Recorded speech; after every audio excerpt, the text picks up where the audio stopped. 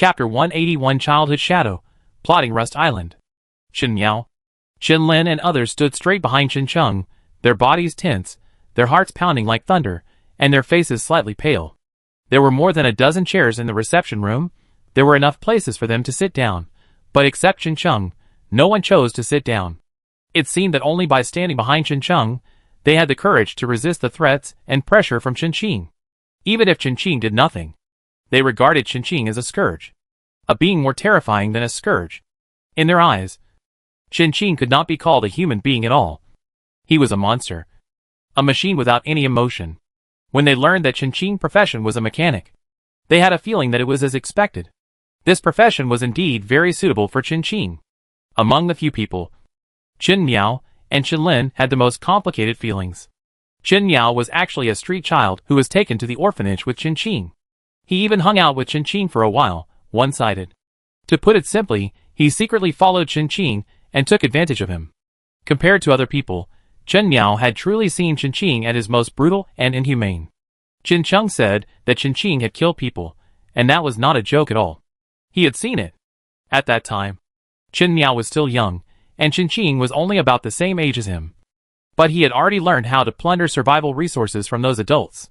Whether it was robbing, stealing, or calculating, he was ruthless and merciless, and he would do anything to the extreme. Even when dealing with people of the same age, or even children younger than himself, he never restrains his methods. Anyone who competes with him for survival resources is his enemy. He is like a beast without any emotions, and his only instinct is to survive. Of course, Chen Qing was a child after all at that time, and it was inevitable that he would get hurt. The time when he was most seriously injured, Chen Qing was caught by social workers and sent to an orphanage. Chen Cheng felt that Chen Qing must have done it on purpose at that time, and he was seriously injured. After entering the orphanage, Chen Qing never changed his ferocious style, which left a deep shadow on the people present. To this day, the fear of him is kept secret. At that time, there were only two kinds of people in the orphanage: Chen Qing, and others besides Chen Qing. Not to mention others, Chen Lin, after Chen Qing entered the orphanage, relied on his age and forced to try to rob Chen Qing things. As a result, if Chen Cheng hadn't been smart and called the adults, Chen Lin's head would have been smashed by Chen Qing. Chen Lin will never forget the look in Chen Qing's eyes at that time. He is 30 now. Sometimes he has nightmares of Chen Qing holding a stool to smash his head. Everyone present has suffered a lot at the hands of Chen Qing. Chen Qing left a deep impression on them. He was among the best in both martial arts and brainpower. If Chen Qing had not offended someone and did not continue to go to school, it would have been easy for him to get into the top institution. Fortunately, he did not pass the exam. Otherwise, who knows what this person would have become. But no matter what, no matter how scared they were of Chen Qing, they had to admit that he was powerful. So much so that in their growth process, they subconsciously imitated Chen Qing. Chen Miao was most influenced by Chen Qing, and his personality was very similar to Chen Qing. However, when facing Chen Qing, he was always unconfident and unconsciously shorter. "Don't you want to sit?" Chen Qing glanced at them and asked. But this question was actually not meaningful to Chen Qing. He was just simply wondering why they had chairs but didn't sit, and had to stand behind Chen Cheng. He definitely didn't mean to threaten him. But these people seemed to have misunderstood Chen Qing's meaning. The youngest Chen Bai shuddered. One by one, they walked out from behind Chen Cheng in order like quails, and sat on the chairs very obediently. Of course, they stayed as far away from Chen Qing as possible. Chen Cheng's teeth were almost broken. A bunch of useless things. Whatever Chen Qing said was the truth. Can't they beat Chen Qing with so many people? They have grown up now. Okay. How is everyone doing now? Are there any difficulties in life? Looking at the people who were silent and lowering their heads, Chen Qing thought for a moment and asked with concern, "Do you think you are the community's warmth?"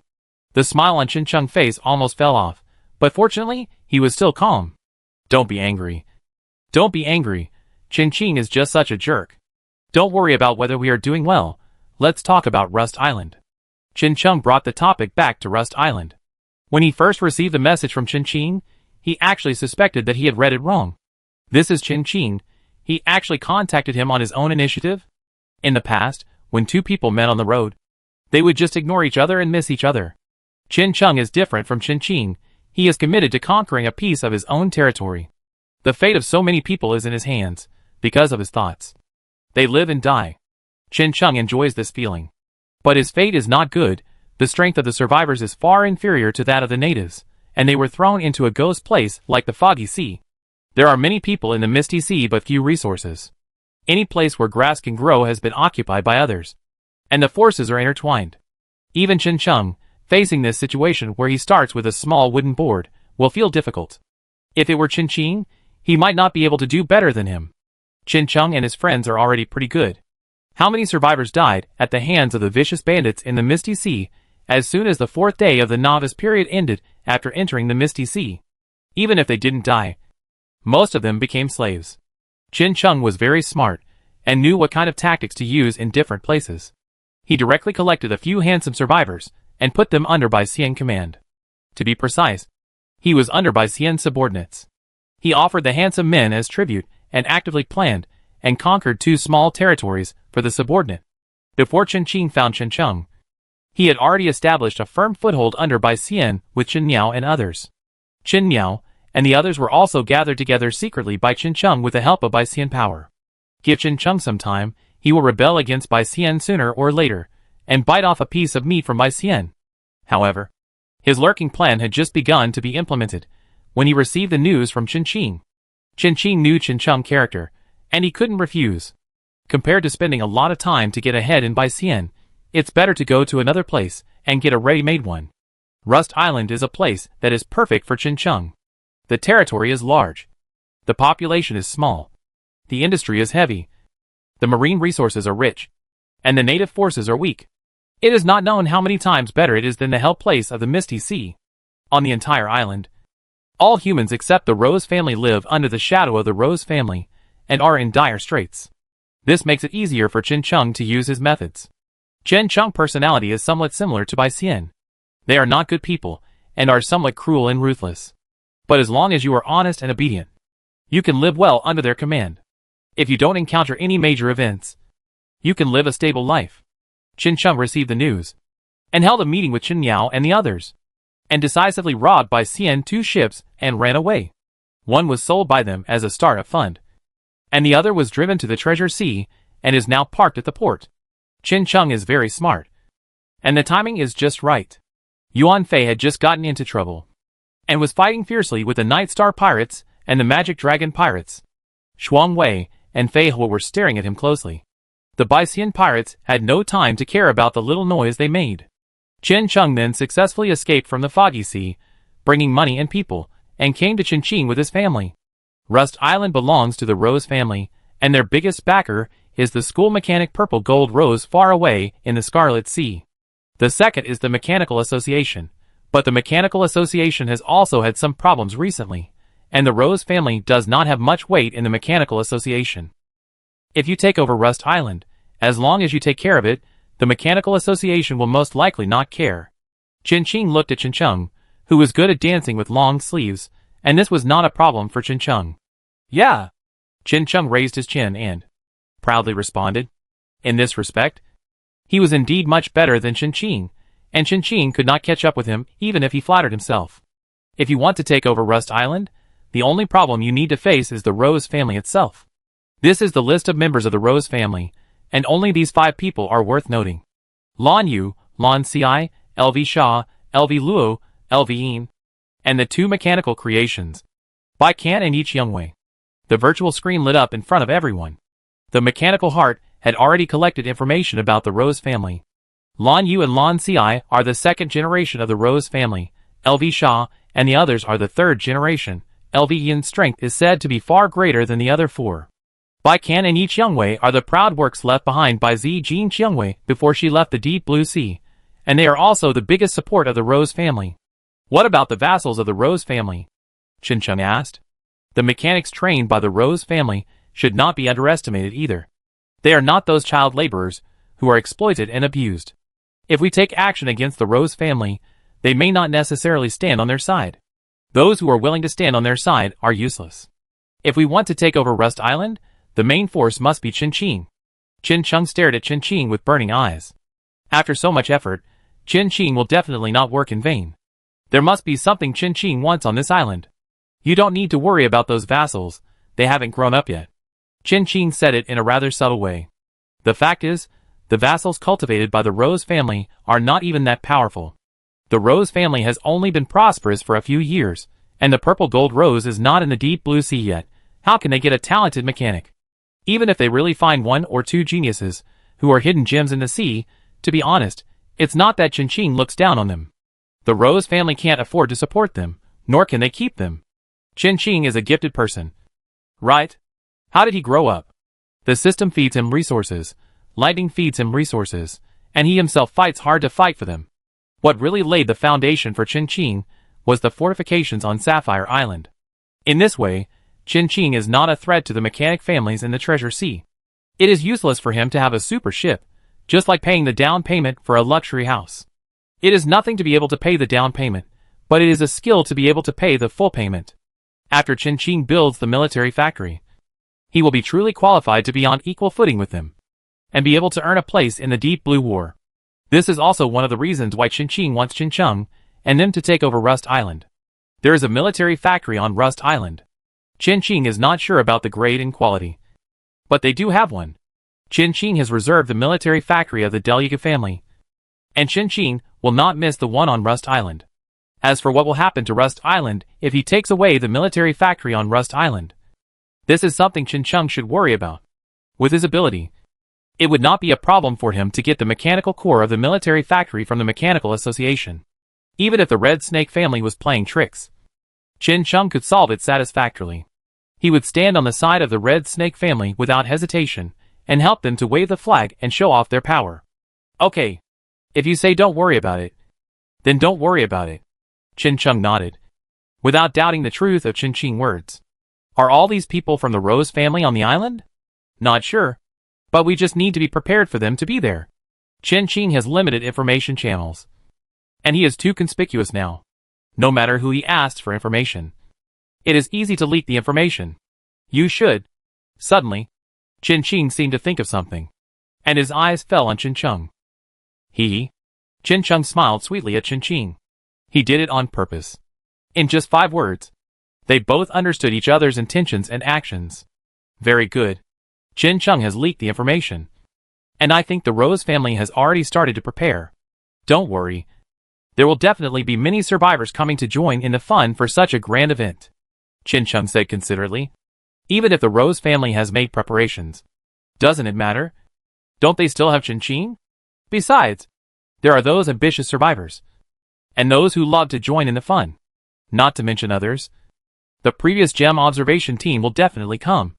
And to be more precise, these survivors are here to take advantage. However, Qin Chung will let them take advantage of this? Dreaming is more realistic. Rust Island is indeed a soft persimmon. I don't know how Qin Qing found it. Qin Chung has always been jealous of Qin Qing's luck. I will deal with Bai Kan and Yi Qiangwei Luin. You can divide the rest among yourselves. Qin Qing took on the 3 most difficult ones. Qin Chung and his team of 7 or 8 people will be responsible for the remaining 4. So it won't be a problem. No problem. We will take care of the rest. Not all of Qin Chung and his team have extraordinary abilities, but even if they don't have extraordinary abilities, they are not bad in terms of strength alone. I will let the Rabbit Legion assist you. Fengying Feisui couldn't help in the land battle, but fortunately the Rabbit Legion had a lot of people. Qin Qing also received free funding from the Red Snake family, so the chance of winning this battle was not low. The two quickly entered the battle state and began a careful plan. By the way, there is something I think you need to know. A group of people stood in front of the island distribution map of Rust Island, preparing to start a simulated battle. Qin Chung suddenly said, "What? Didn't the Gemstone observation team secretly take photos of you and Cross Star before? The Beast Tribe has issued a bounty order for you and Cross Star you, whether you live or die." Chapter 182. The Beastmen wanted order, and the attack began. Qin Qing was not surprised by the news brought by Qin Chung. When he found out that Cross Star had brought the Gemstone observation group, Qin Qing had already prepared to be wanted. Bounty hunters and pirates on the sea, even those in the adventure groups composed of nobles, inevitably had several wanted orders on their backs. It was ultimately a matter of interests and face. The Beastmen had only issued a wanted order for him now, which was already too late. How long has it been since that incident happened? Qin Qing wanted order has only just been issued. The speed of the Beast Tribe is indeed a bit slow. There must be something fishy going on. The next second, Chen Cheng gave Chen Qing an answer. Something happened inside the beast tribe. They didn't reveal the specific situation, but I suspect that the chief of the beast tribe is dead. Chen Cheng was not sure after all. The beast tribe kept the news secret. Whether the chief of the beast tribe is dead or not, we will know after a while. Chen Qing agreed with Chen Cheng's guess.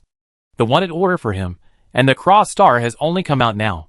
From this result, we can infer that the beast tribe is now free to deal with this matter. Then why didn't they have time before? It is probably because of internal chaos. Moreover, it is very likely that the new chief has been selected, and he is using him and the cross star to establish his authority. This is announcing to the entire deep blue sea, look, this is the end of offending our beast tribe. Even if we change the leader, it is still not easy to mess with.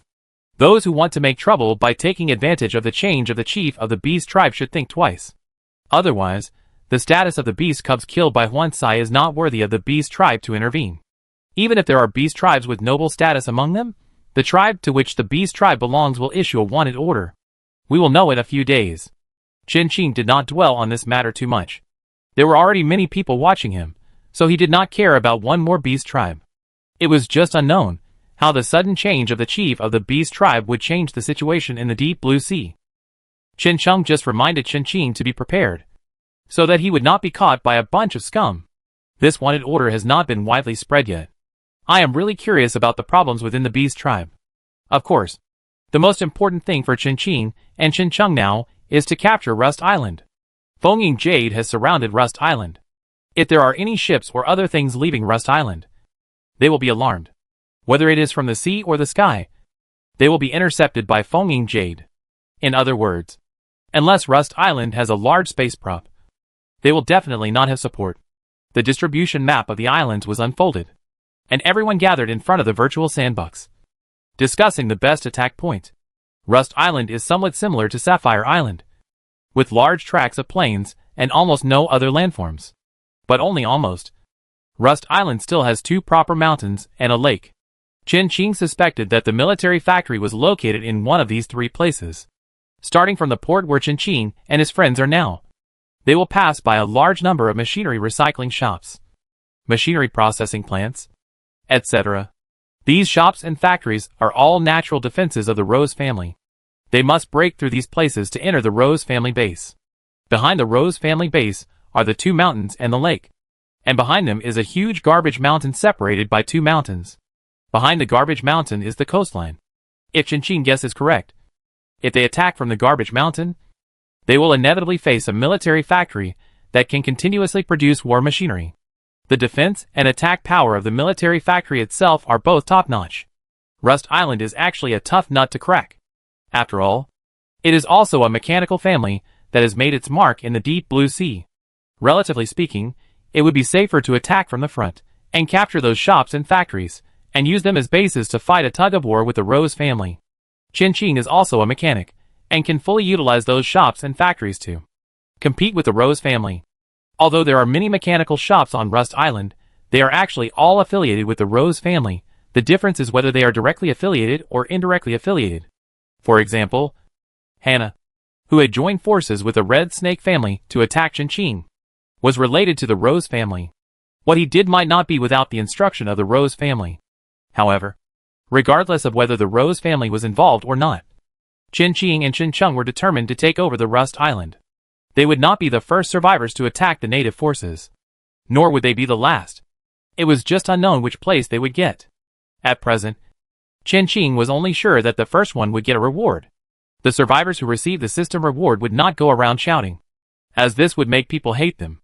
Chen Qing and his companions quickly determined the attack route. At that time, Chen Yao would follow Chen Qing and assist him. Chen Qing would also allocate a part of the mechanical creations of the Rabbit Legion to Chen Cheng and his companions. The plan had been determined, and the companions did not hesitate any longer and immediately began to implement it. I think the Rose family has already assembled a legion. Chen Qing's guess was almost right, but the news from the Rose family was a little late.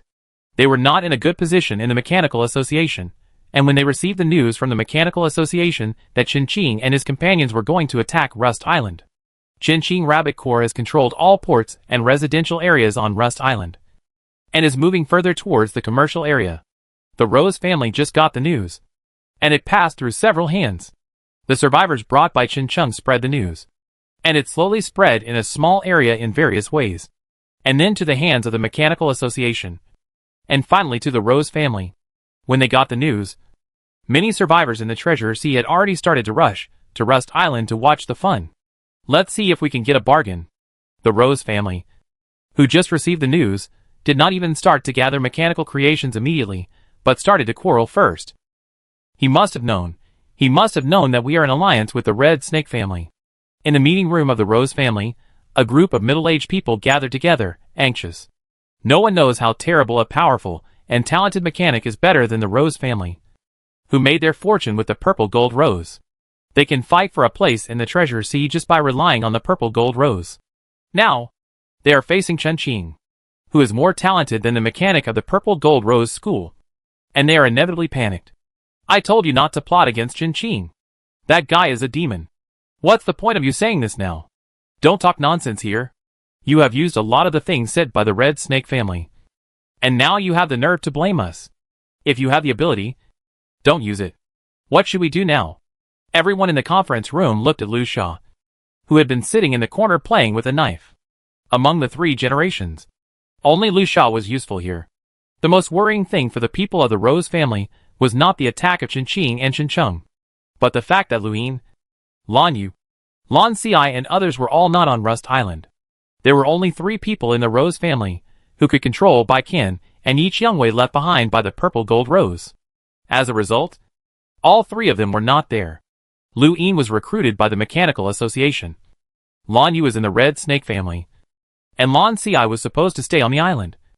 But for some reason, he was not there either. As for Lu Luo, he had been secretly studying in the academy founded by the Mechanical Association and had not been back for a long time.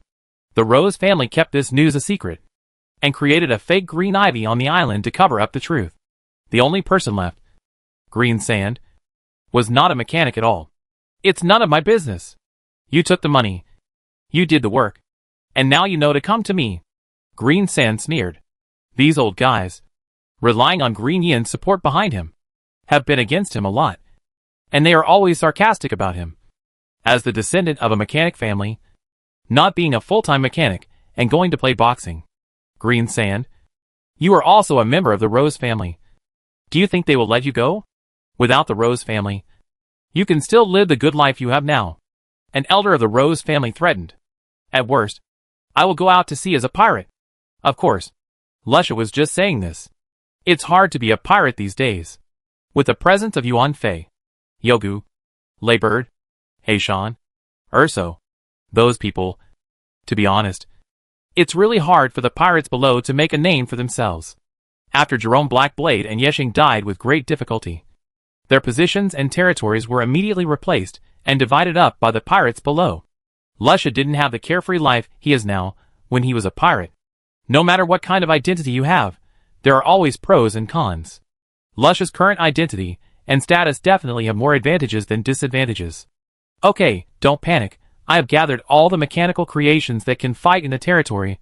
I have already found a way to send a message to Lulua. Just hold on until Lulua comes back. I will also send people to look for Lancy. In short, just hold on as long as you can. Lusha was not very confident. He had fought with Chen Qing before.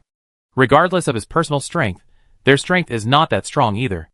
The two sides are really competing with each other on the strength of the mechanics. In this regard, the Rose family is really not confident. Especially the one that Chen Qing showed in front of Lu Sha. Even if Lu Sha is not a mechanic, he has been influenced by it since he was a child. Chen Qing gets a headache just thinking about it. What he fears most is, when Bai Qian and Yi Qiangwei show up, they will become their property. When Lu Sha thinks of this, he feels suffocated. But he didn't tell these old immortals. They are useless except for causing trouble. Maybe they were all glorious in the purple gold rose period, but they are old now. They have lived a comfortable life for too long. So many years of extravagant life. They have been spoiled. But they are still immersed in the glory of the past. It's not that Lusha wants to attack them. When the purple gold rose was there, the Rose family was not that powerful, let alone now. They are regarded as minions by the Red Snake family, and think they can be on equal footing with the Red Snake family. In a place where those people couldn't see, Lusha curled up in the soft and comfortable sofa and sighed deeply. This sofa was specially customized for him. It was from the Scarlet Sea and cost more than 1,000 gold. Maybe it won't belong to him in the future. Although he knew Chen Qing's strength, Lusha was not ready to surrender. His family knew his own business. Chen Qing and the others must not know that Luin and the others were not on Rust Island. Lusha still had a glimmer of hope in his heart. Inside the Rose family, a large number of mechanical creations began to gather, and countless mechanical raw materials were transported to the mechanical military factory deep in the mountains. Chen Qing really overestimated the strength of the Rose family. As an unknown family in the Treasure Sea, even if they have a military factory, the mechanical creations and mechanical weapons that the military factory can produce are limited. Moreover, the quality of the drawings is not high, and it may not be as good as the explosive war-hunting rabbit. If their mechanical strength is enough, they will not specialize in second-hand. But the Rose family is still rich, much richer than Chen Qing. Chen Qing is very poor, even if he gets the auction money of the ghost ship. He is still poor.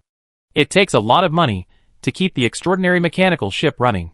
The daily expenses of the plantation alone are a huge sum of money. Chen Qing targeted the Rose family. In addition to the military factory, there must be this reason. Chen Qing and his friends did not know the chaos within the Rose family, but judging from their unusually smooth attack plan, the Rose family did not seem to be as powerful as they imagined. Isn't it a bit too smooth? Chen Qing frowned, and couldn't help looking at Chen Qing next to him, and asked. Chen Qing's face was solemn. It was indeed too smooth. I'm afraid there is a trap waiting for them ahead. Could it be that they want to play an empty city trick with us? Chen Qing had to think more about the current situation. It's no problem to take over the dock, and it's no problem to take over the residential area, but the commercial area has been occupied by them in half. The Rose family has not made any movement. Judging others by one's own experience, Chen Qing felt that the Rose family was growing up in depression. The two stood on the ruins of the commercial district. In front of them was the rabbit army fighting with the garrison of Rust Island, making a lot of noise. My lords. A timid voice sounded behind them. It was a civilian in the residential area of Rust Island. Although they were called civilians, they were no different from slaves. The civilians in the civilian area of Rust Island were all like refugees, very thin and very dark. Chen Qing and his team led the rabbit army into the residential area and conquered them very smoothly. Chen Qing took a loudspeaker and shouted a few words, and they came out obediently, squatting in the corner with their heads in their hands, ready to face their fate. However, there was no killing as they expected, but only basic inspections by the water, healing butterfly and meals delivered from the mechanical ship. These civilians, without exception, were all malnourished and as thin as a human. The survivors who followed Chen Qing couldn't bear to watch. It was really too miserable. Therefore, when Chen Qing told them that Rust Island would have a new owner in the future, and everyone could live like a human being, with enough food and warm clothes, they chose to stand on Chen Qing's side without hesitation. As long as they were honest and obedient, Chen Qing would guarantee their safety. Of course, they had no other choice.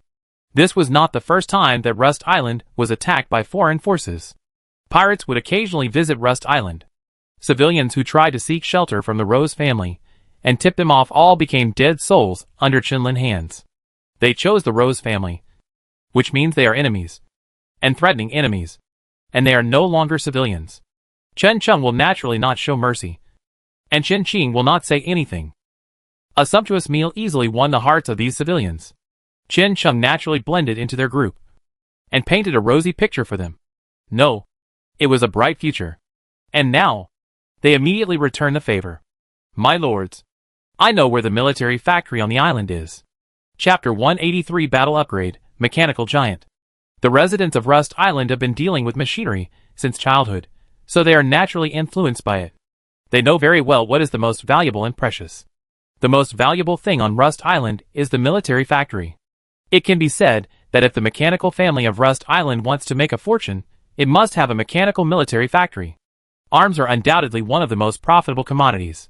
However, not many people on Rust Island know the existence of the military factory. The only people who know the existence of the military factory are those of the Rose family. How could this civilian know the location of the military factory? How did he know? Does he have other purposes? Is there a trap? No wonder Chen Qing would think too much.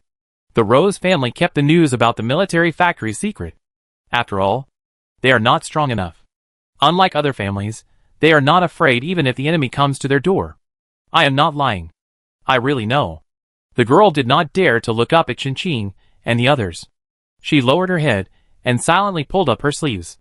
A mark of a slave was clearly imprinted on his arm. Qin didn't know much about slaves, but Qin could tell at a glance that it was the mark of a private slave. The slave on this child was most likely someone from the Rose family. No wonder he knew the location of the military factory.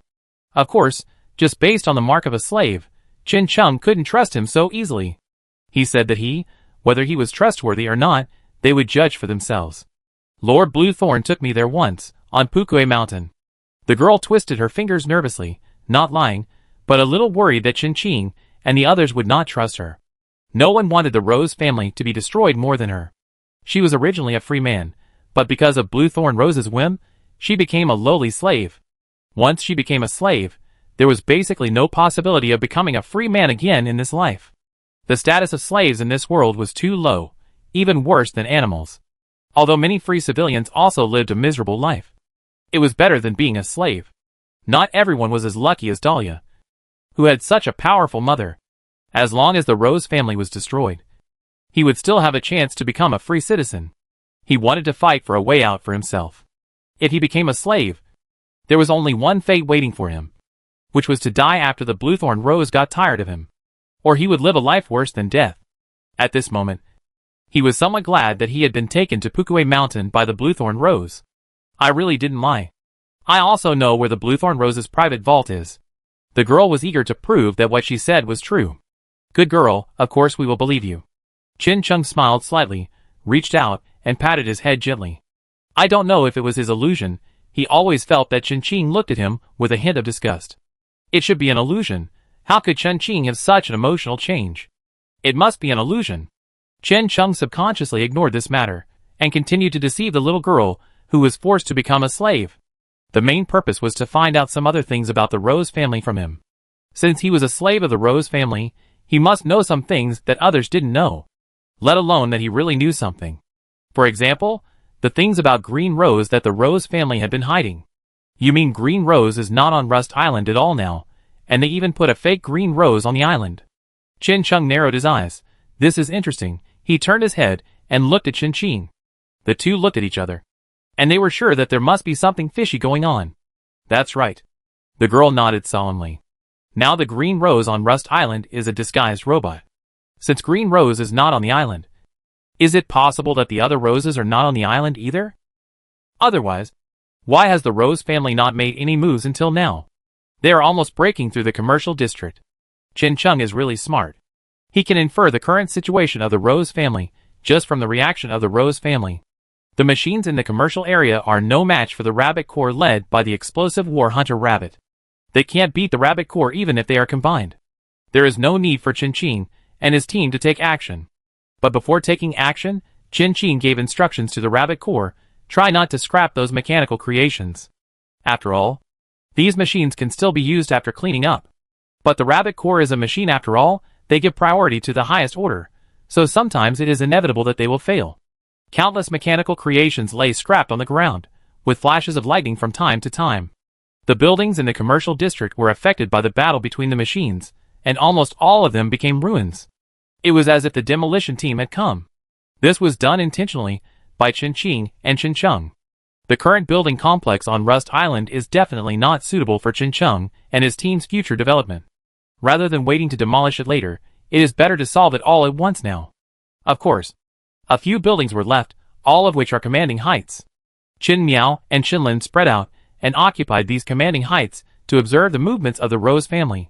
The Rose family did not let Qin and his friends wait too long. The Rose family would have to spend a lot of money to repair all the damage caused by the Rabbit Legion.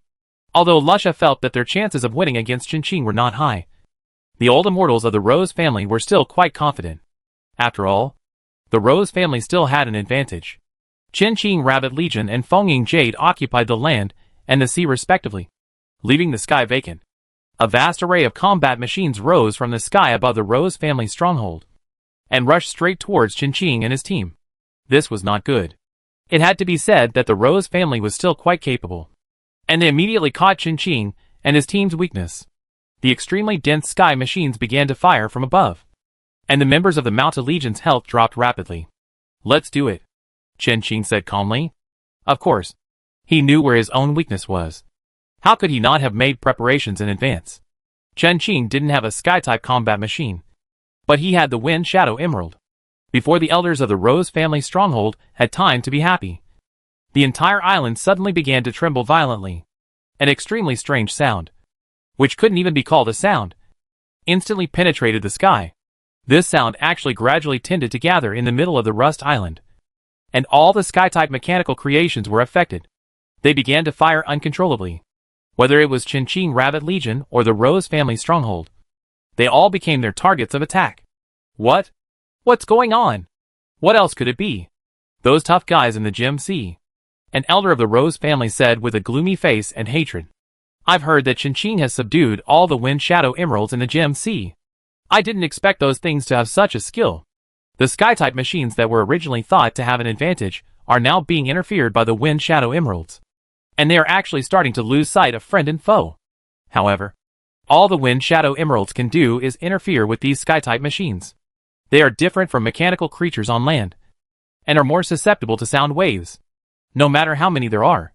Foaming Jade can't help more. However, thousands of mechanical beasts from the deep sea jumped out of the sea, and at the same time, they let out long roars towards the sky. Such a scene is really shocking. Those survivors who received the news all saw this scene. Such a scene is something they have never seen before, and it is terrifying and powerful. At that moment, they didn't know how to describe their current feelings. They have heard of the reputation of Foaming Emerald. Qin's subordinates are more powerful than the explosive hunting rabbit. They are the most powerful mechanical creatures controlled by survivors. Those rumors are not false. A survivor laughed bitterly. Qin's strength is no longer something they can catch up with. In fact, they should have known this from the gem rankings. But who wants to be inferior to others forever, and want to take advantage of Qin? It would be good if they were not dragged into the war, and became cannon fodder on the battlefield. What do you mean? The survivors who came all the way to Rust Island gathered together, discussing the next countermeasures. Should they leave or stay? Looking at this situation, they definitely cannot enter the encirclement of Foaming Emerald. The survivors sighed in the direction of Rust Island. What a pity. In the end, most of the survivors chose to leave. Only a few of them stayed. I don't know what they are thinking. On Rust Island, Qin and his group had already launched a formal attack on the Rose family. Qin and his group attacked at the same time, and quickly rushed towards the mechanical creations that were pouring out from the opposite side. Those mechanical creations instantly overwhelmed several people. Qin Miao set up a heavy machine gun at the commanding height, and the mechanical creations aimed at the sky began to fire wildly. Chen Chung was not a combatant, and it was rare for him not to be pretentious. He squatted silently in the corner of the port, and listened to the movement inside. The smoke of battle filled the sky above Rust Island. The sound of gunfire, cannon fire, and mechanical roars mixed together. He seemed to smell the smell of blood. He was just a little worried about them. Really just a little. Of course, Chen Chung's worry was unnecessary. Instead of worrying about Qin and the others, he might as well worry about himself. Chen Chung, who was alone in the port, was targeted by the natives of Rust Island. All the fighters left, leaving Chen Chung alone. Alone? She looks easy to bully. That woman should be their leader. As long as we tie her up. When Qin battle with the Rose family is over, we can. A group of professionals in the business district gathered together, staring at Chen Chung back with greedy eyes. After tying this woman, we don't have to worry about Qin and the others not obeying. At that time, the wealth of the entire Rose family will belong to them. Rust Island, this hellhole, they will mercifully leave it to them. Forget about the others. Will Qin listen? Thinking about Qin deeds and rumors. He is not a soft-hearted person. They are afraid that they will get the money but not enjoy it. What are you afraid of? The Red Snake family is at odds with Qin. Then we will escape to the Red Snake family, and leave from the Red Snake family to the Scarlet Sea. The wealth of the Rose family is enough for them to buy a boat ticket to the Scarlet Sea from the Deep Blue United Chamber of Commerce. With their abilities, they will never be able to enter the Scarlet Sea on their own in this lifetime. Now the opportunity is in front of them. Who could resist it? The others were silent. It would be a lie to say they were not tempted, but they were really afraid. If they failed, the outcome would be, the worst that can happen is death. If you don't dare, I do it myself. The professional who encouraged them at the beginning had a fierce look in his eyes, looking gloomily in the direction of Chen Cheng. If he missed such an opportunity, he would never have it again. He didn't want to waste his whole life in the deep blue sea. As long as he entered the Scarlet Sea, sooner or later, he would be like Moana Lei Guang and the others, and his reputation would spread across the sea. Chen Cheng had no idea of the professional's plan. He briefly worried about the safety of Chen Yao and the others, and then continued to implement his brainwashing plan. And Chen Qing and the others who were at the center of the battle had just warmed up. All the mechanical creations and weapons controlled by the Rose family locked onto them, with continuous artillery fire and bullets like a rainforest. They were drowned by the mechanical creations. Everyone except Chen Miao was isolated by the mechanical creations of the Rose family, and the members and slaves of the Rose family drove their weapons towards them. A mechanical giant several tens of meters high walked out of the defense line set up by the Rose family. And without any hesitation, it punched Chen Qing fiercely. The mechanical creations of the Rose family that were still fighting were directly destroyed by this punch. And a large number of mechanical creations were smashed to pieces, making a huge metal collision sound. However, it did not hit Chen Qing. Chen Qing dodged the attack of the mechanical giant and jumped up on the body of the mechanical creation. Quick! Aim at him! Inside the defense line, the elders of the Rose family shouted loudly. Even if he didn't say so, they would do it. All the guns were aimed at Chen Qing. However, Chen Miao shells arrived faster than them. The shells with a burning breath fell on the defense line and weapons and equipment of the Rose family. Red smoke spread. Chen Miao controlled several guns in an orderly manner at the same time, and tacitly covered Chen Qing. Missed the time to attack Chen Qing.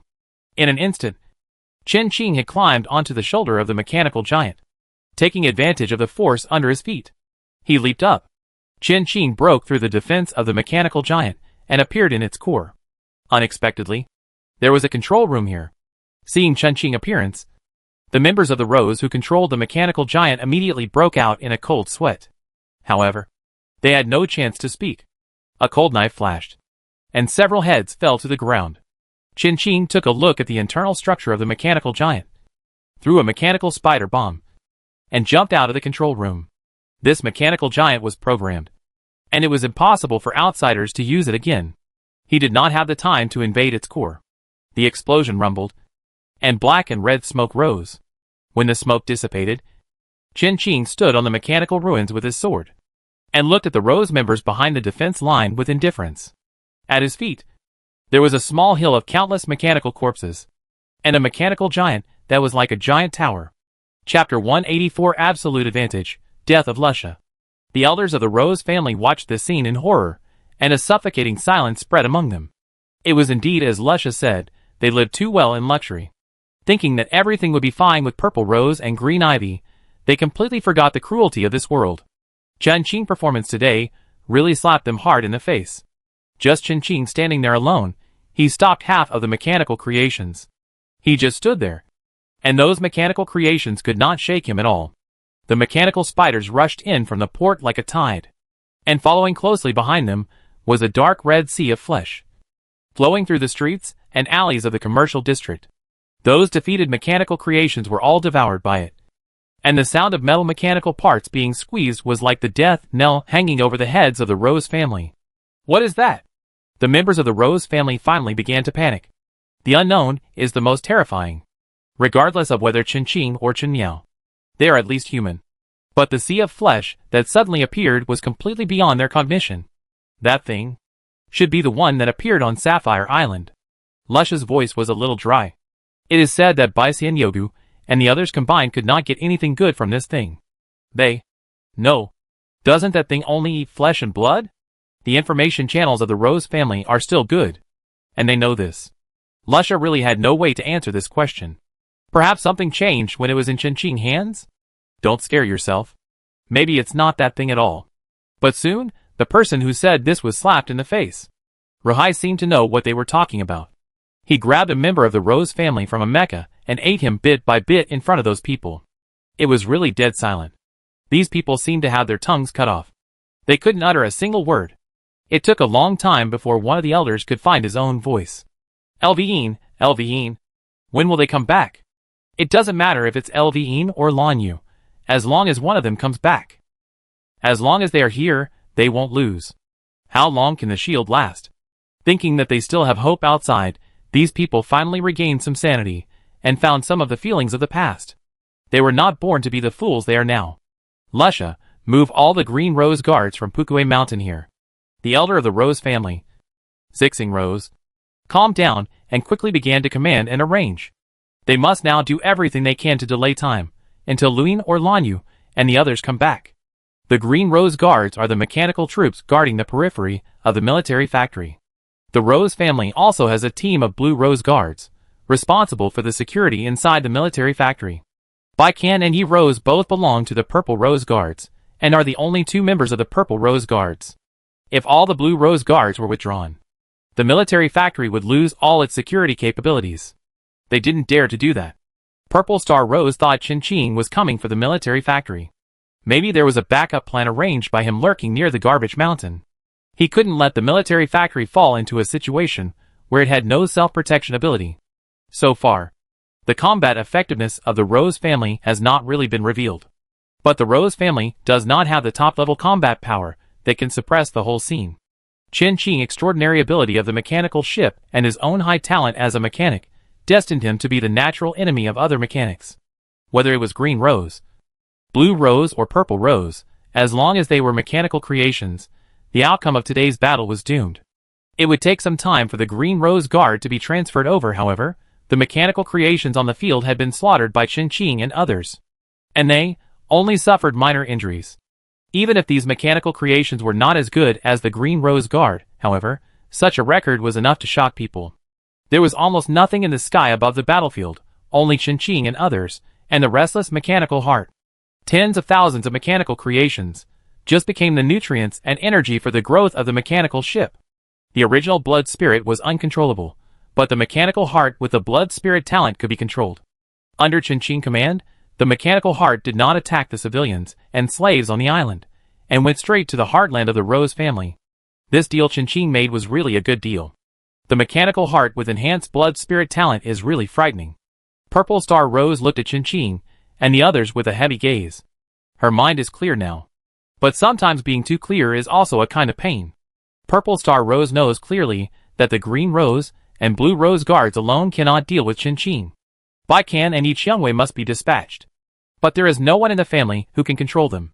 If Baikan and Yi Qiangwei are released forcibly, it may lead to consequences that they cannot bear. Purple Star Rose was weighing the options.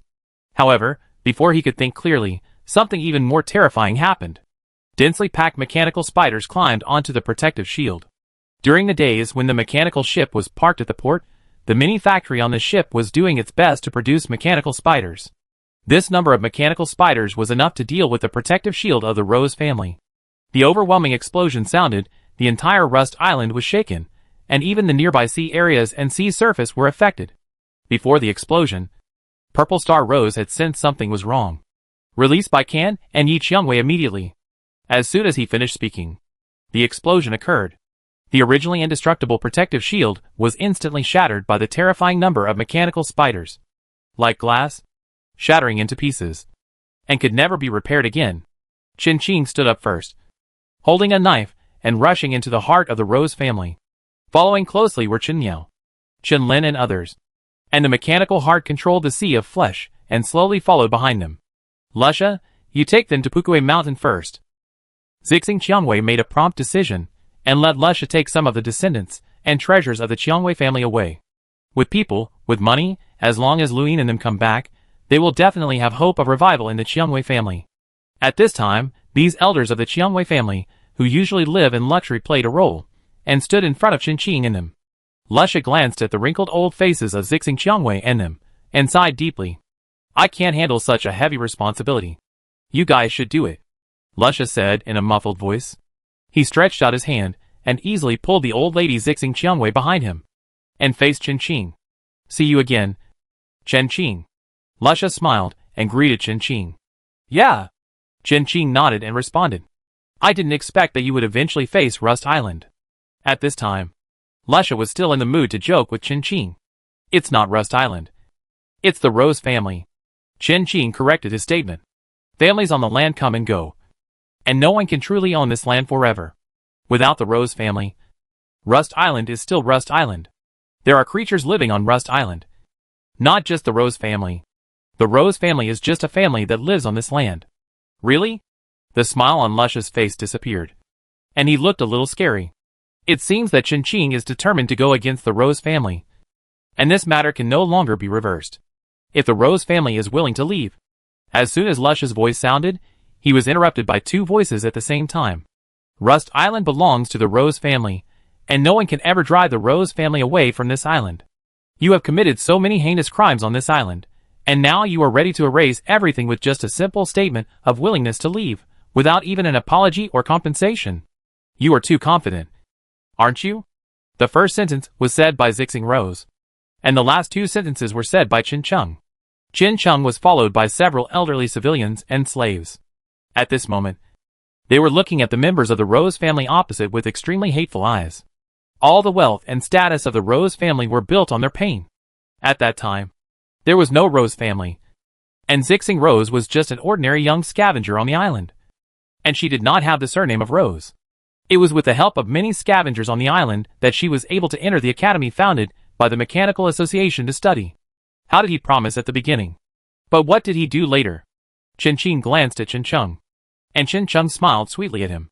This time, they stood on the side of justice, and the balance of victory would definitely tilt towards them. It felt good to have the upper hand, and to accuse others from the moral high ground. You lowly people. You are so greedy. Purple Star Rose also looked at the civilians and slaves brought by Chin Chung with disgust. They had helped Purple Gold Rose, and Purple Gold Rose had already returned them 100-fold. Now they dared to bring up this matter again in front of them.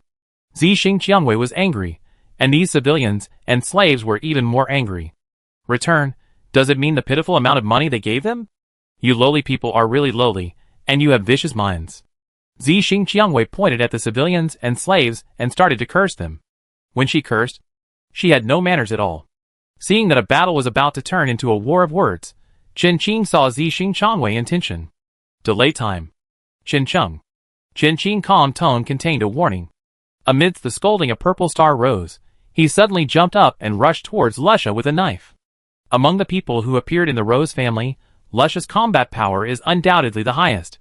Chin Chung was too guilty to look at Chin Ching, but it was still useful for him to bring these slaves and civilians. As the natives of Rust Island, they have lived on Rust Island since birth, and even participated in the construction of the Rose family. They know every blade of grass, every brick and tile of Rust Island very well.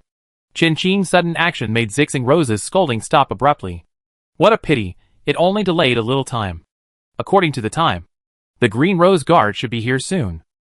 Zixing Rose turned her head and looked in the direction of Pukue Mountain. A group of black mechanical creations were flying from the sky. She breathed a sigh of relief quietly. The Green Rose Guard came, which proved that the Rose family members, who were sent away, could arrive at the military factory safely. With the military factory, they could at least hold on for a while. However, Zixing Qiangwei relaxed too early. As soon as he turned back, he saw a scene that made him tear his eyes out. The weapons clashed, and the sword and the iron fist collided quickly, and sparks flew out. Lusha was so shocked by Chin Ching's power that his palms went numb. He almost couldn't stop Chin Ching's attack. During this time, Chin Ching's strength increased a lot under the effect of the daily medicinal bath of the mechanical heart. The black knife was blocked by Lusha, and Chin Ching's expression did not change. He kicked Lusha in the chest. The terrifying force made Lusha unable to bear it, and he was kicked more than 10 meters away by Chin Ching, until Lusha was hit hard on the wall of the castle where the Rose family lived. A huge deep dent was smashed into the wall. Lusha was hit so hard that he felt a sweetness in his chest. And then his eyes went black, and he lost consciousness. Before he could figure out what happened, he could never wake up again. However, Zixing Rose saw everything clearly. Lusha was kicked away, and Chin Ching followed closely. His speed was so fast that it was almost impossible to see his movements. The flesh sea appeared from nowhere, wrapped around Lusha's limbs, and bound him tightly. Chin Ching flew forward and cut off Lusha's head with a knife. Blood splattered and fell on the surface of the flesh sea. It was absorbed by it in an instant, along with Lusha's body. In the end, all that was left of Lusha was a pile of bones. Zixing Rose, who witnessed this scene with her own eyes, also felt the same feeling as when Lusha was kicked away by Chen Qing. Her chest felt sweet.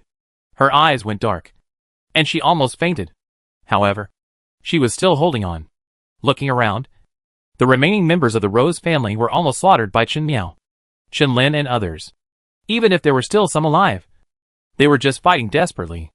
The white-haired old lady looked at everything in front of her blankly, and she aged more than 10 years in an instant, and her whole body was hunched over. He obviously couldn't bear this blow, especially the death of Lusha. Lusha was one of the most outstanding descendants of the Rose family, but when facing Chen Qing, he couldn't even last 2 minutes. This was a huge blow to him. The civilians and slaves on Rust Island also saw this scene. Compared with the pain of Purple Star Rose, they were very happy. But soon, a loud and piercing tiger roar broke the current scene. Purple Star Rose, who was still depressed, immediately cheered up. Yes, they still have Baikan and Wild Rose in the Rose family. They also have the powerful mechanical weapons left to them by the school mechanic Purple Gold Rose. The Rose family has not lost yet. Chapter 185 Baikan and Yi Qiangwei, Semi-Digitalization. Whether the Qiangwei family loses or not, Zixing Qiangwei will definitely not see it. A towering and terrifying white mechanical beast suddenly leaped out of the castle, like a thunderbolt, and its sharp claws instantly tore several explosive war rabbits into pieces. The explosive war rabbits in front of it seemed so weak. Its body was extremely burly, as tall as 3 or 4 floors. At this moment, it was looking down at Chen Qing and others indifferently, and under its claws were broken explosive war rabbits. Is that Baikan? Chen Qing retreated behind Chen Qing, grabbed his clothes and quietly poked his head out, and asked in a low voice. It's so scary. He should stay away from me later, so as not to hurt him by mistake. Yeah, Chen Qing responded, tilted his head to look at Chen Qing, and stared at him with his dark eyes. I'm an assistant. Chen Qing shrank his head, with an innocent face, and showed Chen Qing a harmless smile. He is very weak. The mechanical beast opposite. It doesn't even need to slap it. It slaps it to the ground, and any object that is shaken and splashed by the power can kill it. Just like the Purple Star of the Rose family. Poor Purple Star Rose was accidentally killed by Baikan. Her body was lying on the ground, with a sharp metal fragment inserted into her carotid artery, bleeding profusely. Baikan turned a blind eye. With no one in the Rose family able to control it, it was finally released. I don't know if Purple Star Rose would feel regretful at the moment before she died. This didn't matter to Chen Qing and the others.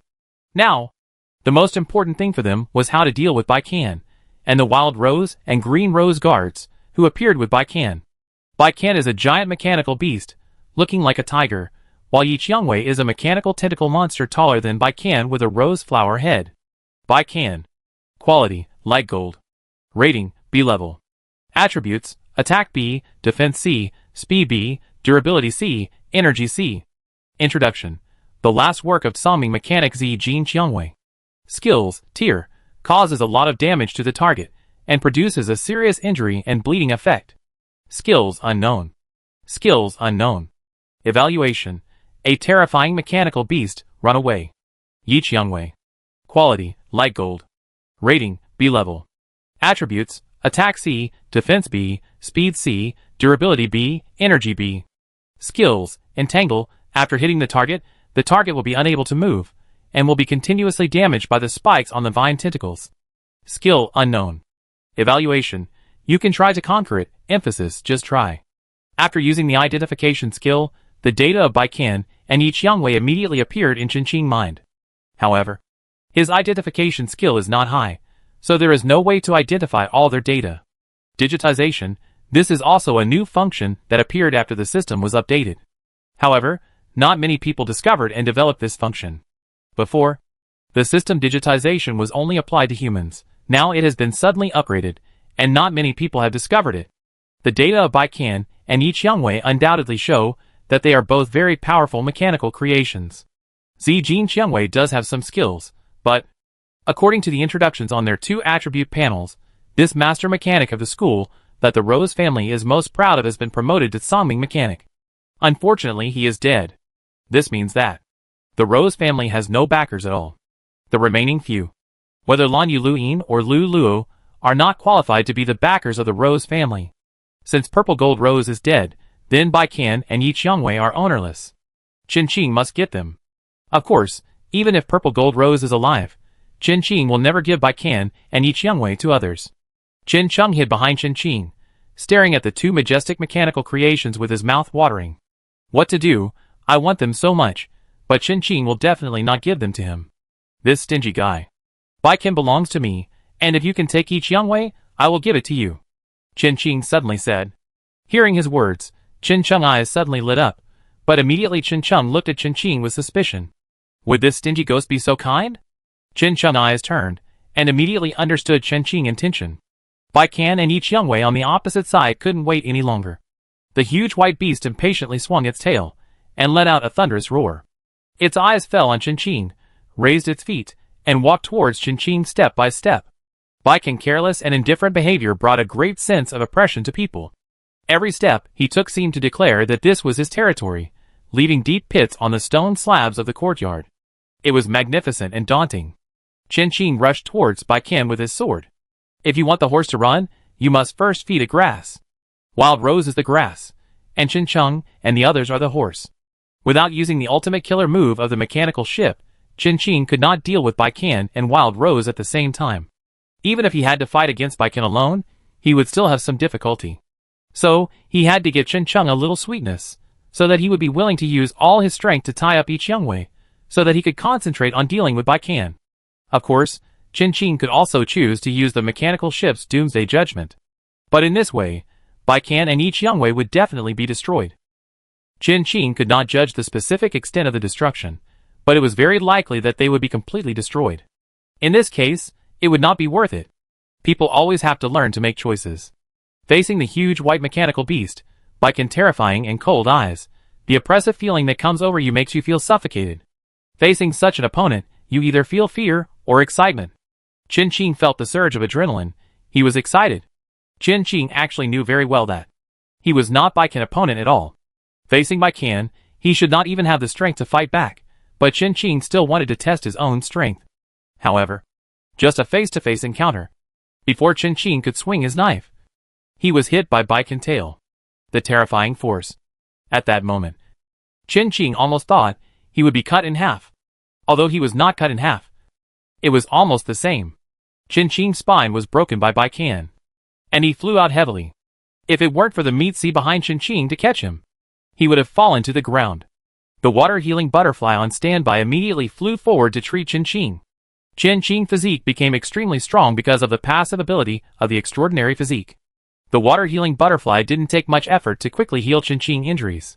This kind of injury is the easiest to heal. When trading with the Tianqing stone and with Chamber of Commerce, Qin Qing exchanged a batch of B-level potions for backup. I didn't expect it to be useful so soon.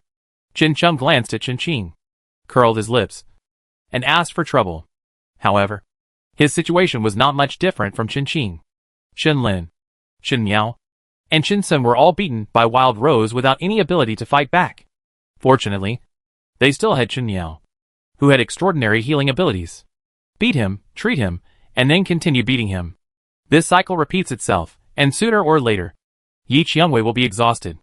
Ro Hai took over Qin Qing's position, and faced Bai Qian. Unlike Qin Qing, Ro Hai's soft hard tactics did restrain Bai Qian. However, Bai Qian was strong enough. Ro Hai had not yet grown.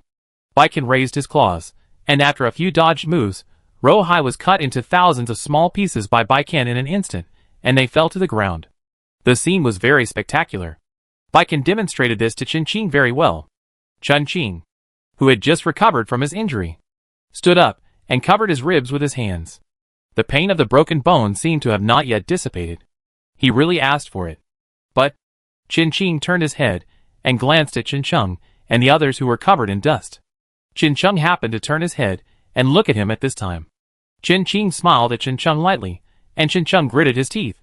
All the schemes and all the messy things could not withstand the crushing of power. Everyone present, the hidden arrogance in their hearts was beaten by Bai Qian and Yi Qiangwei, and disappeared completely, including Qin Qing. The threat of death was always hanging over their heads. They had lived too smoothly. Occasional blows were good for physical and mental health. He is becoming more and more like a human being. Chen Chung muttered in a low voice, but Chen Qing didn't hear it. The sea of meat was cut into countless small square pieces by Bai Qian, and the small square pieces soon lost their vitality. However, the other parts of the flesh sea scattered on the Rust Island quickly attacked the Rose Castle. The inactive small cubes of flesh were immediately swallowed up by the flesh sea coming from behind, becoming part of the flesh sea. However, this was not without cost. These inactive small cubes of flesh would lose some energy. In other words, the power of the flesh sea would be gradually weakened. The mechanical ship was not that powerful yet.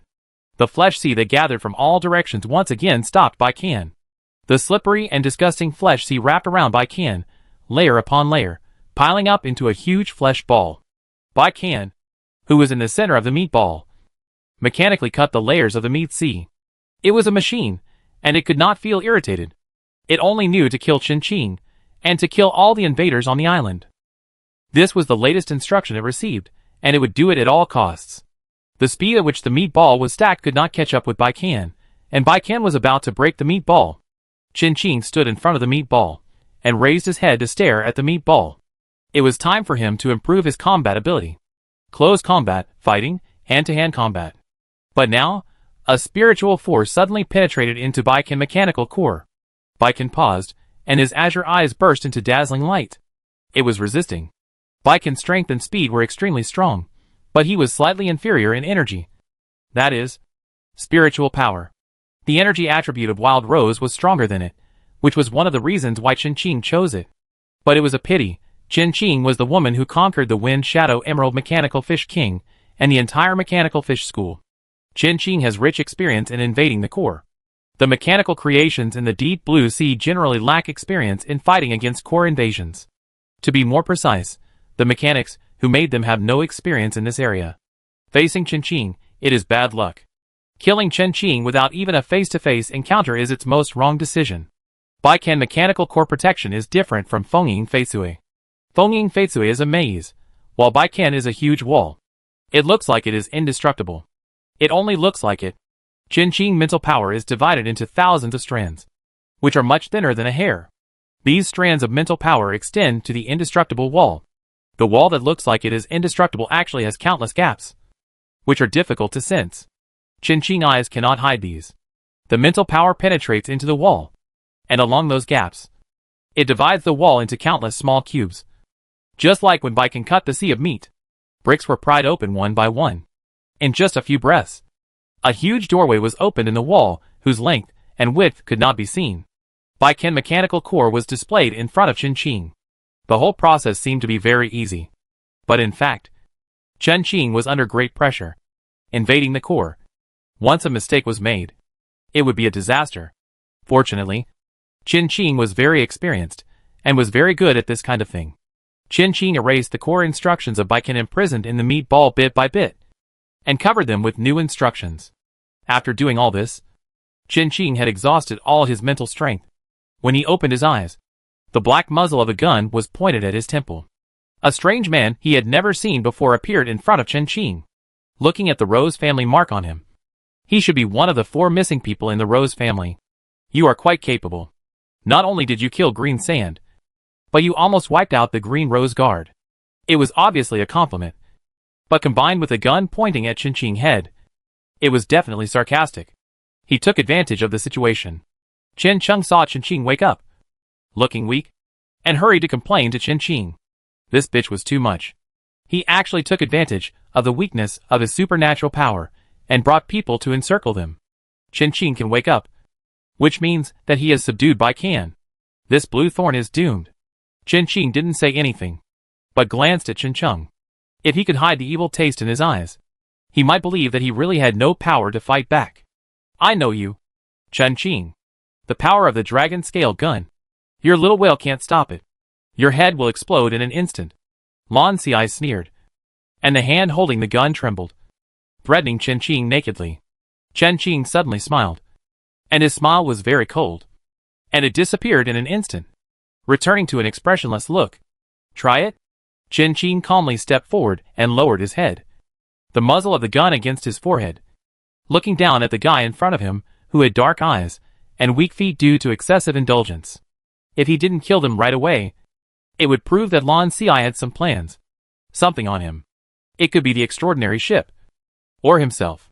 Chen Qing himself was still very valuable.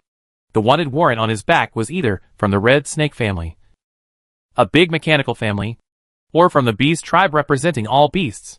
Lan Si didn't have much ability, but he had great ambitions. Do you think I don't dare? Do you dare? Chen Qing asked sincerely. Chapter 186 Lan Si died, divide the spoils.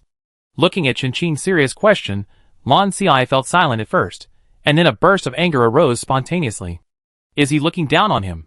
He is looking down on you. Chen Chung once again popped his head out from behind Chen Miao, and said to Lan Si with certainty. Lan Si's face was gloomy, and the hand on his side was clenched tightly, as if he would punch Chen Qing in the face at any time. Of course, Lan Si wanted to kill the culprit, who almost wiped out the Rose family. Killing Chen Qing is easy. But the Red Snake family wanted Chen Qing alive. If Chen Qing died, the Red Snake family would never help the Rose family. Without the support of the Songming mechanic Zijin Rose, and only the senior mechanics of the half-step school, Lu Yin and Lan Yu, it would be extremely difficult for the Rose family to revive. Lan Si had only just learned about the death of Zijin Rose not long ago. When he first heard the news, Blue Si was very panicked. The mechanics of the higher level of the school are too important to the mechanical family of the Deep Blue Sea. Even if the Purple Gold Rose is not in the Deep Blue Sea, he can still provide continuous support to the Rose family in the Deep Blue Sea. This is different from the armed forces such as the Pirate Bounty Adventure Exploration Group. When he thought of this, Blue Si suddenly let out his anger and relaxed. He really didn't dare to touch Chen Qing. Lan Si looked at Chen Qing with hatred. It was really a bargain for him. He wanted to let Chen Qing go, but Chen Qing didn't appreciate his kindness.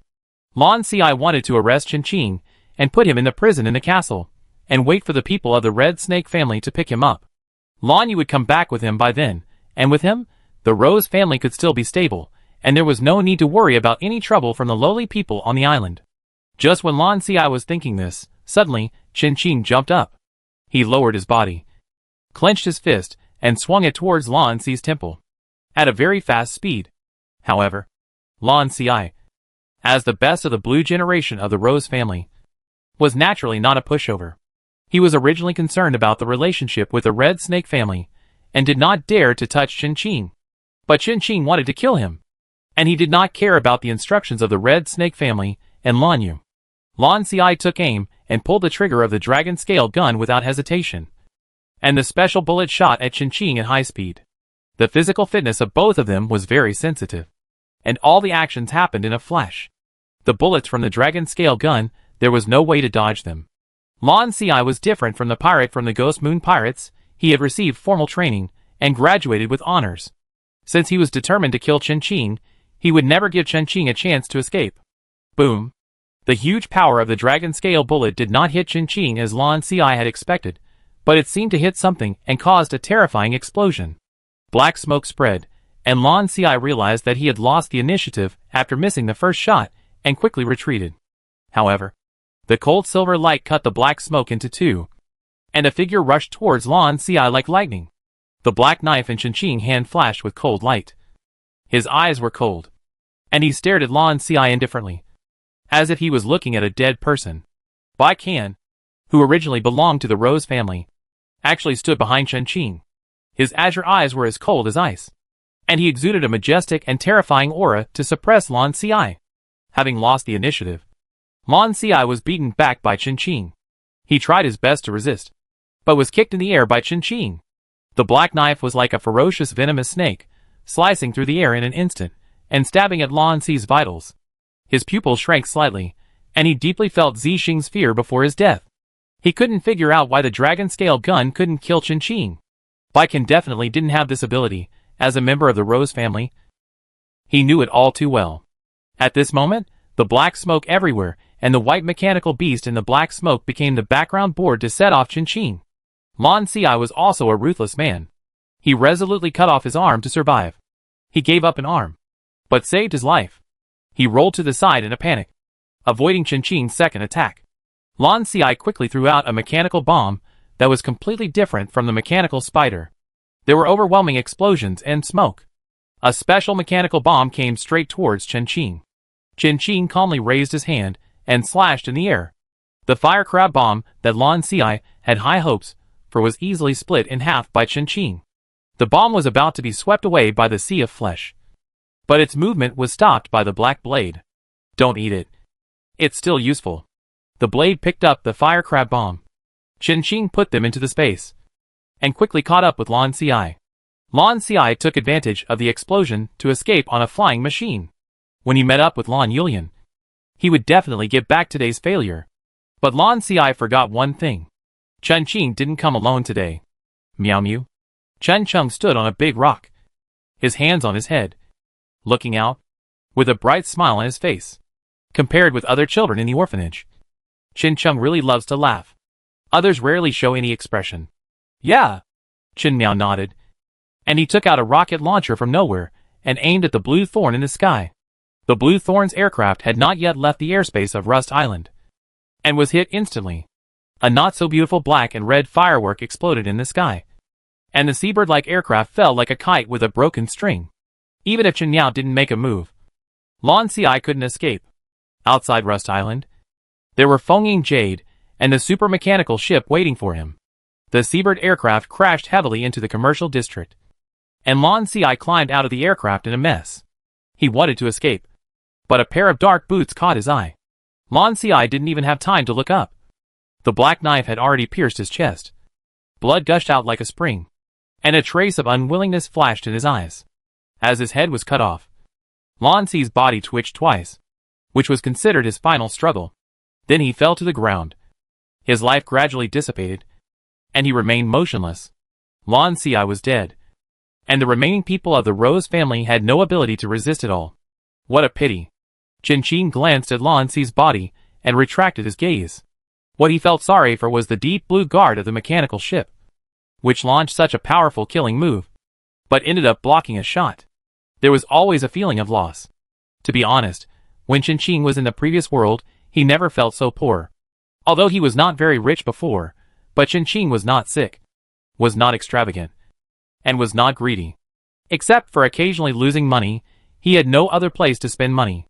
Now he has a lot of assets, but Chen Qing feels that he is much poorer than before, and is often in debt or on the road to debt. He now starts to calculate the cost, which has never happened before. Of course, it is definitely worth exchanging his life for the Deep Sea Guardian.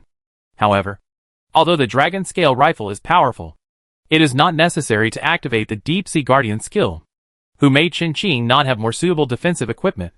For Chen Qing now, the power of the Super Shield Whale and the Explosive War Rabbit is not enough. He either replaces these two or upgrades them. The gap in extraordinary points is too big.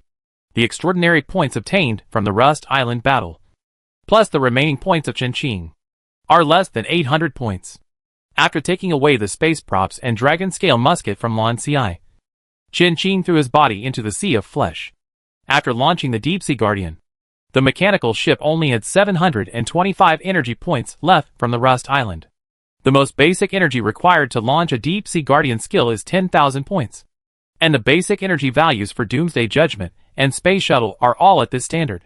The Doomsday Judgment with 10,000 energy points is not of the same order of magnitude as the Doomsday Judgment with 100,000 energy points. Not to mention that there may be millions and tens of millions of versions above this. If Chen Qing could accumulate that many energy points, the scene would be very shocking. Now, the damaged Green Rose Guard machinery should still be able to provide the mechanical ship with 100 to 80 energy points. After several rounds of battles, Rust Island had almost no buildings left except for the half-destroyed castle of the Rose family. Where are Chen Sen and Chen Miao? After dealing with the Blue Thorn, Chen Qing returned to the Rose Castle. Chen Chung and Chen Lin were still there, except for Chen Sen and Chen Miao. They too will deal with the remaining people.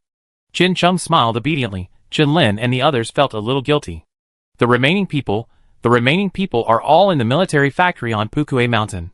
Chen Qing glanced at Chen Chung calmly. Chen Chung's face was not red. His heart was not beating. He didn't feel ashamed at all. Instead, he stared with a pair of innocent big watery eyes. Bai Ken was taken away by Chen Qing. The Green Rose Guards were almost defeated. We have to leave him some time to replenish his troops. It's easy to conquer territory, but it's hard to defend it.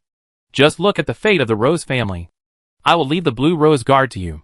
Chen Qing knew what Chen Cheng was thinking. In addition to Baikan, Chen Qing did not plan to take away other machines. Just one Baikan and the military factory would be enough. Chen Qing couldn't afford to support more. He really couldn't afford it. Since ancient times, raising soldiers has been a waste of money. If Feng Ying Feisui hadn't been able to forage by himself, Chen Qing would have been bankrupt now. Really? Chen Cheng did not give Chen Qing a chance to regret, and immediately asked Chen Lin and others to go and receive the Blue Rose Guards, and did not let Chen Qing take action again. According to Chen Qing fighting style, there would not be many Blue Rose Guards left. Although Chen Cheng had been secretly scolding Chen Qing before, he now called her sister again. I will take all the cash of the Rose family, Chen Qing said. Not far away, the mini rabbits who had just finished fighting turned into porters again, carrying the factory assembly line equipment that was dismantled in advance by the mechanical heart. Secondhand is secondhand, but it can still be used. After moving it back to the ship, Chen Qing will repair it and it will be a good production line again. No problem. Chen Cheng agreed immediately and gave the money to Chen Qing. For such a big family, it is impossible that they don't have some treasures in the bottom of the box. When thinking of this, Chen Cheng's smile became brighter. Since coming to this world, he is really poor and has to sell blood. Chen Cheng really sold it, other people's blood, which he sold to a wizard. However, Chen Cheng had definitely miscalculated about the Rose family hidden treasure. The Rose family was a group of poor people who suddenly became rich. And they were nouveau riche. Without the suppression of the leader, Purple Gold Rose, the whole family became very arrogant and spent money like water. For example, green sand could be used to customize a sofa for 1,000 goldfish. If this thing was recycled, I wonder how many goldfish it could sell. Apart from Baikan and Wild Rose, the Rose family really didn't have any treasures. The entire Rose family was full of these expensive and useless things. Chen Qing chose to take the money and leave. It was the right choice. Given the bad habits of the Rose family, there was no cash left in their family. The most valuable things had been divided up long ago. However, taking cash was better than taking those furniture worth thousands of gold. Under the supervision of the mechanical heart, Chen Cheng counted all the money on and off the books of the entire Rose family. A total of more than 127,000 goldfish, which is not as expensive as Chen Qing selling a ghost ship. Chen Cheng held the account book and smiled slyly, with a little bit of silliness in his teeth. This was the first time that he got something good from Chen Qing, which made Chen Cheng very happy. After counting the money, Chen Miao and the others came back. It's all cleaned up, Chen Miao said to Chen Qing. All the members of the Rose family who were still on Rust Island, not one was left, all were killed by them. With Chen Lin's extraordinary spatial ability to deal with these weak guys, one hit accurately, it basically didn't take much time. The Blue Rose Guard's manpower was preserved to the maximum extent. Now, there is only one arsenal on Pukue Mountain waiting for Chen Qing to collect. Trouble. Chen Qing patted Chen Miao's shoulder, turned around. Chen Cheng, who was still laughing foolishly, instantly returned to his original appearance. Ahem, let's go. Chen Cheng waved his hand, and couldn't wait to see Chen Qing off. See you next time. Chen Qing turned and left. As soon as he left, Chen Cheng immediately took Chen Miao and others to conduct a large-scale search of the Rose Castle. After Chen Qing left the castle, he came to Pukue Mountain. The military factory here needed to be dismantled by him personally. However, after Chen Qing checked it, the core of the Rose family military factory was only Class C. If he wanted to build that Class B military factory, he had to start with the Delyagu family. Forget it, originally. The Delyagu family was one of Chen Qing's targets. Chen Qing was open-minded and did not feel disappointed. He quickly began to dismantle this huge military factory, which would take a long time. This military factory was almost integrated with Pukue Mountain. Chen Qing was immersed in dismantling the military factory, and Chen Cheng's inventory in the castle was finally over. He sat sluggishly on Lush's luxurious sofa worth 1,000 gold coins, and suddenly there was a sharp explosion. Ah! Chen Cheng was going crazy. What on earth did he do? He actually happily gave all the money to Chen Qing, and left behind this pile of junk. Just when Chen Cheng was immersed in the rage, and couldn't extricate himself, something poked him suddenly. He turned around. It was Ruhai. Ruhai was holding a sign, repurchasing second-hand furniture at high prices. Ah! Chen Qing! Chen Cheng burst into a sharp explosion again, and fell into madness. Achoo. Chin Ching sneezed, looking up blankly. This cave doesn't seem to be cold. Chapter 187 Silver Birch Gear. Rune Storm. The messy things in the Rose Castle are actually worth tens of thousands of goldfish. They can still be recycled. However, compared with the things Chin Ching took away, this money is probably only a fraction, and it is even more incomparable to their original price. Overall, Chin Ching is not at a loss. After all, Rust Island is such a big territory here. There are still a lot of available labor and machinery. As for whether he can be conquered, Chin Ching is not responsible for this. But he will provide some help to Chin Ching when necessary, which is harmless. Of course, the most important thing for Chin Ching now is to dismantle the military factory on Pukue Mountain. The entire Pukue Mountain is integrated with the military factory. Or more precisely, the entire Pukue Mountain has been transformed into a military factory. Fortunately, what Chin Ching needs most is the core components of the military factory, so he can just dismantle them. The remaining part will be left to Chin Ching. If he can get a new military factory core, he can use Pukue Mountain again. Pukue Mountain has been almost hollowed out by the Rose family. The mountain is dead. The trees and green plants outside are just for camouflage. This is in line with their style of doing things. It's a pity that Rust Island has received a lot of garbage in the past, which has led to a worse living environment on the island. Now the only two mountains have been killed by the Rose family. Chin Ching needs to spend a lot of effort to restore the vitality of Pukue Mountain. However, Rust Island has a very good geographical location, adjacent to the Elemental Sea. The Elemental Sea is rich in resources. If Chin Ching handles it well, he can still get some resources from the Elemental Sea. After carefully dismantling the core of the military factory, it is left to the mini rabbits to deal with. Chin Ching returned to the ship and chose a suitable room among the many rooms as the location for the military factory. The room where the military factory is located is under the deck. If there is a need for adjustment later, Chin Ching can pull it out like a building block and put it somewhere else at any time. The core of the military factory is in place. The mechanical heart quickly arranged for Mini Rabbit to transport other materials to the military factory. In addition to the military factory, Chin Ching's ship now has many other factories. Currently, there is only a mechanical factory area on the ship. The mechanical heart divides them into three areas: the War Machine Military Factory, the Auxiliary Military Factory, and the Life Machinery Factory. The mini factory that accompanied Chin Ching at the beginning was divided into the Life Machinery Factory area. Chin Ching asked it to produce the three-piece set of beginners in the future: seawater purifier, automatic fishing rod, and automatic fishing net machine. These three things still have a lot of market. Most survivors and civilians need them. Although the profit is not much, it is better than nothing. Chin Ching large mechanical ship is an industrial city. Planting, breeding, production, heavy industry, and light industry are all available. Unlike the extraordinary ships of the Magic Dragon and the White Fairy, even if Chin Ching's ship does nothing every day and just stays there, it consumes a lot of money and energy. If it weren't for the fact that the Mechanical Heart and the Wind Shadow Emerald could forage for themselves, Chin Ching would have gone bankrupt long ago. It's easy to buy a house, but it's hard to maintain it. The Mechanical Heart has been busy these past 2 days. It is trying to develop new functions for the Wind Shadow Emerald. The Wind Shadow Emerald feeds its young with minerals from the ocean. Since they have the ability to find minerals, they naturally have to use them. Currently, purchasing raw materials is also a huge expense. If they find minerals to mine, Chin Ching will be able to save a lot of money.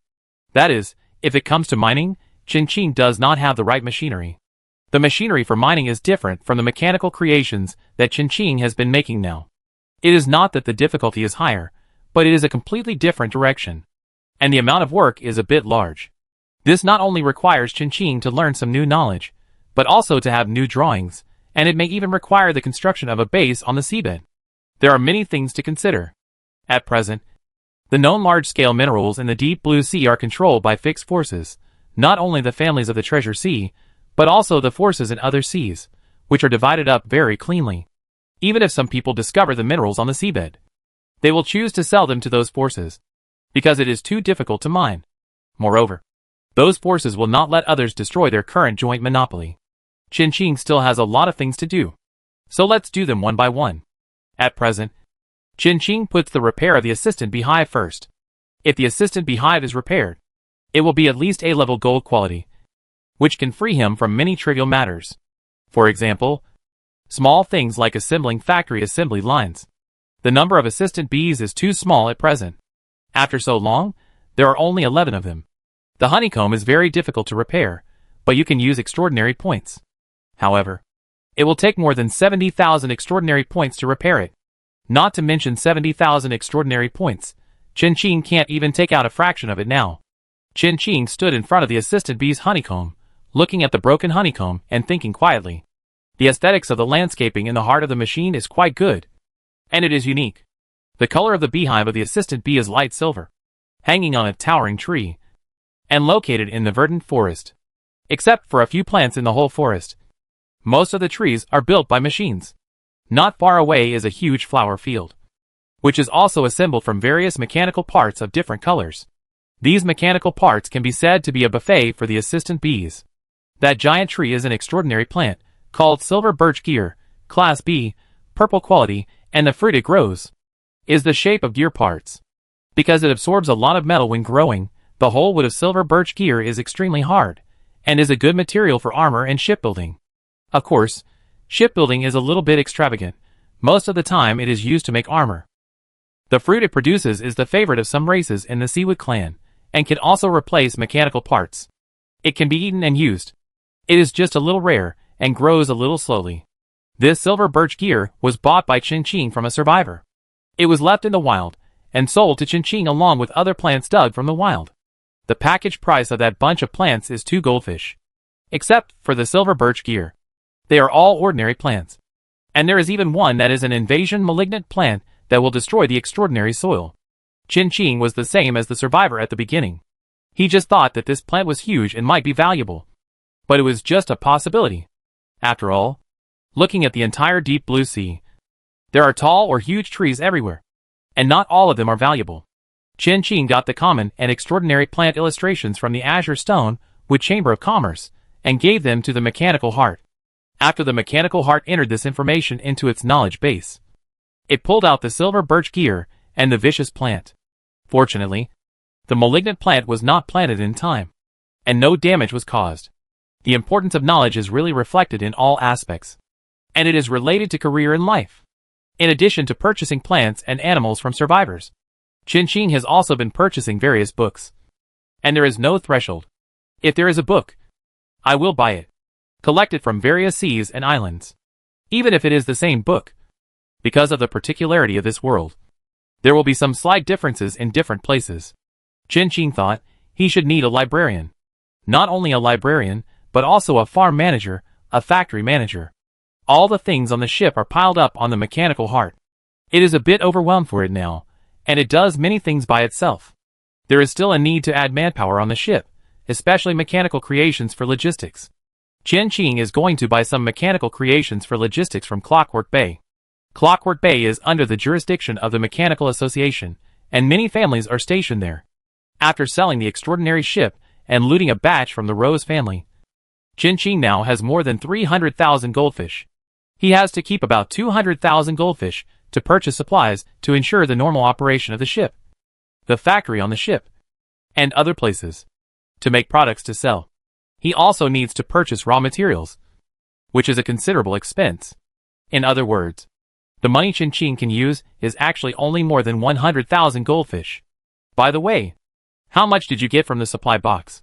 Chen Qing suddenly thought of this matter. Maybe he can get something from the supply box to make up for his shortfall. It doesn't matter whether it's mechanical or not, as long as you can get some good stuff.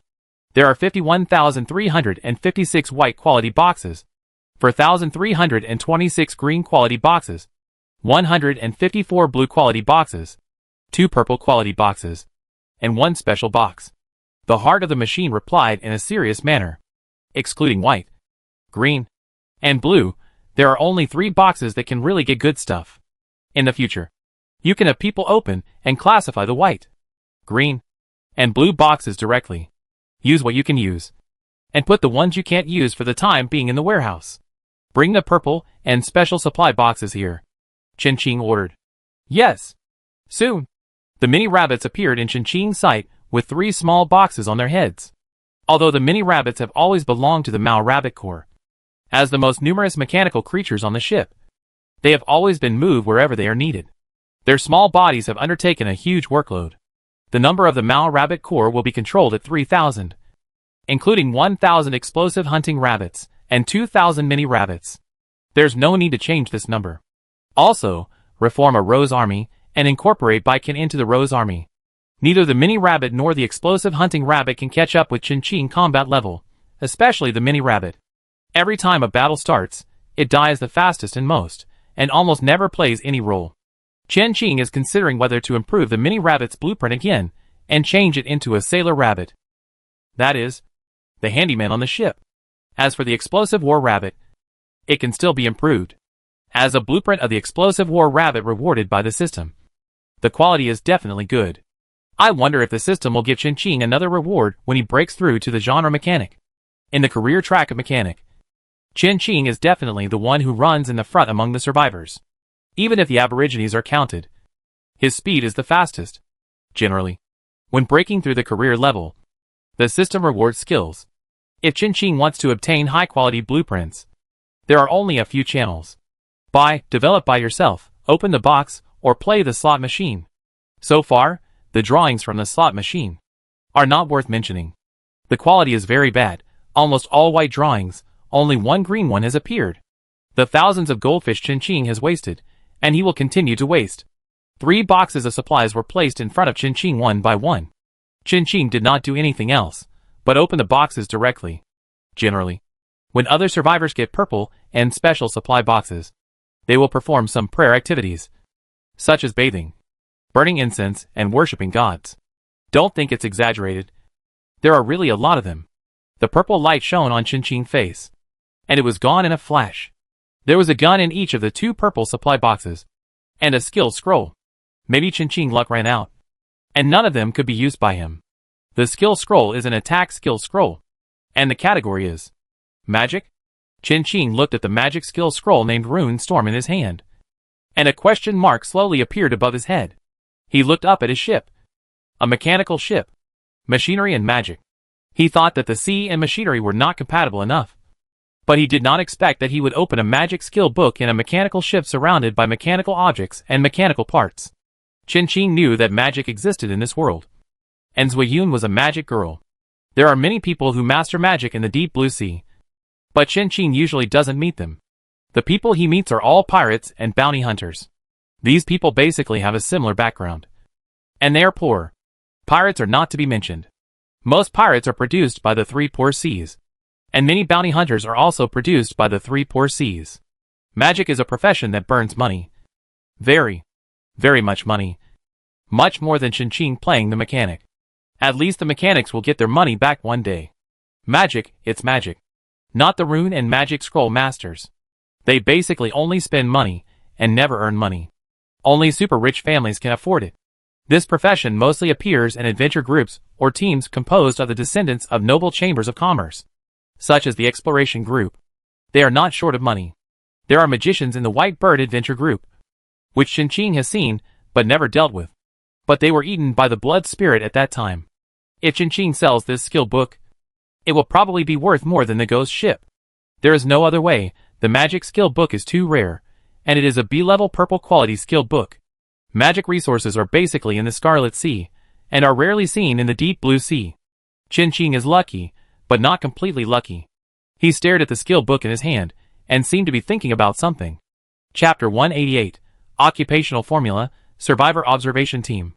Putting away the rune storm, Qin took a look at the special material box. A box full of job transfer scrolls, or sailors, or apprentice sailors. A full 100, no more. No less. How can you say Qin has bad luck to get something like this from a special material box? With all the 100, can you summon a dragon? Obviously not. Although you can't summon a dragon, Qin found a good thing on the box. This special material box itself is actually a special scroll. It is nothing else but professional apprentice sailor scroll production recipe drawing. Although it is only an apprentice level professional recipe, it means that Qin can mass produce professional scrolls. Qin stared at the wooden recipe in his hand, unexpectedly.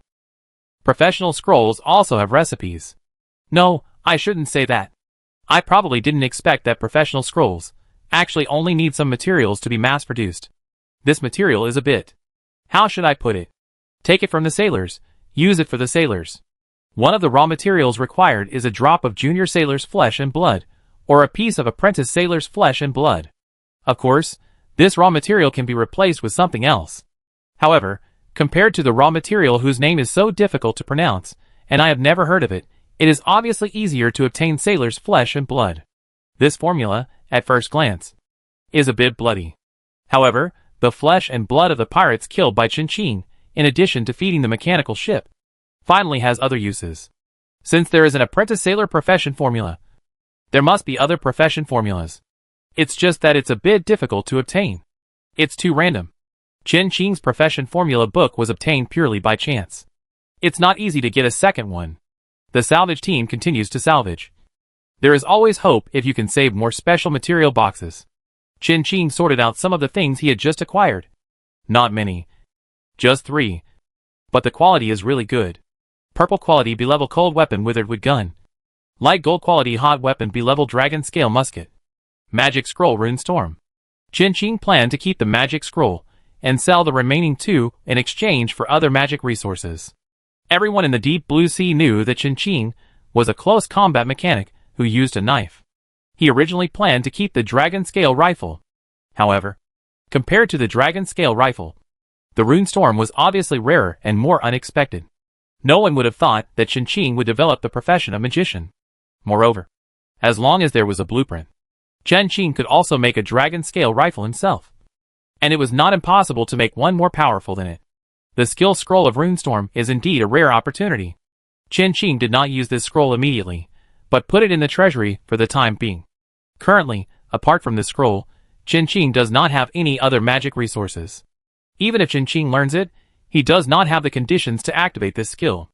Unlike physical professions, magicians have a relatively low threshold. This may sound a bit harsh, but it is true. Put Runestorm in the treasury for the time being, and learn it after gathering enough other resources. This scroll is a bestseller. As long as it is put on the market, there will be no shortage of buyers. If Chin is about to go bankrupt again one day, he can still sell this blueprint to make ends meet. Chin reached out and touched his nose. With the speed at which he spends money, it is not impossible. Chin put the dragon scale rifle and the deadwood rifle directly on the auction house, and then left them alone. He stood in front of the assistant beehive and continued to study the hive. While studying, he assembled the factory assembly line with the assistant bee. Chin was used to multitasking. Even if he couldn't completely repair the assistant beehive, it would be good to make a few more assistant bees. The dragon scale gun and the deadwood gun were put on the auction house. Since Chin opened the auction house, several transaction records have been set, and no one has been able to break them so far. With his example, survivors want to put their good stuff on the auction house. But in most cases, they are ruthlessly rejected by the system. As the survivor's strength increases, the level of the auction house has also improved a lot. At least a purple quality item can be put on the auction house. As soon as Chin dragon scale musket went up, it was immediately ranked in the top 3. The 2 in front of it were a golden sword and a purple passive skill book. Skill books are more valuable than weapons. Big sister. Big sister. It's bad. As soon as the dragon scale musket went up, the survivors who were always paying attention to the auction house got the news immediately. Tung Wanlin was one of them. One of his little sisters was watching the auction at any time. What's wrong? What are you yelling about? Tung Wanlin was being treated in the ship's infirmary. That Xiong Lian, his move was just as treacherous as his father's. Chin has picked up another gun. A close-range musket. The little sister emphasized. What? What are you talking about? Tung Wanlin stood up instantly, and his dialect came out. He immediately opened the auction list on the trading channel. The data of the dragon scale rifle was displayed in front of him. He really didn't have a penny left. Not only did he not have a single copper coin, he also owed a lot of money. Is Chin on Rust Island? Tung Wanlin was silent for a while, and suddenly asked. Big sister, what do you want to do? The younger sister asked innocently. I go ask him if he wants slaves. Tung Wanlin wiped her face, and said angrily. Don't. Big sister, what will we do if you leave? What will second aunt do? Second aunt can't live without you. Woof woof. Tung Jiqian on the side followed with 2 barks. I've told you several times. Jiqiang and I are sisters, Tung Wanlin said unhappily. Puff a laugh came from the door. Tung Wanlin looked up. It was Gao Yu and the others. Sorry. I didn't laugh on purpose. Gao Yu said so. But the bright smile on his face was not concealed at all. This family is really interesting. Most of the people in Tung Wanlin team are related. Basically they grew up together. And have known each other for a long time. So they chat more freely. Unexpectedly, Gao Yu laughed at this. Their two teams are in a difficult situation. Xiongli and Go's ship, neither of them got any advantage. Alas, this mantis stalks the cicada. The Oriole is behind. I didn't expect Xian Yi to appear. That bitch. Gao Yu and Tung Wanlin both showed a trace of disgust on their faces. They both thought of the same thing. Bad luck. Bad luck. They said in unison. Tung Wanlin and Gao Yu smiled at each other. Forget it. It's better than being caught by Xiongli. Tung Wanlin shook her head. Xian Yi is at least a human being. But Xiongli is not a human being at all. To be honest, I have been in this world for a few months. There is a tacit understanding between survivors. And they will not easily attack ordinary people. Most teams and individuals abide by this hidden rule. However, Xiongli promised to pretend well on the surface. But privately, it's a pity that Xiongli was not killed.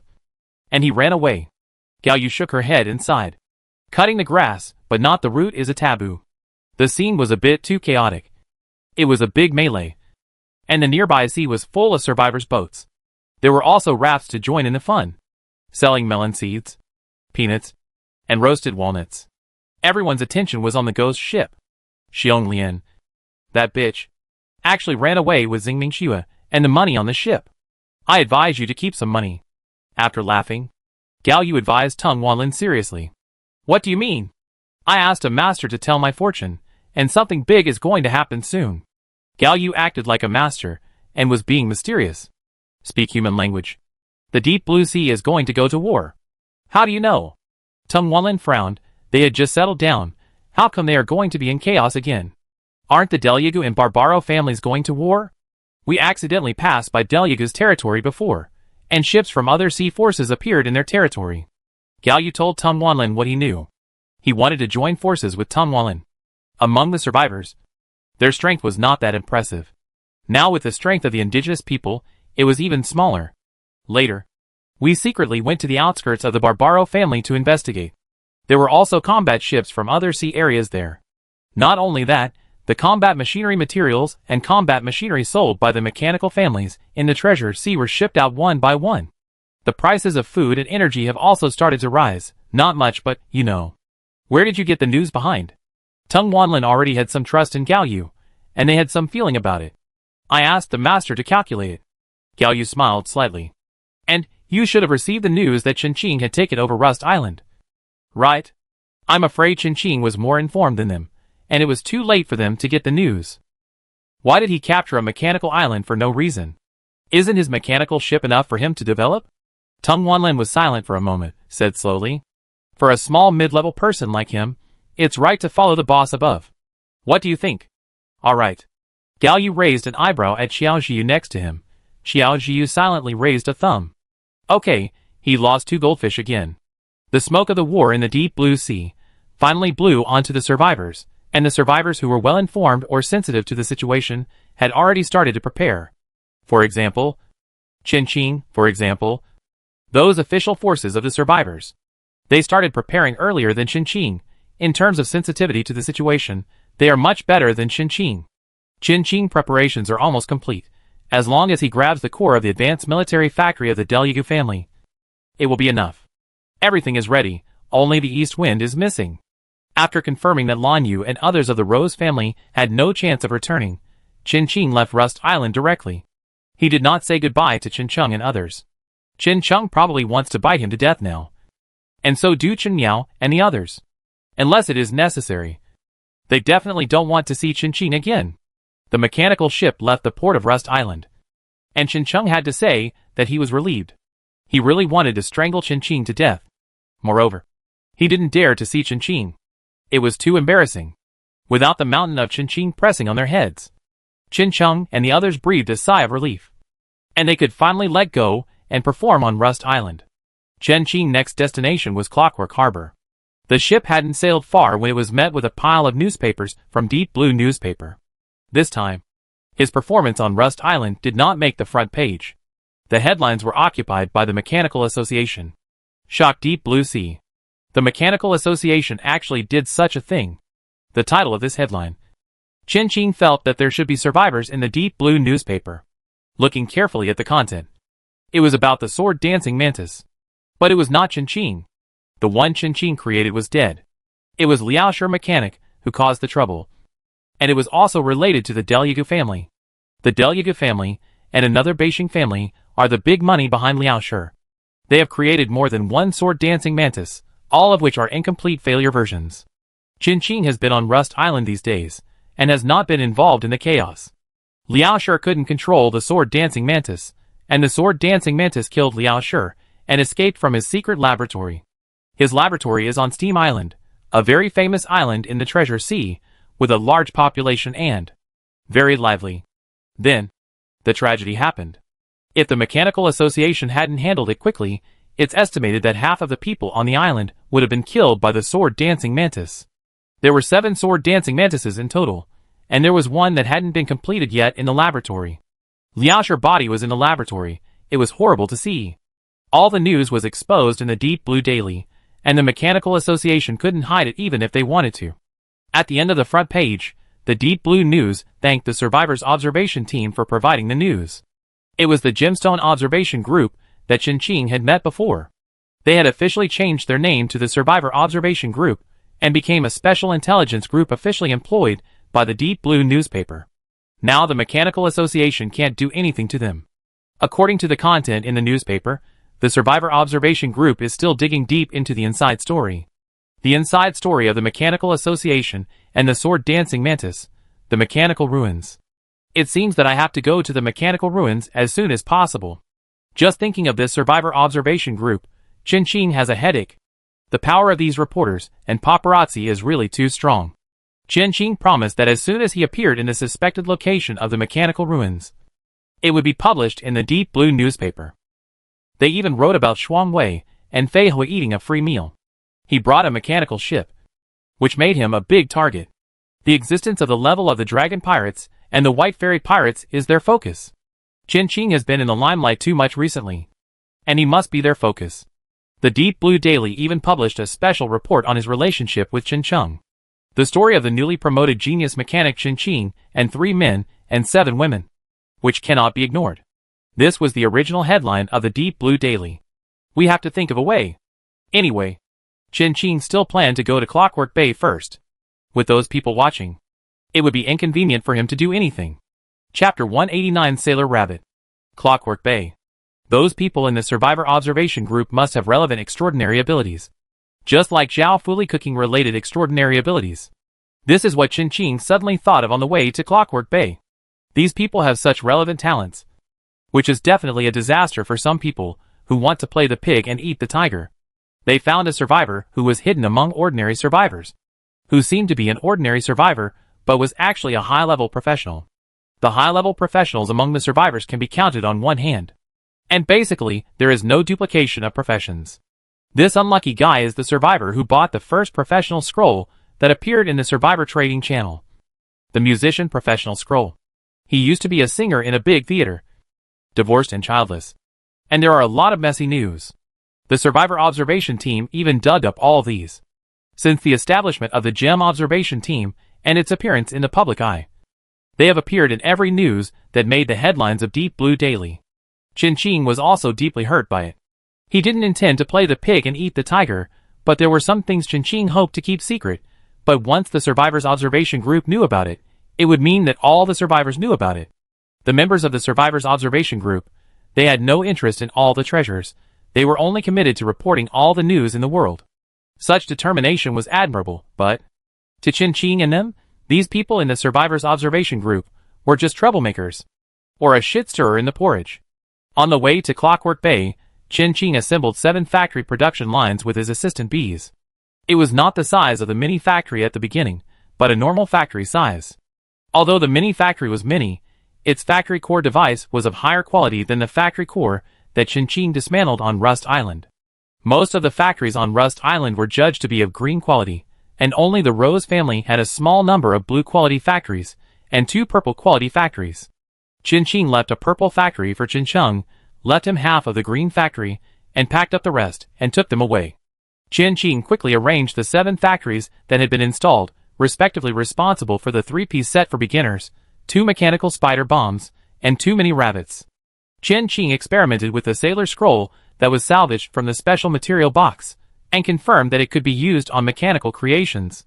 It might be because it was open from the special material box. Mini Rabbit used the job transfer scroll to turn it into a sailor rabbit. This is very friendly to many lone wolf players. Not every lone wolf survivor is a mechanic, and not every lone wolf mechanic survivor is Qin Qing. A box of 100 job transfer scrolls, even if Qin Qing sells it, I don't know if it can be sold for 100 goldfish at best. However, use it on Mini Rabbit, turn Mini Rabbit into Sailor Rabbit. The price is not as simple as 1 + 1 and then doubled. The Mini Rabbit itself has both combat and odd job functions. Now with the Sailor's odd job skills, it can do more. Some mechanical creations sold by the Mechanical Association and Mechanical Family in the treasure see have the functions of a small number of low-level professionals. For example, chefs, farmers, and so on, including sailors.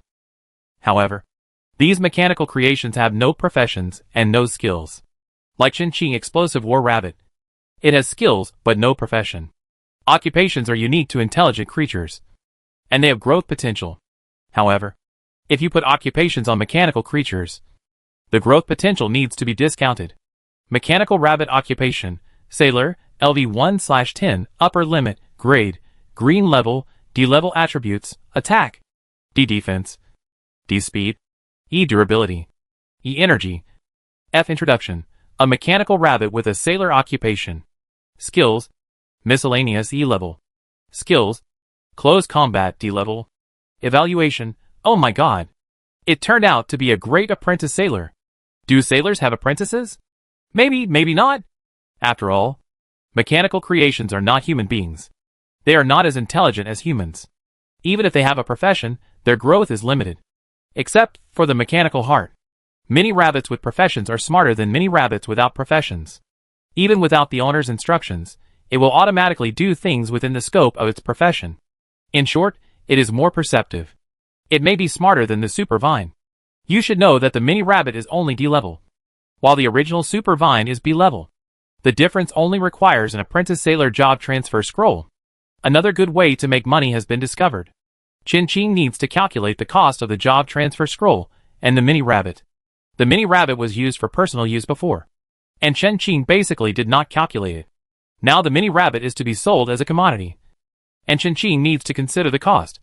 I hope those natives will not open these things from the special material box. Qin Qing, selling a sailor rabbit, requesting feedback on the experience of using it. Pure and sexy female cockroach, sailor rabbit? Are there any sailor cockroaches? Qin Qing is my only sister. Sister, what good stuff have you got again? Zhao Fuli, this is obviously a new mechanical creation made by Qin Qing. Are there any chef rabbits? I give you 1,000 gold.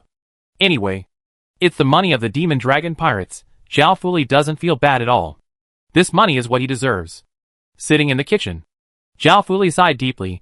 It would be great if there was an extraordinary chef ship in the deep blue sea. I heard from Shangjia that there was one before, but that ship followed the caravan to the Scarlet Sea. Luigi, there is a big ship. One person. Intermediate combat profession. Bounty hunter. Feedback is available among the comments of the bids in the private chat channel. Luigi accurately hit Qin Qing needs. Qin Qing, private chat. Zhao Fuli, Sister Qing. Really? Consider the chef rabbit. I believe you. Qin Qing, let's talk later. Suddenly, the chat channel was filled with Zhao Fuli wailing. Qin Qing didn't look at it. He was already chatting privately with Luigi. Luigi's situation was indeed very suitable for Sailor Rabbit to observe. Although Luigi owned a large ship, however, as a lone wolf hunter, he was the only one on his ship, just cleaning. Although there were mechanical creations, however, Luigi was quite bad at these machines.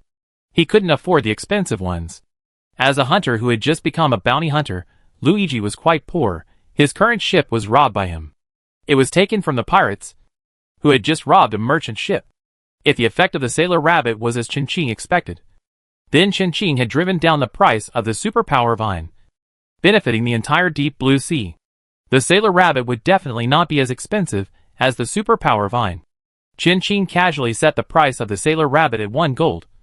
And what he mainly needed was Luigi follow-up feedback.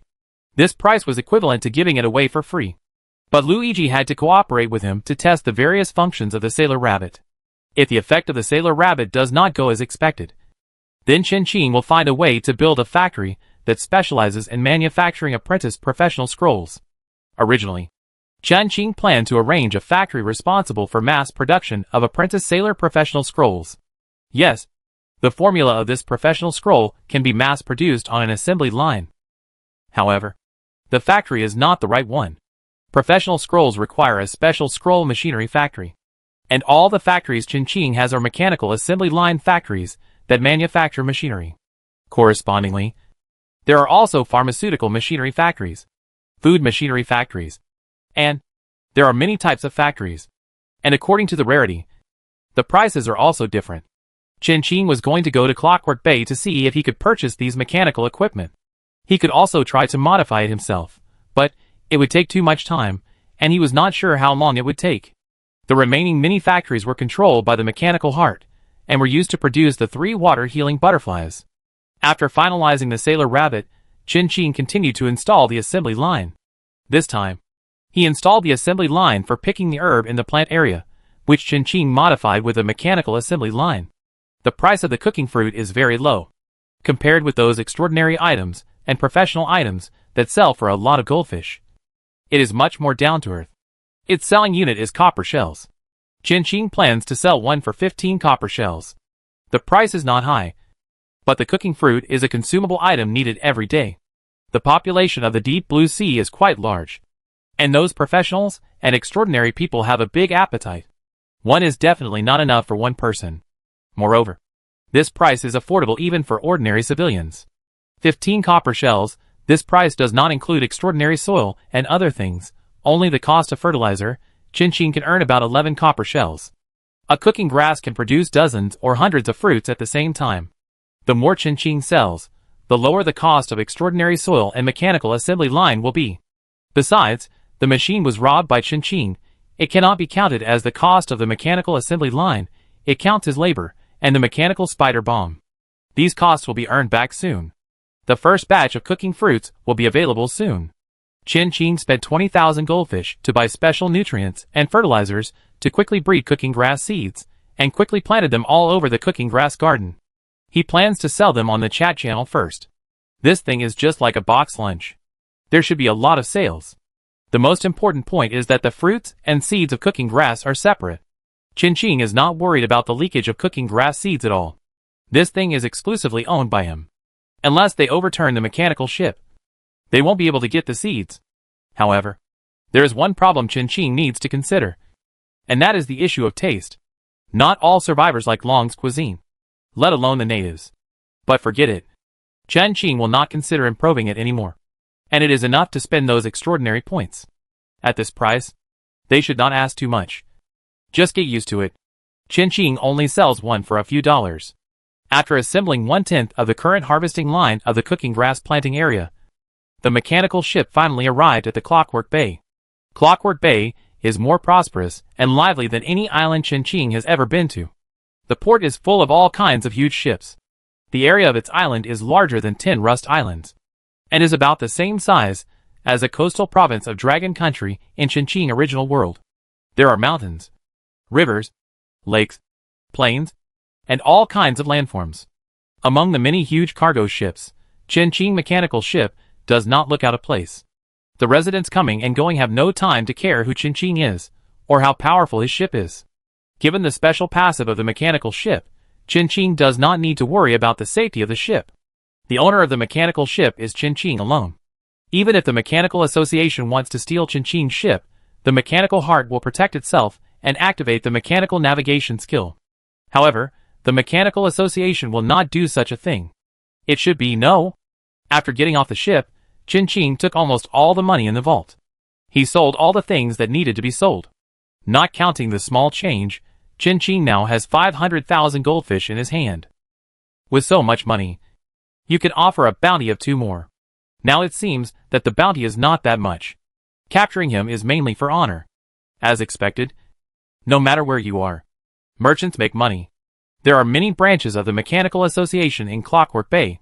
There is a very prominent branch of the Mechanical Association in the port, and another branch of the Bounty Guild is just as prominent.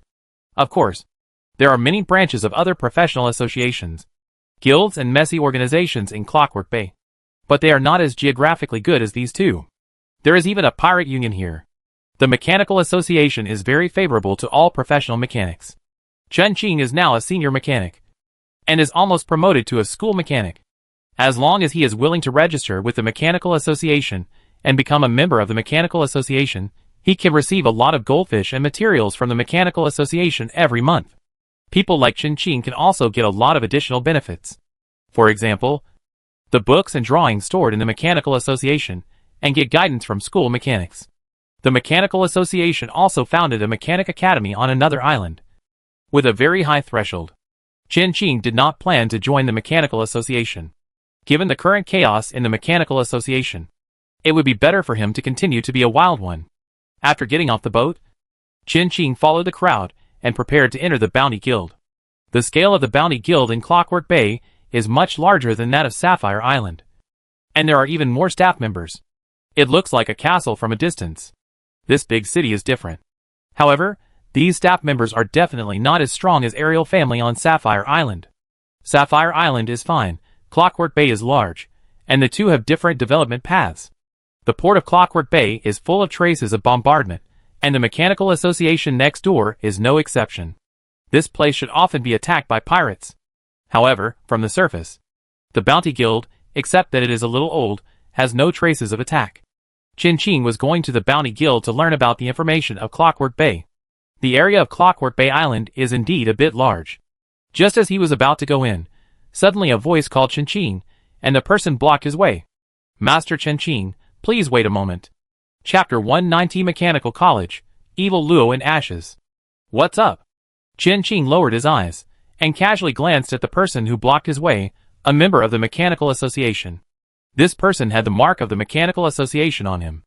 Master Chen Qing, I am Yin Xian, 19 years old this year, from the Mechanical Association, affiliated with the Spark family, currently a 12th level advanced mechanic.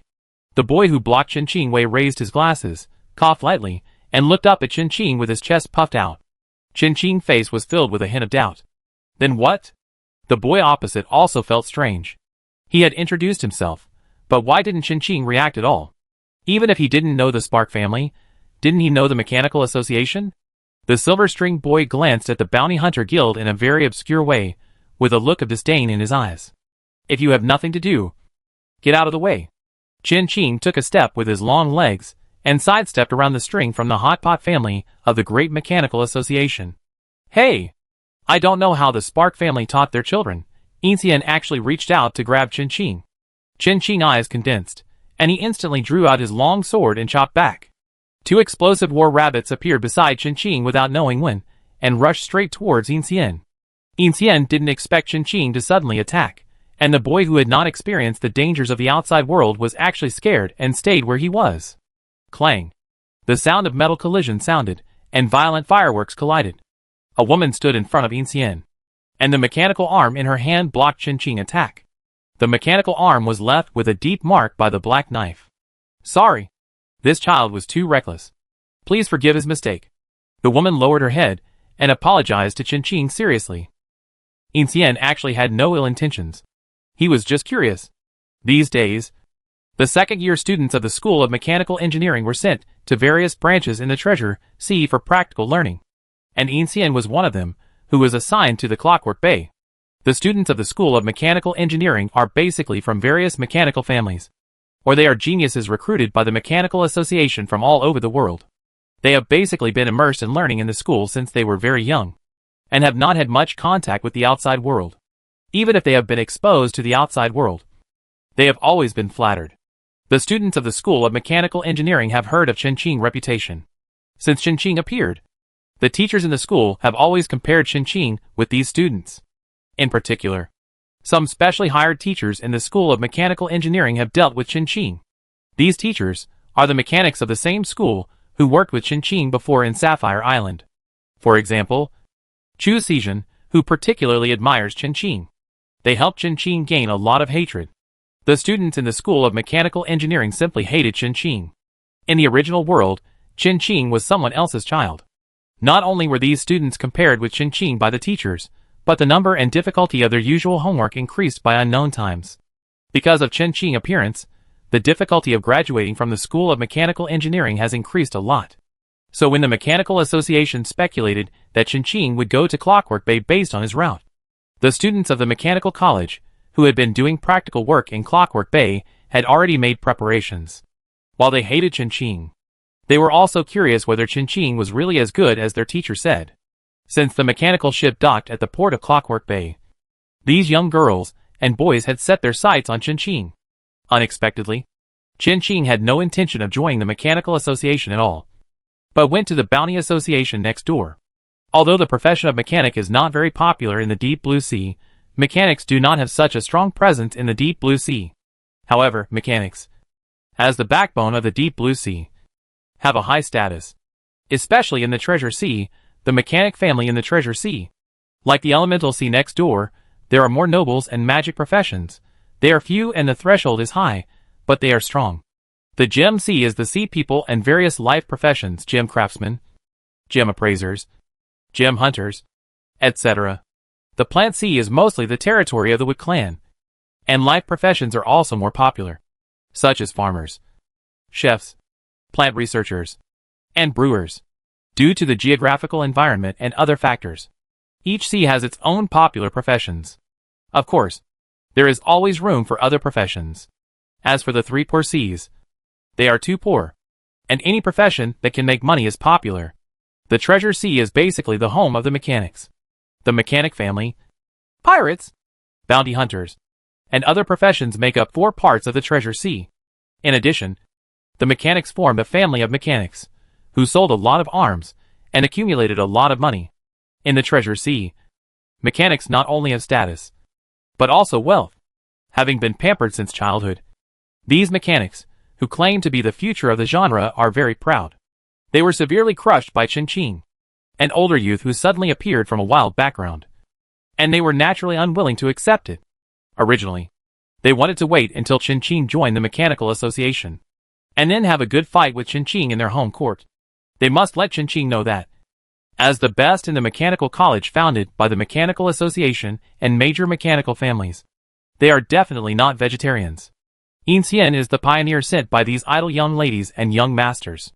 As the 3rd best student in the 2nd grade of the Mechanical College, Yin vowed to fight for himself today. Unexpectedly, he got off to a bad start. If the armless girl hadn't blocked him in time, Qinqing would have shaved off all the hair on his head. He has become a Mediterranean at such a young age. It is a pity that Qinqing did not accomplish this task. Oh! I said Yin is not good. He was almost chopped by that woman in a face-to-face encounter. Really? He was just blowing like nothing. He is so useless. Not far away, other students of the Mechanical College were hiding in a tall building of the Mechanical Association and observing Qinqing at the door of the Bounty Guild. No wonder Yin is the 3rd place for a long time. He is so useless. It would be better if Luo was here. But I support Huijin more. I think neither Luo nor Huijin are good enough. We need the seniors from the 3rd year to do it. The younger students were chattering and arguing, each supporting their favorites. Although they all hated Qinqing, but under the brainwashing of the teachers, they subconsciously listed Qinqing as the biggest competitor of all the students in the School of Mechanical Engineering. Only the strongest person in the School of Mechanical Engineering was qualified to compete with Qinqing. This can also be regarded as their recognition of Qinqing's strength. The School of Mechanical Engineering is divided into 3 grades and a preparatory class. All students who enter the school will be assigned to the preparatory class, and only when they are promoted to junior mechanics can they officially become a member of the School of Mechanical Engineering. Grades 1 to 3 are, respectively, Junior Basic Mechanics, Intermediate Advanced Mechanics, Senior Mechanics. You can graduate from the School of Mechanical Engineering after breaking through the 20th level of Senior Mechanics. But at present, there are very few people graduating from the Mechanical College. If Qinqing hadn't been lucky enough to catch up with a giant A-level fortification, even if Qinqing was thrown into the Mechanical College to study, it would probably take a long time to graduate. How to say it? The mechanical college has a closed system of learning, which is more beneficial than harmful to most mechanics. But for a mechanic like Qin Qing who has top talent, the closedness of the mechanical college is undoubtedly a shackle. However, fortunately, the School of Mechanical Engineering has realized the existing problems in recent years. Starting from the second-year intermediate mechanics, they are gradually allowed to go out to adapt and gain experience. They completely let go of the third-year senior mechanics. They will still provide the necessary teachings, but the specific path to take next depends on the students themselves. They can decide freely, either to study behind closed doors, or to go out for experience. It's up to them. Don't mention it, it's quite effective. Some talented students decided their future path in the second grade.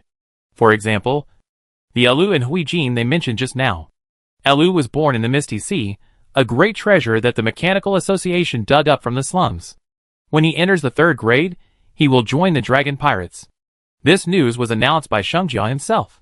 He led the Dragon Pirates into the Mechanical Association in a swagger, and announced it in front of the president of the Mechanical Association and a group of mechanics of the school. If the Mechanical Association does not let him go, it will be against the Dragon Pirates.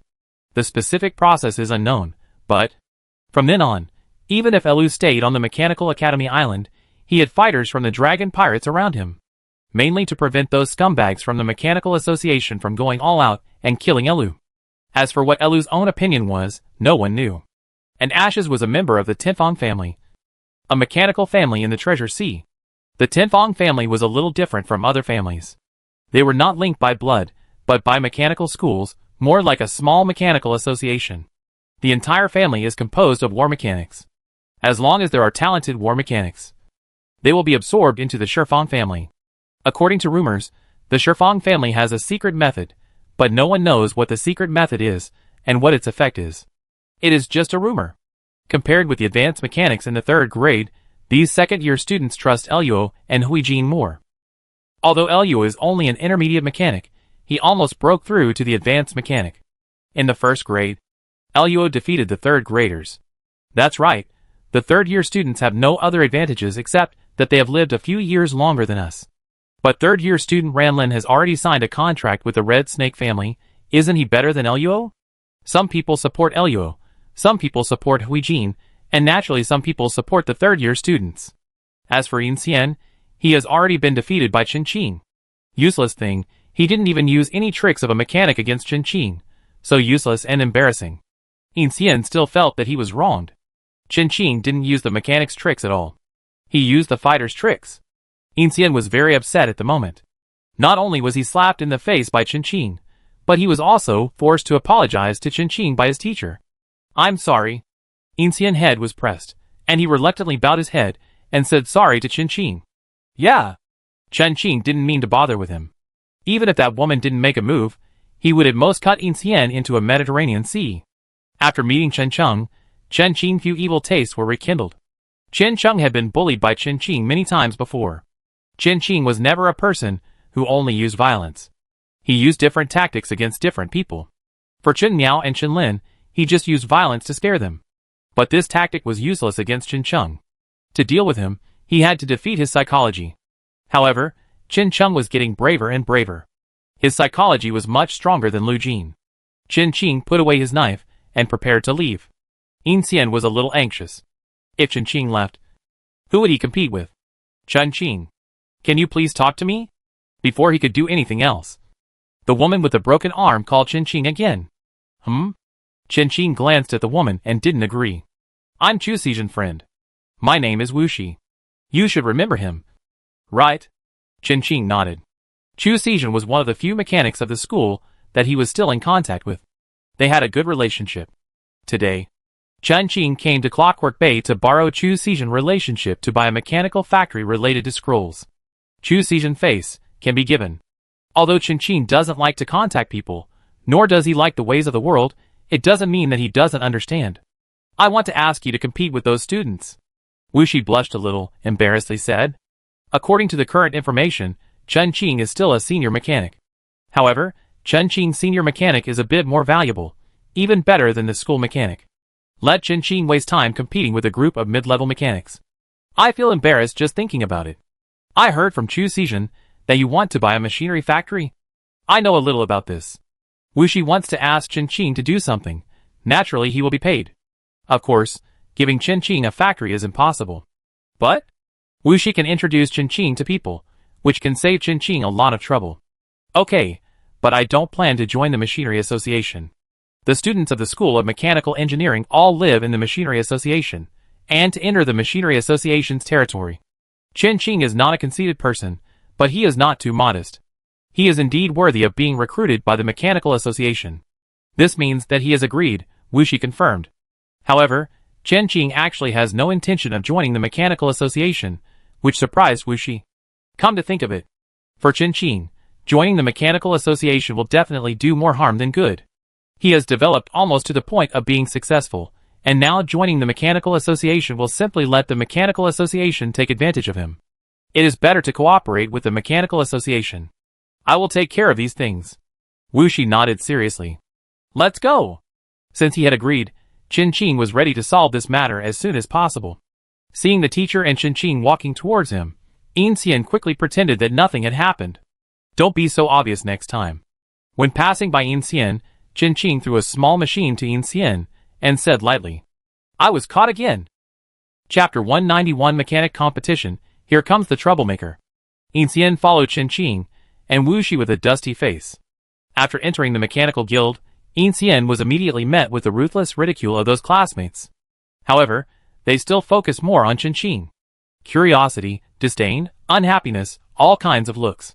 But these looks were not mixed with malice, and were much friendlier than those of pirates and bounty hunters. The interior decoration of the Mechanical Association is basically various mechanical elements. They are all very old mechanical elements. Gears, brass, wrenches, etc. The entire Mechanical Association does not look very advanced, and does not have a sense of technology. Even the entire Mechanical Association building looks like it is made of wood. However, in fact, this Mechanical Association has a lot of secrets. In many eye-catching places, the mechanical parts hidden under the wood are deliberately exposed. Those parts are still running, which means that the Mechanical Association is actually a huge mechanical creation. At first glance, it seems low-key, but in fact, it is still very high-profile. There are many mechanical creations coming and going in the association. But there are also many people. The most eye-catching one is the huge virtual model of the deep blue sea placed in the middle of the hall of the Mechanical Association.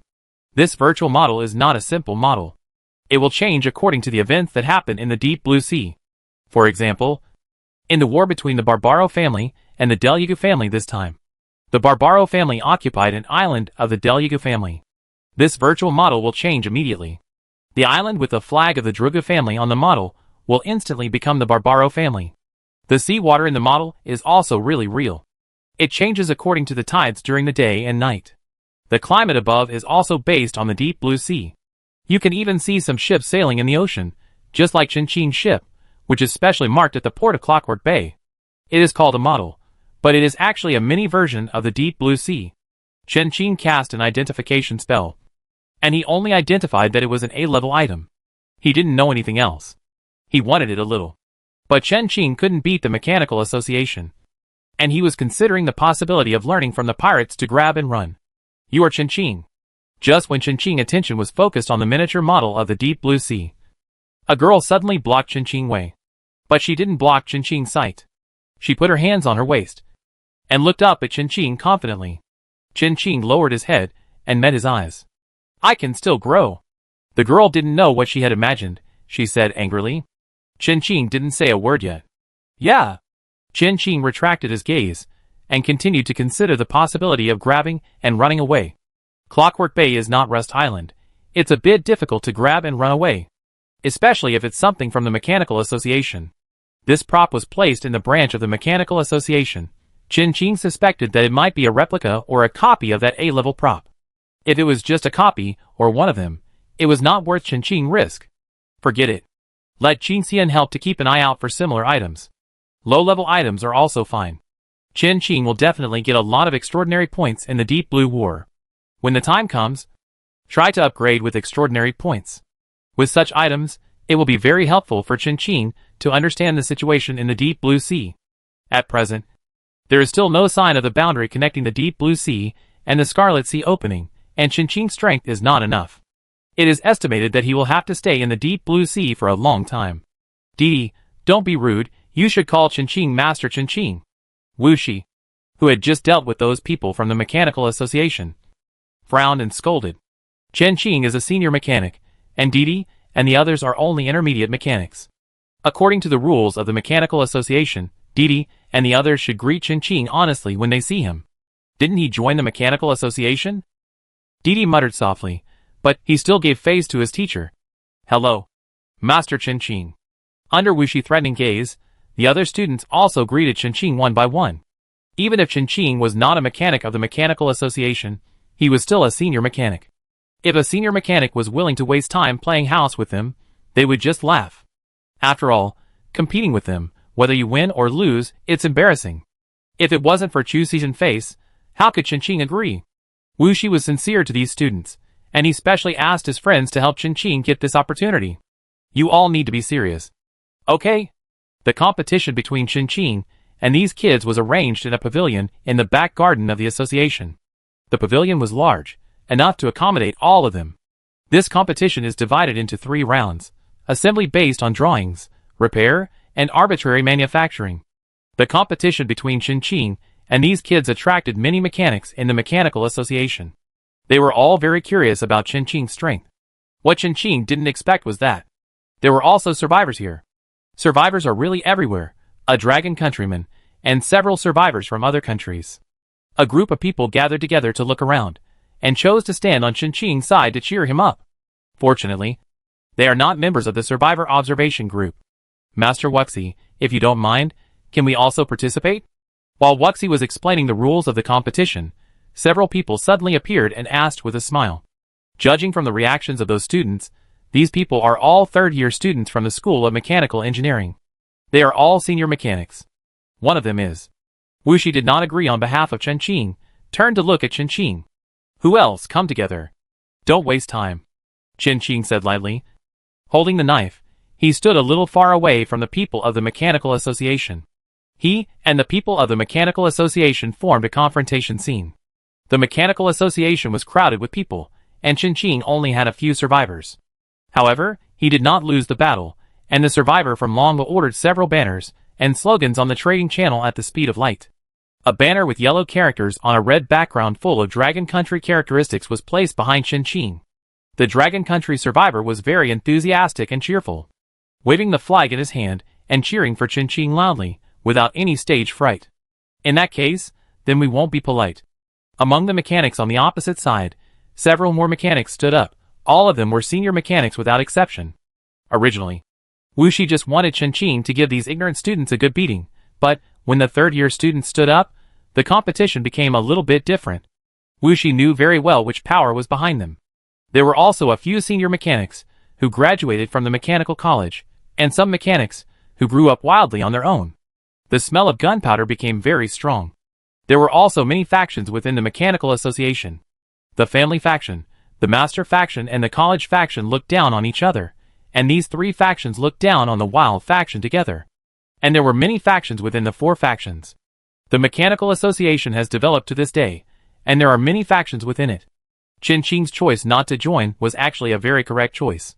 However, Qinqing did not join the Mechanical Association. But these people united.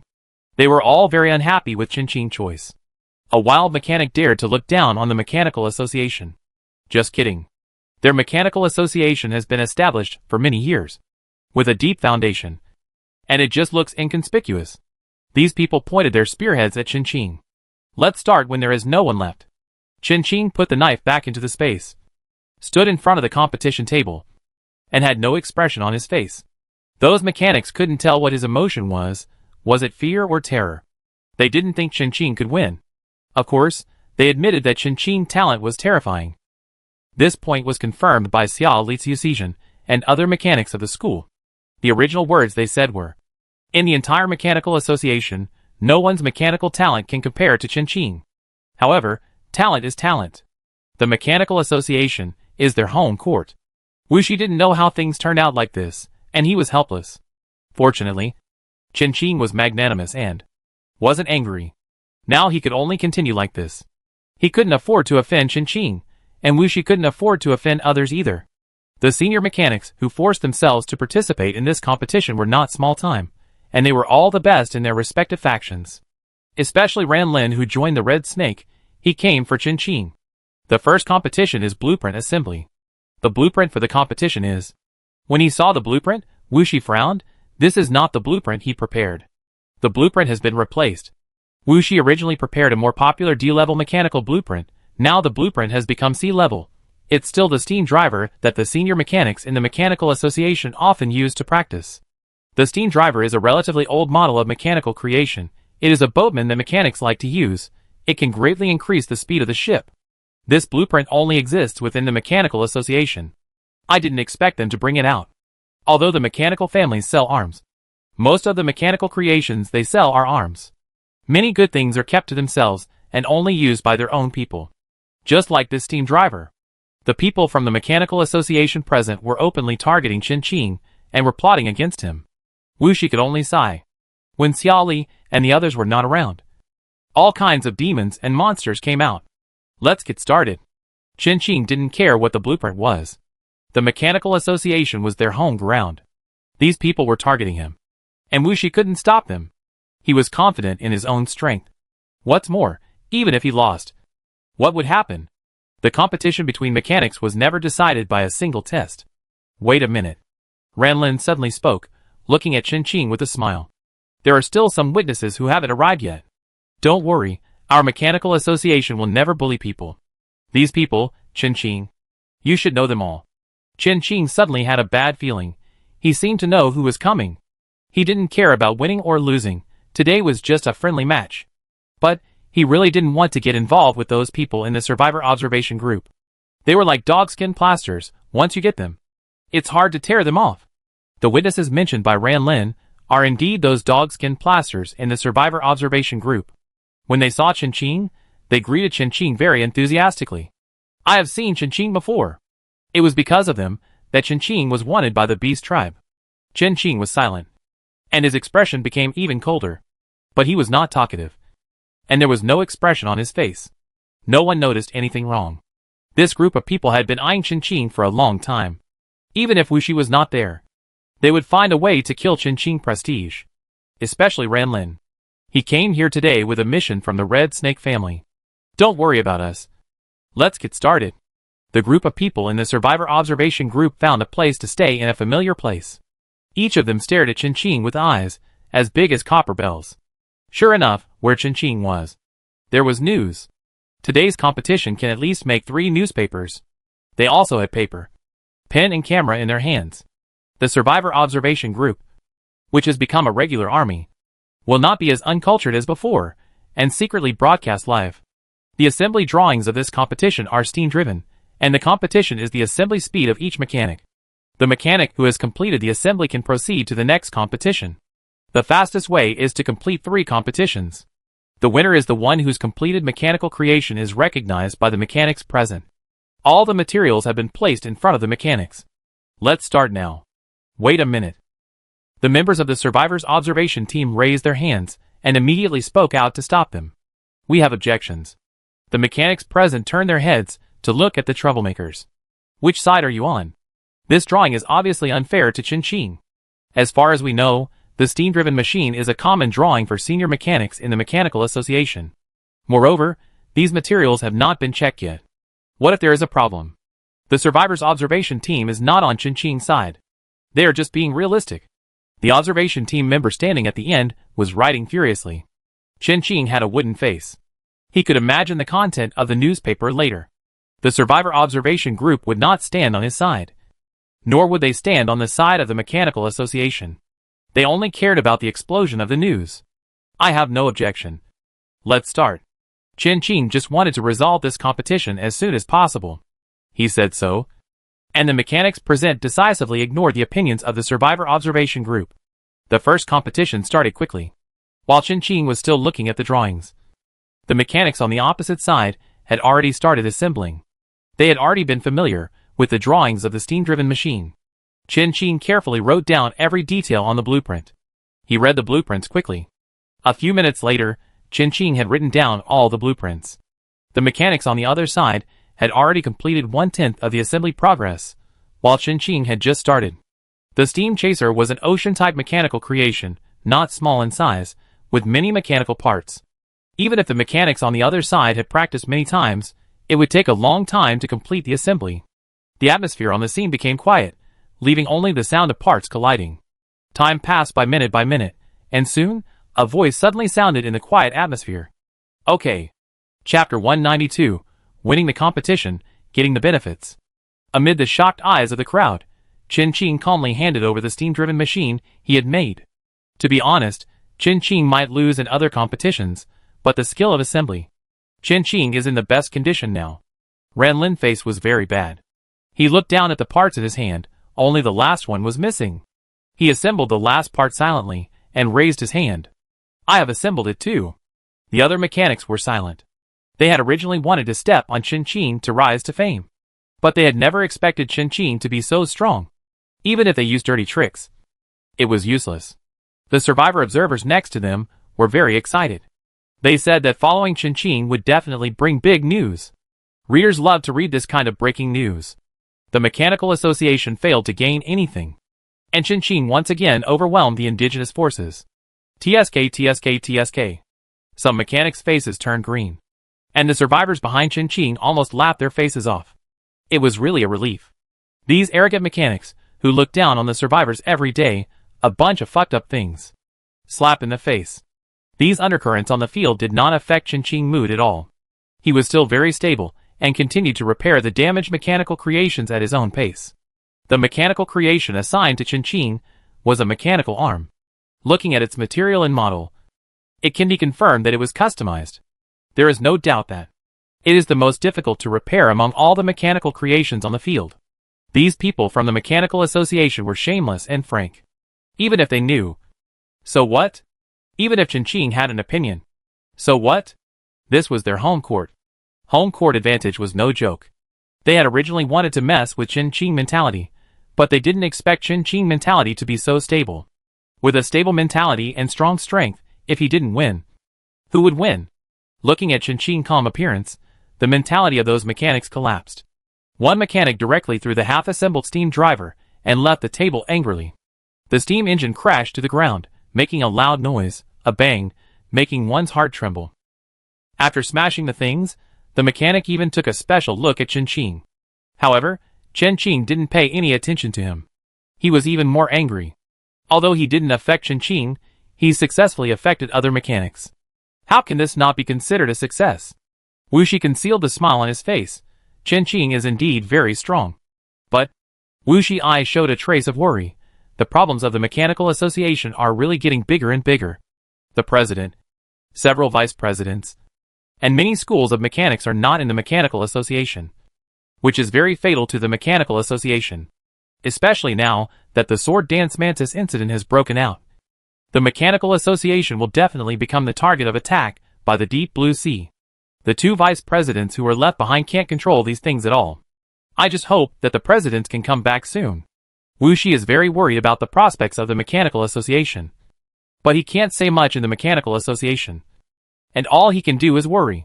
He hoped that Qin could join the Mechanical Association. Unfortunately, Qin did not have this intention. Wuxi's eyes fell on Qin. Qin was still concentrating on repairing the mechanical arm. The problem with the mechanical arm was its material. The level of this mechanical arm was sea level, and the user was most likely a combatant. The traces of battle on it were obvious, but this was not the main reason for its damage. The main reason was that the materials used by the manufacturer did not match. This mechanic should have been cheated. The metal material that the manufacturer originally wanted to use should be the Apocalypse corundum produced by Yulunji Island. However, the material used in the mechanical arm in Qin's hand is definitely not Apocalypse corundum, and it is not even the metal produced by Yulunji Island. In other words, this mechanical arm is made of fake goods, and it is normal for it to have a short lifespan. Of course, there are more reasons than this. The manufacturer's technology is also a bit problematic, which is a secondary reason. Although it was a fake, the counterfeiting technology of the other party was pretty good, and the material was not bad. Coupled with excessive use, this caused the robot arm to have problems after less than 2 months of use. It was also easy to repair. Chen Qing helped it replace 2 key parts and reassemble it. His movements were very quick. After determining the problem with the machine, he took more than 10 seconds to dismantle the robot arm. Various accessories were scattered all over the table. After inputting the materials he needed into the virtual panel in front of him, the Mechanical Association warehouse immediately sent them up. In this regard, they did not make any trouble. The main reason was that the mechanics could not intervene, and they could not do anything even if they wanted to. As soon as the materials were delivered, Chen Qing immediately began to reinstall them. His hands were so fast that the mechanics could not see his movements at all. After a few minutes, a brand new mechanical arm appeared in front of everyone. Chen Qing tried it out and found that the power of this mechanical arm should have increased by about 10%. He even had time to write a maintenance record and maintenance guide for the owner of the robot arm. Fuck. Now there are more mechanics who are broken. What else is there to compete for? Just admit defeat. More mechanics gave up. They left the back garden directly. No one knows where they went. Now Chen Qing only has one last competition left. His actions have just begun. Ran Lin, the last competitor left on the field, also chose to give up. I admit defeat. Ran Lin exhaled deeply.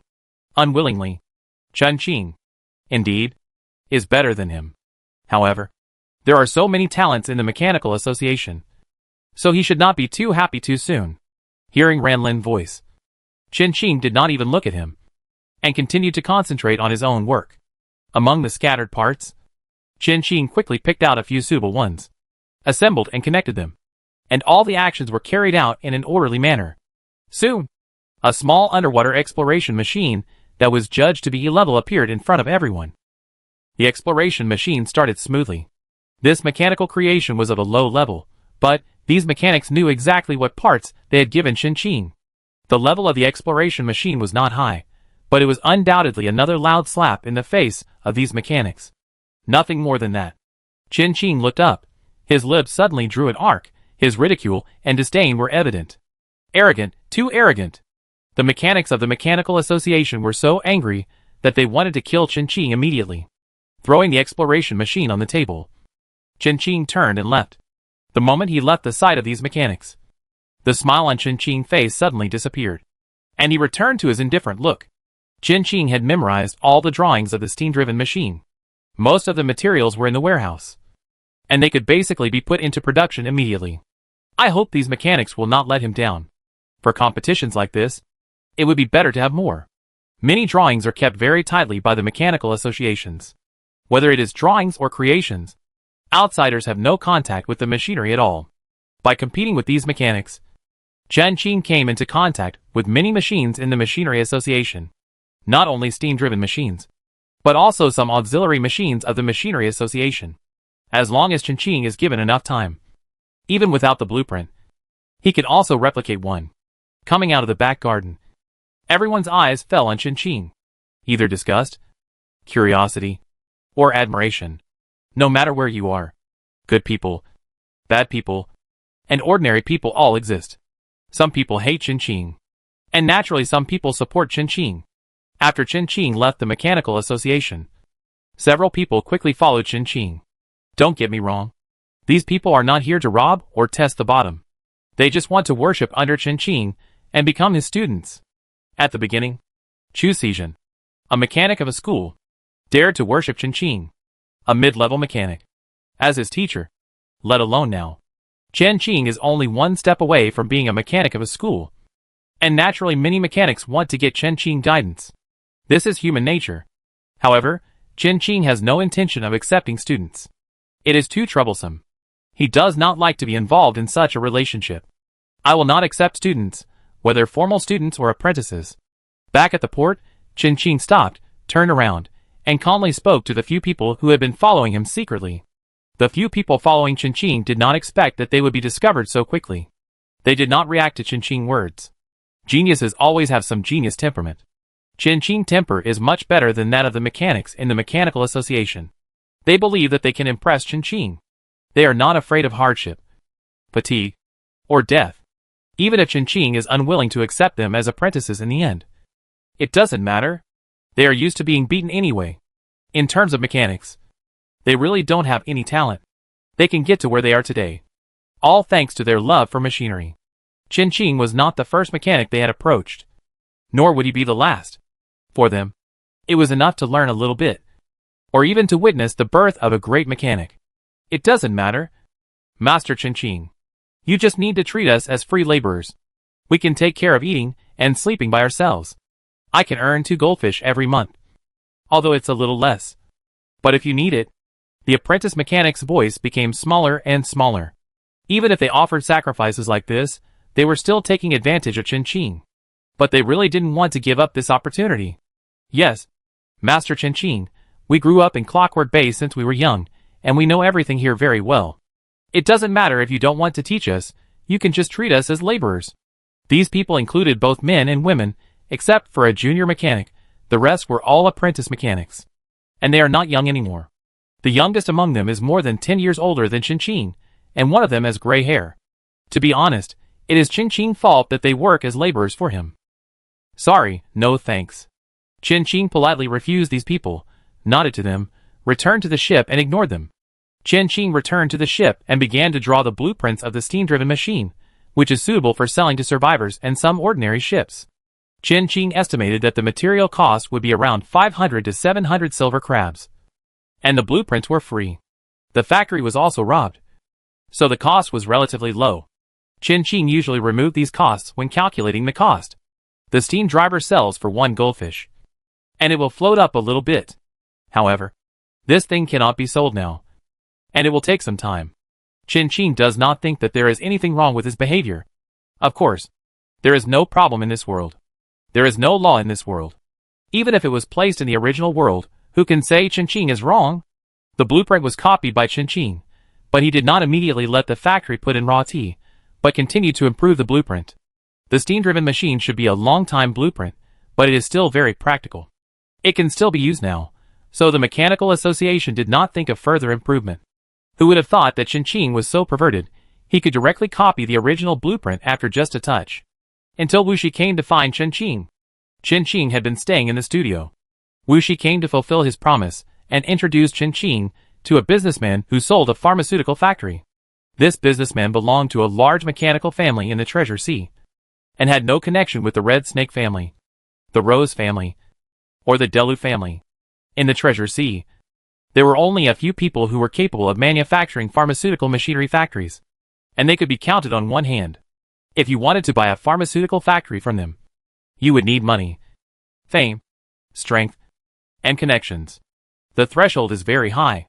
Wuxi and Chu Xizhen are not outstanding in the Mechanical Association, but they are famous for their good tempers and many friends. If it weren't for their introduction, Qin Qing would have a hard time getting to know them. The pharmaceutical factory is easier to buy than the scroll factory. As for the scroll factory, Wuxi and Chu Xizhen have limited connections, and they really can't help. The mechanical families are very tight-lipped about this thing. Unless you go to the door and rob it, you may not be able to rob it. After all, except for their family members, no one knows whether they have this thing. When I met Wuxi today, he didn't have those little tails around him. Those students were hit hard, and now they are studying hard behind closed doors. It's not just them. What you did yesterday irritated them a lot. I heard that the mechanics from other branches want to come to you to compete. Once the matter on the mechanical island is resolved, someone from the Mechanical Association headquarters should come too. If you don't want to deal with these troubles, you better leave Clockwork Bay as soon as possible. Wuxi smiled and handed the newspaper in his hand to Qin Qing. This is a newspaper published by Clockwork Bay. Although Qin Qing's competition with those mechanics did not make the headlines of Deep Blue Daily, it made the headlines of Clockwork Daily. Compared with the praise of Qin Qing and the disparagement of the Mechanical Association in Deep Blue Daily, Clockwork Daily is much more neutral. What Mechanical Association is short of staff, Qin Qing may have used special means. Qin Qing has a good relationship with some schools of mechanics. It seems neutral, but in fact it is extremely biased towards the Mechanical Association. Chapter 193 Mechanical Train Hijacking Incident. The Clockwork Daily report was brought by Wuxi to Qin Qing, so that he could be prepared. Qin Qing defeated the mechanics of the Mechanical Association. Judging from the narrow-mindedness of some mechanics, Qin Qing would not have an easy time.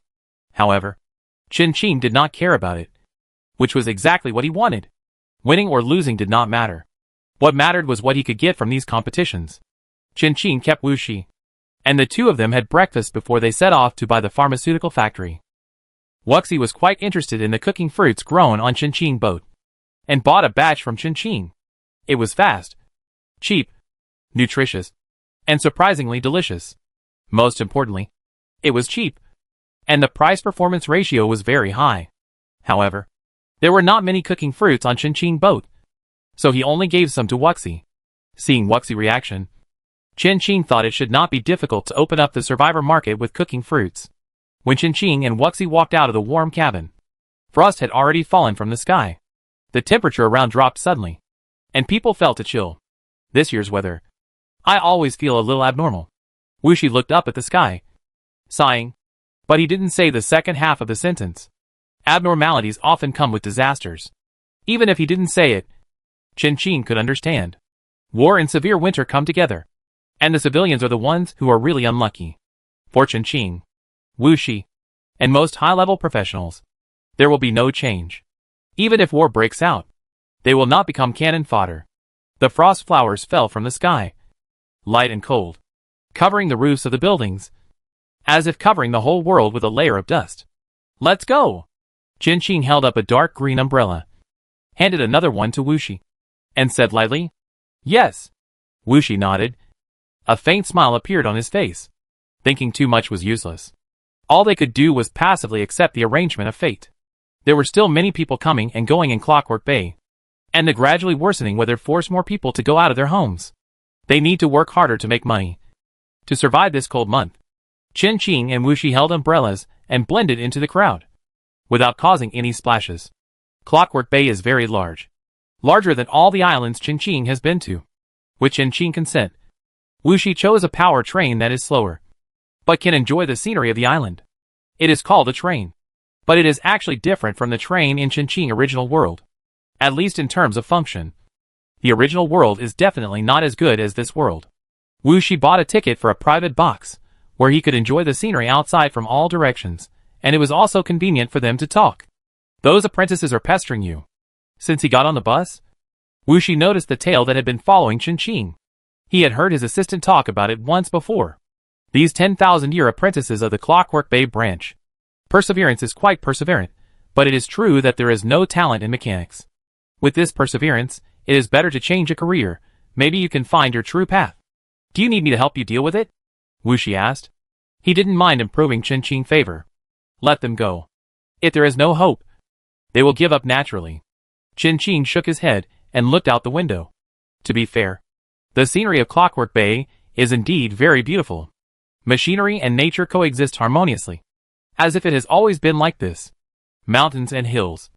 A thin layer of frost formed on the sparkling lake surface, and the train slowly passed by the water. Just then, a huge fish beast broke through the frost, causing a burst of exclamations. "It seems that we are lucky," Wuxi said with a smile. Chinching supported his chin and tilted his head to look at Wuxi. He did not speak, but his eyes said everything. "Okay," Wuxi shrugged. "This is a must-do item for this train. Not everyone knows it, but some people do know it. Some of what they saw was controlled by man. Of course, it is not all about fish breaking ice and frost. There will also be other good luck performances, such as rainbows, butterflies, etc. Different moons have different types of good luck. Relying on these little ingenuity, Clockwork Bay has attracted many tourists. It is also ranked in the list of the most suitable islands for sightseeing in the deep blue sea. However, Wuxi still prefers the original ecological landscape. As a mechanic, he has long been tired of seeing many things. He had participated in the construction of Clockwork Bay with his elders at home. Chinching looked at the scenery outside the window quietly. Wuxi did not speak anymore and began to correct students' homework. The box was quiet, but the atmosphere was not tense. On the contrary, it was quite harmonious. Both of them had their own things to do. The pharmaceutical factory was quite far from the port of Clockwork Bay. The two set out in the morning and were expected to arrive at the factory in the evening. At that time, Chinching would spend the night in a hotel on the island. Although Chinching was a wanted criminal and had offended many people, the orcs who issued the wanted order were not so far away and could not reach the territory of the Mechanical Association. As for the Red Snake family, they are the same, and they don't have that much energy to focus on Chinching. As a member of the Mechanical Association, they can't escape the blame for what happened to the Mechanical Association. It's not just the Red Snake family, because the mess caused by the sword-dancing mantis can't be solved so easily.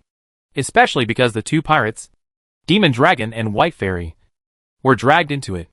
Although, the sword-dancing mantis that harmed them was created by Qin. However, how much wealth does Qin have? And how much wealth does the Mechanical Association have? The Demon Dragon and the White Fairy are pirates. It is not so easy to get rid of these villains. After a simple lunch in the car, Qin had nothing to do, so he helped Wuxi to correct the students' homework.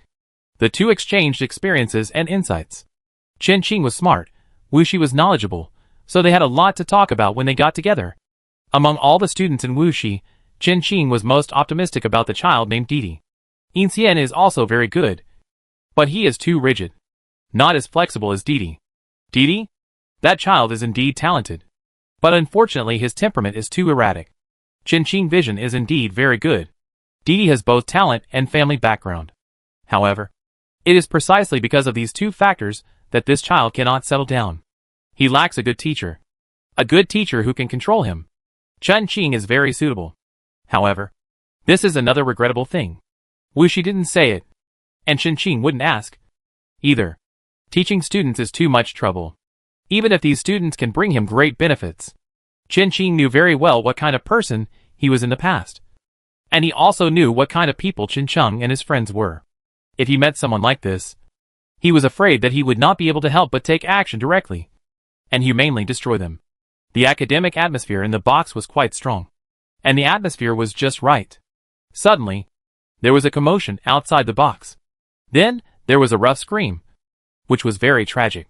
It was as miserable as being castrated. What happened? Wuxi immediately contacted the staff on the train. However, there was only a busy tone on the other end. Something happened. Qin and Wuxi looked at each other, and they knew what was going on. Sorry, I didn't expect to encounter such a thing. Wuxi smiled bitterly. He didn't open the compartment door rashly. The defense system of this train is very good. It's okay. Qin shook his head, and the book in his hand closed with a snap sound. No one wants to encounter this kind of thing. Back off.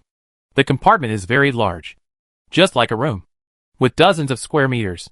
Qin pulled out a knife and pointed the blade at the door of the compartment. Wuxi's face was not very good.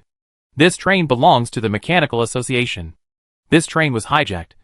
And it was on the territory of the Mechanical Association. What this means is self-evident. The mechanical spider climbed up the door of the compartment and exploded. The black smoke dissipated. And two armed robbers were standing at the door, aiming at Qin and Wuxi. Master Wuxi. Master Qin. Please come with us. The two robbers were obviously well prepared. The train system had been hacked by them. Not only that, they also installed shielding devices on the train. And most of the mechanical creations were useless, including the super shield whale that Qin carried with him. Only the bombs could be used. Even if Qin didn't use the bomb to open the door, they would let the train system open the door. The two robbers didn't have any signs of power on them, and it looked like they had done it on impulse. But Qin and Wuxi knew very well that this matter must have been planned for a long time. Otherwise, why did they choose to do it after the sword dance mantis incident? Don't conflict with him. We will be fine. Wuxi whispered to Qin. He was a little worried that Qin would lose control of his temper. Even if he wanted to take action, he had to know what the situation was. Yes. Qin put away the knife. He had the same idea as Wuxi. This matter was probably not related to them. It should be aimed at the Mechanical Association. Thank you for your cooperation. Please come this way. Although they said so, the robbers did not let go of their guns. They had guns, but it was still easy for Qin and Wuxi to kill them. They did not dare to disrespect Qin and Wuxi. Qin was not good, but Wuxi was a mechanic of the school after all, so it was better to be polite. The two robbers took Qin and Wuxi through the aisle of the train. There were many wounded people in the front carriage. All of them were passengers on the train. They looked at the two robbers in fear, and could not help but look at Wuxi with expectation. However, Wuxi just walked past them calmly, but Qin, who looked indifferent, threw a few bottles of medicine to them. Thank you. A passenger whispered. The robbers looked at Qin in surprise. He actually cared about the lives of these people. At the end of this carriage, several tall robbers gathered together, One of them turned his head when he heard the footsteps. Elio? Wuxi saw the man's face and said in surprise. His face became solemn. This matter even involved the dragon pirates. Teacher Wuxi. The girl named Elio nodded to him, and her eyes fell on Qingqing. Master Qingqing. The girl greeted Qingqing very politely. He knew Qingqing from Shangjia and from Zhao Fuli. There are also many news and legends about Qingqing in the deep blue sea. Wuxi looked back and forth at the two of them in doubt. Qingqing and Elio actually know each other?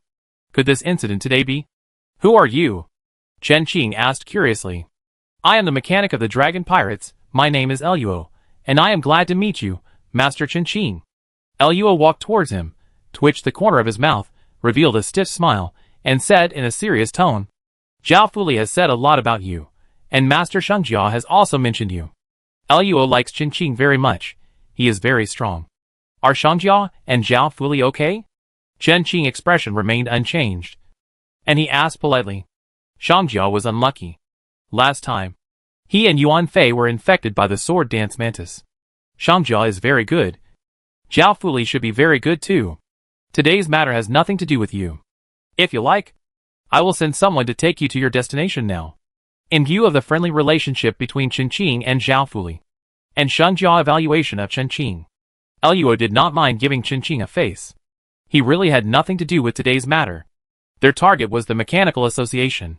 Qingqing can leave, but Wuxi cannot, because he is a member of the Mechanical Association. No, I go with Wuxi. Qingqing shook his head, temporarily rejecting Elio's good intention. Wuxi is unlikely to die, so Qingqing doesn't mind waiting. Okay, if you change your mind, come find me anytime. Wuxi is not the only member of the Mechanical Association on this train, and many other members of the Mechanical Association have been arrested.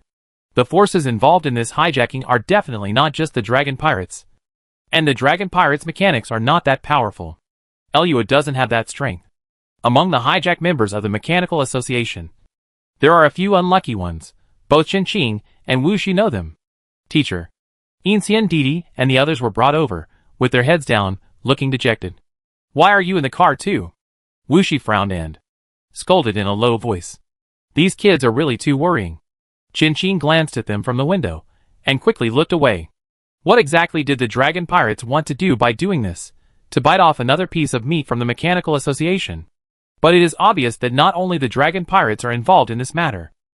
Most of the well-known mechanics in the deep blue sea have joined the Mechanical Association. I haven't heard of any hidden gems, except Qingqing. To achieve the goal of controlling this train, the senior mechanic Elio obviously can't do it. There must be mechanics from other schools involved.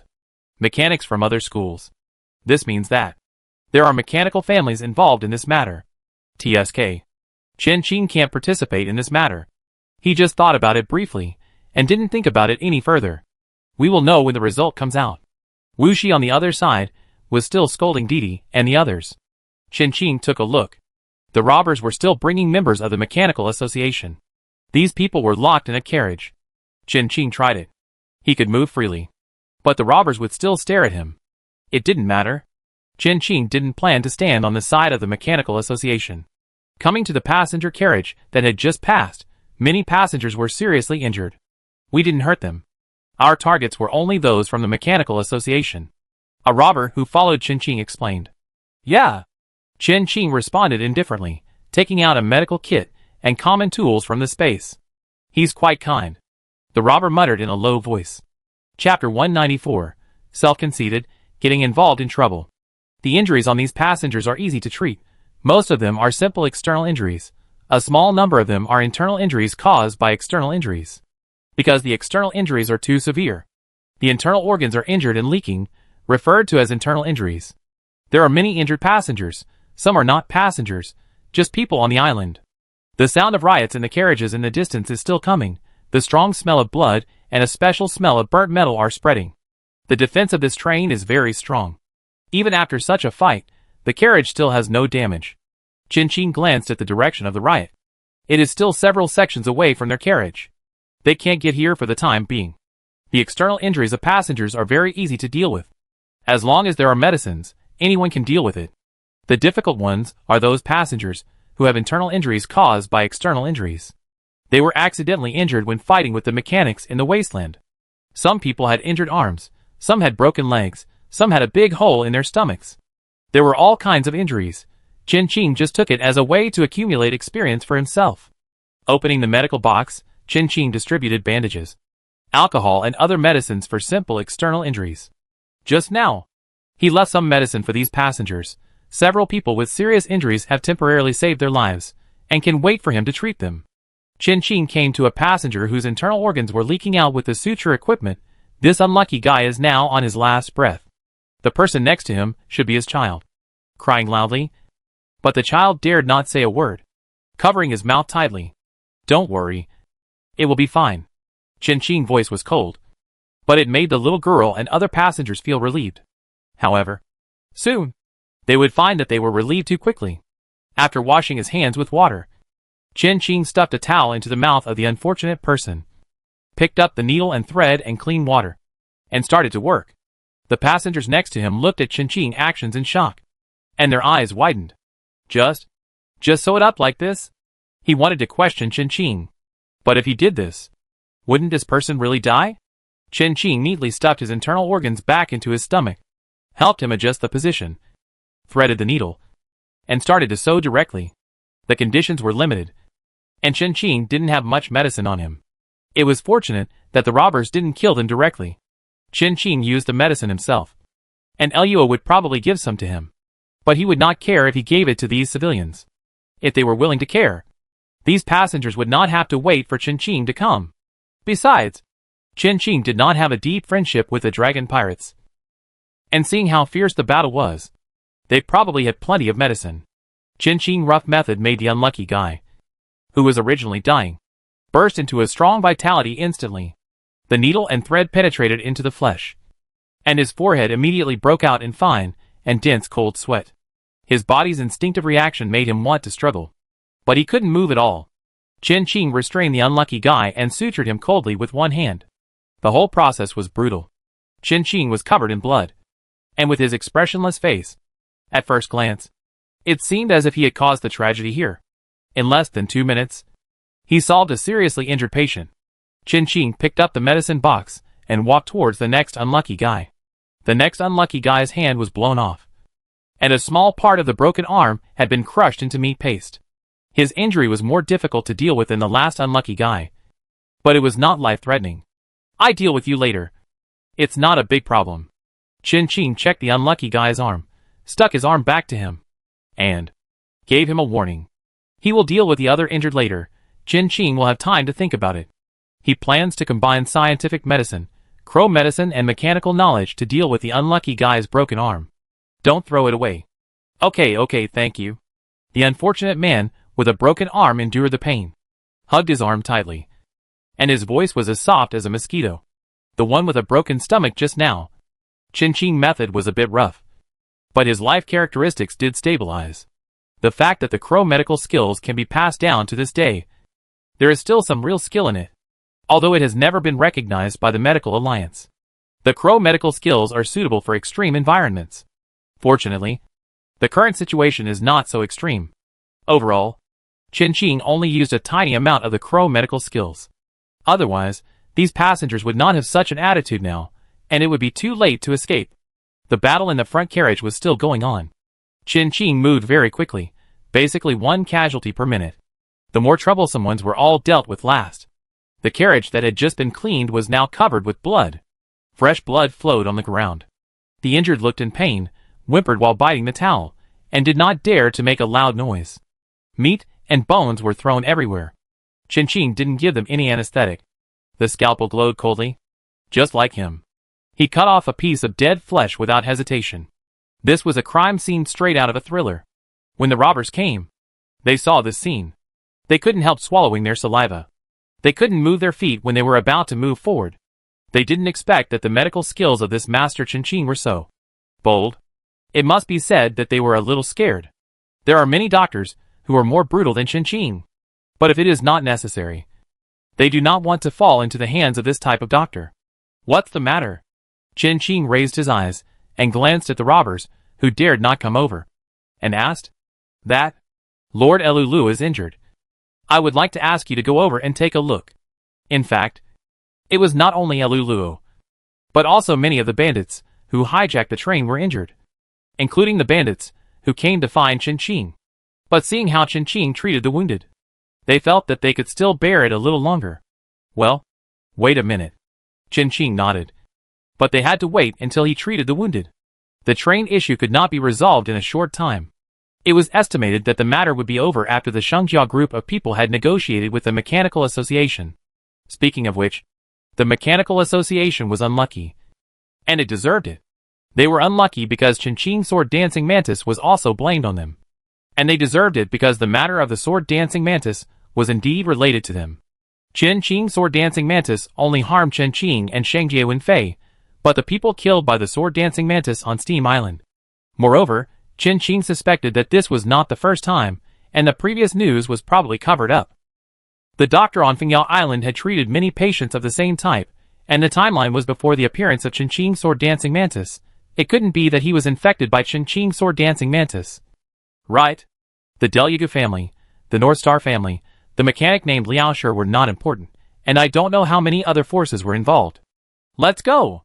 After treating the wounded, Chen Qing stood up and simply washed the blood stains on his body, left some medicine, and left with the robbers. There were a total of 18 carriages on this train, and the robbers occupied 16 carriages, and the remaining 2 carriages were occupied by members of the Mechanical Association, who put up a tenacious resistance. The evil Luo still had some bottom line, although it was not much, almost nothing, but it was better than the members of the Mechanical Association.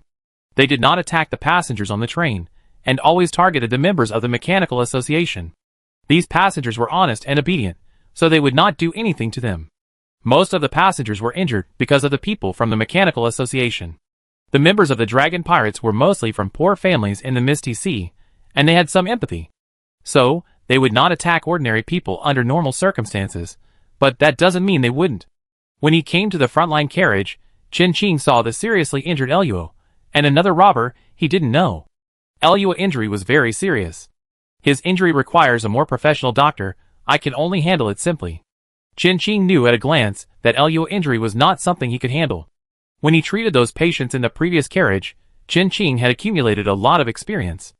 All the injured in the carriage occupied by the bandits came to Chen Qing for treatment. His medical profession broke through from apprentice to primary. In addition to his C-level medical skills and pharmaceutical skills, Chen Qing was already a very good and reliable doctor. However, even so, Chen Qing still had no way to treat Luo's injury. Professional mismatch. The wound on Luo's body should be related to poison. Chen Qing can temporarily help him curb the spread of the poison, but he can't detoxify. There is no way to treat the external injuries on Luo's body. The external injuries on his body are caused by toxins. Luo, you need a more professional doctor. Chen Qing half squatted down and quickly began to treat the wound on Luo's body. It was obviously the wound just now, but when Chen Qing approached, he smelled a foul smell. The flesh near Luo's wound had turned blue-gray. Putting on gloves, Chen Qing cut off a piece of meat swiftly and checked it with his naked eyes. I can buy you 12 hours, so that the poison in your body will not spread more severely. You need a more professional doctor. Chen Qing emphasized again. Luo closed his eyes and did not answer Chen Qing's question. Chen Qing keenly sensed something was wrong. He turned around and looked at another injured robber. Like Luo, he also closed his eyes. 7 hours have passed since Luo and his gang hijacked the train, and it has already darkened outside. The Mechanical Association has not taken any rescue measures, and has not even sent anyone. This is very abnormal. Chen Qing's eyes fell on Luo's face. Luo and the robber were also in a very abnormal state. Chen Qing originally thought that the hijacking of the train was largely due to him, because the sword dancing mantis he created infected Shengjia and Baixian. Shengjia took this opportunity to find the Mechanical Association to bite off a piece of meat from them. In order to threaten the Mechanical Association, this hijacking incident happened. But now it seems that he was too self-indulgent and thought things were too simple. Today's action may be partially caused by him, but it will definitely not account for a large proportion. And it is even certain that it has nothing to do with him. Shengjia will be involved. And it is definitely not just because he himself is infected with the plague of the sword dance mantis. The state of the mechanics on the opposite side is not right. And there is obviously something wrong with them. A mechanic without problem should be like Wu Shi. who doesn't care about anything that doesn't concern him. Compared with the mechanical association, he is more important. After thinking about the key points, Qin Qing found that he seemed to be involved in something serious again. I need a quiet environment, without being disturbed by others. He put away the scalpel, turned around, and said to the robbers who brought him here, "Okay, we will arrange it for you now." The robbers agreed very readily. Qin Qing, Yi Luo, and another important robber were sent to the box where he had stayed before. The book Qin Qing had read before was still on the table. "Just tell me if you need anything. I'd be at the door," the robber said respectfully. "Yes." The door of the box was closed. Qin Qing quickly checked the situation inside the box and destroyed all the mechanical facilities to ensure that no one would monitor it. After doing all this, Qin Qing turned around and looked at Yi Luo and the other robber. "Can you two still hear me now?" Qin Qing suspected that they were also infected with the special plague carried by the sword dance mantis, but looking at their appearance, there is no doubt, it should be 100%. Luo himself was completely infected, he was young, and his strength was not too strong. The remaining robber still had a little perception, and it was him who asked Qin Qing to come here. Compared to those allies in front, Qin Qing, who was not involved in the matter, was more trustworthy. Besides, he has a connection with Shangjia, and it is highly unlikely that he will attack him and Luo. Qin Qing recalled his previous situation, handed the paper and pen to the robber, and he quickly wrote a long string of characters. The handwriting was not very good, but it was the same style as the dragon pirates. "Sorry, I dragged you into this matter. I hope you can help us contact Zhao Fuli and let him tell Master Shangjia about our current situation." This robber was also a pirate of the dragon pirates, but Qin Qing had no impression of him. Qin Qing contacted Zhao Fuli. Zhao Fuli should be with Shangjia on the mechanical island. It takes a long time to travel from the mechanical island to the Clockwork Bay. The dragon pirates will definitely not be able to make it, according to their current situation, let alone running away. I am afraid it will be difficult for them to walk. However, Lu is also a senior mechanic. He should have a lot of combat machinery on him. Right? Zhao Fuli on the other side was very slow to reply. The robbers at the door even knocked on the door to ask about the situation. The robber who knocked on the door was stared at by Qin Qing, and he didn't dare to come again. Qin Qing gave them the impression that he had a bad temper and was a perverted mad scientist. After almost an hour, Zhao Fuli's message finally arrived. The message was short, but the content was very serious. "Take the evil Luo Yuziki away quickly. Meet at Yuji Island. There will be a big reward." Chapter 195, The Relics of the Ancients. Escape from Clockwork Bay. From this news, it is likely that something happened to Shangjia. I just don't know what the situation is. It may be that the negotiations broke down, or it may be that they got enough benefits. Qin Qing glanced at the direction of the door of the box. No matter what it is likely that the relationship between Luo and his gang of robbers can no longer be maintained. Otherwise, Shangjia would not let him take them away. Helping Luo and his gang to leave is undoubtedly standing on the opposite side of the Mechanical Association. Standing on the side of the Mechanical Association will inevitably offend the dragon pirates. No matter which choice he makes, the future is uncertain. Qin Qing is not afraid of offending the Mechanical Association, because he is not on the side of the Mechanical Association. The deep blue sea is so big, and the Mechanical Association cannot reach that far. Just look at Qin Qing's current situation. He has many wanted warrants on him, but he is still alive and well. However, his original plan will be broken. If he helps Shangjia, he will have to give up the opportunity to take advantage of the Mechanical Association and buy the pharmaceutical factory. However, the huge reward mentioned by Zhao Fuli was indeed very tempting. The dragon pirates had just left the mechanical island. Qin Qing did not make a decision immediately, but found the paparazzi in the survivor observation group. They had the most up-to-date information. Among all the survivors, Qin Qing had their contact information. As long as there was a survivor with some fame among the survivors, the reporters and paparazzi in the observation group had their contact information. Selling information was also one of their sources of money. However, you should be cautious when buying information from them. These guys have no contract spirit and moral bottom line. Once they get the information, they may spread your information. Qin Qing has heard that several survivors died because of this. It can be said that buying information from this group of people requires a certain amount of psychological preparation. Before buying information from them, Chen Qing first checked several chat channels to make sure that there was no information on them, and then he found the survivor observation team. Chen Qing, the latest news from the mechanical island. Survivor observation team employee number 1, 5,000 goldfish. It is indeed very expensive, but the money still needs to be paid. The movement in front of the train seems to have stopped, and this so-called robber alliance is about to collapse. The dragon pirates are very strong, but the mechanical association is not a pushover. After paying 5,000 goldfish, the news that the survivor observation team has discovered soon reached Chen Qing. Survivor observation team member number 1, the Delyagu family. The North Star family, a group of Treasure Sea forces, led by the vice president of the Mechanical Association. Yu Landy, rebelled from the Mechanical Association and cut ties with the Mechanical Association. The long-lost president of the Mechanical Association. Sherfan too. And several school mechanics appeared on the mechanical island and announced a number of crimes committed by those traitors who colluded with other forces, including but not limited to privately developing and experimentally releasing super dangerous and uncontrollable mechanical sword dancing mantises, using children for human experiments, releasing unknown plagues. The Mechanical Association officially announced that it would go to war with those traitors and other sea forces that colluded with those traitors.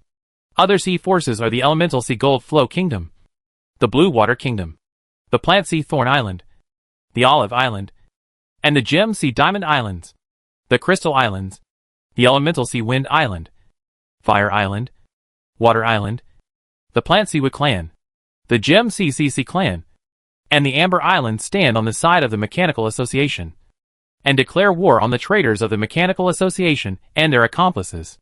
At the same time, the Dragon Pirates of the Misty Sea, the Ghostbone Pirates, the Naga Pirates of the Whirlpool Sea, and the Barren people from the Barren Sea formed a temporary alliance of the Lonely Island Blood Cult, and took advantage of the chaos on the Mechanical Island to rob the Mechanical Association and the Plant Sea Elemental Sea. The hunters of the Bounty Guild were hired by several forces, and were hunting down the pirate members of the temporary alliance. In addition, there was a rumor that the Adventure Exploration Group led by the Giant Whale Adventure Group discovered the remains of the ancestors. Chen Qing summarized the news from the Survivor Observation Group. In short, the Deep Blue War predicted before is really going to break out. The reason, the remains of the ancestors. Although the Mechanical Association has published so many evidences, the real cause of the war is definitely not the death of some insignificant civilians or nobles. In the final analysis, it is still interests. And this so-called remains of the ancestors may be the mechanical remains that Chen Qing knows. Basically, this Deep Blue War only revolves around the rich 3 seas of the 7 seas, the Element Sea, the Gem Sea, the Plant Sea, and the Treasure Sea in the Middle Sea.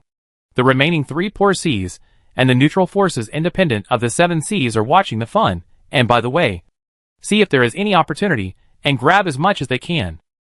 As for other places with low presence, such as the Frost Sea and the Magnificent Sea, their presence is still low. In general, Chen Qing helping Shengjia is not a big problem. Moreover, Shengjia just robbed a large group of people from the mechanical island, and he has a lot of good things in his pocket. Chen Qing is likely to make a lot of money on this trip, but there is a small chance of a small loss. As long as Chen Qing does not vote for the Delyagu family, there will be no big problem. This vote is capable. He needs to leave immediately. The mechanics on the train should be on Yulandi's side. Although the sword dance mantis virus is easy to treat, it is too deadly.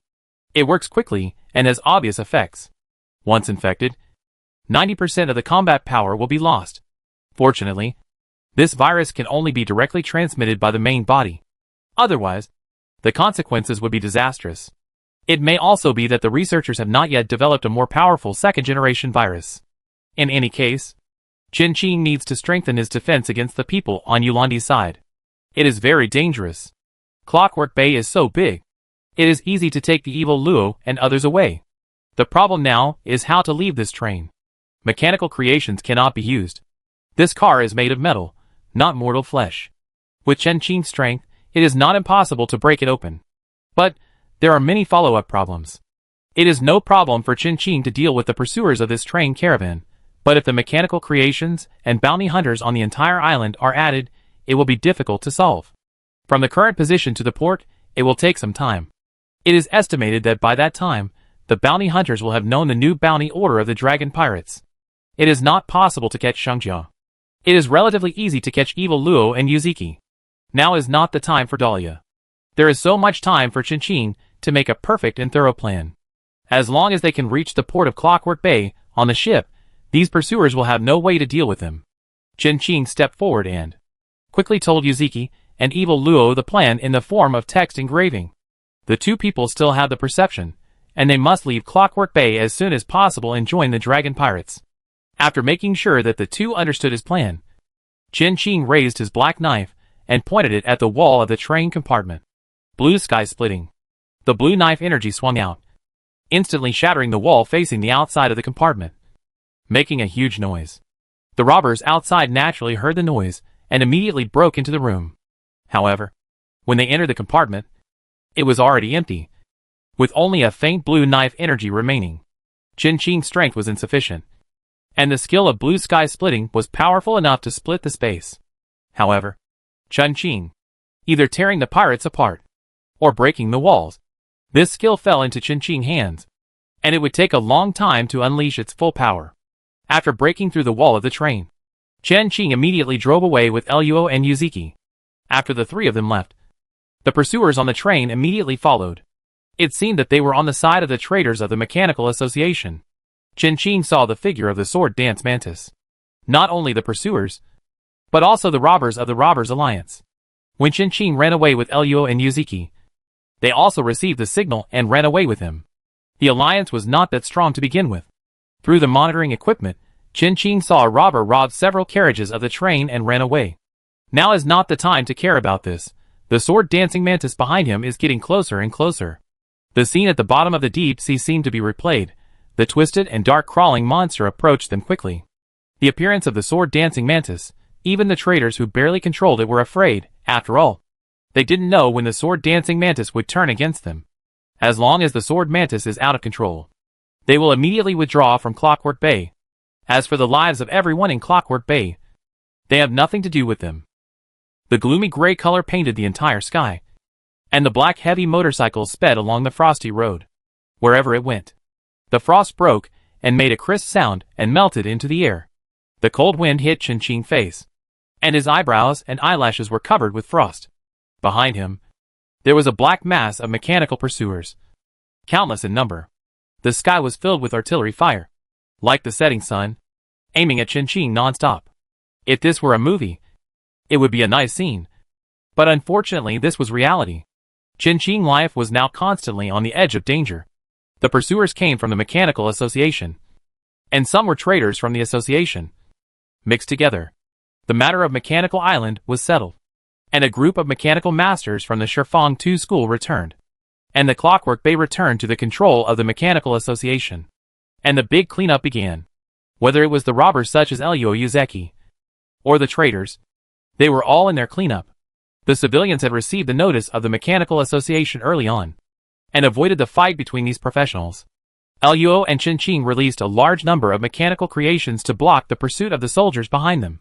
However, no matter what kind of mechanical creation it was chopped into pieces by the sword dance mantis, and was even infected by it to become a machine in its camp, and turned against Qinqing and Luo. However, this did buy Qinqing some time. The artillery fire from the combat machine smashed the road into pieces, with pits everywhere, which made it more difficult for the motorcycle to drive. The difficulties did not end there. The originally straight road suddenly became twisted, and under Qinqing's eyes, it swam like a snake. Not only was it twisted, but the road ahead suddenly broke, and it was pulled up from the ground, and rushed straight to the sky. There is a transcendent. Qinqing's eyes suddenly turned cold, and Luo and Yuziki behind him seemed to feel it. Luo gently patted Qinqing's shoulder, signaling Qinqing not to worry. He stretched out his hand, and the destroyed mechanical creations behind them suddenly rose into the air, and quickly passed through the layers of encirclement, and appeared in front of Qinqing and them. A large number of scrap machines built a bridge in the air, and Qinqing turned the throttle to the maximum, and the whole motorcycle suddenly rushed out from the original road and flew up, landed on the air bridge built by machines. The slope of the bridge was very high, pointing to the sky. The sword dancing mantis fell in vain, and lost its target in an instant. Most of the mechanical pursuers behind Qinqing and his team were land machines, and they could not attack Qinqing and his team, who were already heading to the clouds in the sky. Yuziki, your father! The other robbers of the Robber Alliance burst into fierce curses. When Qinqing and his team ran away, they became the main target of attack. I originally wanted to use Yuziki and Elyu as scapegoats, but I didn't expect that they had this trick up their sleeve. However, the mechanical pursuers were now controlled by someone, and they quickly changed their attack strategy. The mechanical creations piled up together, aiming at the mechanical road in the sky to attack, climbing and jumping with the mechanical parts falling from the air. And they were actually able to get on the mechanical road. The pursuers were close at hand, and Elyo's attention was focused on controlling this unstable mechanical road. There were not many mechanical creations that could be used, and Elyo could not control too many mechanical creations. Therefore, this empty road was not long, and he needed to constantly decompose the road behind him and reassemble it in front of him. He could not be distracted at all, because of the plague of the sword-dancing mantis. Elyo had to use up all his mind just to control a short section of the road. As the only one among the three who still had 5 senses, Qinqing needed to drive. With the pursuers behind him, the Mechanical Association sent out the sky machinery. The task of dealing with these pursuers fell on Yuziki. Yuziki, a half-crippled fighter, tried his best. A large number of mechanical creations were shot down, but there were still many pursuers behind him. After all, Clockwork Bay is the territory of the Mechanical Association. The number of combat machines they can mobilize is too many. Continuous, countless. In the Robber Alliance, some people have been arrested, and many traitors of the Mechanical Association have been arrested. They are the main target of the Mechanical Association. The mechanical road was severely damaged by the attacks of these sky machines. Elyo's face turned pale. The sky road was shaky, and almost fell from the sky. Qinqing calculated the distance he had traveled in the time. It should be about time. A signal suddenly came from under the clouds. Qinqing glanced at the pursuers behind him, and suddenly released the control of the motorcycle. He picked up Elyo and Yuziki in one hand and jumped out of the mechanical road. The three fell from a high altitude, and felt a strong sense of weightlessness. Elyo and Yuziki's hearts skipped a beat. But they still chose to believe Qinqing. Qinqing would not take them to their deaths. Of course Qinqing would not do that. A huge mechanical ship appeared below them, and just caught the three of them. Damn it. Take us with you. On the ground, the members of the Robbers Alliance shouted heartbreakingly. Chapter 196 Space Shuttle, Yuji Island. The mechanical ship steadily caught Qinqing and the other two. All the pursuers behind them were annihilated by the mechanical ship. Those scrapped and damaged mechanical creations were not wasted. The mechanical heart ate them all. The Mechanical Association and their traitors contributed to the growth of the mechanical heart. At the same time, they also contributed to the escape of Qinqing and the other two. The ship's active skill, Space Shuttle, was activated. Under the gaze of all the people in Clockwork Bay, a huge crack was torn and the sky dyed red by the gunfire. The sky seemed to be split in half. The crack exuded a terrifying aura, and the mechanical parts floating around were instantly sucked into it and disappeared.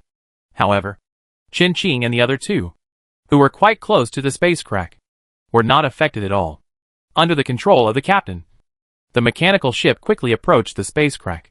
When the robbers below saw this situation, they became even more anxious. They all ran away. What should they do? All the firepower is left to them.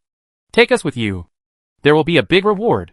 At this time, paying money to buy life is the most appropriate. The recovered Clockwork Bay must have opened the island's defenses, and it will be extremely difficult for them to escape. If they don't grab Qinqing as a life-saving straw, they will die. These robbers are not stupid, and they know how to lure Qinqing with benefits. Qinqing looked down, and after a moment of silence, he let the mechanical heart throw a few ropes down to meet them. At the same time, all the weapons on the ship were aimed at those who were prepared, and the bombardment was continuous. Faced with the escape rope dropped in front of them, the robbers caught it without hesitation and quickly climbed onto the boat along the rope. Thank you. Before they finished saying thank you, the knife of the explosive war rabbit hunter was already across their necks. Qinqing, what are you doing? The robbers asked with a forced smile. Insurance, Qinqing said calmly. These people were all robbers. How could Qinqing let them stay on the boat? These people were all wanted criminals on the list, and they had a lot of bounties on them. Even if these people cheated Qinqing, killing them for bounty, or feeding them to the mechanical ship, or using skills to disassemble them, are all good choices. There's no need to do this. We are with the dragon pirates. The robbers still wanted to struggle, forcing their relationship with the dragon pirates. Chen Qing should be willing to give the dragon pirates a face. Right? It has nothing to do with me, Chen Qing said calmly. His relationship with the dragon pirates is not that good. The relationship between the two sides is only to the extent that they will not fight when they meet, and can sit together and have a meal, that's all. The main reason for saving Eluo and Yuzuki was because of the reward offered by the superiors. Could it be that they really expected that they would have a touching friendship after only meeting once? When the time comes, they will still draw their swords against each other. Not only these robbers, but also Eluo and Yuzuki were treated the same way. All of them were taken away and locked up in jail. As long as the mechanical heart of this ship is not destroyed, it will exist forever. So, Chen Qing does not need to worry about them causing any trouble on the ship. The mechanical heart will kill them. The blood spirit is dead, but it is still everywhere. Besides, the B-level prison is not that easy to break. If you want to get huge benefits, you have to take some risks. After a tiring day, Evil Luo and the others were all taken away and imprisoned. Chen Qing looked at the mechanical ship that had already escaped into the space channel. It was dark all around. He was going to go back to the room to rest, but, in the originally dark environment, a ray of light suddenly appeared in front of him. The dazzling white light made it hard for people to open their eyes, and Chen Qing could not help but close his eyes. When the white light disappeared, he opened his eyes again, and saw a deep blue. The last moment, it was a battlefield with raging gunfire. And the next second, it was the vast and boundless sea. The sea water was as crystal clear as crystal, sparkling, and flashing tiny points of light under the sunlight. It was peaceful, and there was a peaceful and comfortable atmosphere everywhere. What was more dazzling than the sea water was the island below. And the whole island was like a huge gem. Dazzling but not glaring, emitting a soft light, making it impossible to ignore. The mechanical ship has arrived at the territory of Yuji Island. Yuji Island fits the name of Treasure Sea better than other islands in Treasure Sea. There is a plant called Yuji tree growing on this island, which is extremely beautiful. Whether it is its fruit, branches, leaves or flowers, it is often sold as gems. Yuji Island is full of Yuji trees. People who enter Yuji Island for the first time will think they have come to a fairyland. The mechanical ship slowly fell from the sky and landed peacefully on the sea, causing a layer of shallow ripples. This time, taking Eluo and the others away, all the energy accumulated by the mechanical ship was used up. Not only the energy, almost all the machines of the Rabbit Legion were destroyed by him, plus the ammunition and other supplies consumed. Chen Qing spent a lot of money. For this reason, Chen Qing also gave up the opportunity to buy the pharmaceutical factory from Clockwork Bay and to make money from the Mechanical Association. If the additional thank you gift cannot satisfy Chen Qing will really consider handing Eluo and the others over to Yuan Fei. Yuan Fei should be happy to offer a better price than the Bounty Guild. He hated Shangjia. Because of the use of space shuttle, Chen Qing arrived at Yuji Island much earlier than Shangjia and the others expected. When he arrived, the dragon pirates had not arrived yet. Chen Qing simply went back to the room to rest for a while, and the mechanical heart docked the ship at Yuji Island. Yuji Island does not belong to any force in the Treasure Sea, it is just an ordinary island. Just like the reef island that Chen Qing encountered at the beginning, it is located in a remote area, and the island is basically inhabited by civilians. Except for the occasional small pirates, there are also some tourists and merchant ships. This island is beautiful, but unfortunately, it lacks resources and is not very large. There are only a few thousand villagers living on the island. And the jade tree is just an ordinary plant. The jade tree is sold as a gem, commonly known as counterfeiting. When the mechanical ship appeared, the civilians on the island were terrified, thinking that it was another pirate. Judging from the size of the mechanical ship, it was not a small pirate that they could deal with. The civilians on the island hurriedly hid all the elderly and children in their homes. Under the leadership of the village chief of Yuji village, a group of young and middle-aged people carefully came to the dock. After seeing the well-equipped weapons on the mechanical ship, the elderly village chief almost fainted. How did their Yuji village provoke such a big evil star? Damn it! Village chief. Village chief. That ship doesn't seem to have any intention of attacking us. And it seems that there is no one on the ship. The villagers of Yuji village on the side quickly supported the village chief and whispered to comfort him. Yes, village chief. There has been no movement for so long. Let's go ask Grandma Yuhua. The Grandma Yuhua they were talking about was the only staff member of the small bounty guild at the dock of Yuji Island. She was also the most knowledgeable person on the island. Yes. Yes. Yes. The village chief of Yuji, who was still in a coma, woke up immediately and ran to the bounty guild with other villagers when he heard this. The bounty guild on Yuji Island was a little bigger than that on Reef Island. At least it had a storefront. A two-story building covering more than 50 square meters. There were beautiful flowers planted in front of the door. And the villagers on the island also helped him to fence off a piece of land to grow vegetables and raise a seed dog. Quite artistic conception. Unfortunately, this Grandma Yuhua likes to drink a lot of wine, during the day and at night. If it weren't for the villagers to help take care of it, not to mention the small garden and vegetable garden, even the small building of the bounty guild would have been abandoned. When the villagers rushed into the bounty guild with weapons, as expected, Yuhua had already drunk too much, and fell asleep with a bottle of wine in her arms. Yuhua, Yuhua. The village chief yelled in Yuhua's ear, and some villagers helped to shake Grandma Yuhua's body frantically, hoping that this would wake her up. However, no matter how they struggled, Yuhua showed no sign of waking up. Village. Village. Village chief. No, the villager guarding the door suddenly rushed into the house, stuttering and unable to speak a complete sentence. Something bad? Yes. Yes. Boat. Boat. Boat, someone is coming on the boat. The village chief looked terrified, and almost jumped 3 feet high. Yes. After the villager said this word, a tall black shadow appeared at the door, blocking the sunlight at the door. Help! Pirates are coming! The villagers of Yuji village were all panicked, and ran around in fear. However, some villagers were more rational, and knew to deal with the pirates first. So, a steel fork was pressed against Qinqing's back, but it couldn't be inserted. A trace of confusion appeared on Qinqing's face. Pirates? There didn't seem to be a pirate flag on his ship. Did he? He himself shouldn't look like a pirate. Right? Get out of Yuji Island, you damn pirate. A young boy behind Qinqing pointed his weapon at Qinqing and cursed loudly. However, he was immediately dragged away by his family, cursing as he was dragged. Are you going to die? Didn't you see that your Uncle Gooden's steel fork didn't hit him?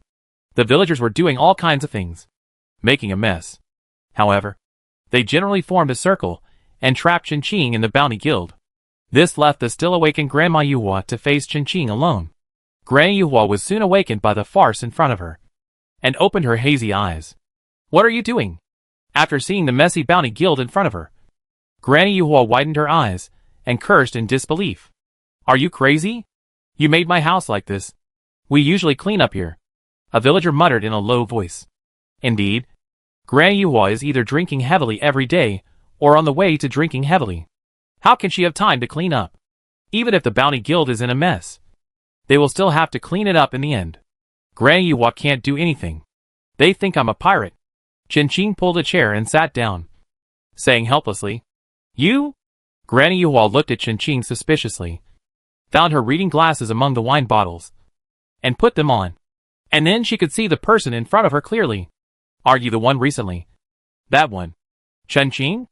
As the most knowledgeable and well-informed bounty guild staff on the island, Yuhua knew Qinqing. Yeah. Qinqing nodded. Go away. Go away. They are not pirates. Yuhua looked at the villagers who were panicking outside the door with disdain. They hadn't figured it out yet. He naturally saw Qinqing's ship parked at the dock. If it was really a pirate who could own such a big ship would not fly a pirate flag. He knew how poor Yuji village was. How could it attract those big pirates? Qinqing? Who is he? I think I heard about him from Grandma Yuhua before. Is he a mechanic? Mechanic? Do you think he can repair refrigerators? The villagers were not angry at being ruthlessly driven away by Grandma Yuhua. Instead, they discussed quietly. Yuhua has lived on this island for many years. They all know his temper. His temper is a little bad, but when they encounter pirates that they can't handle, Yuhua is always willing to stand up and help. The menu of drinks is on the wall, the wanted poster is on the bookshelf over there, and the dark blue newspaper is on the card at the door. You can help yourself. Yuhua glanced at Qinqing, with no intention of entertaining him, and went back to his recliner and slept soundly. In such a small village, don't expect the staff of the Bounty Guild to have any good temper. To be precise, don't expect any staff of the Bounty Guild to have any good temper. Qinqing took a few bottles of wine off the counter and tried to mix them. He originally wanted to get off the boat to replenish supplies and take a look at the scenery of Yuji Island. He didn't expect the villagers on the island to react so strongly. The strong aroma of mixed wine spread in the room, with a faint smell of blood. When he was in Clockwork Bay before, Qin was injured, but the injury was not so serious, just some flesh wounds. After drinking the strong wine, the spicy taste filled his mouth. Qin flipped through the wanted list. The bounties for the robbers on the ship were quite high. Total of nearly 20,000 goldfish. His bounty was not low either, 100,000.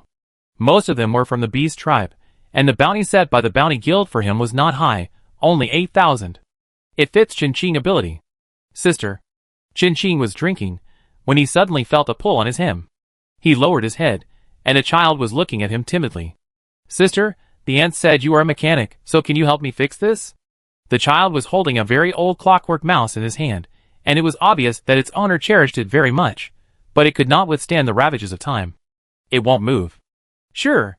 Qin took the toy, and used the tools he carried with him, and it took only a few seconds to fix the toy. Thank you. Sister. This is for you. A necklace made of jade branches was stuffed into Qin's hand by the child. Sister, can you help us fix it? On the windowsill at the door, a bunch of furry little heads popped out, looking at Qin expectantly. So, when the dragon pirates and a group of temporary alliance allies arrived at Yuji Island, they saw the scene. Qin sat under the jade branch tree, working diligently to repair the broken toys of the children in Yuji village. Chapter 197 Strange Necklace, Third-Party Commission. He is quite free. The captain of the Naga pirates, Hai Bochi Luo, twitched his mouth slightly, looking at Qin with a hard-to-describe expression, and complained. Xiangjia shrugged, not commenting. Qin's personality seems to be like this. The villagers of Yuji village on the side looked at these pirates, who had just landed on the island with trepidation. They had never felt so deeply that they were such people who bullied the weak and feared the strong. Maybe it was the intuition of the common people. When facing Qin, they still had the courage to resist. But when facing Xiangjia, they didn't even have the courage to pick up weapons. Hey, old woman, bring out all the delicious food and drinks on your island. The barbarians who came out of the desert sea picked up the village chief of Yuji village and shouted at him in an angry voice. After yelling, he was immediately thrown to the ground by these barbarians. The elderly village chief was scared to death, and the other villagers dared not speak out. Rebellion is just a matter of words, but the consequences of resistance are unbearable for them. Although Xiangjia doesn't like what these barbarians do, he has no intention of stopping them, nor does he think they are wrong. This is how the world is. The weak are preyed upon by the strong. The weak can only become food for the strong. Qin raised his eyes, and his cold gaze fell on those barbarians.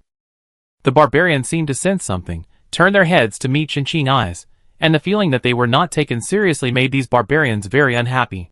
Hey, kid, what do you mean by that look in your eyes? Do you look down on us? The barren people left the villagers of Yuji village and strode to Qin. Their appearance was somewhat different from the aboriginals of other sea areas. They were more rugged. The barren people from the barren sea were almost two extremes. The strong ones were especially strong, and the weak ones were especially weak. This was reflected in their stature, and also in their IQ and personality. They were strong, flamboyant, smart, and irritable at the same time. They could not tolerate anything. Of course, they have the capital. As people from the poor three seas, these people are particularly strong, and they are basically pirates. Being a bounty hunter is not as profitable as being a pirate. Yeah, they are not tolerant, and Qin is even less so. When facing some weak people, there is no need to care, but when facing these barbarians, if you take a step back, these barbarians are like leeches that have sucked blood. You can't get rid of them at all. They are strong, and only those who are stronger than them can suppress them. Otherwise, the Plant Sea is one of the seas closest to the Wild Sea. The Wood tribe living in the Plant Sea has suffered a lot at the hands of the Wild people. They taught everyone in the deep blue sea with blood and tears that when facing the Wild Sea Wild people, they must not give in at all, and they must not be kind. Do you have any opinions? Qin looked directly into the eyes of the leading Wild people and asked in a cold voice. Fuck you. The iron fist came towards Qin's face with a whistling wind. If this punch hit Qin's face, his skull would probably be broken. However, Qin was much faster than him. Before his fist hit Qin's face, Qin had already pulled out his knife, and the black knife stabbed into the heart of this barbarian. The blood color of these barbarian people is different from that of other sea natives. It is a richer and more viscous crimson. The blood flowed to Qinqing's hand, and Qinqing frowned slightly. The blood of the barbarians gave him a very uncomfortable feeling. But he didn't know where this feeling came from. Qinqing let go of his hand, and the tall and strong barbarian fell to the ground. He hit the ground heavily, splashing a circle of dust. However, although Qinqing stabbed the barbarian's heart, he did not die just like that. If you want to kill these barbarians, the quickest way is to cut off their heads and burn them. Qinqing knew this, and others knew this too. He didn't kill them. The barbarian who fell to the ground was quickly taken away by other barbarian people to heal his wounds. He could still be saved with some treatment. They did not forget to return the knife to Qinqing. However, after this round of provocation, the members of the temporary pirate alliance on the opposite side looked at Qinqing with much friendliness. Even the barbarian people lost the initial confrontational intention. No matter how famous Qinqing was before, if his strength was not recognized by them, he would not be qualified to have an equal dialogue with these pirates. This also means that he will be immediately divided up by these brutal bandits. Qinqing. Long time no see. Zhao Fuli came out from nowhere and greeted Qinqing excitedly. He really hasn't seen a survivor for a long time. When he saw Qinqing for the first time, he felt a kind of familiarity. During this time, Zhao Fuli saw a lot of the world with Shangjia. But at the same time, his heart was also stimulated a lot. The things that the dragon pirates did were always head-breaking. For example, on this trip to the mechanical island, Shangjia also brought Zhao Fuli along. At that time, he was a logistics cook. Very weak, pitiful and helpless. He almost thought he would die there. Long time no see. Qinqing smiled faintly and nodded to Zhao Fuli. Zhao Fuli rushed over and hugged Qinqing and almost cried. He was so kind. It was so kind. Damn Shangjia. This damn pirate. He was just an ordinary survivor who worked hard to realize his dream of farming and infrastructure construction. He didn't want to be a pirate at all. Where are Luo and Yuziki? Shangjia sighed, frowning and dragging Zhao Fuli back to his side. No one can take his chef away, especially since Zhao Fuli is a chef with extraordinary abilities. Forget it. Where is the reward? Qinqing asked back in a flat tone. This reward? Shangjia's eyes drifted a little, looking up at the sky. The sky was really blue. Qinqing's eyes turned cold. Why? You want to default on your debt? Haibachilua and others stood by and watched the fun with their hands folded. It sounded like they hadn't even finished dividing the spoils yet. But Shangjia had already promised the things. A group of people watched the show with bright smiles on their faces. But they soon stopped laughing. Are these people on your ship? Qinqing took out a stack of wanted posters and asked. Haibachilua and others were puzzled at first, and then shocked. Just now he was laughing. But now? How about killing him? I think it's okay. We can also divide the ship outside. Several leaders looked at each other and communicated silently. They were reluctant to share the benefits they had obtained. And killing Qinqing was the best solution.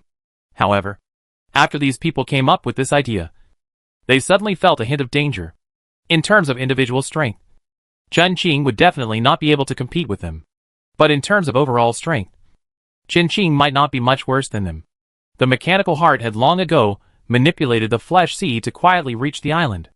If they wanted to kill Qinqing, they would have to pay a price. It depends on whether they think it is more valuable to share a little profit, or to pay a price. The answer is naturally the latter. Those who were saved by Qinqing were all the elite on their ship. Let's give some ransom. They are not the kind of people like Yuan Fei and Jerome. People like Bai Xian have no bottom line and no quality, but they have some. Several leaders claimed the unlucky ones in their families, with great dissatisfaction, except the one on the deserted island. They were even more unlucky. Before Qinqing rescued them, they were caught by the Mechanical Association. Okay, let's talk business. Shangjia straightened his expression, and his face became serious. Haibachilua and others also became serious, and the atmosphere suddenly became tense. The villagers of Yuji village hid aside trembling, fearing that they would be silenced if they heard something they shouldn't have heard. The profits of this trip to the mechanical island must be taken by our dragon pirates. Shangjia's eyes were sharp, and he slapped the tree with a palm. All the leaves of the Yuji tree fell to the ground, but the branches did not lose any weight. Why? Our Naga pirates have the most people. Okay. Bullshit. We, the wasteland people, have the most deaths. On top of that, Haibachilua and the leader of the blood cult, Lan Gui, were fighting each other, and no one was willing to give in. Yogu did not get involved, but walked to Qinqing's side. Can you repair this thing? He pulled a necklace from his chest, handed it to Qinqing, and asked. Qinqing opened the necklace, and a virtual image appeared in front of the two of them.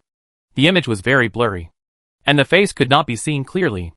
Qinqing studied this small machine, and surprisingly, he had no idea where to start. With Yogu's status and position, it would be a simple matter for him to find a mechanic from the school to help him repair this small machine. However, this little thing has not been repaired yet. Qinqing remained silent. Whether from the appearance or the inside, this is a very ordinary necklace, which has nothing to do with machinery. However, it can produce a virtual image. Qinqing identification technique showed that it was also an ordinary necklace, which had nothing to do with magic or mystery. You can't do anything? Yogu was a little disappointed. This necklace has been broken for a long time. He has consulted many mechanics, magicians, and even wizards, but none of them can fix it. This necklace? You got it by chance? Right? Qinqing closed the necklace, turned his head, and looked at Yogu and asked. Yes. Yogu nodded. This necklace was fished out of the sea, and has been with him for many years. The image inside is of the Yogu pirates when they just went out to sea. At that time, it was not called the Yogu pirates. All the way to today, many people in the video are gone, so Yogu has been reluctant to throw it away and tried to repair it. Is it that necklace? Qinqing. If you have a way, if Yogu can't get anything out, I can help. Shangjia suddenly appeared, and hugged Qinqing and Yogu on the left and right in a very familiar way. Have you discussed it? Yogu raised his eyebrows, looked back, and saw Haibachilua and Lan Gui squatting on the ground with their heads covered, and they didn't get up for a long time. It seems that Shangjia has given him a beating. Of course. Shangjia smiled proudly. Who is he? The strongest demon dragon in the deep blue sea, no one else. I can try, but I'm not sure. Qinqing had a little idea, but he couldn't guarantee whether his guess was correct. It's okay if it can't be fixed. Thank you in advance. Sorry for the trouble. Yogu smiled calmly, and his attitude was unexpectedly good. It has been broken for so many years anyway. If there is no way to fix it in the deep blue sea, then go to the Scarlet Sea. There must be someone in this world who can fix this necklace. Haibachilua next to him looked at Yogu as if she had seen a ghost. This woman actually said thank you? It's okay. Qinqing put away the necklace. I get back to you later. Okay. Yogu smiled and nodded. After that, let's prepare to divide the spoils. Shangjia looked at Yogu, and then at Qinqing, very excited. He robbed a lot of good things from the mechanical island. The things that these pirate groups and the blood cult robbed from the mechanical island belong to them. What they robbed independently belongs to them. But some of the items were obtained jointly, and it is difficult to determine who owns them. Therefore, they simply put these items together and distributed them according to the proportion. Shangjia also considered this aspect when calling Qinqing. All the items were robbed from the mechanical island. The dragon pirates and the ghost bone pirates both had mechanics on board, but the remaining two did not. This means that the dragon and ghost bone knew the value of these machines, but the Naga and the blood cult only had a vague understanding. With Qinqing as a third party, there is some protection for the Naga pirates and the Lonely Island blood cult.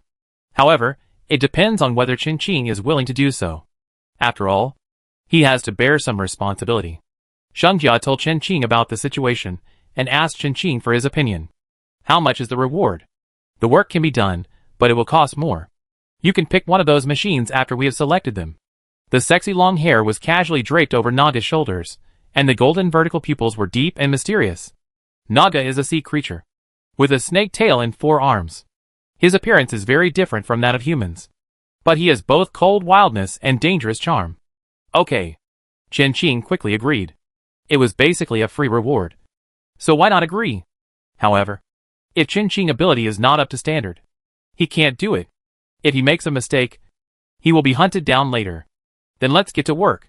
Shangjia clapped his hands, and the members of each pirate group immediately began to move the mechanical creations they had robbed from the island to the island. Help us identify our machines later, and we will pay you. If you want something, we will give you a discount. How about it? Naga swam to Qinqing. wrapped her cold arms around Qin arms, and asked with a smile. The other blue ghost also had the same idea. They didn't trust the people of the demon dragon and the ghost bone. It would be best to find a third party, considering that they had just robbed the mechanical association. It was estimated that few mechanics would be willing to have more contact with them, and there were not many people to choose from. Qin is one of the best options. Okay. There are indeed many unexpected surprises on this trip today. These pirates just came back from the mechanical island. If Qin was not short of money, he would have bought them all. The hundreds of thousands of goldfish are a lot, but if you want to buy good things, you will spend all of them after buying a few. The task of making money is still a long way to go. Chapter 198 B-Level Military Corps. Deep Blue War broke out.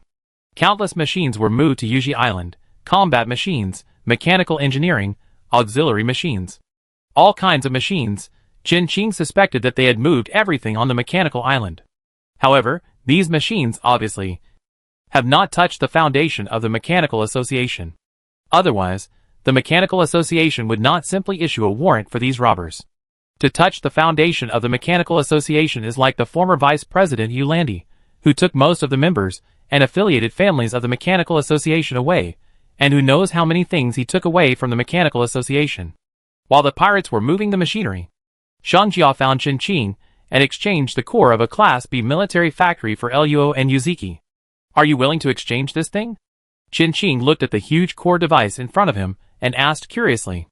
Luo was also a mechanic like him, and his talent and strength were not low.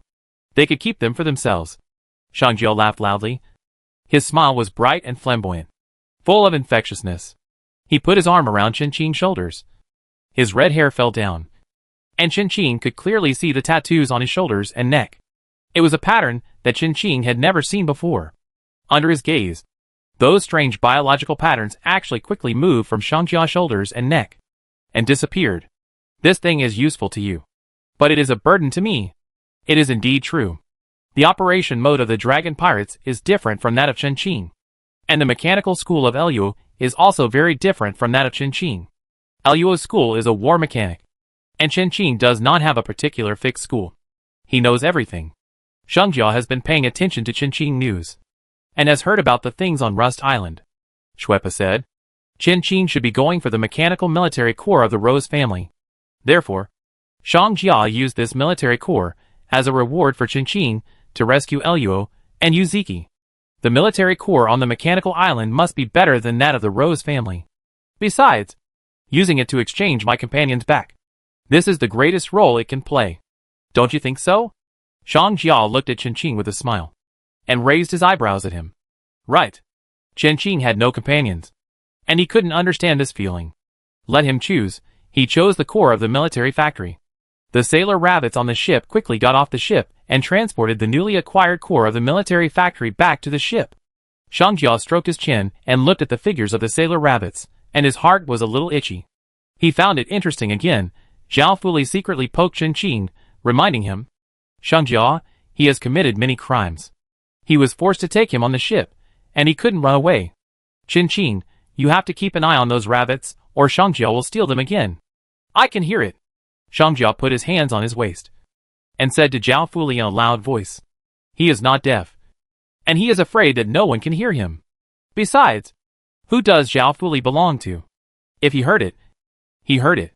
You can kill me. What's the matter? Zhao Fuli rolled his eyes, and said disdainfully.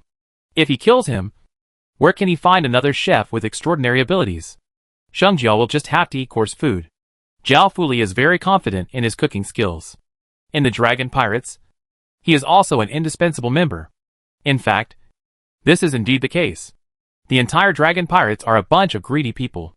Otherwise Zhao Fuli would not be so arrogant, and even dare to confront Xiangjia. Xiangjia and Zhao Fuli soon quarreled, and the two of them were like children, with one voice getting louder than the other. Qin was caught in the middle, expressionless, like a wooden stake. The pirates saw this scene and couldn't help laughing. Boss, if you make Lily run away, we won't have anything to eat. Lily is the nickname given to Zhao Fuli by the Dragon Pirates, and Zhao Fuli doesn't like it at all. Ah, I've told you so many times not to call me Lily. Zhao Fuli went crazy on the spot, and the pirates were in a mess. Although Zhao Fuli cursed the dragon pirates every day, he did get along well with the pirates of the dragon pirates. Of course, if he was given a chance, he would still choose to lead the dragon pirates. The dragon pirates are pirates after all, and their lives are more thrilling and exciting. Zhao Fuli still prefers a quieter farming life. He doesn't have such great pursuits, and wants to go to the Scarlet Sea. He thinks the deep blue sea is good enough. What a pity. In the end, it was Naga who saved Qin from the quarrel between Shangjia and Zhao Fuli. These two people are like naughty children who deserve to be beaten when they quarrel. Elyo and Yuzuki were released by the mechanical heart, and Naga and his friends naturally wanted to redeem their unlucky ones. They also gave Qin factories. The thing that the mechanical island lacks the least is various military factories. Except for the members of the mechanical association. No one can go up to the mechanical island, unless they are like them. The mechanical island is a functional island. It basically has various mechanical factories, laboratories, mechanical creations, etc. So, these pirates can grab anything they want, all good stuff. However, they didn't grab the real good stuff on the mechanical island. They kept it very secret, and the Robbers Alliance didn't intend to offend the Mechanical Association. It's good like now. When the time is right, I will make some money. It's a long-term plan. Qin was moved by these things. If time could go back, then he would definitely sneak into the Mechanical Island on that day. The Naga pirates gave a sea-level military factory, a whole factory, which was placed in the space. The Ghostbone pirates gave a B-level mechanical parts production factory, which was not as valuable as the military factory, but the level was not low. The ransoms given to Qin by the three pirate groups were of similar value. Of course, the most valuable thing for Qin was the mechanical core added above. He can assemble the B-class military factory, with 6 combat machinery blueprints. As for the blood cult on the isolated island in the desolate sea, they can't even pay the ransom. It's really heartbreaking. The sailor rabbit grunted and diligently moved various machines onto the ship, and looking at the cute little rabbit, it was really moving. This mechanical rabbit is much more spiritual than those on the mechanical island. I want to rob it. However, the owner of these mechanical rabbits is Qin. It's not worth offending Qin for a few mechanical rabbits. Qin is a humble person, but he has an A-class extraordinary ship. For Shangjia, who also owns an A-class extraordinary ship. He knows the strength of an A-class extraordinary ship. The dragon pirates can be so frivolous and so mean in the deep blue sea, and every time they can get away with it. The dragon has contributed to this. An extraordinary ship without the control of its owner will become very scary. Besides, Shangjia likes Qin very much. Can you sell that rabbit? Shangjia asked cryptically. Not for sale for the time being. Qin refused. The number of sailor rabbits was too small, and the feedback from the sailor rabbit that was sold had not come back yet. He did not plan to sell the sailor rabbit for the time being. Ah. Shangjia looked at Qin pitifully, and his disappointment was evident in his words. You are not suitable for this kind of expression. Qin just glanced at Shangjia, and said lightly. Too fake. Shangjia frowned, and silently raised a middle finger behind Qin. Qin, Shangjia is giving you the middle finger. He is scolding you. Zhao Fuli betrayed Shangjia without hesitation and reported loudly. Shangjia suddenly turned his head, and stared at Zhao Fuli with great pain. This ungrateful little bastard. How could I? Shangjia took back his hand, and lied with his eyes open with a clear conscience. Hey Shangjia, don't you dare to admit it. Why should I admit to something I haven't done? Shangjia said this without any guilt at all. Qin turned around and was about to say something, when suddenly a newspaper fell from the sky. It didn't hit him, but it hit Shangjia, hitting his head. The first one appeared, followed by the second and third, and a pile of newspapers fell from the sky. The newspaper delivery man left them with a dark figure. To be precise, it was a dark bird's, but Shangjia covered his head in disbelief. Not only did this man bully him, but the bird also bullied him. Don't stop me. I must eat roasted evil bird today. The evil bird that had already gone far away seemed to have heard Shangjia's words. A gleam of light flashed in its eyes, and it suddenly turned back and killed Shangjia by surprise. A pile of bird poop just fell down. Shangjia was shocked. Shangjia was angry. No need. No need, it's just a bird. Blue Ghost advised gloatingly. Shangjia face darkened, and he threw it away unexpectedly. The bird poop just fell on Blue Ghost's face. Ah, Shangjia. I'm going to kill you. Oh my. It's just a pile of bird shit. Shangjia made a face at Langui and said in a weird tone. The angry Langui rushed to Shangjia, and the two leaders fought each other. The remaining pirates and barbarians also fought together. The scene was a mess. Chen Qingyu, Gu Haiba, Shilua, and the other two did not participate. They were reading the news in the newspaper. As expected, the front page headline of Deep Blue Daily was the declaration of war on the Mechanical Island. Mechanical Island Declaration, Deep Blue War breaks out. The title is simple, but the meaning it represents is so heavy. The decision-making power of war is often in the hands of only a few people, but the consequences it brings have to be borne by the vast majority of people in this world. Sherfang too is really true. Hai Bo Chilua sneered. He actually involved several other races, and I don't know what he promised. The sea race was also involved. The beastmen were strange, they didn't even join in. It is estimated that the beastmen will join the war soon, but I don't know which side they will stand on. Yogu looked at the news of joining the war in the newspaper and shook his head. The beastmen are warlike, and now they are in chaos.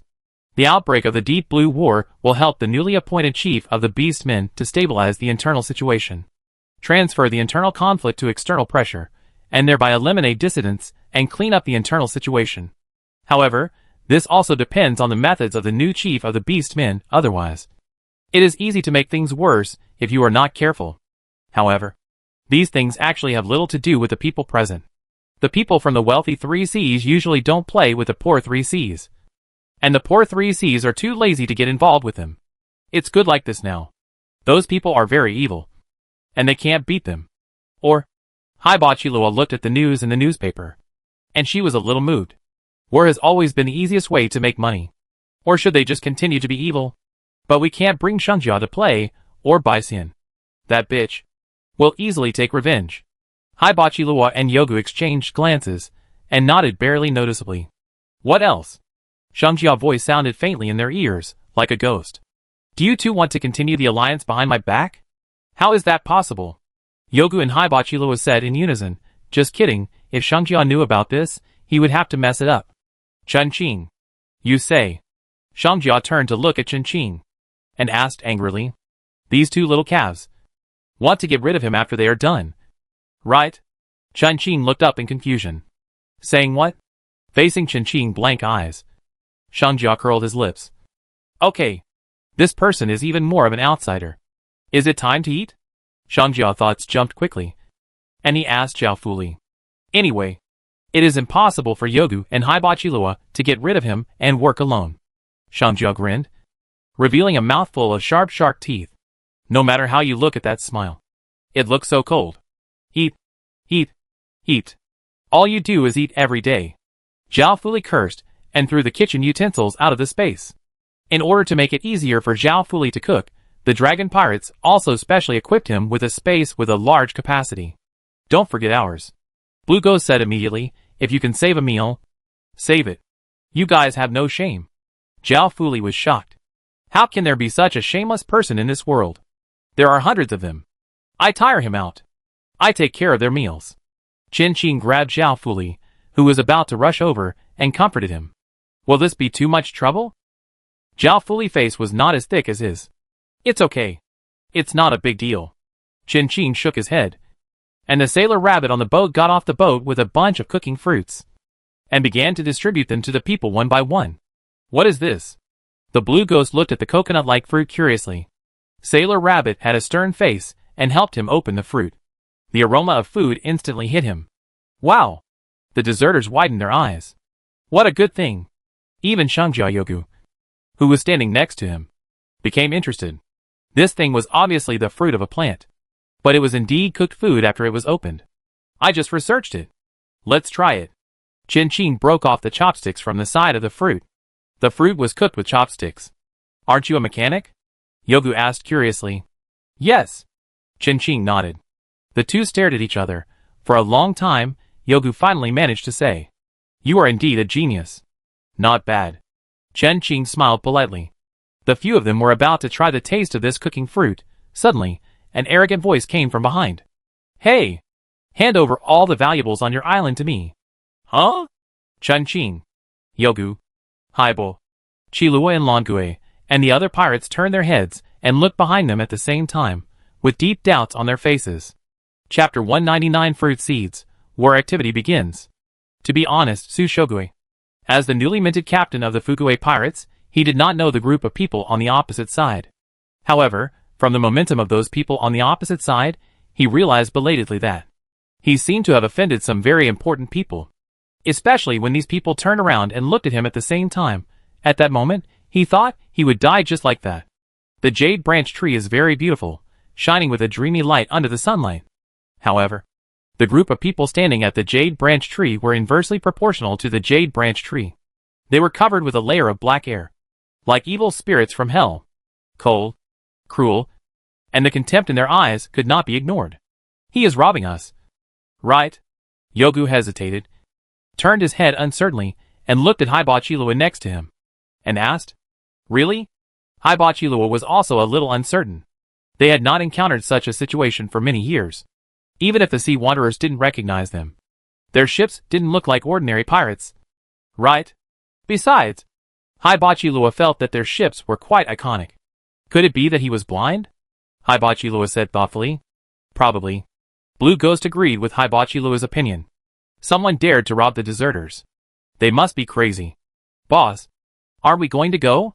The survivor next to Sushogwe asked cautiously. Although there are more people on the other side, their boss is a person with extraordinary abilities. Not to mention hundreds of people on the other side. Even if there are more than 1,000 people, they can be easily dealt with. The survivors following Sushogwe are quite confident. They have done countless things.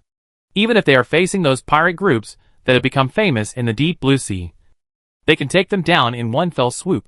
Boss, I think those girls on the other side are a little weird, but they are still pretty. How about we? The survivor's laughter was obscene, and his rat eyes kept turning around Chin-Ching and the others. Yes, boss, I think they must have been frightened by your prestige. It must be said that the previous success rate gave them great confidence. Let's play. Shangjia tilted his head to look at Chin-Ching, and asked with a smile. Okay, is there a prize? The Blue Ghost came up, excited to join in. How about each of you bring out a mechanical creation? Chin-Ching, you bring out the rabbit just now. Shangjia was still staring at Chin-Ching's sailor rabbit. He might not really want to teach these survivors a lesson, but he definitely wanted Chin-Ching's sailor rabbit. The two sides said their own things, which were irrelevant. Both sides had great confidence in their own strength. Except Sushogwe. Cold sweat flowed down his forehead. He swallowed his saliva, his lips turned pale, and he stood there in a daze. His head was dazed. No. Chin-Ching rejected Shangjia coldly. Hey, why? Shangjia looked at Chin-Ching eagerly, and actually started to act like a spoiled child. The people beside him, Hibachi-Lua, felt nauseous. Shangjia was really shameless. Refuse pornography, gambling and drugs. Chin-Ching glanced at him, and said lightly, TSK. Shangjia was very upset. He wanted to twist Chin-Ching's head off. But after thinking about it, he decided to forget it. Shangjia now still had the upper hand of reason. Boring. Shangjia pouted. He was in a bad mood now, and he had to find someone to vent his anger on. The group of ignorant pirates on the opposite side were the best choice. Sushogwe seemed to be nailed to the spot. He watched the red-haired woman on the opposite side stretch out her hand. A black beast that had never been seen before emerged from his hand. The huge unknown beast with a terrifying aura was full of ominous black air, and it was waving its claws and teeth. Its eyes were blood red, and it made people feel cold just by looking at it. The pirates behind Sushogwe were still shouting, and the beast that suddenly appeared just glanced at them lazily, and the black air on its body suddenly rushed out and surrounded all of them. After a few breaths, the black gas disappeared, and the bodies of the pirates lay on the ground in all directions. They died silently without even making a sound of struggle. Not to mention Shangjia himself.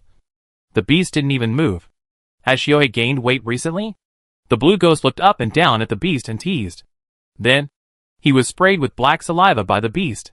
The beast roared at him angrily, and immediately disappeared in front of everyone. Chin-Ching saw that the beast was the strange tattoos on Shangjia's body. So, all the tattoos on Shangjia's body were the same as the little black one mentioned by Lan Gui. You want to learn to be a pirate. Zhao Fuli rolled his eyes, and went back to cooking. You are really useless. You are so rubbish. If you dare to rob us, You should at least have some strength before you come. The other barbarians and pirates also found it boring. I really don't know where they got the courage from. Several barbarians immediately looked in the direction they came from. Since they could reach the island, there must be a boat, so don't waste it. The rest of the people continued to eat. They had just opened the lid, and hadn't tried the cooking fruit yet. Recently, sea wanderers have been showing up quite obviously. Chin Ching and others sat on the ground, and scattered in groups of 3 or 5 under the jade tree. It felt like a picnic. Chin Ching asked the sailor rabbit to bring a lot of cooking fruits from the boat. Even the villagers of Yuji village and the jade flower granny of the bounty guild got some. Zhao Fuli also had a rare day off, sitting with Shuepa and the others to eat. These pirates, all of them are gluttons. Each person can eat at least 10 cooking fruits. And some people wanted to rob the villagers of Yuji village. But they were beaten by the sailor rabbit. Indeed, 2 pieces of Baixian territory in the Misty Sea were robbed by those sea wanderers. Baixian has been busy with things outside recently, and his territory is the largest in the Misty Sea, so it is normal for it to be robbed. If Chin Chung had not been called by Chin Ching, Baixian would have lost a piece of territory. Among the sea wanderers, the most prominent one is Chin Ching next to them. Chin Ching just ate calmly, and did not comment. The resources in the deep blue sea are limited, and they have been allocated long ago. There is a huge resource imbalance in this world, and now there are more sea wanderers to disrupt the situation. As a survivor of the sea wanderers, if you want to gain a foothold in this world, you can only snatch food from the tiger's mouth. Not to mention robbing Baixian, they dare to rob even the dragon pirates. If Chin Ching wasn't weak, he would have robbed too. It's just a case of thieves robbing thieves. It's the same in the desolate sea. There are many people who have died recently, and Tong Ling was also killed. Really? That old guy was so cunning. But he died too. These sea wanderers are really amazing. The 4 people's eyes all fell on Chin Ching. Not only did his strength improve quickly, he was also good at making money. Just look at this Chin Ching and you know. If only we had such conditions before. Yogu was inspired. The 4 of them all came from the poor 3 seas. Compared with those people in the wealthy 3 seas, they definitely cannot compare with various resources. They really relied on their super talents to fight their way out. Now they can't even compare with these sea wanderers. You let us choose. We don't want to be sea wanderers either. Zhao Fuli muttered softly. Who would be willing to give up a good peaceful life and come to such a hellhole? When are you ready to start? Chin Ching ate the last grain of rice in the bowl and covered the fruit. Don't worry. Let's talk about your cooking fruit. The blue ghost held Chin Ching down and smiled kindly. However, this smile looked ferocious and cruel. The kind that could scare a child to tears. I won't sell seeds. At least not now. Chin Ching didn't plan to keep guarding the seeds of the cooking fruit. Before leaving the deep blue sea, he would spread the seeds of the cooking fruit all over the deep blue sea. Can't we discuss it? Yogu continued to ask. If there was this plant that could produce fruits, they would not know how many people would die in the 3 seas of poverty. Half of the deaths in the 3 seas of poverty were caused by various wars and fights. The other part was caused by diseases and hunger. The extent of the lack of resources in the 3 seas of poverty was unimaginable to the outside world. Yogu and his people were not good people. They often killed and robbed people. However, they still had a little bit of conscience in their hearts. This stems from their impoverished childhood filled with suffering. No! Chin Ching stood up and prepared to leave. Even if I exchange it for the machines on the mechanical island, it won't work. Shengjia held a lollipop in his hand, half squatting on the ground, asked vaguely. Chin Ching, who was originally about to leave, sat back down. We can discuss it again. Chin Ching kept the seeds of the cooking fruit to make money, making money to enhance his own strength. Now we can skip the steps in between. Why not? Wow! You changed your face so quickly. Blue Ghost screamed in surprise. This person can change his face. Right? Tell me more about it. Shengjia pointed at the cooking fruit on the ground, and stared at Chin Ching.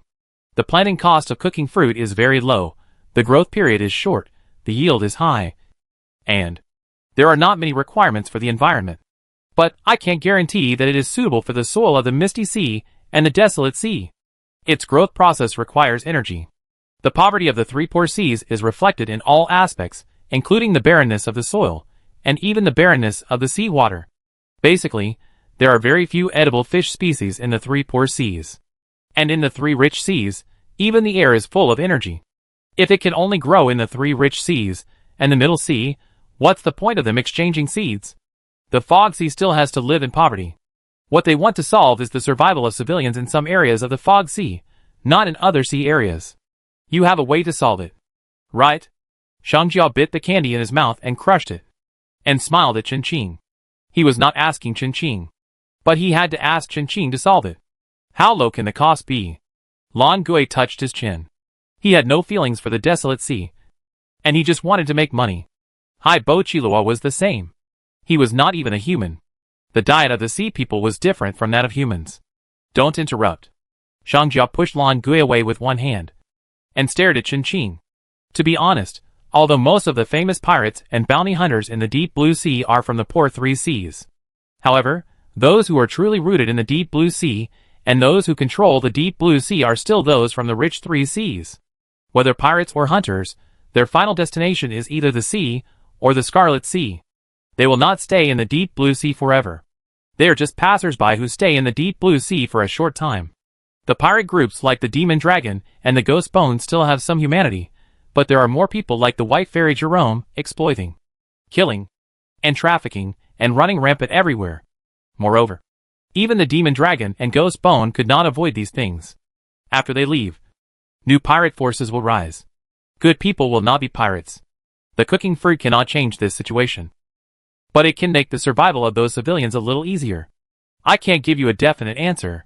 Facing Shangjiao's dangerous eyes, Qingqing did not give in at all, and looked at Shangjiao steadily. He never made promises easily, and would never agree to something he could not do. That is to say, you can't do it. Right? Yogu inserted himself between the two, grasping the meaning of Qingqing's words, asked, "What do you need? I can snatch it back for you." In this regard, Yogu is very confident. The Yogu pirates and the Dragon pirates are in partnership.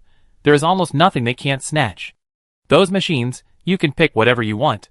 Shangjiao also threw out his chips. Those machines, he can't use most of them, and can only sell them to some black merchants.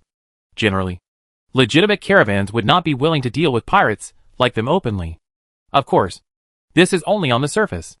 In private, they all rush to do business with them, because merchants pursue profits. However, they are easily cheated in terms of price, so pirates like to call them black merchants. Qingqing did not speak, he was thinking. This transaction was undoubtedly a good deal. Qingqing was lucky, it was a rare opportunity. And they were kind-hearted.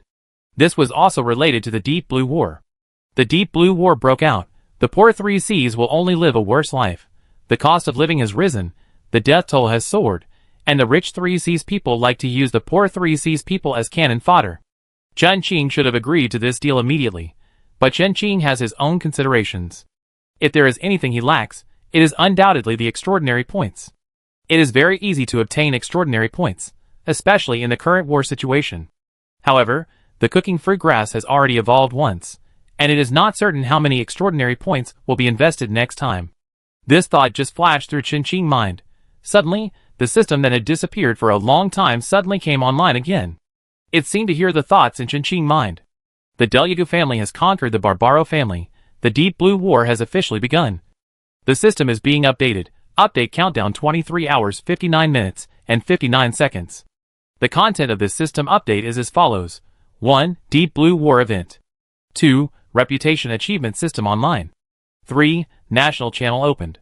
4. Deep Blue War event. Qingqing and Zhao Fuli looked at each other, and a few sharp perceptions of something.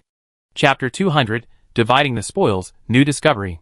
If the last gemstone event was a large-scale event, then this war event should be called a giant event. Unfortunately, so far, the system has only loaded a little bit of activity, and we need to wait 24 hours to know what the content of this event is. Qingqing guessed that the upcoming launch may be related to the reputation system. When the Deep Blue War began, Qingqing had expected that the system would start activities, but the reputation system was beyond his expectations. This time, the event is truly open to all survivors. Unlike the last gem event, which had regional restrictions. But this also means that no one in the Deep Blue Sea can stay out of it. A carnival for a few people. A nightmare for most people. I give you an answer in 2 days about the fruit grass. Qingqing's expression did not change at all. Okay. Let's deal with that pile of stuff first. Everyone's eyes returned to the machine snatched from the mechanical island again. And the center of gravity shifted a little too quickly. They were clearly discussing these machines before. Get to work. Shang Jia waved his hand and said proudly. Yes. The pirates of the Dragon Pirates responded in unison, and the sound was deafening. Anyway, it wasn't Shang Jia who was doing the work. They were not proficient in machinery, and the rest of the pirates just listened to the mechanic's instructions. There were quite a lot of public machinery, and it was very diverse. When these pirates robbed, they didn't care what it was anyway. They would rob it first, and if it didn't work out, they could sell the parts. Some machines were even robbed of only one leg back. These machines were first identified by the mechanics of the Dragon Pirates and the Ghost Bone Pirates. And then Chen Qing conducted a second identification and inspection. Although the Robbers' Alliance robbed a lot of things, there were many good things on the mechanical island. So even if they just robbed them, they would be good. Basically, the mechanical creations that passed through Chen Qing's hands were sea level or above. But it must be said that these robbers were very wasteful. Chen Qing saw a turret that was forcibly broken into 2 sections and only had half of it. A B-level thunder cannon. It just broke into 2 halves. And the remaining half should still be on the mechanical island. It's really great strength can make a miracle. Chen Qing checked the broken end and made such a judgment. In addition to the turret, there was also a mechanical creature with only a head left. A factory without a conveyor belt. And Chen Qing also saw an entire mechanical garden. Bare, with all the flowers pulled out. The mechanics of the Dragon Pirates and the Ghost Bone Pirates sighed one after another, and cursed louder and louder. The pirates of the 2 pirate groups were busy working, not daring to say a word. They felt guilty, so guilty. Especially when the mechanics saw the half-cut A-level mechanical core, they beat their chests and stamped their feet, and cursed even louder. This was really infuriating. Even Chen Qing had to say, it was a waste of natural resources. Shang Jia and Yogu squatted in front of Zhao Fuli barbecue stall, not daring to turn their heads. That A-level mechanical core was robbed by them together. As soon as they arrived inside the building, Shifang too came back with his men. And then, they started fighting with them. After all, they were on the mechanical island, and they had the home advantage. If it was on the sea or somewhere else, they would tear Shifang too and his men to pieces. The mechanical core was the result of Shifang too and his men returning early. Master Shang Jia, we would like to ask you, how come there is only half of this core? He clearly saw Shang Jia and his men dismantling the entire core. Why was there only this small half in the end? No wonder they couldn't find this mechanical core when they were on the ship before, and thought it was stolen by the Ghost Bone Pirates. They didn't expect it. Don't make a noise. I'm thinking. Shang Jia touched his chin in a pretentious manner, pretending to be deep in thought, trying to avoid the question of the dragon mechanic. Don't make a noise. He's grilling. Sensing the death gaze of his own mechanic, Ghost Bone felt guilty and his mouth was choked. This mechanical core had been reserved by the mechanics of the 2 pirate groups a long time ago. A-level items are hard to come by in the deep blue sea, and the resources of mechanics are basically controlled by the Mechanical Association, which is even more rare. Chen Qing stood in front of the core and couldn't help feeling a little regretful. Can you repair it? The mechanic of the Ghost Bone Pirates asked suddenly. You think too highly of me. Chen Qing laughed and shook his head.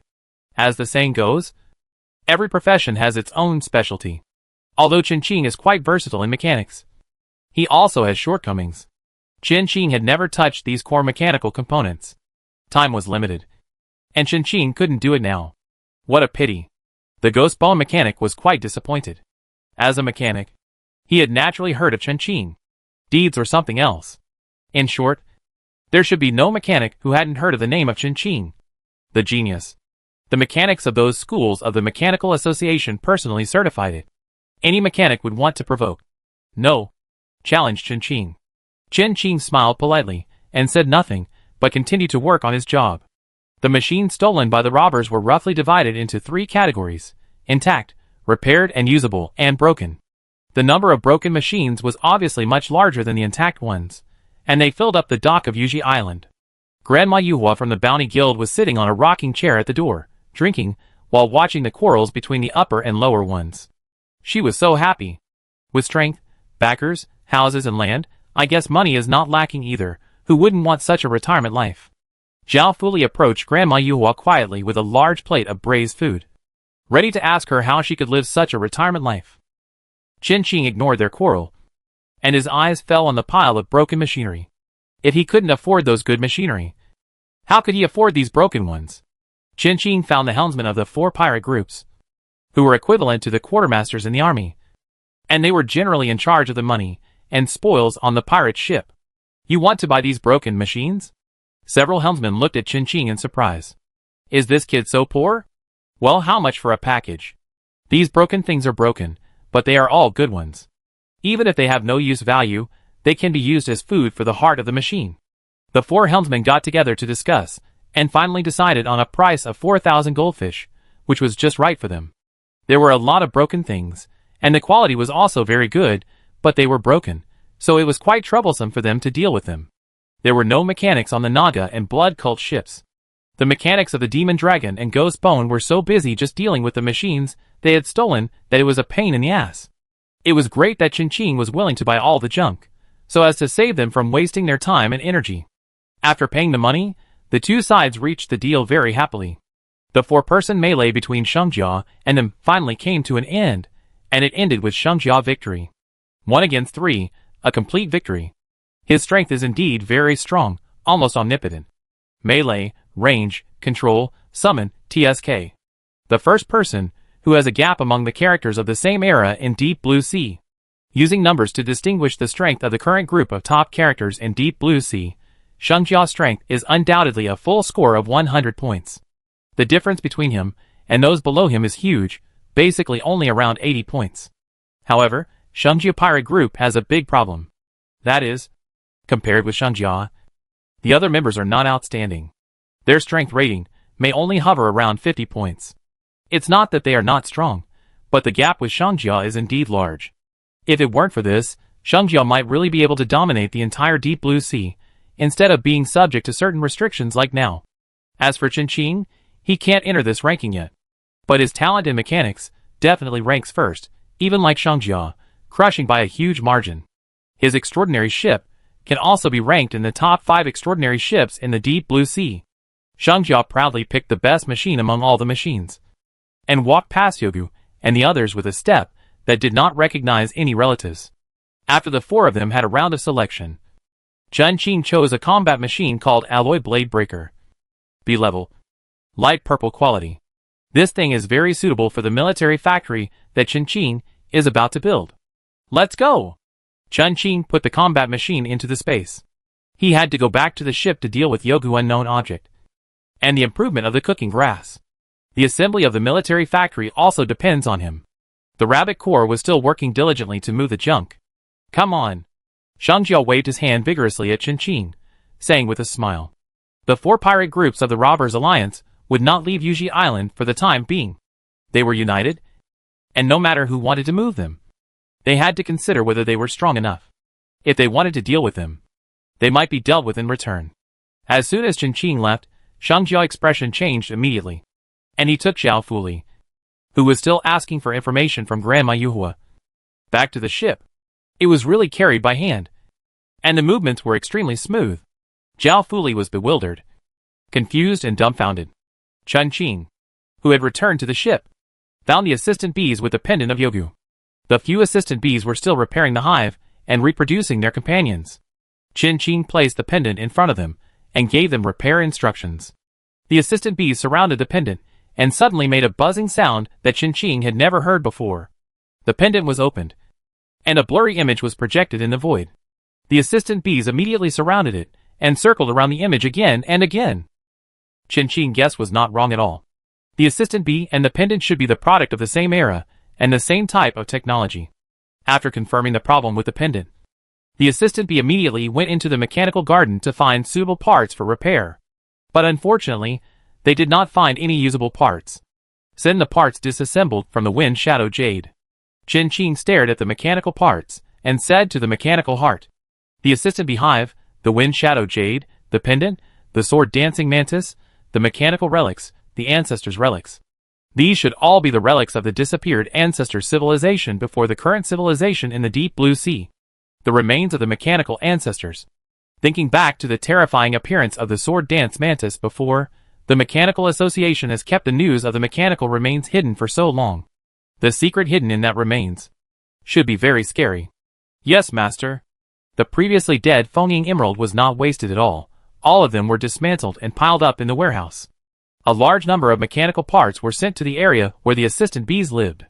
They seemed to have sensed something, and immediately threw away the parts in the mechanical garden, and turned around and got into the parts of Fengying emerald. Soon, they found what they wanted, and transported it diligently. Many invisible and extremely delicate parts and components were found by them, and they were pieced together bit by bit on the image in the void. The originally blurry image gradually became clear and vivid. Chen Qing saw Yogu when he was younger, and his companions. They should be in their teens at this time, and their faces still had childishness and the fresh and vigorous vitality unique to teenagers. Their voices came from the image. The pendant recorded a large number of images. All the people, things, and objects around were recorded by it. Chen Qing saw the journey of the ghost bone pirates. Blood and death, and glory was born on the bones of his companions. Chen Qing seemed to be there, in the time and space at that time. And at the same time, he had a very strong sense of separation. After a long time, he came back to his senses. Looking at the time again, more than 8 hours had passed, and it was dark outside. The output of the mechanical ancestors' ruins is indeed extraordinary. Chen Qing stepped forward to close the pendant, and prepared to hand it over to Yogu later. It just so happened that the soil and seawater from the misty sea that Chen Qing entrusted Chen Chung to collect had also arrived. Chen Qing needed samples from the misty sea to experiment with cooking free grass. It just so happened that Chen Chung was now in the treasure sea, so it would be a waste to not use them. Chen Chung said a lot of nonsense to him. If it weren't for the fact that the system chat channel couldn't contact the dead, Chen Qing hadn't replied to Chen Chung for so long. He would probably be celebrating Chen Qing death now. Chen Qing, not dead, delivered.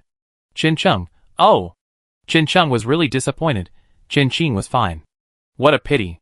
Tens of thousands of kilograms of seawater and soil were transported over, and the mini rabbit on the side immediately stepped forward, and then was crushed to the ground by these things.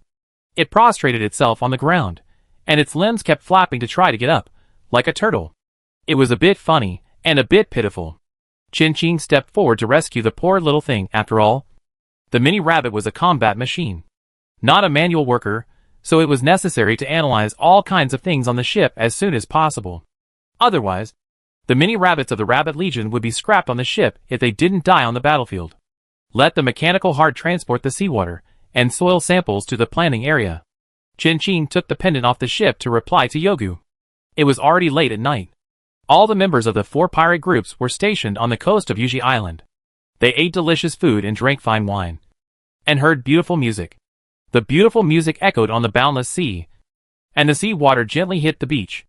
The sound of water was rushing, and the moonlight was cold, which seemed a little lonely. Chapter 201A Fortune of Tens of Millions, Choose a Camp. Whether it was the pirates or hunters that Chen Qing had met, they always seemed to like the hustle and bustle. They always needed partners. Maybe it was because this world was too cruel to people.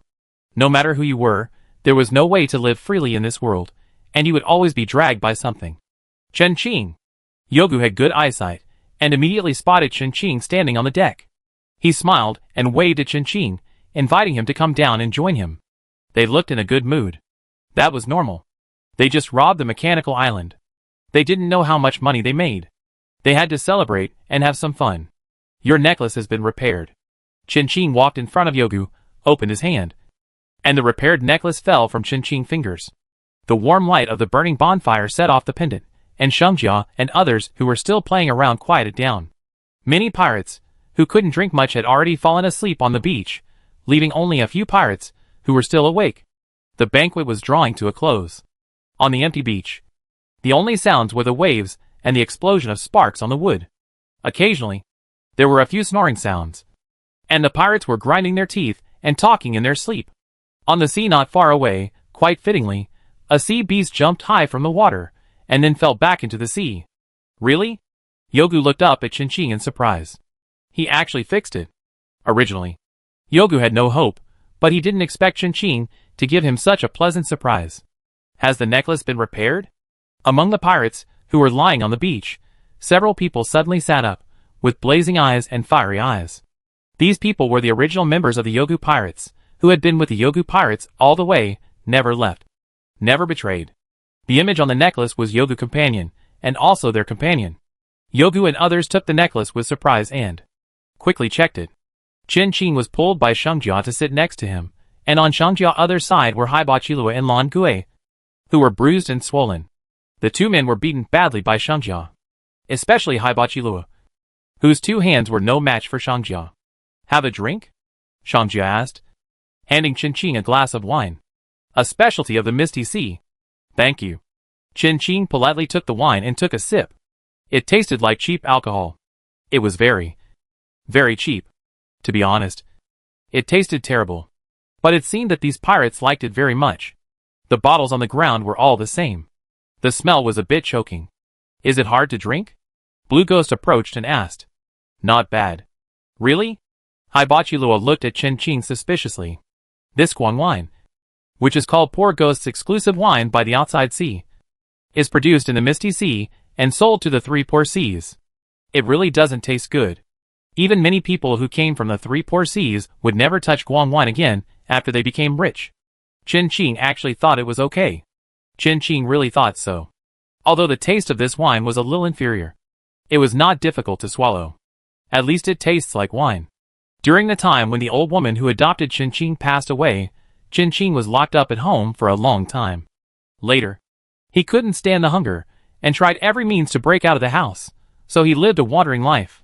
The days of wandering were not easy, sometimes hungry, and even clean water was not guaranteed. It was good to be able to survive. "What's the point of lying to you?" Qin Qing asked back. "It seems so." Blue Ghost touched his chin and thought seriously. "But you are used to this wine."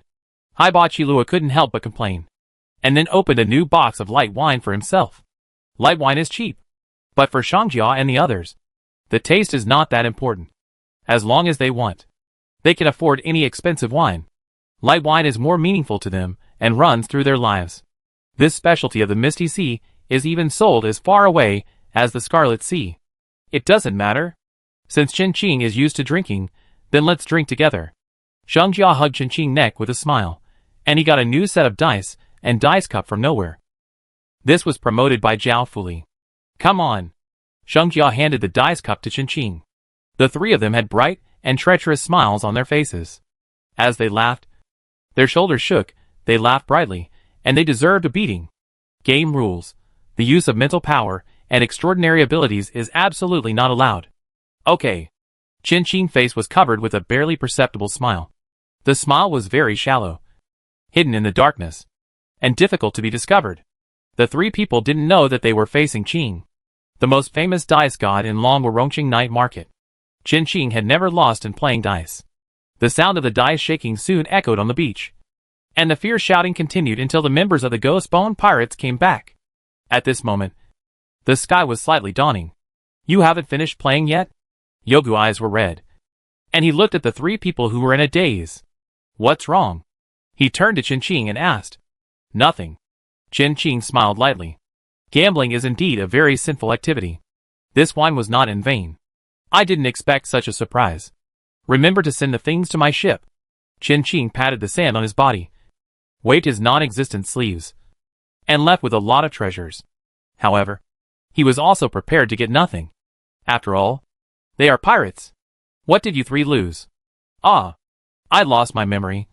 I can't remember anything," Shengjia yelled, covered his head, and pretended to have lost his memory. Defaulting on debts. They are the best at it. Lan Gui and Haibachilua packed up their things at the speed of light, preparing to escape with the pirate group. Let them spit out the meat in their mouths. "Are you kidding? Dream on." Shengjia also wanted to run, but he was thinking about Qin Qing cooking fruit grass and those little rabbits. He can't run away. And Blue Ghost and Haibachilua can't run away either. Fortunately, Qin Qing also has some sense of propriety, and didn't win too much against them. Added together, there are only 6 B-level auxiliary machinery factories, 8 food C factories, B-level machinery processing factories, and 2 B-level medicine machinery processing factories, plus an A-level cannon. Not much. Really not much. They can still afford it, although it hurts a little. The three of them put on masks of pain on their faces. How are they going to tell the helmsmen on their respective ships later? Of course, these have nothing to do with Qin Qing. He just needs to wait to collect the things. Qin Qing counted the current factory area on the ship. There are quite a few factories. Luckily, he had spent a lot of money to customize this ship before, plus the ship upgrade scroll, the mechanical heart and blood spirit provided a lot of energy. This ship of his can accommodate so many things. Currently on Qinqing's ship, counting the ones they are about to deliver, there are a total of 11 sea-level factories, including 3 military factories, 3 food factories, 2 parts factories, and 3 metal smelting factories. The B-class factories have the largest number of them: 1 parts factory, 1 unformed military factory, 5 food factories, 6 auxiliary combat machinery factories, 1 life machinery factory, 2 medicine factories. There is also a mini factory, which can finally retire. The medicine factory was also robbed from the mechanical island by them, which was really easy to get. All in all, Qinqing's current wealth is really considerable. He is definitely a wealthy man, with a net worth of tens of millions of gold coins. Unfortunately, the money he could use was only 20,000 goldfish. Qinqing planned to use the remaining money to buy a scroll factory, but it was probably far from enough. Hai Bo Chilua had revealed the news when he was drunk, and his sea creatures had secretly robbed him. He had to hurry up to make money, as the daily operation of this ship was an astronomical figure. Fortunately, Qinqing didn't care about the accounts, and these were all handled by the mechanical heart, so he didn't have to worry about it. As soon as he returned to the ship, the mechanical heart immediately reported the news to Qinqing. There are intruders on the ship, who have been killed, and their bodies are now in the morgue in the medical area. Intruders, 6 at once. The smile on Qinqing's face, which could not be any lighter, disappeared. It seems that the Red Snake family has not given up. Speaking of the split of the Mechanical Association this time, the Red Snake family left the Mechanical Association along with Vice President Yulandi and the Rose family, which Qinqing remembered as the Red Snake family little followers, joined President Shifang too. When we attacked the Rose family before, the blue jade green and the green radish that disappeared were on the side of the Mechanical Association. There are 3 more on Qinqing must-kill list. The hatred of exterminating the family is not so easy to disappear, whether it is the Mechanical Association or the side of the defected Vice President Yulandi.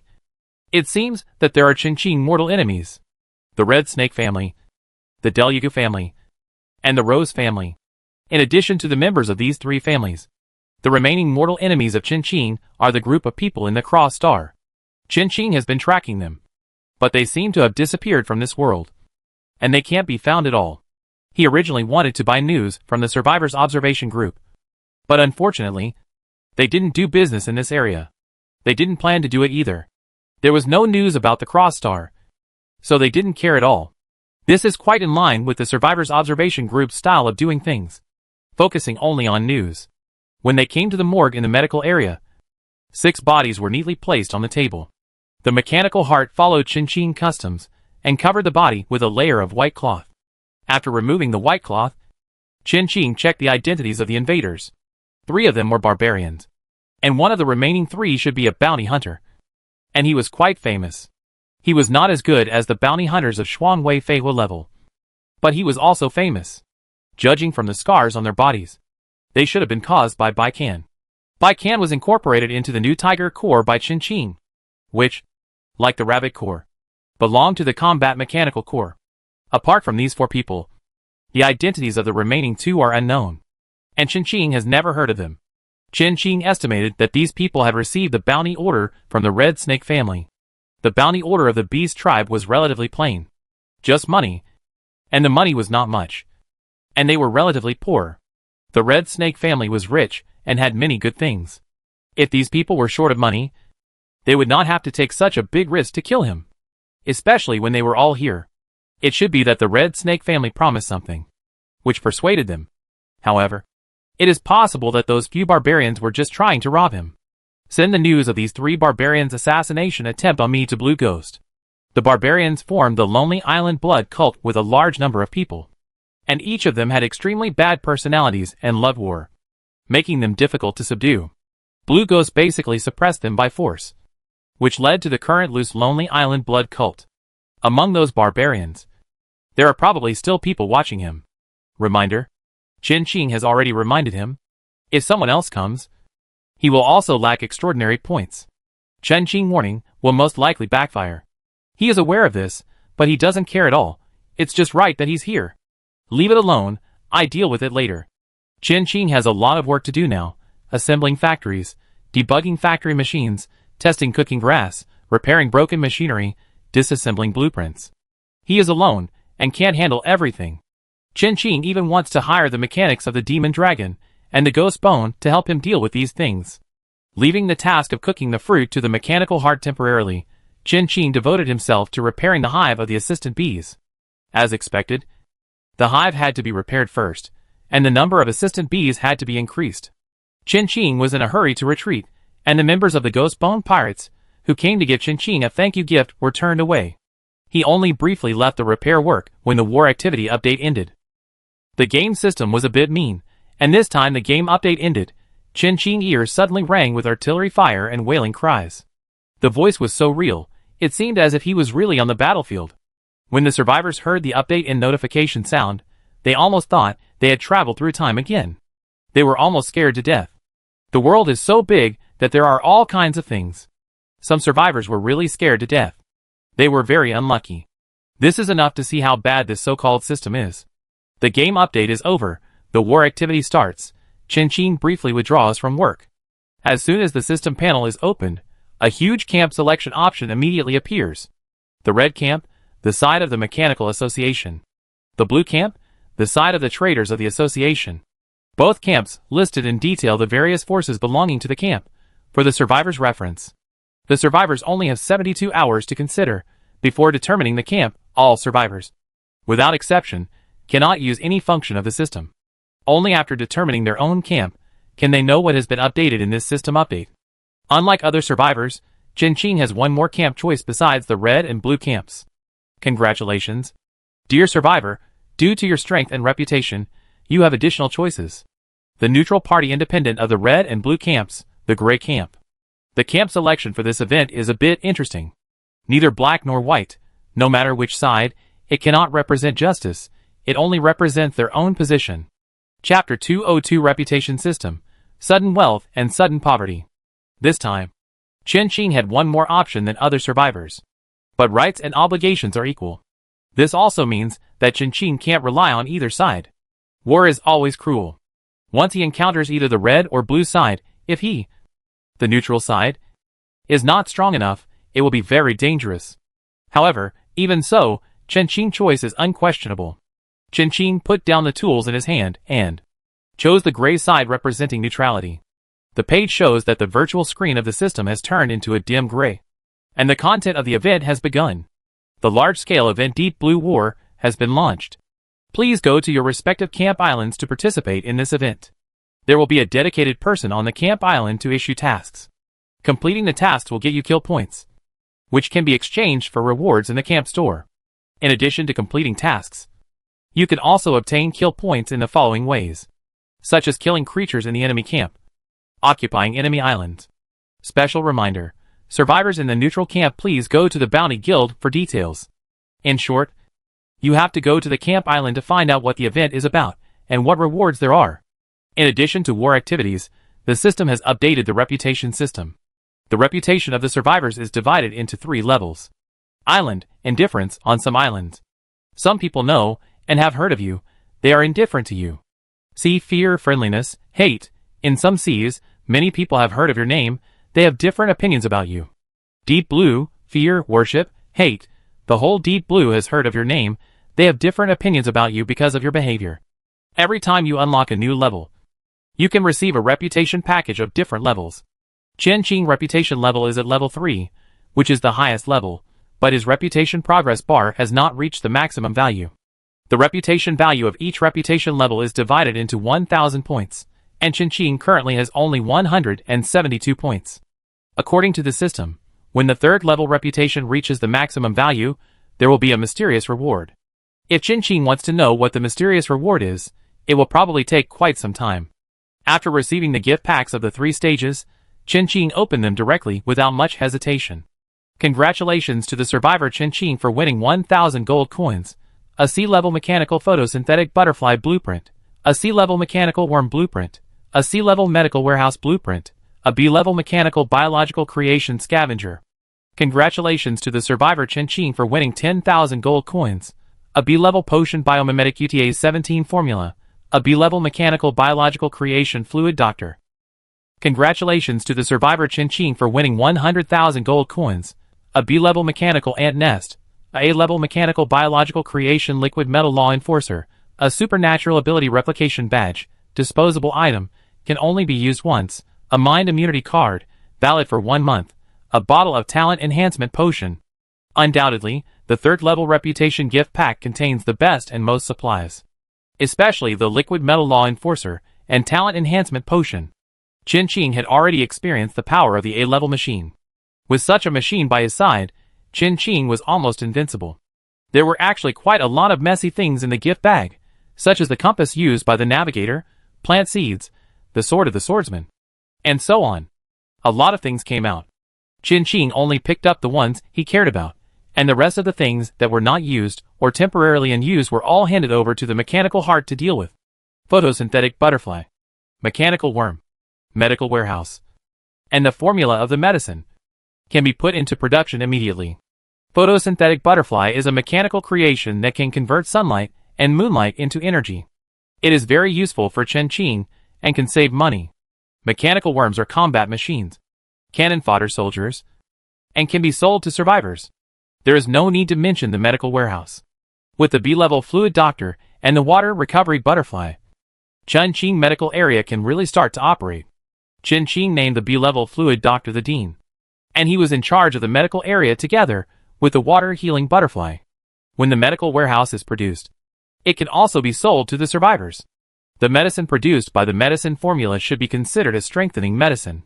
After taking it, it can randomly change into a non-human creature of a higher level with the most suitable genes. This can still be sold to the survivors. Chin Ching is determined to make money from the survivors. In addition, the remaining scavengers and ant nests. The scavengers are combat machines, but they can also be classified as medical machines. It is a humanoid machine. In its introduction, it has a function of clearing mechanical viruses. As for the ant nest, Mini Rabbit can finally be freed from the identity of a manual worker. The titanium crystal flying ants in the mechanical ant nest are considered to be logistics auxiliary machines. They are good at assembly, disassembly, and transportation. As long as they are given drawings, they are the best workers. Chin Ching can finally be freed from the tedious factory assembly work. Moreover, these titanium crystal flying ants are different from assistant bees. They are composed of complete groups: queen ants, worker ants, soldier ants. Their nests are also complete. Chin Ching immediately asked the mechanical heart to find a suitable place to place the mechanical titanium crystal flying ant nest, and let them start working immediately. A large number of machines were put into work, and the factory began to operate. Before Chin Ching had time to check the scavengers and liquid metal law enforcers, he received the account book of the mechanical ship from the mechanical heart. All the expenses on the ship were listed in detail. And finally, the conclusion was that there was a deficit. And it was a huge deficit. The burden of this ship itself is very heavy for Chin Ching. It has never been able to enter a virtuous cycle. Now, there are a lot of people who only eat but do not work, such as the combat machinery of the combat machinery army that Chin Ching has been supporting. According to the current calculation of everything is goldfish, all of Chin Ching income, averaged every day, his daily income is 1,284 goldfish. However, the amount that this ship needs to spend every day is 2,117 goldfish. This is the previous estimate of the heart of the machine, excluding the newly added liquid metal enforcer. A huge main force of consumption. The more advanced the machinery, the more money it needs to consume. They are not like mechanical factories or fishing teams, which have positive income after deducting expenses.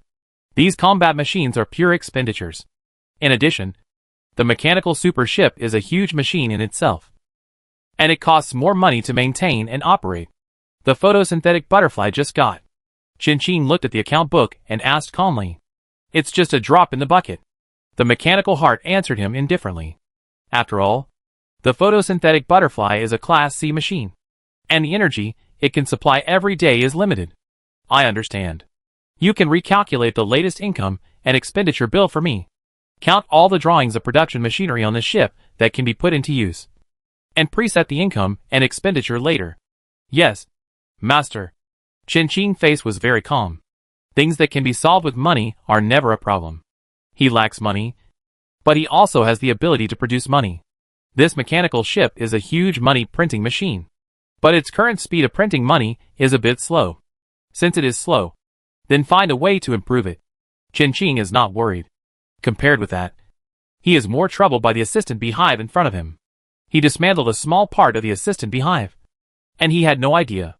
The materials inside were also something he had never seen before.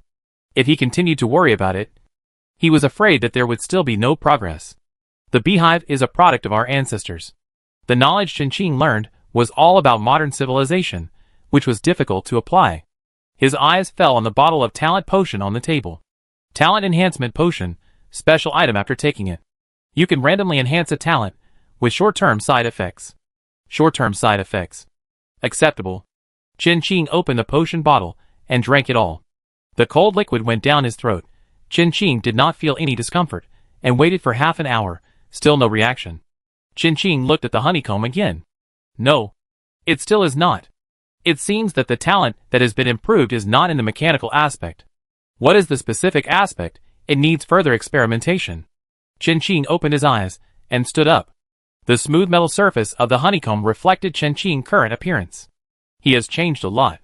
Chen Qing asked the mechanical heart to send a mirror, and then he could see his current appearance clearly. He has become a half-skeleton. Half of his body is still the original him, and the other half is only bones. A green ball of light floated in the middle of the half-bone. Chen Qing tried to touch it, but his finger passed through the ball of light, and it could not be touched. Is this the so-called side effect? Chen Qing's current appearance is actually quite scary, and the flesh, blood vessels, and internal organs of the cross-section can be clearly seen. Opening the personal panel, there is a negative buff on it, a curse. Evil curse of half-skeleton. You will become a half-skeleton, and the duration is 444 hours. During this period, you cannot eat, and will suffer from hunger. Any action to increase your satiety will be ineffective. Once you eat, the duration of your half-skeleton transformation will be extended until it is frozen forever. 444 hours. Which means less than 20 days. Less than 20 days. In exchange for the opportunity to improve your talent. Is tolerable. Seal up all the food on the ship, including potions, and prohibit me from having the opportunity to touch any food. If I have any intention to eat, stop me immediately. As long as it does not endanger life.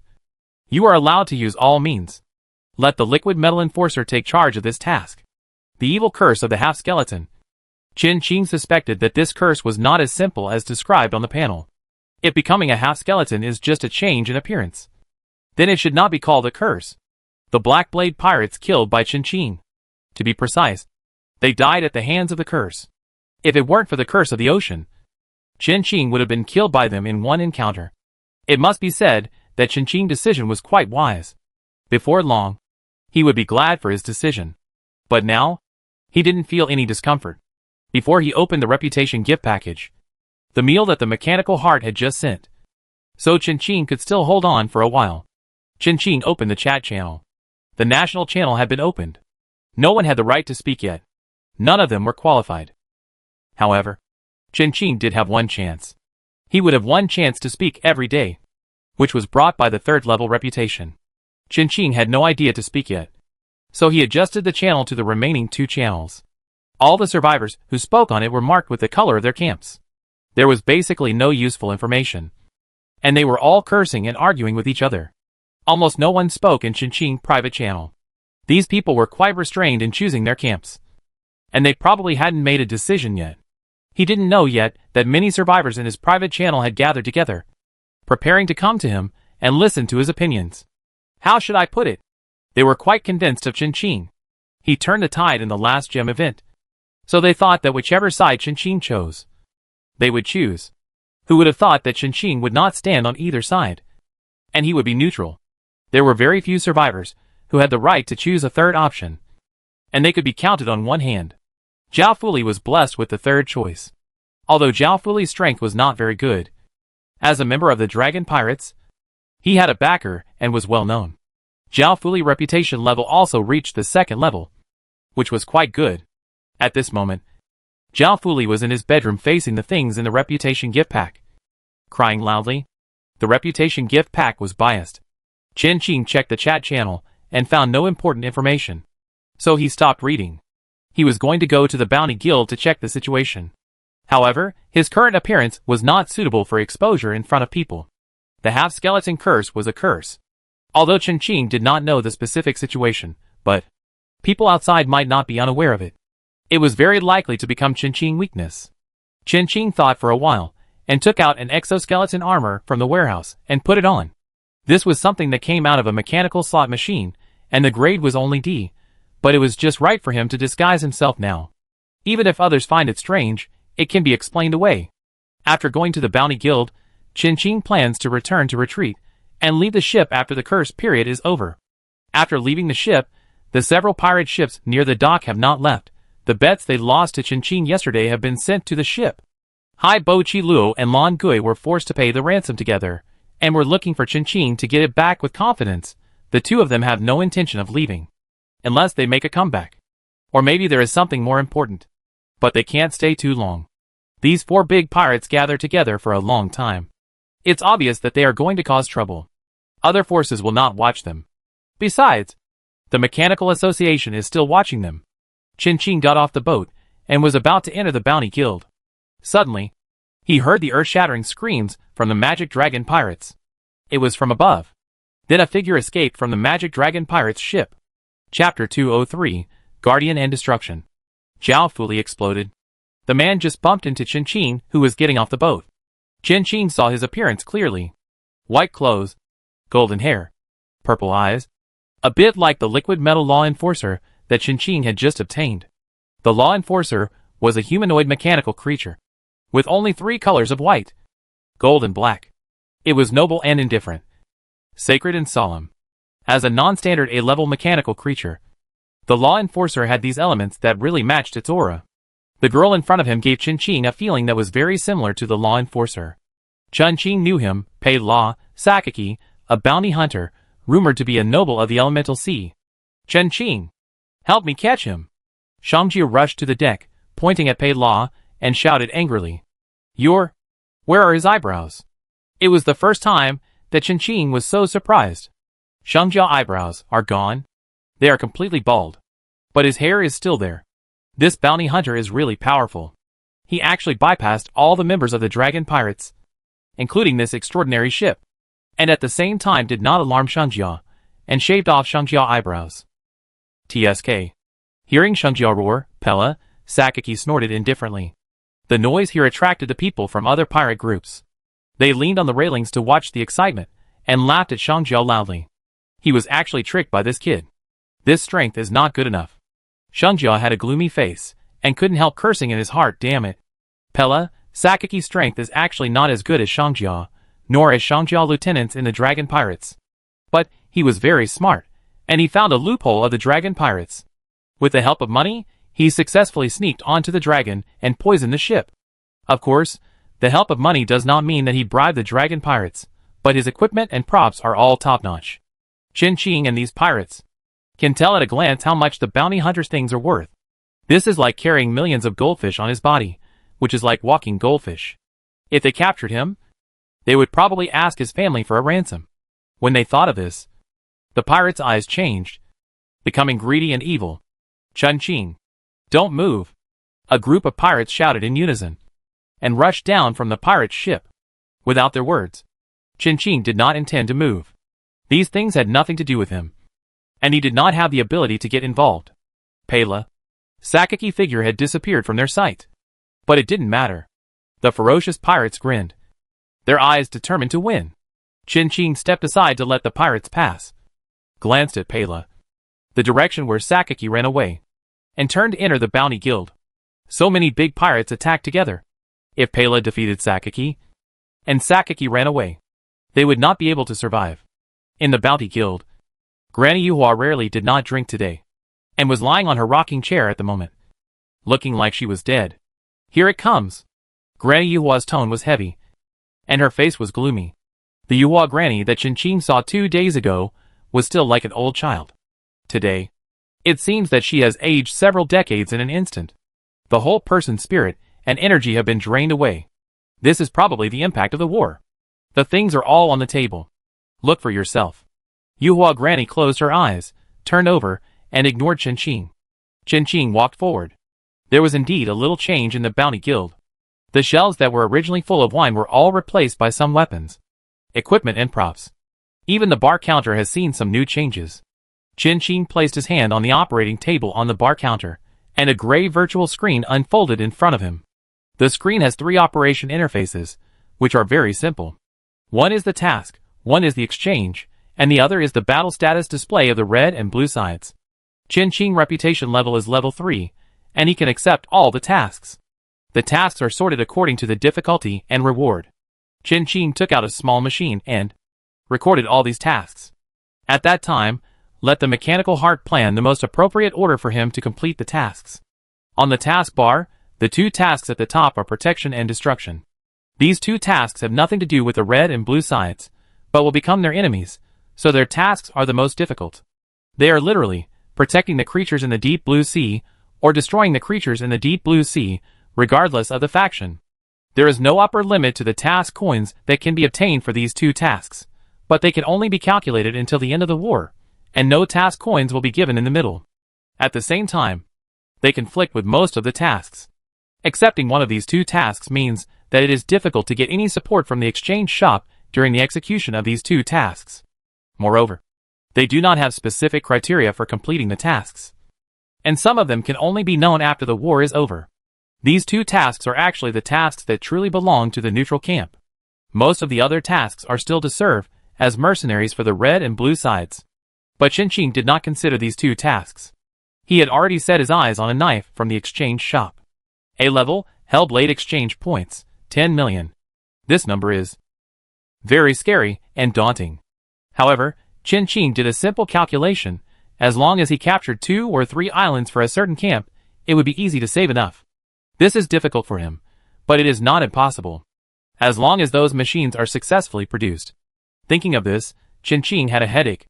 In the past, when there was no shortage of materials, there was a shortage of blueprints, and when there was no shortage of blueprints, there was a shortage of materials.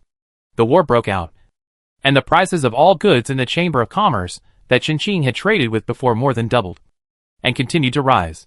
The money Qin had was not enough. He still had to find a way to master some of the most basic resources, such as mines. After looking at the activity interface of the new activity, Qin did not rush to accept the task. He planned to wait until the curse period of the half-skeleton was over before starting to do the task. This time there was no leaderboard, and Qin was much more relaxed. Actually, it cannot be said that there is no ranking list, but this ranking list has nothing to do with neutral parties like Qin. The red and blue camps have their own internal ranking list, and the survivors of the red and blue camps will also compete for the same overall ranking list. After taking note of the new activity, Qin was ready to leave the bounty guild. Grandma Yuhua, who had closed her eyes, suddenly opened her eyes and looked at Qin's figure with a heavy look. Wait a minute. He called Qin. What's wrong? Qin stopped and turned his head to look at Granny Yuhua. Qin Yu. Will you accept the guarding mission? Granny Yuhua hesitated for a moment, but still asked directly. No. Qin answered calmly. What if I say, as long as you accept this mission, I will provide you with some help? Yuhua thought about it, and asked with gritted teeth. No. Qin still maintained his original idea, whether it was a guarding mission or a destruction mission. It was not suitable for him. Let's go. Granny Yuhua waved her hands weakly. War? It's always so ruthless. Everyone only cares about benefits. Yuhua wanted to do something, but he was powerless. If he was still young? Yeah. Qin nodded, turned around, and left the bounty guild. The bounty hunter who had escaped just now was tied up. Qin took a look and passed by without paying any attention. Qin, are you not going to watch the fun? Hai Bo Chi Luo saw him and asked casually. They were going to take this child to the elemental sea for ransom. This child's background is extraordinary. TSK, the Sakaki family, the oldest magic noble family in the elemental sea, sends a large number of talents to the Scarlet Sea every year. The family assets are very rich. If all the family assets of these people are added together, multiplied by 100 times, it may not be as rich as them. No time. Okay, oh, by the way. Hai Bachilu suddenly swam to Qin's side, put his hand on his shoulder. The two of them were very close. The cold vertical pupils stared at Qin Qing eyes tightly, with a bad smile on his face. That scroll factory, 1 million goldfish. Can I reserve it? Qin Qing counted the money in his vault, and found that it was more than half short. He is very poor now. You could exchange it with me for something else. Haibaqiluo's eyes fell on the law enforcer. He thought this thing was good. Qin Qing glanced at the sky, and then at Haibaqiluo. Although Qin Qing didn't say anything, Haibaqiluo understood. Qin Qing was asking him, in broad daylight. Why was he still dreaming? Scroll factories are rare, and A-level mechanical creations are also rare, especially machines like the Enforcer, which can beat 10 sword-dancing mantises. Qin Qing originally wanted to buy the scroll factory from Haibaqiluo, but when he saw Pela and Sakaki, he had other ideas. It's hard to say about other places, but this kind of magic family must have a scroll factory. Problems that can be solved with money are not problems, but then again, problems that can be solved by robbing. Why spend money? I guess Haibaqiluo has the same idea. He wants to find a sucker to exchange the scroll factory for some rare materials. He knows that Qin Qing has no money. So, he set his sights on the machinery on Qin Qing's ship. Haibaqiluo has his own channels to know these things. Let's go! Qin Qing did not get too entangled with Haibaqiluo, and was ready to leave. However, when he was about to leave, a fierce quarrel suddenly broke out in the Dragon Pirates. The people quarreling were Shang Jia and Zhao Fuli. They turned their heads at the same time. Qin Qing found it difficult to describe Shang Jia's current state. If he had to say it, he would say that he had turned evil. In Qin Qing's eyes, Shang Jia was surrounded by a thick black aura, and countless monsters were whispering in his ears, tempting him to kill Zhao Fuli. The traitor. Captain, let's talk it over. There must be some misunderstanding. Yes, there must be some misunderstanding. Lily would never dare to do such a thing. It must be the bounty hunter who made it up. Shuepa, Yuan and others stood in front of Zhao Fuli, trying to calm down the furious Shang Jia. Zhao Fuli lowered his head and said nothing. The pirates from other pirate groups avoided the dragon pirates from a distance. They did not want to get involved in such things.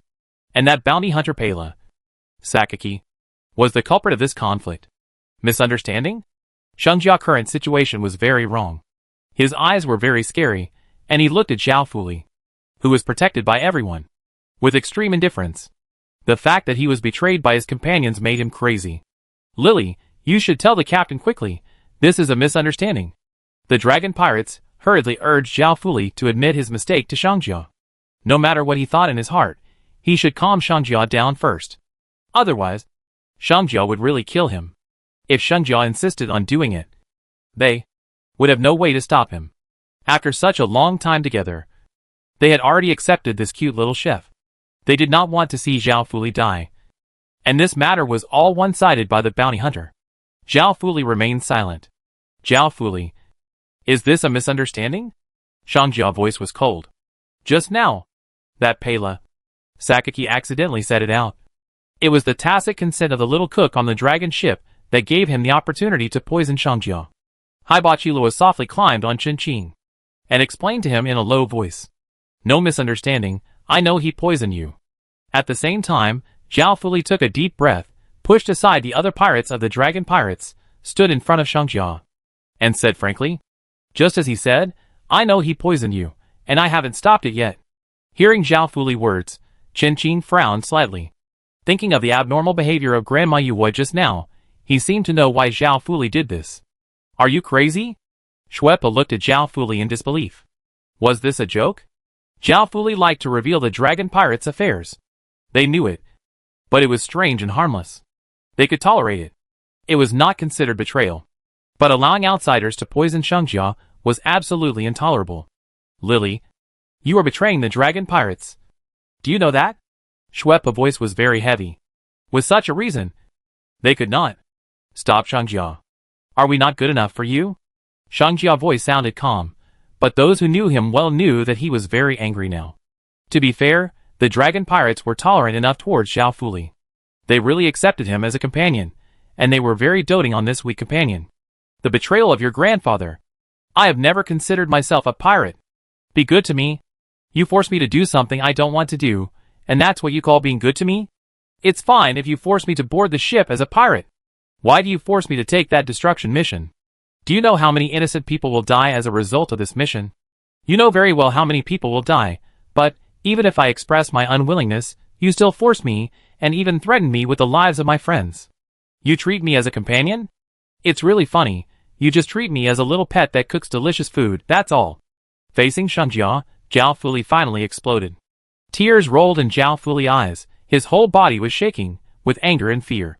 Chen Qing closed his eyes. Sure enough, Shengjia asked Zhao Fuli to take the destruction mission. Destruction is easy, protection is difficult. This is very familiar to the dragon pirates. Pirates, after all, are pirates. Chapter 204. Do you want to go against me? Zhao Fuli was actually very clear about the morals of these pirates. They never took life seriously, including their own. Before the war broke out, Zhao Fuli could still tell himself when he saw these pirates killing and looting. Those people deserved it. And they deserved to be killed. The dragon pirates did all righteous things.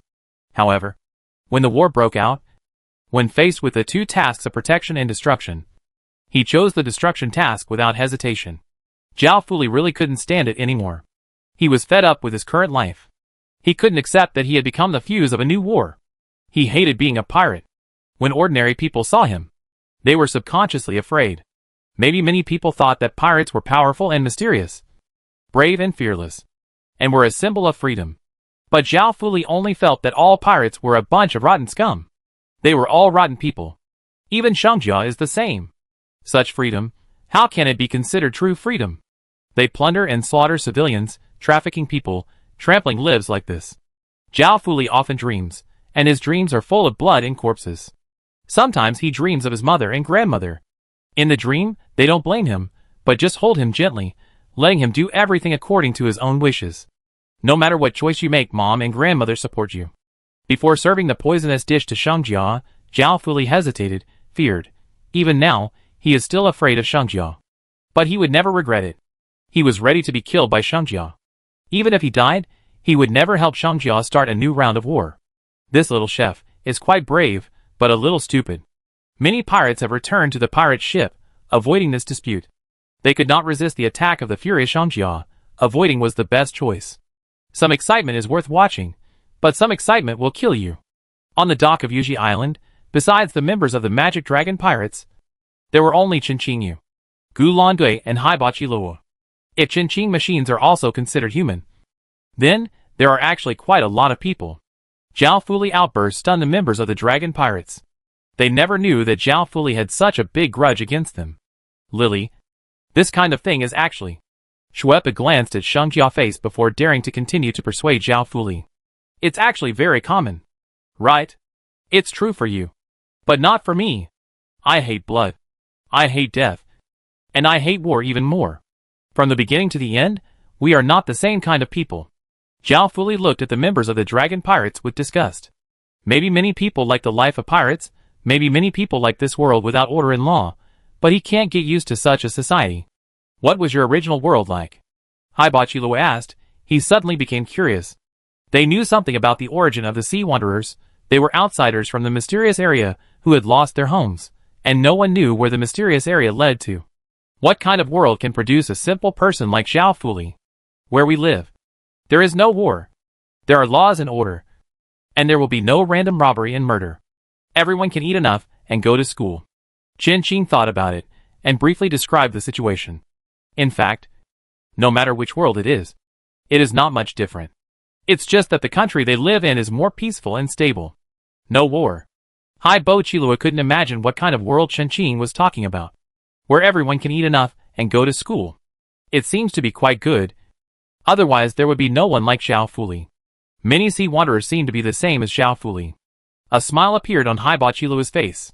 He still remembered the first sea wanderer he met, who dared to stand up and accuse him of killing people. How stupid. As stupid as those idiots in the Thorn Society. It's just the place where we live. There are still wars, poverty and hunger in that world. Chen Qing said lightly. Oh! Blue Ghost stretched out his voice. He understood. Chen Qing and the others also belonged to the upper class in that world. No wonder he missed it so much. What Zhao Fuli missed was not that world. No matter which world is perfect, each has its pros and cons. What he loves is peace.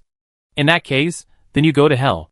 The black beast behind Shengjia took a step forward, Waving its claws high, Zhao Fuli closed his eyes, waiting for death to come. Shuepa wanted to step forward to stop him, but was stopped by his companion beside him. If Shangjiao wanted to kill Lily, he would have let him say so many words. Let's wait and see. The captain won't really do it. As long as Lily is willing to say something soft, he will definitely not die. Why didn't Lily tell him about these things earlier? They wouldn't really force him to do something he didn't want to do. Shangjiao has always been generous to his companions. His eyelids trembled slightly, showing that he was not calm in his heart. But Zhao Fuli would rather die than surrender to Shangjiao. Seeing the black beast's claws about to swing down, Shuepa immediately stepped forward to stop it. But there was a figure that was faster than him. The law enforcer easily blocked the black beast's attack, and quickly took Zhao Fuli away from the encirclement of the dragon pirates, and returned to Chen Qing's side. Chen Qing protected Zhao Fuli, and blocked him behind him. Chen Qing, do you want to go against me? Shangjiao looked at Chen Qing with displeasure and questioned. If you think so, then it is so. Chen Qing replied calmly. You are brave enough. Haiba Qilua said this, while he and Lan Gui moved away from Chen Qing. They were just watching the fun, not participating in these disputes. Yogu stood beside Chen Qing, and did not choose to leave. Chen Qing had just helped him a lot, and at this time, he would not choose to stand by and watch. The dragon pirates were strong, but their Yogu pirates were not weak either, and Yogu was not afraid of it. The other members of the Yogu pirates chose to stand behind Chen Qing and support him. However, he was quite curious why Chen Qing chose to help Zhao Fuli. If he had to give a reason, it was that Chen Qing wanted to do so. He wanted to do so. So he did it. And he didn't need any other reason. Chen Qing, it's okay. You don't have to worry about me. Zhao Fuli looked at Chen Qing with emotion, but still advised calmly. Woohoo! From today until he died, Chen Qing was his best friend. Not everyone dared to confront him head-on. You two have a good relationship. Shangjiao sneered, and glared at Zhao Fuli, who was moved to tears. Not bad, Chen Qing replied. Judging from Shangjiao's attitude, he didn't really want to kill Zhao Fuli. Even if he didn't do it, it was likely that the other members of the dragon would persuade him to stop, and it would end up in vain. Zhao Fuli seemed to have underestimated his position in the dragon pirates. For what he did, if it was Chen Qing or Haiba Qilua, they would have broken his neck as soon as they found out. Shangjiao was still willing to listen to him talk nonsense. Shangjiao, if there is anything, we can sit down and talk. Now what is more important is how to deal with that guy. After all, he is the culprit. Yogu stepped forward to be a peacemaker. He also saw a little trick, and took the initiative to give both sides a way out. Shangjiao glanced at Zhao Fuli behind Chen Qing, snorted coldly, and agreed. I will settle accounts with him later. This matter is temporarily over, but the relationship between Zhao Fuli and the dragon pirates is frozen. He and Shangjiao, one of them must bow his head first, and this matter can be completely over. But looking at the appearance of the two, they are both stubborn. Neither of them thinks they are wrong, and it is impossible for them to bow their heads. In this matter, Shangjiao has a bigger problem. But this world is unreasonable, and strength is the truth. Wow, I'm scared to death. I thought I was really going to die. Zhao Fuli grabbed Chen Qing's exoskeleton, and tears fell. It's all lies to say that he's not afraid of death. He is such a coward. You're afraid of death, but you're still going against Shangjiao. Yogu knocked Zhao Fuli's forehead and laughed. He is so timid. I don't know how he dared to yell at Shangjiao just now. There are always some things more important than life. Zhao Fuli covered his head and smiled embarrassedly. Don't worry, you have a good chat with Shangjiao, he won't blame you. Yogu has been dealing with Shangjiao for so many years, and knows his temper. Yogu, you talk too much. Shangjiao glanced at Yogu unhappily. Is he such a mean person? He didn't even apologize, and still wanted him to forgive him. You must be kidding. Zhao Fuli poisoned him. Yogu shrugged, comforted Zhao Fuli, and came to Shangjiao with Haiba Qilua to discuss the treatment of Pela and Sakaki. Chen Qing wanted to go back to the ship, but seeing Zhao Fuli's appearance, Chen Qing thought about it, and brought him to the Bounty Guild. Granny Yuhua heard the whole story of what happened outside. When Chen Qing brought Zhao Fuli in, she gave her recliner to Zhao Fuli, and cooked a bowl of sweet soup for him. Zhao Fuli was flattered. This granny had been so indifferent to him before. But how could her attitude change so quickly? Chen Qing knew why. Granny Yuhua, like Zhao Fuli, did not want a new war to break out. If Zhao fully accepted the destruction mission, Yuji Island would probably be the first to suffer. Chen Qing. I want to take the guarding mission. Zhao fully held the hot sweet soup and said with determination.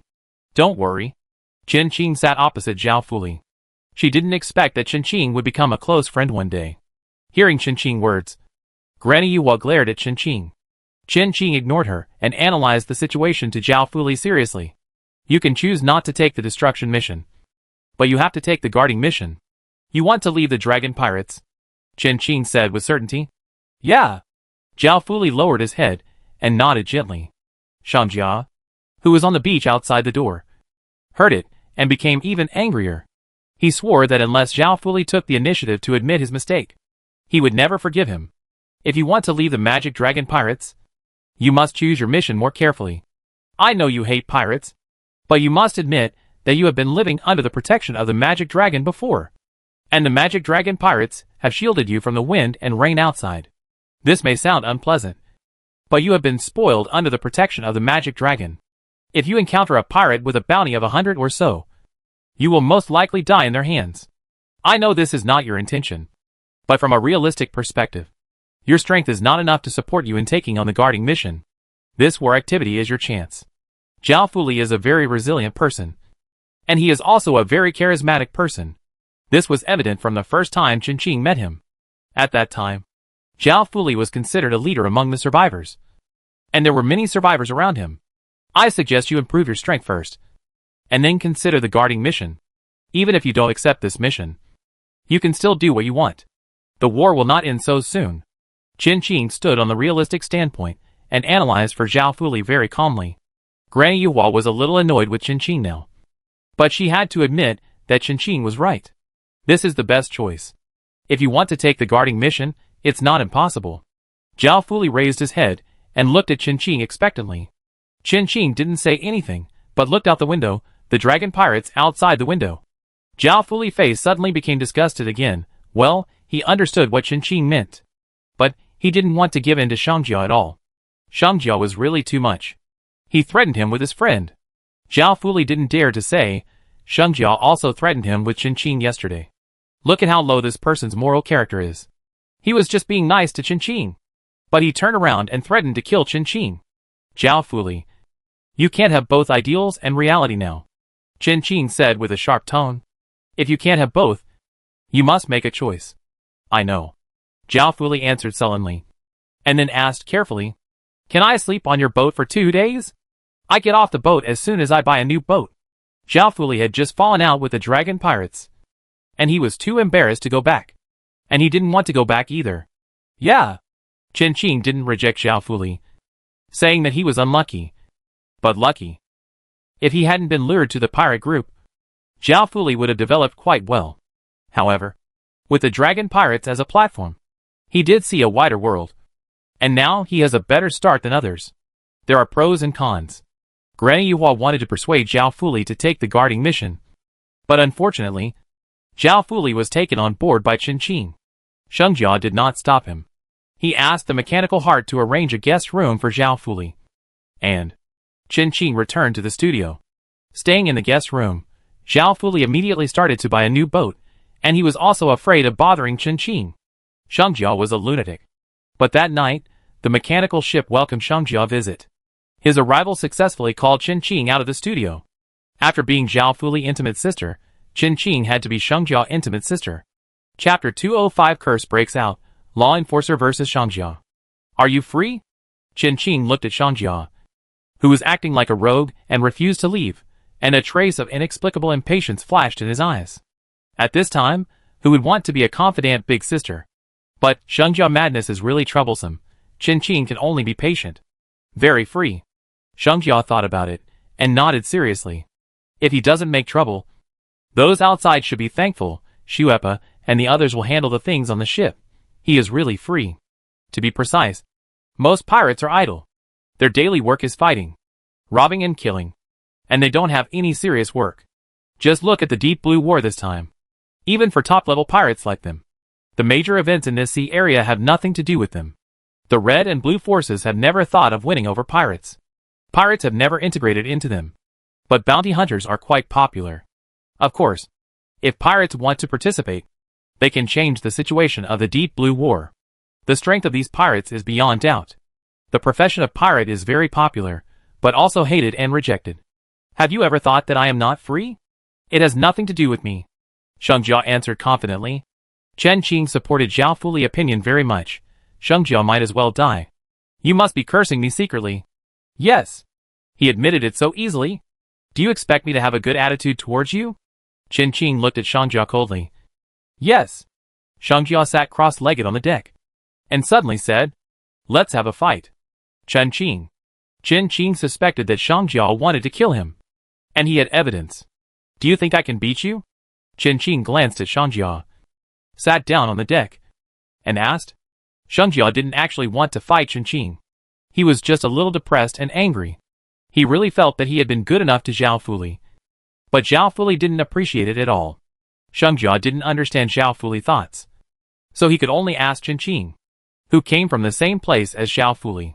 Chen Qing was also the sea wanderer he was most familiar with. Although he didn't want to admit it, Sheng Jia felt that he probably didn't understand Zhao Fuli. That, if you really like Zhao Fuli, then don't force him to stay in your pirate group. Chen Qing turned around and looked at Sheng Jia, saying bluntly, You are not the same kind of people. He can't change you, and you can't change them. If you force Zhao Fuli to stay in your pirate group, what happened today will definitely happen again. Chen Qing was telling the truth. Zhao Fuli looked soft-hearted, but he was actually tougher than anyone else. Moreover, compared to Chen Qing, who was corrected later, Zhao Fuli was truly kind. Everything he did was from his heart. Sheng Jia stopped talking. He didn't want to let Zhao Fuli go at all. Without Zhao Fuli, where would he find another chef with extraordinary cooking skills? The cold wind blew on their faces. The two stood on the high platform of the deck, leaning on the railing and looking up at the night sky. The stars in the deep sky twinkle with peaceful light. These ancient and mysterious stars have existed for who knows how long. They witness everything that happens in this world, the ebb and flow of the tide, the alternation of the sun and the moon, the changes of civilization. What if I agree with him choosing the mission of guarding? Sheng Jia pondered for a long time, and suddenly said, You are not going to the Scarlet Sea? Chen Qing said that they are not the same kind of people, not just referring to the differences in killing and not killing, kindness and unkindness. Zhao Fuli and the dragon pirates pursued different things in essence. The dragon pirates, like all pirates, pursued powerful strength, thrilling life, and unfettered freedom. For them, blood and death were inseparable. But Zhao Fuli, from the beginning, yearned for a peaceful and stable life. He would not want to go to the Scarlet Sea. Even if he went, he would not go as a pirate. Hearing Chen Qing's words, Sheng Jia's face fell, and he took out a bottle of wine from somewhere. Drink some? Chen Qing did not answer. He stared at the bottle of wine. His throat seemed to be burned by fire for a moment, and it was so dry that he could not breathe. The sudden spread of hunger made him feel extremely empty and painful, as if a beast was desperately biting his internal organs. Hunger was greedily devouring all of Chen Qing's strength, driving him to grab the bottle of wine. Grab it, drink it. Every organ cell in Chen Qing's body seemed to be clamoring, trying to seduce Chen Qing to do something out of his mind. Wow, what are you doing? Sheng Jia turned his head and met Chen Qing's eyes. His eyes were very scary, completely different from the Chen Qing in the past. The Chen Qing that Sheng Jia knew was calm and indifferent, and there were few things that could cause his emotions to fluctuate.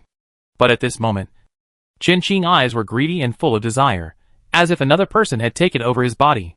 Sheng Jia was a voodoo witch, and he instantly understood Chen Qing's current situation. Curse. Are you cursed by the half-skeleton? Sheng Jia immediately stepped forward, grabbed Chen Qing's arm, and looked serious. Get off the boat. Chen Qing closed his eyes, pinched his palm tightly with his nails, and tried hard to restrain his crazy desire to eat. Your current situation cannot be solved by endurance. I am a professional. You have to believe me. In this regard, Sheng Jia is indeed a professional. Not only because she is a voodoo witch, but also because Sheng Jia herself has no idea how many curses she carries. The curse of the half-skeleton is a very vicious curse. It will make people fall into a state of eating madness. This will become more and more serious. At first, it was just normal food. Meat, vegetables, wine, and fruits. Gradually, their diet will become more and more horrible. Blood, raw meat, their own kind, rotten food. Moreover, the appetite of the cursed people will become extremely large, and they will eat desperately. Their appetite will never be satisfied, and they will not stop even if they burst themselves. Generally speaking, the curse of a half-skeleton has a time limit, and there will be no problem if you can hold out for this time. However, the worst thing about the curse of a half-skeleton is that as long as you eat, the curse will be extended until you completely turn into a half-skeleton. Once you completely turn into a half-skeleton, not only will your strength be greatly reduced, but you will also remain in this crazy state forever. In addition, I don't know how Chen got this curse, but if his situation is not resolved as soon as possible, it will only get worse and worse. The stronger the person, the higher the quality of the curse, the greater the power, and the harder it is to resolve. Get lost? Chen squeezed out a word from between his teeth and shook off Shangjia's hand. His current situation was very bad. Facing Shangjia, he even had the desire to eat. Let's make a deal. Chen Qing. Seeing Chen like this, Shangjia smiled. And his smile was evil. He grabbed Chen Qing's shoulders and approached without fear of the appetite for him in Chen Qing's eyes. You help me solve Zhao Fuli problem, and I will help you solve the curse problem. How about that? Shangjia was taking advantage of the situation. Shangjia didn't think Chen Qing would disagree with this condition. It's a good deal, isn't it? People like them are all about profit, and they act according to their own will. Chen Qing doesn't have the strength to refuse now. Shangjia is determined to get it. Chen Qing had a sneer on his lips.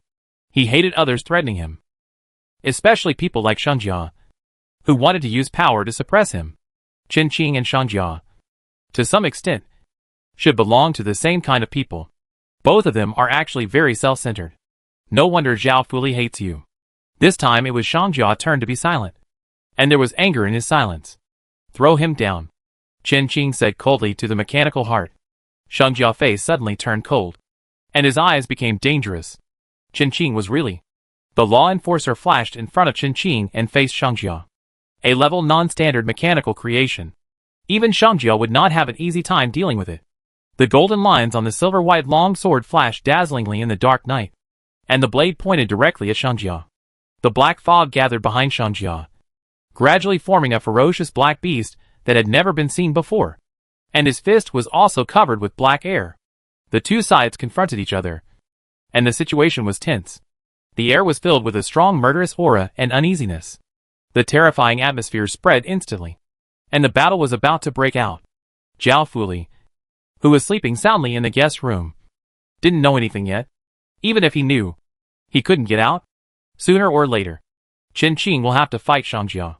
He tried his best to control his appetite. Chen Qing did not expect that the curse would be so powerful. His original plan was broken. After driving Shangjia away, he had to lock himself up in the prison on the ship. Moreover, he had to be guarded by the law enforcers and the scavengers, otherwise Chen Qing could not be sure what he would do. Just as Chen Qing was trying to control his desire, Shangjia and the law enforcers moved at the same time. Shangjia's physique was very strong, and both his strength and speed were top-notch. His figure was like a ray of light, and he instantly approached the law enforcer. His fist, accompanied by the whistling sound of the wind, slammed into the law enforcer's chest. However, the law enforcer was not a mechanical creature made of ordinary metal. Its chest suddenly turned into a pool of liquid, tightly wrapping Shangjia's fist. The terrifying force squeezed Shangjia's bones, and he could clearly hear the sound of breaking. The severe pain made Shangjia excited. Chen Qing had so many good things in his hand. He pulled his hand out of the law enforcer's chest violently. The huge force tore his fist and wrist apart. Blood dripped onto the deck and was instantly absorbed by the mechanical ship. Black air wrapped around Shangjia wound, and the originally hideous wound healed instantly. Chen Qing's ship was big, there was enough space for them to play.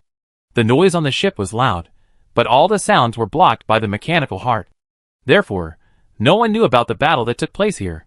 Even if Chen Qing killed Shangjia, the dragon pirates would not have any evidence. However, it was not easy to kill Shangjia. He had many more cards than Chen Qing, but his endless strange black beasts were enough to give Chen Qing a headache. The black beast that originally stood behind Shangjia appeared in front of Chen Qing. Facing this beast that he had never seen before, Chen Qing actually developed an unusually strong appetite. And his appetite for it was countless times greater than when he was fighting Shangjia. Maybe if Chen Qing ate it, The curse of the half-skeleton would accompany him forever. Chen Qing took a step back, and the figure of the scavenger appeared opposite the black beast. He could not guarantee that he could always control his appetite when fighting this black beast. The best way was to let the machines deal with these foods. The law enforcer on the other side had fought with Shangjia countless times. The swords in the law enforcer's hands intertwined, like silver water flowing in the night. The sharp sword cut through the air, and every swing of the fist could peel off a part of the liquid metal on the law enforcer. But soon, the liquid metal that was peeled off quickly returned to the law enforcer and restored to its original appearance. The two sides fought back and forth, and it was hard to separate. However, both Chen Qing and Shangjia knew the outcome of this battle, and neither of them killed him. Congratulations to the survivor Chen Qing for obtaining 40 extraordinary points. The survivor was detected to be eating, and the curse of the half-skeleton was extended by 24 hours. Congratulations to the survivor Chen Qing for obtaining 80 extraordinary points. The survivor was detected to be eating, and the curse of the half-skeleton was extended by 48 hours. The cold mechanical sound of the system kept echoing back and forth in Chen Qing's ears. Gaining extraordinary points is equivalent to eating. Chen Qing's eyes fell on the black beast that was fighting with the scavenger. Shangjia also noticed the loss of the black beast's vitality and frowned unconsciously. His distraction was instantly seized by the law enforcer, and the sharp sword pierced his chest. Congratulations to the survivor Chen Qing for gaining 100 extraordinary points. The survivor was detected to have eating behavior, and the half-skeleton curse was extended by 384 hours. Congratulations to the survivor Chen Qing for gaining 100 extraordinary points. The survivor was detected to have eating behavior, and the half-skeleton curse was extended by 768 hours. When the sword pierced Shangjia's chest, the system prompt sound kept refreshing the screen again. Shangjia. This person is strange. Chen Qing. This person is strange. This thought appeared in the minds of Chen Qing and Shangjia at the same time. Chen Qing had never encountered such a situation before, getting extraordinary points from someone without killing anyone, except for the blood spirit that came from nowhere. Shangjia was the same. It was the first time he encountered such a situation, and he could absorb the vitality of him and his cursed creature. The originally fierce battle was suddenly paused. Chen Qing and Shangjia were silent at the same time. The system notification sound is still refreshing the screen. Well, Xuepa and the others should be waiting for me to go back for supper. Shangjia calmly drew out the long sword of the law enforcer and wiped the blood from his lips. Well, take care. Chen Qing nodded and said calmly. The two of them acted as if nothing had happened just now, and had a normal conversation. Since both sides have problems, then let's pretend that they know nothing after all. Neither of them is clean. Don't be too curious. Besides, Chen Qing has more important things to solve. The large amount of extraordinary points taken from Shangjia and the Black Beast caused a small change in something. World Atlas unlocked. Chapter 206, Counter Use of Curse, Strength Surges. The World Atlas is unlocked. This was originally great news, but Chen Qing had no time to care about it. The extension of the curse time caused the quality of the curse to increase wildly. The terrifying desire to eat almost overwhelmed Chen Qing's reason. At this time, don't even mention those things that look edible. Even those things that look inedible. Chen Qing, whose brain is occupied by appetite, wants to stuff them into his mouth regardless of anything. Sand, soil, metal, wood, whatever it is, as long as it can fill his stomach, anything is fine. However, people cursed by the half-skeleton will never be satisfied no matter how much they eat. This seems to be a very scary kind of mental control and suggestion, but in fact, Chen Qing's mind should be invaded and occupied by some kind of consciousness. This is indeed the situation Chen Qing is facing now, very bad. Chen Qing tried to restrain his desire to eat with the little sanity left. If he continued to eat, the curse on him would become eternal. Law Enforcer. Chen Qing bit his lips tightly and squeezed out a few words to call the liquid metal law enforcer over. I'm here. Master. Interrupt. Chen Qing's breathing was very rapid. His eyes were red, and the desire in his eyes was frightening. His body unconsciously rushed to the sailor rabbit beside him. My limbs. Since the mind cannot be controlled, then the possibility of him eating is eliminated physically. Yes, Master. The law enforcer did not hesitate at all, and rushed straight to Chen Qing, who had caught the sailor rabbit. The cold palm covered Chen Qing's joints. The law enforcer had no intention of showing mercy, and used all his strength on Chen Qing. The severe pain instantly spread throughout Chen Qing's body. His face turned pale, and beads of sweat flowed from his forehead. If it were not for the support of the exoskeleton, Qin Shing's hands and feet would have been completely broken and collapsed on the ground. The severe pain in his body instantly overwhelmed his desire to eat. Qin Shing tried his best to suppress the appetite in his mind and opened his personal panel. Half-Skeleton's Curse. Duration 319 hours. Curse time. Since it can be increased by extraordinary points, it must also be reduced by extraordinary points. Sure enough, after Qin Shing opened the panel and activated his extraordinary ability, the curse time was different from other attributes. A small minus sign appeared behind it. Qin Shing's extraordinary points had accumulated to a full 1,000 points, and he put all of them into the curse. As the extraordinary points were invested, the curse time was also shortened rapidly. From the original 300,000 hours, it has been shortened to 200,000 hours. However, decades is still too long for Qin Shing. However, the acquisition of extraordinary points will extend the time of the curse on Qin Shing. Qin Shing suddenly thought of the hairpin that he had opened from the reputation package before. No, that hairpin can't solve his current problem. He is not being controlled by someone's mind now. Put me in jail.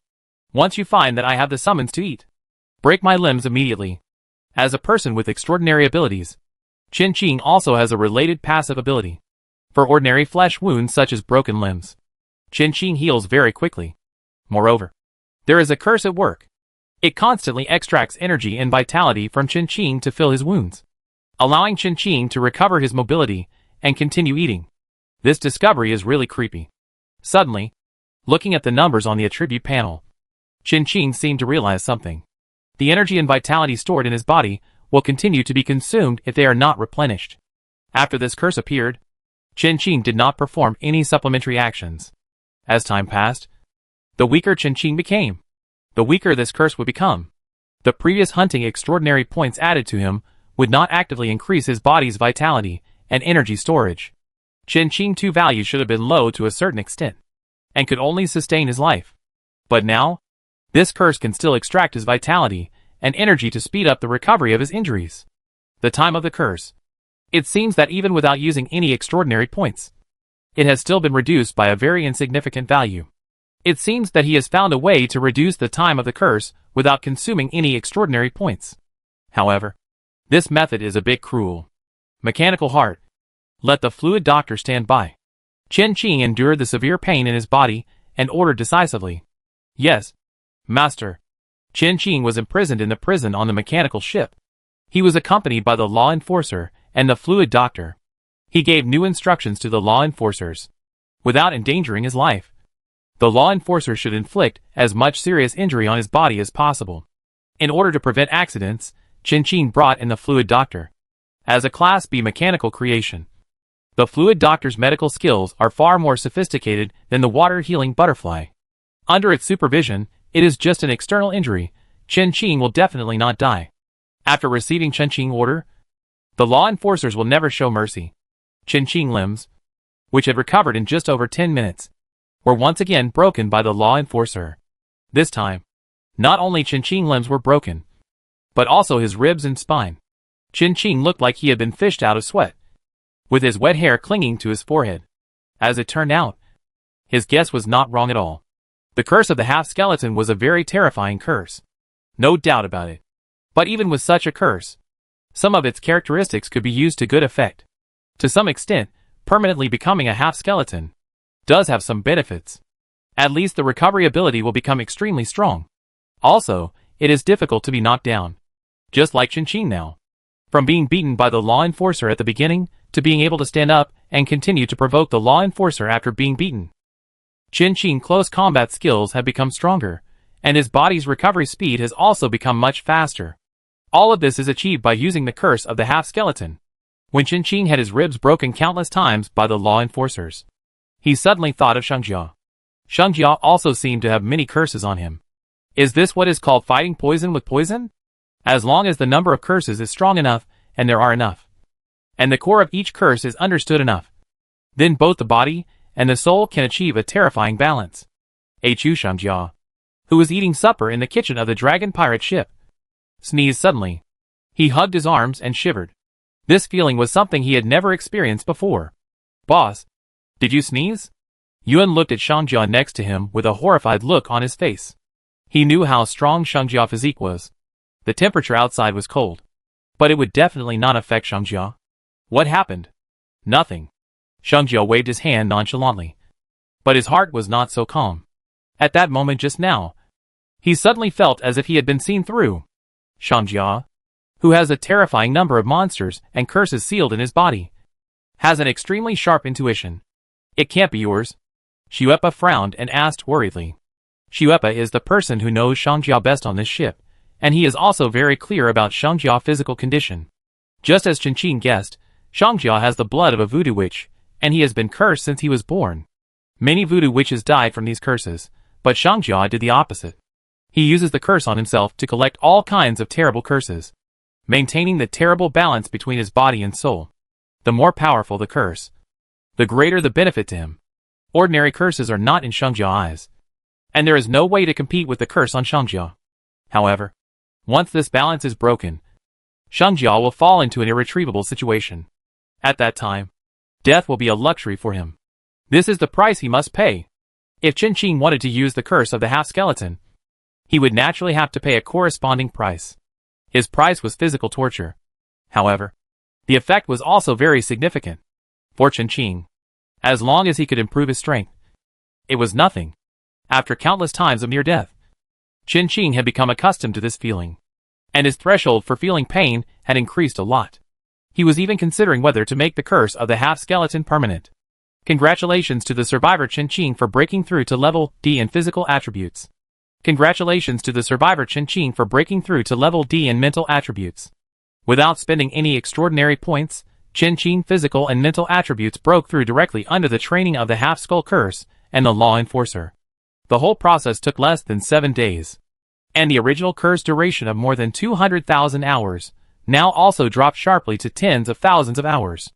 Even Qin's close combat skills, which were originally only level D, have also broken through to level C.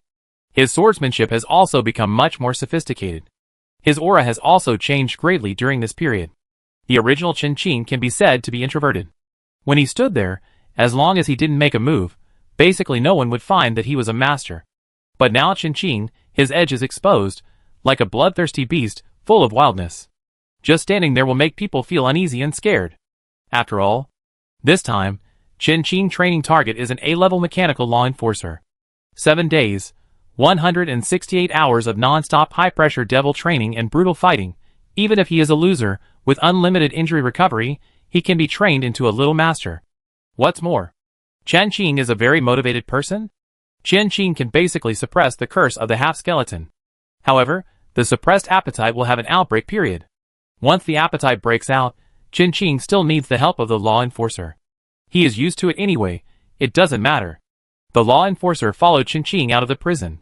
Qin came out because he had important things to deal with. The returning salvage team found several sea mines that had not been excavated, and the construction of the Class B military factory was completed.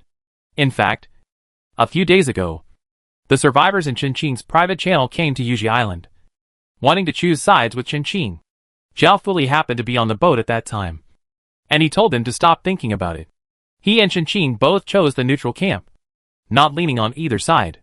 Although it was not as if the sky was falling. The survivors' mood was no less than that of the sky falling. They were supposed to start from the same starting line.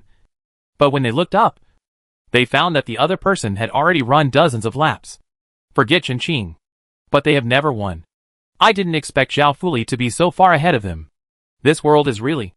When Qin came out of prison, Zhao Fuli was planning to take these survivors to fight.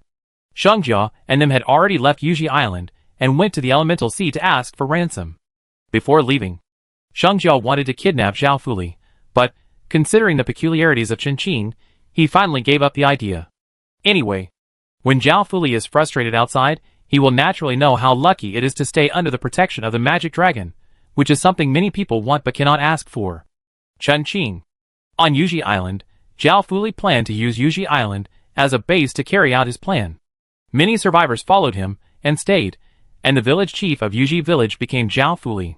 Grandma Yuwa of the Bounty Guild secretly gave him a lot of support, hoping that he could accept the guarding mission as soon as possible. He looked at Qin in front of him with a shocked face, and he was still the same person. But why did he feel that the current Chin was so different from the previous Chin? The current Chin was very aggressive.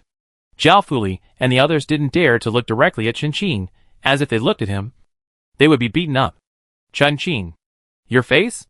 Zhao Fuli hesitated for a moment, but still pointed at his cheek and asked. The exoskeleton only covered the half of Chin body that had turned into a skeleton. The other side was not covered. Zhao Fuli could naturally see the scar that suddenly appeared on Chin's face. If he remembered correctly, Chin should not have left Yuji Island, so this injury. Was it done by Shangjia? Zhao Fuli's eyes widened, feeling very guilty. No. Chin only asked the law enforcer to spare his life, and the law enforcer would inevitably go too far if he showed no mercy. This scar is already a very minor injury. There were several times before, Chin's eyeballs and internal organs were destroyed by the law enforcer, and half of his brain was smashed by the law enforcer. The exoskeleton can only cover half of Chin's body, mainly because it was broken by the law enforcer. Chin patched up the pile of rubbish, and finally put together half of the exoskeleton. It's a bit funny to think about it. The first thing Chin did, after being released from prison with his strength, was to repair the exoskeleton. It's okay. Chin, you don't have to hide it for him. It's all my fault. I will definitely compensate you. Zhao Fuli bowed to Chin very solemnly to apologize. He had already determined that Shangjia did it. Otherwise, why would he run so fast? Without Shangjia knowing, Zhao Fuli's favorability towards him had become negative. It has nothing to do with him. However, Chin's explanation was only regarded by Zhao Fuli as his kindness, and he even covered it up. Seeing this, Chin did not say much. This was what Shangjia deserved. What are you going to do? Chin looked at what seemed to be cement bags piled up on the beach, and asked. Build fortifications. Zhao Fuli answered loudly. Chapter 207 Leaving Yuji Island. The difference between a big guy and a piece of trash. Defense? Chin glanced at the cement bags, and then turned to look at Zhao Fuli and the survivors behind him. Yes. Zhao Fuli nodded heavily. Can these things block anything? Chin asked very directly. Relying on those cement bags alone, you can't block anything. Oh. Zhao Fuli touched his nose embarrassedly. Isn't this poor? When he was in the Dragon Pirates before, he never worried about money. Now that he is working on his own, he has to spend money on everything. So he should save as much as possible. However, Zhao Fuli is still very optimistic. Yuji Island is remote, and no one will come here. So even these concrete buildings are enough. When he was in the Magic Dragon Pirates, he also saved a lot of money. Zhao Fuli has been preparing to leave the Magic Dragon Pirates, although he doesn't know if there will be such a day. Apart from anything else, the people in the Magic Dragon Pirates are very generous. By the way, Chin, I want to buy some cooking fruits from you. Can I get a discount if I buy more? Zhao Fuli smiled a little embarrassedly. With limited funds, he could only find ways to scrounge everywhere. Yes. Chin did not refuse, and asked Zhao Fuli to talk to the mechanical heart, and he would give him a discount. During his retreat time, the mechanical heart made him a mechanical body, which made it more convenient for him to do things normally. Chin was a hands-off boss who didn't care about anything, and only focused on getting money and materials back. The mechanical heart still needed a new body. Thank you. Zhao Fuli wanted to give Chin a bear hug happily. But, due to Chin momentum, he finally chose not to do so. He really felt that he would be beaten by Chin. You guys are busy. Chin nodded to Zhao Fuli, and walked into the Bounty Guild. He was ready to leave Yuji Island, and go to the location where the salvage team found the sea mine. He happened to receive a few tasks on the way, and did them all at once. There were all kinds of tasks in the neutral camp, from buying ordinary supplies for someone in a village, to capturing the main islands of various forces. There was a big difference. Chin didn't care about the number of mission points, no matter how big or small the mission was, as long as it was on the way. After 7 days of seclusion, the war continued to develop and spread, and the neutral camp's missions had expanded to hundreds of thousands. Fortunately, the mechanical heart had been paying attention to it in the past few days. It listed a suitable mission list for Chin, and planned it according to Chin's route. Chin only needed to scan the code to automatically jump to accept the mission. Very convenient. The rewards for many large missions were not only neutral camp points, but also rewards specially provided by the red and blue sides. If you want to hire survivors from the neutral camp, you have to pay a little more. Why would they work for you? Grandma Yuhua looked at Qingqing's actions, and saw the task he accepted, and her eyelids twitched wildly. How will the joining of this child change the current situation? I just hope that it will be for the better. Although Grandma Yuhua is a staff member of the Bounty Guild, she is against war. However, the war in this world will never stop. As long as there are living things in this world, the struggle will never stop. He looked at Qingqing back and sighed heavily. When his eyes swept over Zhao Fuli, he couldn't help but feel relieved. At least there are people in this world who are like him, who oppose and hate war. These people are still young, and they have the hope of changing the world. Are you leaving? Zhao Fuli looked at Qingqing in surprise. But at the same time, he felt it was normal. After all, it was Qingqing. He couldn't stay on the island like them. Even they would have to leave the island one day. Then I wish you a safe journey and a successful start. I hope you can achieve all the goals you want to achieve. Zhao Fuli smiled and gave Qingqing his blessing. He sincerely hoped that Qingqing could achieve his wish. Whether it was Qingqing or Shengjia, their goal was the Scarlet Sea, a more cruel battlefield. He has no ambitions, he just lives his life in the deep blue sea. When Qingqing makes a name for himself in the Scarlet Sea, when he gets old, he can brag to the younger generations in the future.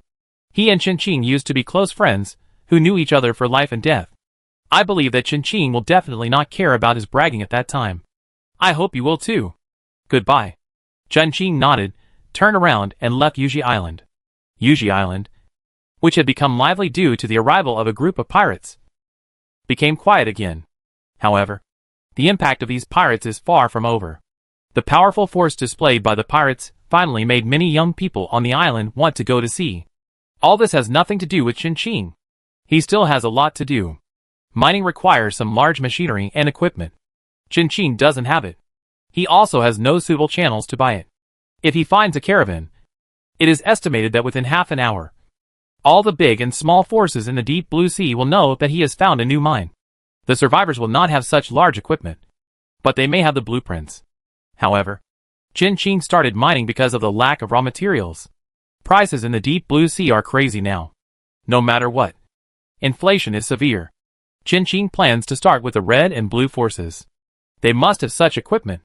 The Deluga family and the Red Snake family. These two families are Qingqing targets. There is no need to completely capture them. Just rob them like pirates and run away. Anyway, everyone knows that Qingqing has a grudge against these two families. If you want to rob them, then the number of combat machines must be sufficient. Currently on Qingqing's ship, these mechanical creations are divided into 3 levels. Lord monsters, elite monsters, small monsters. The Lord level has law enforcers and mechanical ships.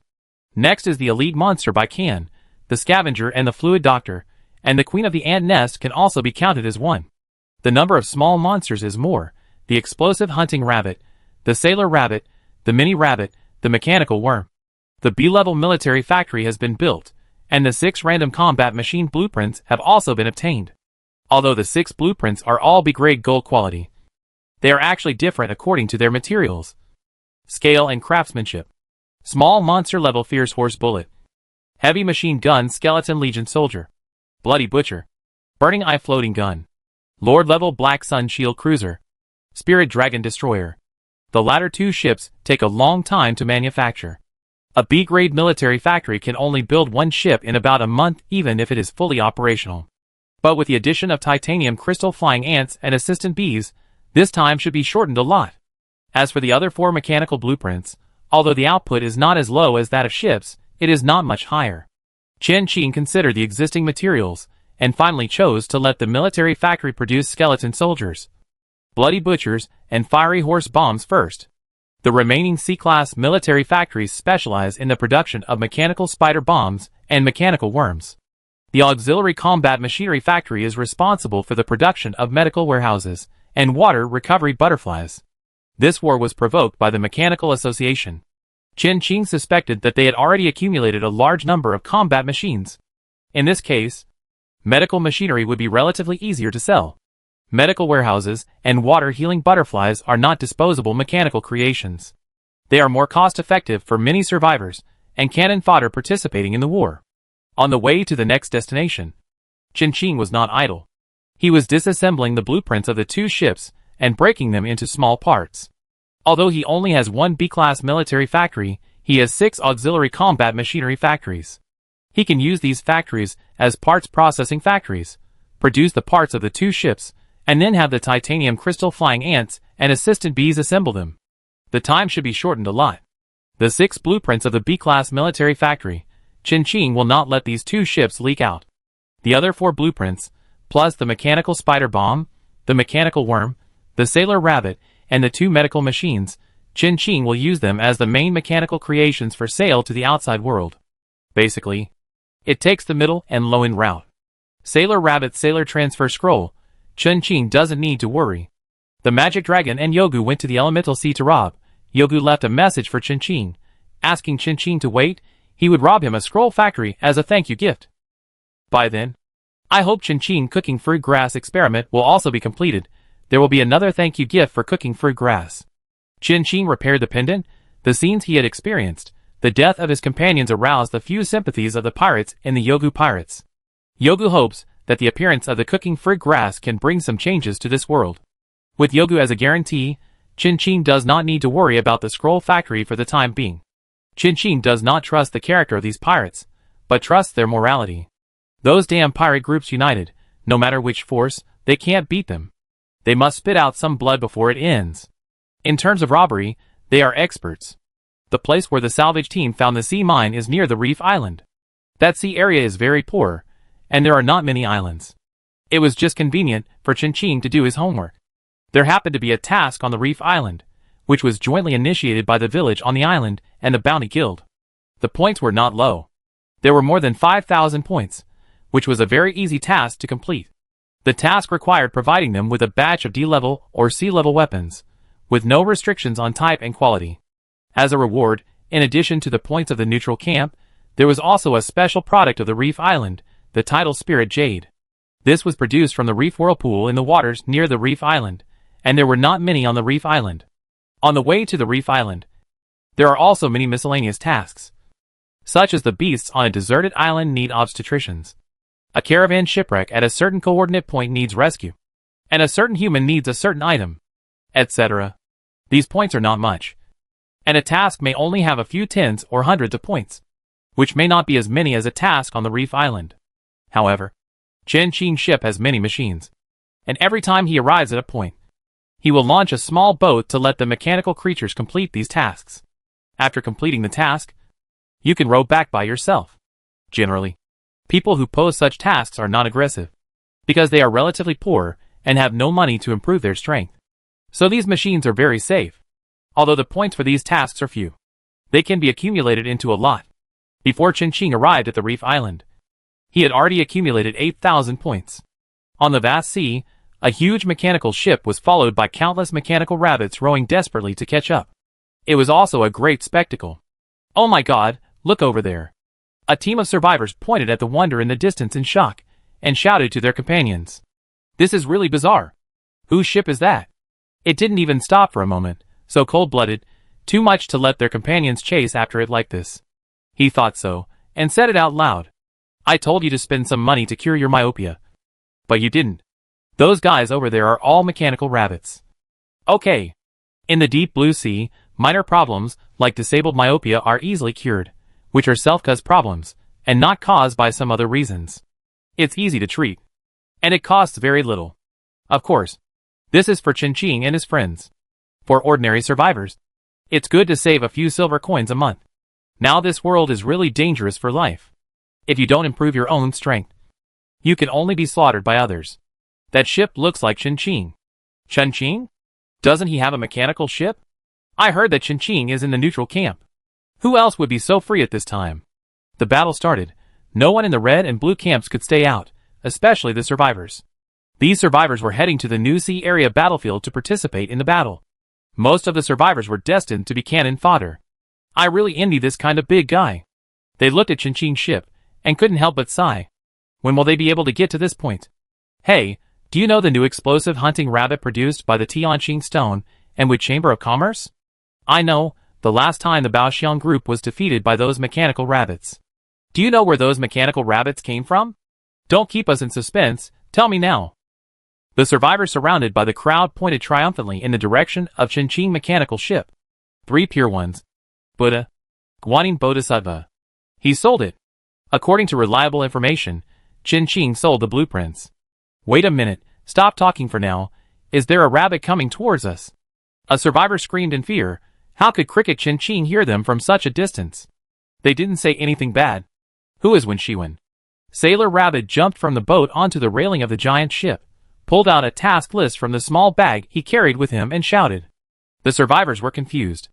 An aboriginal immediately emerged from the crowd. It's me. Your white dragon ointment. Sailor Rabbit threw the ointment into the aboriginal's arms, then rode away without looking back. Is this the difference between us and the big guys? Someone sighed. Even if it's just a little bit of points, the boss won't let go. What reason do we have not to work hard? The young survivor drank a bowl of chicken soup for himself. No. What we mean is that the boss has many subordinates. And even if he does a mission, he doesn't need to do it himself. He can just send his subordinates. The boss will only become stronger and richer. And we are still weaklings. A group of old-timers next to him said in unison, ruthlessly breaking the chicken soup for the soul that the young survivor was about to drink. Chapter 208 Reef C, Illustration Reward. Hey, that little rabbit. Can you come over here? Among the survivors, someone suddenly shouted, stopping the sailor rabbit who was rowing away. The person next to him quickly grabbed his hand, with a look of horror. Are you crazy? What are you doing? That's Qin stuff. No matter how good Qin reputation is, but he has reached his current position, can he be a simple person? Are you crazy? To provoke him. I'm not planning to steal that rabbit. Hasn't there been a rumor that Qin sells arms in his channel? They are about to go to a new battlefield. The red and blue camps are just using them as cannon fodder. Except for some basic support, there is nothing else. If he can buy suitable combat weapons from Qin, that would be great. He doesn't want to give money to these damn natives at all. He will be upset to death if he works hard for them, and then lets them earn the money he earns. It would be better to let Qin make money, after all. It is his own people who are getting rich. Apart from other things, Qin has always been quite reliable. During the gym event, he made a lot of money with Qin. It is a pity that Qin did not participate this time, otherwise, he would definitely bet heavily on Qin again. Among the survivors, Qin and Zhao Fuli are not the only ones in the neutral camp. Add to that the survivors on Yuji Island, the fact that Qin belongs to the neutral camp cannot be concealed at all. Hearing the survivor shouts, Sailor Rabbit turned around in a very human way, tilting his head and looking at the survivor strangely. Is this rabbit a spirit? Come here, little rabbit. I want to make a deal with you. The survivor who spoke first waved at Sailor Rabbit and shouted. Sailor Rabbit received the new information and immediately reported it to the mechanical heart. Not long after, Sailor Rabbit began to return and caught up with the survivors full of cannon fodder soldiers. Before the survivors could speak, Sailor Rabbit handed over a tablet computer. All the tradable goods are on it. Just place an order for whatever quantity you need. Sailor Rabbit said in a serious tone.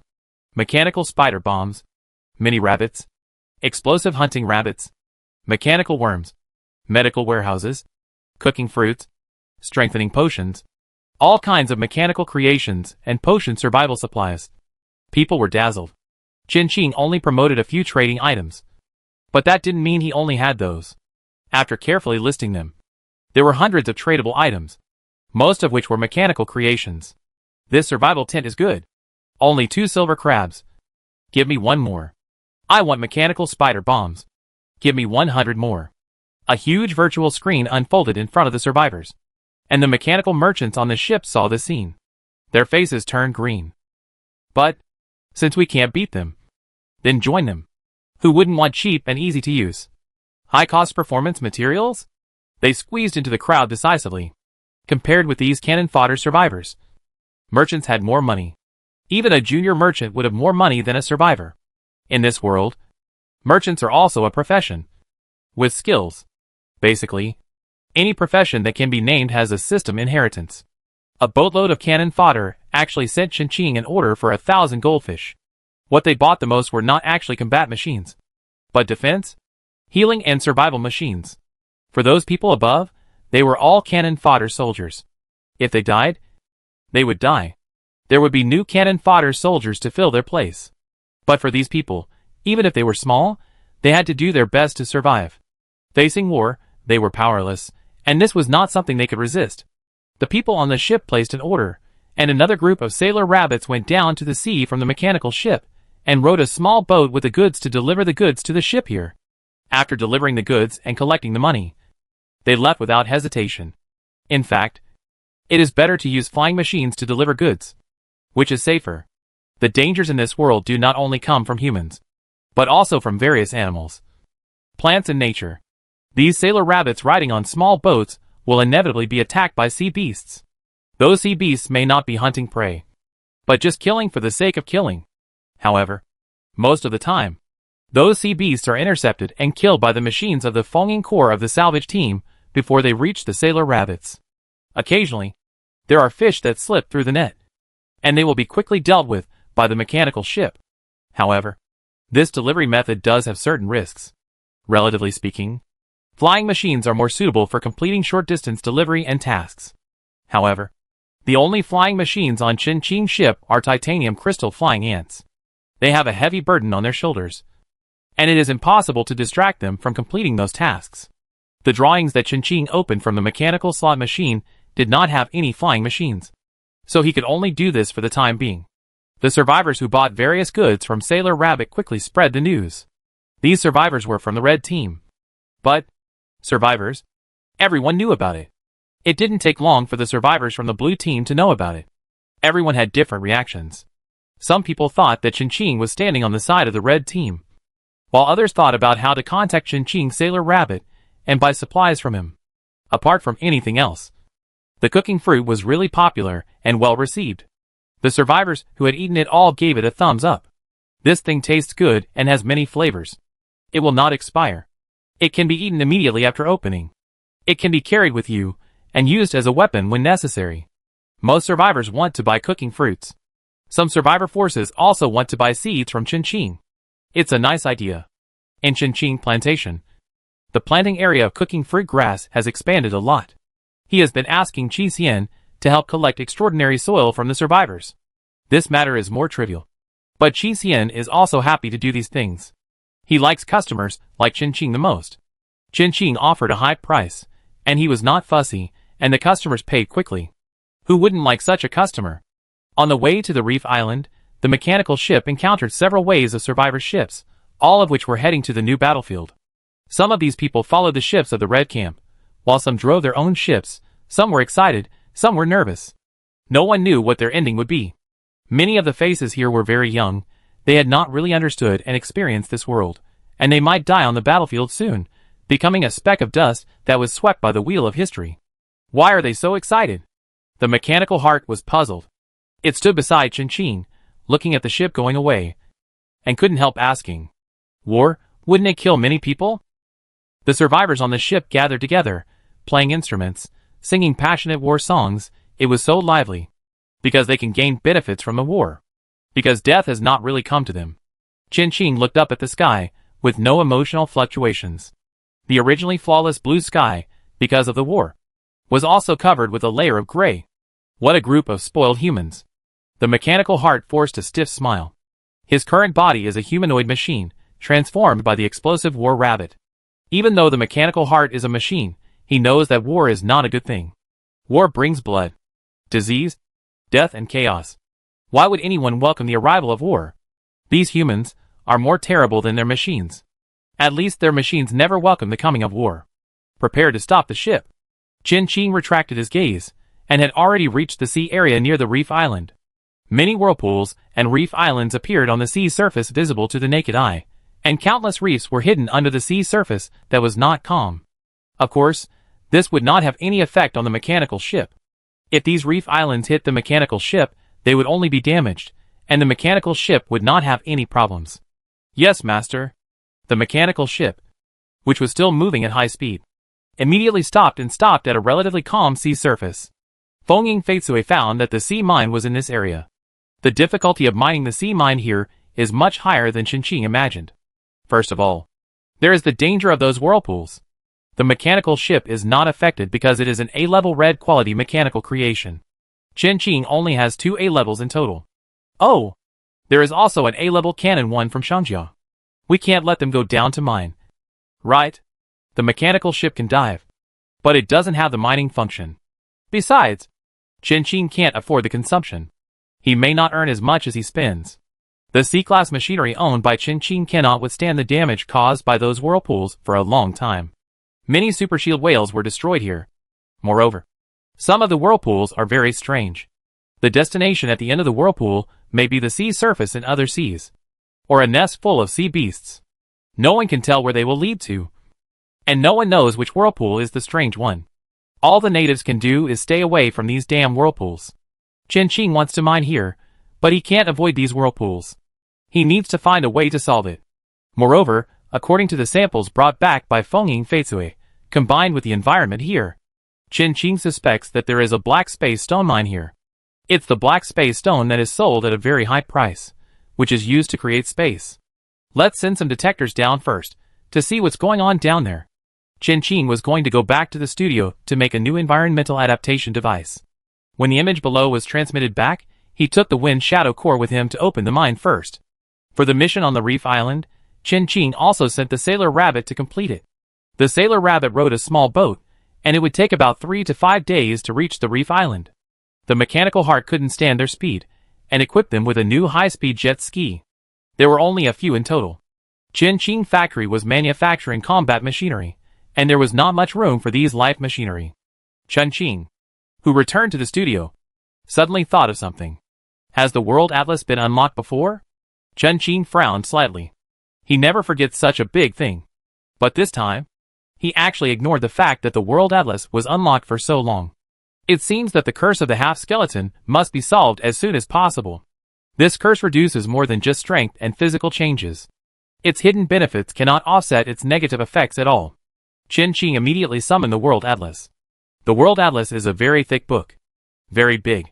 It covered the entire desktop of Qin's studio, and there was not even enough space. This book was even just the catalog of the World Atlas. The title page that came into view when the book was opened was blank, without any text. The back was an extremely complicated catalog page, with densely packed lines and boxes of text that gave people a headache just by looking at it. Qin moved his fingers, and the World Atlas immediately switched to another mode, and the originally heavy book immediately turned into various images. The World Atlas can be generally divided into 2 categories, those that Qin has unlocked and those that have not been unlocked. If you want to subdivide, then the categories are endless. Humans, non-humans, living things, dead things, plants, animals, professionals, superhumans. There are a lot of them. Qin directly opened the atlas that he had unlocked. Most of them were plants, ores, and machinery. The World Atlas is not just an atlas. Let's call it a name that the survivors are more familiar with. Achievements. Achievement list. Every time Qin unlocks an atlas, he can get an achievement point. When the achievement points accumulate to a certain number, the progress bar of the World Atlas will change a little bit. Don't think that this progress bar is useless. The World Atlas is a unique special item. These progress bars can be used to receive achievement rewards. Qin leaned back and looked at the rewards displayed in the World Atlas. Extraordinary points. The rewards of the World Atlas are actually extraordinary points. Should we say it is smart? The reward was so good that it touched his heart. Of course, the rewards are not only extraordinary points, there are many other physical rewards. Qin collected and unlocked the mechanical category, then its physical rewards are mechanical, such as skills, blueprints, creations. The plant category gives the corresponding skills, seeds, plants. The category corresponds to the reward. If Qin spends the rest of his time on unlocking the World Atlas, in time, he will definitely become a hegemon. It's not the deep blue sea, but the scarlet sea. The rewards of the World Atlas are terrible, but the corresponding ones are not so easy to get. For every 10,000 points of the unlocked category atlas, you can receive the extraordinary points reward. For every 1,000 points, there will be a corresponding category reward. But there are more than 1 million categories in this world. It is extremely difficult to get those corresponding category rewards. Fortunately, Qin has been collecting various plants before. Although he can't reach the 1,000 point reward, he can still reach the 10,000 point reward. This is a considerable amount of extraordinary points. However, Qin thinks that he should solve the curse of the half-skeleton first before collecting these extraordinary points. After all, obtaining extraordinary points is equivalent to eating. Qin's current priority is to solve the curse of the half-skeleton. Chapter 209 Reef Experimental Field, War Channel. There are not many exploration-type mechanical creations on Qinqing's ship, and it is a D-level blue-quality prop from a mechanical slot machine. The giant exploration octopus, different from the octopus on the blue planet, this mechanical creation has 68 tentacles, and is good at defense. If you don't look carefully, you might think it is some kind of mutant monster. As the exploration octopus dives into the sea under the cover of the Fengying Jade, Qinqing once again takes the law enforcers into the prison. This time, Qinqing was ready to completely solve the curse of the half-skeleton. This meant that the training of the law enforcer would be even more intense. Even more terrifying than before was the crushing attack from the A-class machine. After Qinqing entered the prison, the mechanical ship was once again taken over by the mechanical heart. He had a lot of things to deal with. But fortunately, the mechanical heart was a machine, and its processing ability was much stronger than that of humans. The mechanical heart was analyzing the images and information transmitted back by the exploration octopus. And the sailor rabbit, who went to the reef island, just happened to come back. There were a few small tails following behind it. They were the survivors on the reef island. They were the group that Qinqing met at the beginning, and the group of survivors who followed the captain of the caravan on the reef island, Jarvis. They came to thank Qinqing, and to deliver the bounty for the mission. I didn't expect that it was Qinqing who received this mission. It's really a coincidence. If it weren't for Qinqing, we wouldn't be able to live like this now. These survivors were very emotional. It was only a few months, but it seemed like many years had passed. The other survivors who were rescued by Qinqing together with them had already died in the sea. They were really glad for the decision they made at that time, and were very grateful for Qinqing's help. This time, they wanted to invite Qinqing to the island, hoping to treat Qinqing well. Wow, look, he is really a big boss. A survivor pointed at the mechanical boat, and his jaw dropped in shock. They knew the power of the whirlpools in the waters near the reef island very well. Qinqing's boat could actually stop on those reefs without any impact. It's really powerful. These survivors are happy to see Qinqing becoming more and more powerful. Only when more kind people occupy high positions, the world will become better. Ordinary people like them can live better.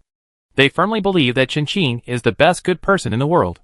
Because the person who accepted the task this time was Qinqing, they also specially increased the task bounty. The tidal spirit jade used for the bounty is D-level, because it was Qinqing who took out the C-level tidal spirit jade that they had kept in the bottom of the box. Is that the one on the boat? Boss Qinqing? A girl pointed at the mechanical heart on the boat and asked. They seem to be about the same height, I think so. Others answered uncertainly. When the boat approached the mechanical ship, they found that there was a cold mechanical creature standing on the deck. This mechanical creature stared at them, making them feel uncomfortable and uncomfortable. The survivors who were still joking suddenly became restrained. Well, we are islanders of the reef island. We have met Boss Qinqing. He should still remember us, right? The leader Hikai looked at the mechanical heart and said stutteringly. He always felt that the mechanical creature looked at them as if they were dead things. And his eyes were very, well, come up. The cold voice of the mechanical heart fell into the ears of Hikai and his friends, making them shiver unconsciously. The weather was cold now, and when they bumped into the mechanical heart, they felt like eating popsicles in the middle of winter. No. No. No. Hikai waved his hand to refuse. Without Qinqing, they always felt a little scared of this mechanical creature. Boss Qinqing's ship is good in every way, except that it is not very popular, which makes people feel a little creepy. Of course, this is their problem, not the bosses or the ships. We are here to give you a thank you gift.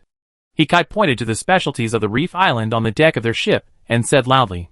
Also, we want to invite Boss Qinqing to have a meal on the reef island. The time can be convenient for Boss Qinqing. I will convey it to the master. The mechanical heart nodded. Hikai listened to the voice of the mechanical heart, and always felt that the voice of the mechanical heart was somewhat similar to Qinqing's voice. However, the voice of the mechanical heart was more strange. After all, it was a machine, and he did not intend to be perfect. A mechanical body. As long as it can be used, there is no need to waste time and energy. However, Hikai was indeed sensitive enough. When the mechanical heart modified this body, it did refer to Qinqing's various data. Okay. Thank you for your trouble. Then we go first. Hikai and the others quickly handed the local specialties to the mechanical heart, and quickly turned around and left. For some reason, Hikai always felt scared when facing the mechanical heart. This was a normal reaction after all. The mechanical heart was this ship, and this ship was the Mechanical Heart. An A-class extraordinary ship. Not everyone can withstand the momentum it exudes. The Mechanical Heart asked Sailor Rabbit to send a bag of cooking fruits to the survivors. Reciprocity. This is what he learned from the customs of the Dragon Kingdom that he collected. It's called a bag. But it's actually a giant sack, with at least 1,000 cooking fruits in it. The Mechanical Heart can clearly distinguish between D level and C level. The quality of this tidal jade is much better than the task reward. So there is a box of body strengthening potion in the pile of cooking fruits. It just came out of the potion factory. The Mechanical Heart has this authority. Chin gave the Mechanical Heart a very wide range of authority. And there is almost nothing he can't do. However, the Mechanical Heart cannot command the law enforcers of the same level as him on the ship. After sending away the visitors from the Reef Island, the Mechanical Heart continued to analyze the situation in the sea area. Compared with the sea areas near the islands in the Gem Sea, the sea areas near the Reef Island are basically all undeveloped. Therefore, the ecological environment here is very primitive and the danger is very high. Just like other places in the Treasure Sea, the seabed here is also filled with various mechanical garbage. Moreover, compared to other places in the Treasure Sea, the mechanical garbage here is very old. It is a very old model of deformed garbage, and some of the machinery still has some bad things left on it. They have affected the ecology here, and many sea beasts have undergone different degrees of mutation. The exploration octopus mixed in does not look abrupt at all. The sea beasts in the reef area have experienced different degrees of fusion with machinery. This fusion is just right. They still belong to the ranks of living things, but have the characteristics of machinery. It was as if it was man-made. It seems that something incredible has been discovered. The strange mechanical sound of the Mechanical Heart echoed in the empty captain's room, which seemed particularly strange. Obviously, there is a secret hidden in the reef sea, and this secret lies in those sea beasts. Maybe it is some shady experiment, or it may be about the mineral veins in the deep sea. The Mechanical Heart recorded all these anomalies, and asked the Foaming Emerald Legion to be alert, fearing that something unexpected would happen. We have to wait until Chin comes out. Unexpectedly, this wait lasted another 5 days.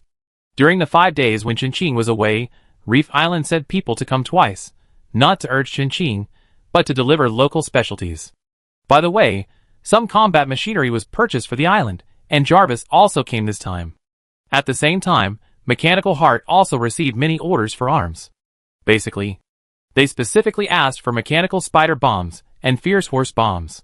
The repurchase rate of other combat machinery is not high, especially medical machinery, which is more durable. However, Chin's ship was short of materials, and there was no way to produce so many orders. Sometimes too many orders can be painful. When Chin came out, the Mechanical Heart was worried about a pile of orders that were like a small mountain. Too many. It was the first time that he was so worried. What's wrong? Chin's abdomen was wrapped in a circle of white bandages. He had just come out of the bathroom, wearing a simple sports suit.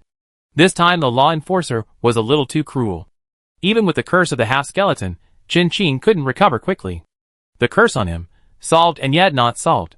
The duration of the half-skeleton curse has been reduced to 3 days, and the last 3 days cannot be reduced no matter what. As long as 72 hours pass, the curse will automatically disappear. There are many orders, Master. The Mechanical Heart raised its head, looking at Chin a little pitifully and helplessly. Just accept the survivors. Chin took a look, and there were many orders from various chambers of commerce. It seems that the arms sold to the survivors last time are quite effective. If it's just the survivors' orders, our raw materials can't keep up. The Mechanical Heart shook his head. There are really too many orders. Seeing that so much money can't be made, the Mechanical Heart feels a little uncomfortable. So many? Chin was a little surprised. There are so many orders, it's really unexpected. In theory, those mechanical families should have a lot of inventory. They also hold the raw materials. Chin still underestimated the power of the blueprints he had. The quality of the mechanical creations in Chin hands was surprisingly high. Basically, only those machines that came out of the mechanical ruins could be compared with Chin mechanical creations. The Red Mechanical Association suspected that Chin had inherited the ruins. The blue traders were more plain and simple. They simply wanted to crack the formula of the mechanical creations in Chin hands. No matter what the purpose of both parties was, this required a large number of mechanical creation samples as support, so Chin received so many orders. Oh, Master, There is one thing. The mechanical heart quickly told Qin Qing about the reef area, and also about the invitation of the survivors on the reef island. Biomechanics? Qin Qing thought for a moment. These mechanics are really trying to get a treasure trove. Wherever they are born, wherever they grow, they will bring disaster. I asked the Wind Shadow Corps to catch some samples and put them in the experimental breeding area. The mechanical heart said. He always does things cautiously. Okay. Qin Qing nodded, and brought the mechanical heart to the marine biological breeding area of the experimental area. Although Qin Qing had basically never done any experiments, the ship was still equipped with basic experimental equipment. Technology and science are inseparable. The breeding area was as large as an underwater ocean park, and countless biological machines that were caught were locked in glass. Most of these creatures were hideous and ugly, and had strange shapes. Flying fish waving mechanical fins, lantern flower beasts with mechanical eyes, evil abyss worms, and fish inlaid with mechanical fish scales. Can the machines on them be removed? Yes. But the combat effectiveness of the sea beasts that have removed their machinery has been reduced by at least half. And some are almost dead before they were transformed. They should have been seriously injured and had varying degrees of disability. After hearing the answer from the mechanical heart, Qin Qing was certain that these sea beasts must have been artificially transformed. Moreover, Qin Qing suspected that the people who transformed these biological machines were on the reef island. The closer you are to the water, the sooner you get the moon. These biological machines must have been transformed for some time, and the mechanical parts on them are of different ages, and the time span is very long. The location of the reef island is bad, and few outsiders go here. If it is a mechanic from other places, it would be too troublesome to do this. If it is a mechanic living on the reef island, it would be more reasonable. However, this matter actually has nothing to do with Qin Qing, and this person's mechanical experiment has not affected anyone. The reef island is so close to here, and the islanders on the island have no impact, and these sea beasts don't even attack the reef island.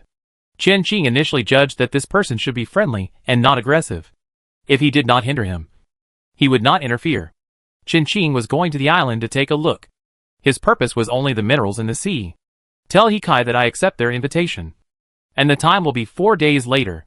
No matter what, Qin Qing had to go to the reef island. Yes, master. After dealing with these biomechanical matters, Qin Qing opened the system panel and checked the current situation of Deep Blue. A war channel suddenly appeared in the chat system, separated from the other channels. Qin Qing glanced at the system update reminder. This was a new update. Why a separate war channel was set up? The reason is unknown. However, in addition to daily chats, this war channel will also publish the war situation of the red and blue sides in real time. It is more fair and neutral than the newspapers of the Deep Blue newspaper, without any bias. The war channel even has real-time images and war correspondents. War correspondents, or the group of people from the survivors' observation team. They are really not afraid of death. At present, the red and blue sides have opened a total of 8 battlefields, 5 of which are in the Treasure Sea, and the other 3 are evenly distributed in the 3 poor seas. The most serious fight is in the Treasure Sea. The main battlefield is here, and none of the 3 rich seas have been really affected.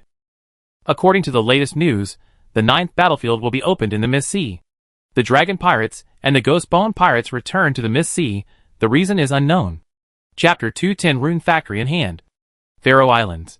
Although the Ghost Bone Pirates returned to the Misty Sea, they still sent someone to deliver the thank you gift they had promised Qin Qing. It was Blind Eye, Ghost Bone's deputy. Blind Eye was just like his name. His eyes were blind. Blind Eye was also a very strange person. Although he was blind, he was actually a sniper of Ghost Bone Pirates. Except for a few 2 or 3 people in Ghost Bone Pirates, no one knew why he was blind. And no one knew why he had not been looking for a way to treat his eyes. The fact that Yogu dared to let him alone to give Qin Qing the thank you gift showed how strong he was. I give it to you along with this space prop. Thank you for repairing the necklace. Before Qin Qing had time to go to the reef island, Blind Eye came to him first. He drove a small jet ski alone and came to the sea area where Qin Qing was. Like most captains and deputies of pirate groups, Blind Eye was a quiet and introverted person. By the way, the elemental sea will not be peaceful recently. If you have nothing to do, try not to go there. The blind man smiled at Qin Qing in a friendly way and reminded him. The culprit behind the unrest in the elemental sea is these pirate groups. Chen Qing did not know the specific process, and the survivors' observation team did not reveal any information. It is estimated that you have to spend money to buy it. Chen Qing will not spend this money. He is very poor now, very poor. Chen Qing will not go to the elemental sea. He has nothing to do with the elemental sea at all, and does not care about the things there. Okay, I got it, thank you. Chen Qing accepted the thank you gift from the blind man, and also gave them a gift in return. There was not much on his ship, but the most were weapons and mechanical creations. Chen Qing gave them 50 sailor rabbits. The scroll factory was already in hand. Chen Qing would not be short of sailor rabbits. Last time, not only Shengjiao was interested in sailor rabbits, but other pirates also liked them. But seeing that Chen Qing rejected Shengjiao, they did not say much. Who would refuse a cute and useful little rabbit? There is no need to worry about the sailor rabbit being cracked by others after it is sold. The most important thing about it is the sailor job change scroll, which outsiders cannot crack at all. Unless they attack Chen Qing's ship, and put a knife on his neck to force him to hand over the formula, this is possible. Of course, the possibility is not great. After sending the blind eye away, Chen Qing began to prepare to deal with the Red Snake family and the Deluge family. Cross Star, Red Snake family, Deluge family. These three are the opponents that Chen Qing needs to deal with as soon as possible. Especially Cross Star. Chen Qing has been tracking their whereabouts. But there is no news. Chen Qing does not intend to take action against these two families directly. The most appropriate thing is to take advantage of the fire. The Deluge family is at the center of the war vortex. Even without Chen Qing, the Deluge family will probably not have a good end. As for the Red Snake family, they are not easy to deal with. They are just like their family name. A poisonous snake hidden in the dark. And they are smarter than the people of the Deluge family. Chen Qing paid attention to the information on the war channel, and quickly determined the right time. The Deluge family belongs to the Blue Camp. Chen Qing remembered that the Bounty Guild had related tasks before. When he went to the Deluge family, he just took the task and earned some task points. However, the main force attacking the Deluge family was definitely not Chen Qing, but their old rival, the Barbaro family. The last defeat made them a laughing stock in the entire Deep Blue Sea. This time, they are determined to take back everything. Although the Barbaro family was defeated, their territory was occupied by the Deluge family. But not all of their family members died. Moreover, when they fled the Barbaro family archipelago, they also took away a lot of things. Chen Qing contacted Barbara Barbaro. And when the time comes, he will attack with them. Barbara's goal is the same as Chen Qing. The goal of both of them is to grab a wave and run away. Barbara sees the situation more clearly than the Barbaro family. It is impossible to take back their family base so easily. The Mechanical Association does not need to put too many troops on this battlefield, and other forces will not help them. If they want to take back the Barbaro family base, they have to rely on themselves, which cannot be achieved in one go. Barbara listened to Chen Qing's advice, and prepared to conduct a pirate war. Rob and run. This is the most suitable way for them at present. There is no way. They have no people, no money, no territory, and no equipment. What else can they do? At present, some members of the Barbaro family are left on the island under the Mechanical Association. The rest are like Barbara, rushing to the front line of the battlefield, trying to take back the Barbaro family base. Because this time, they are fighting in a pirate style. Chen Qing did not bring a mechanical ship, but only brought an enforcer, a scavenger, and a fluid doctor, or a part of the Wind Shadow Emerald. Chen Qing was afraid that there would be too much spoils, and the 3 space props on his body would not be able to fit. The 2 space props for the rune factory sent by Blind Eyes together are 1,200 cubic meters, which contain the core equipment of the rune factory, and the rest needs to be dealt with by Chen Qing himself. Chen Qing handed this matter over to the assistant B first, and he went lightly, and took the law enforcers to the Faroe Islands where the Druga family was located. This was originally the territory of the Barbaro family. What a pity. This time Chen Qing drove a high-speed boat, and rushed to the Faroe Islands at full speed from here, traveling day and night, and it only took less than a day. After arriving at the Faroe Islands, rest for another day, wait for the curse of the half-skeleton to disappear, and then rob a wave in the Faroe Islands, just in time to return to the Reef Island. This speedboat is so fast that even many sea beasts cannot catch up, and with the escort of Fengying Jade, Chen Qing's journey was very smooth. There is just one thing that is more troublesome.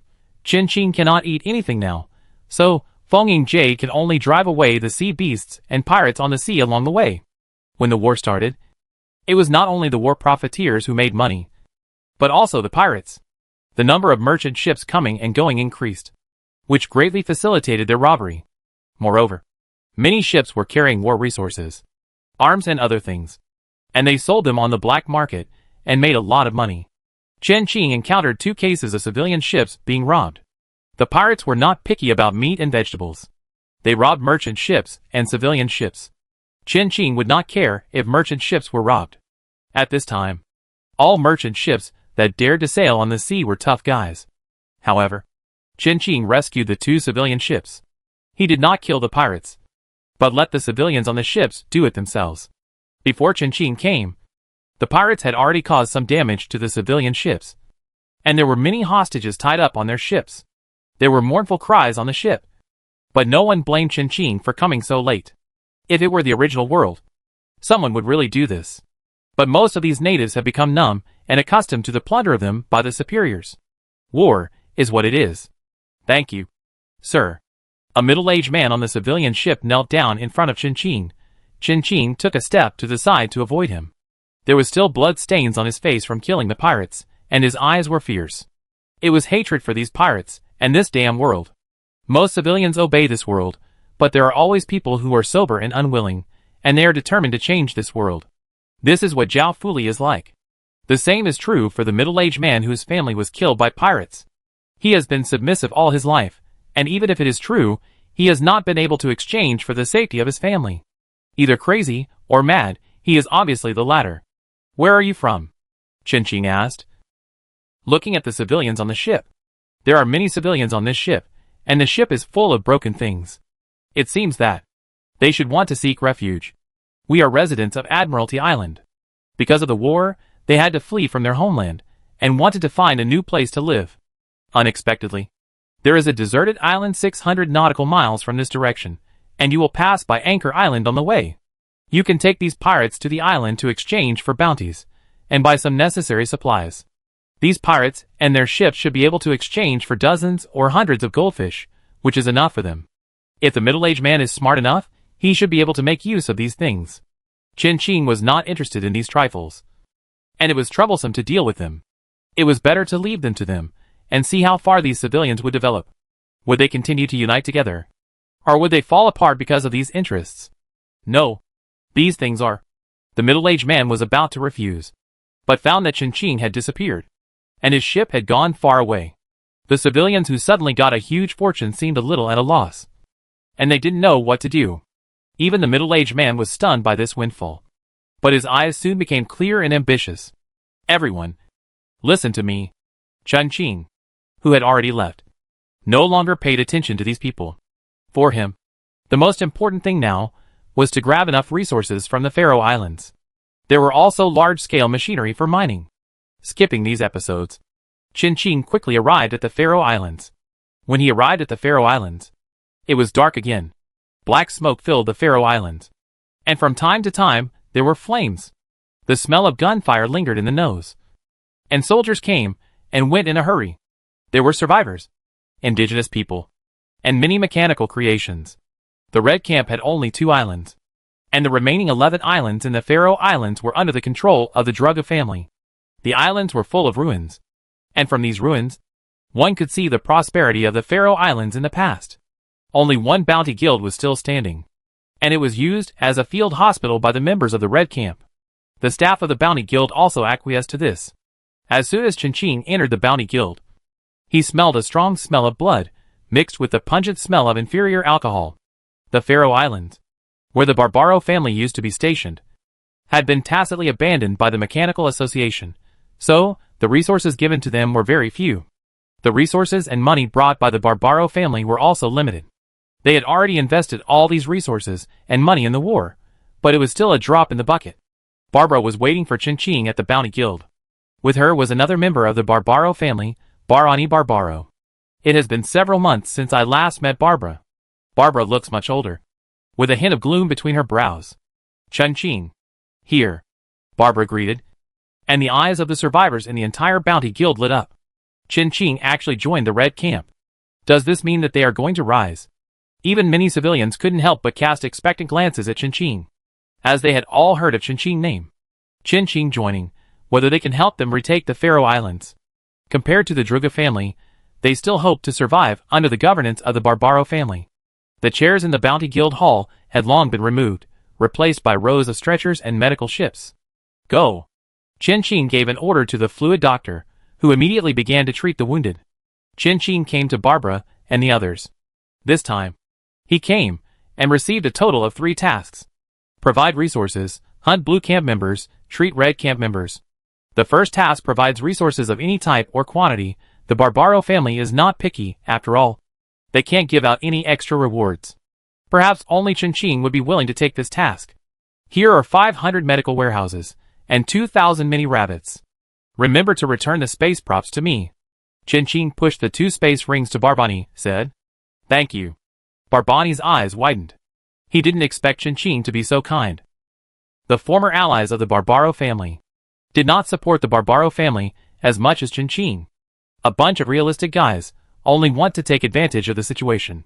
There are also food and warm supplies. You can get them from the coast later. It is now the snowy month, and the temperature in the entire deep blue sea is terribly low.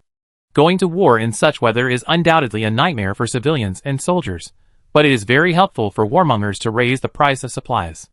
Chinching had collected a lot of resources before, especially food. He had a lot of it on his ship. The most important one was the cooking fruit. With this thing, Chinching could break the monopoly of food by the war profiteers. This was not a joke, but the truth. It just depended on whether Chinching was willing to spend time and energy on it. The survivors in the Bounty Guild pricked up their ears. They had all heard of the cooking fruit that Chinching bought. Was that the food he brought? When these survivors thought of the delicacies in the original world, their mouths watered. Woohoo! As expected, Boss Chinching is the most reliable. He is willing to support even a remote place like them. Of course, they are not stupid enough to tell this matter to others. This will undoubtedly bring hatred to Chinching. He will definitely be condemned to death by the players of the Blue Camp. Maybe he will even be on the bounty list of the Blue Camp. When will we do it? Barbara asked in a low voice. Tomorrow night. Chinching glanced at the countdown of the half-skeleton curse on the panel and replied. Chapter 211 Raising the Banner. The curse disappears. Okay. I come find you then. Barbara nodded and agreed immediately. To be honest, she still has to rely on Chinching. The Barbaro family territory was occupied by the Deluga family, which was a devastating blow to them. It was not just the territory that was occupied, but also the Barbaro family strength and prestige were greatly reduced. Almost all of the previous allies were disconnected, and they even began to take advantage of the situation. Fortunately, the core strength of the Barbaro family has basically been preserved. Otherwise, their current situation would be even worse. Chinching's support undoubtedly gave the declining Barbaro family a shot in the arm. Even if this support is only temporary, it does not affect their ability to use Chinching's name to raise the banner. Chinching. Although it is unknown how strong he is now, his power is indeed quite strong. Many sea wanderers are willing to be led by him. And the Ghostbone pirates have even spread the word that Chinching is a friend of the Ghostbone pirates. In addition, Chinching had an ambiguous relationship with the dragon pirates. Under normal circumstances, no one would want to be an enemy of Chinching. Those who could be friends with pirates could not be good people. Therefore, in the deep blue sea, Chinching was indeed a well-known figure. The trip to the elemental sea by the 4 pirate groups of the Dragon Ghostbone Naga blood cult really made those high-ranking guys see the horror of these pirates. The things about the elemental sea were basically not revealed, and only circulated among the major families and forces. Even the survivors' observation team did not know the specific situation. Once the pirates unite, the sky of the deep blue sea will probably change dramatically. Unless necessary. No one wants to be associated with pirates. After Barbara left, Chinching went to the 2nd floor of the Bounty Guild. This island is the least developed island in the Faroe Islands, so the Bounty Guild here is not as grand as the one in Clockwork Bay. However, it is better than the one on Yuji Island. The Bounty Guild here covers an area of more than 2,000 square meters, with 3 floors, and some of the more seriously injured are on the upper floors. Although Chinching was going to rest today, he would not waste time since he had accepted the mission. The Red Camp was not only short of medical resources, but also doctors and everything else.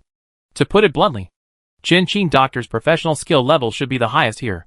When Qin went up to the second floor, he heard a very chaotic noise. He saw the medical staff coming and going anxiously gathered around a bed, discussing something in a low voice. "What's wrong?" Qin walked up and asked in a low voice. His eyes fell on the patient on the bed. The patient's face was ashen, and he was spitting out blood in large mouthfuls. There were also many pieces of meat in the blood. From his posture, it seemed that he was going to spit out all his internal organs. "Chow, aren't you a medical student? What's going on?" A girl wearing a mask anxiously poked the boy next to her and urged. "I am a medical student, but I am only a freshman, and the diseases in this world are too different from those in our original world." The boy called Chow was also anxious, but he had no way to deal with it. He was fine with external injuries, but he really couldn't deal with internal injuries, which looked so serious. Well, we have to stop the bleeding first. If he keeps vomiting, he's really going to die. The whole second floor was in a mess, and no one cared about Qin's arrival.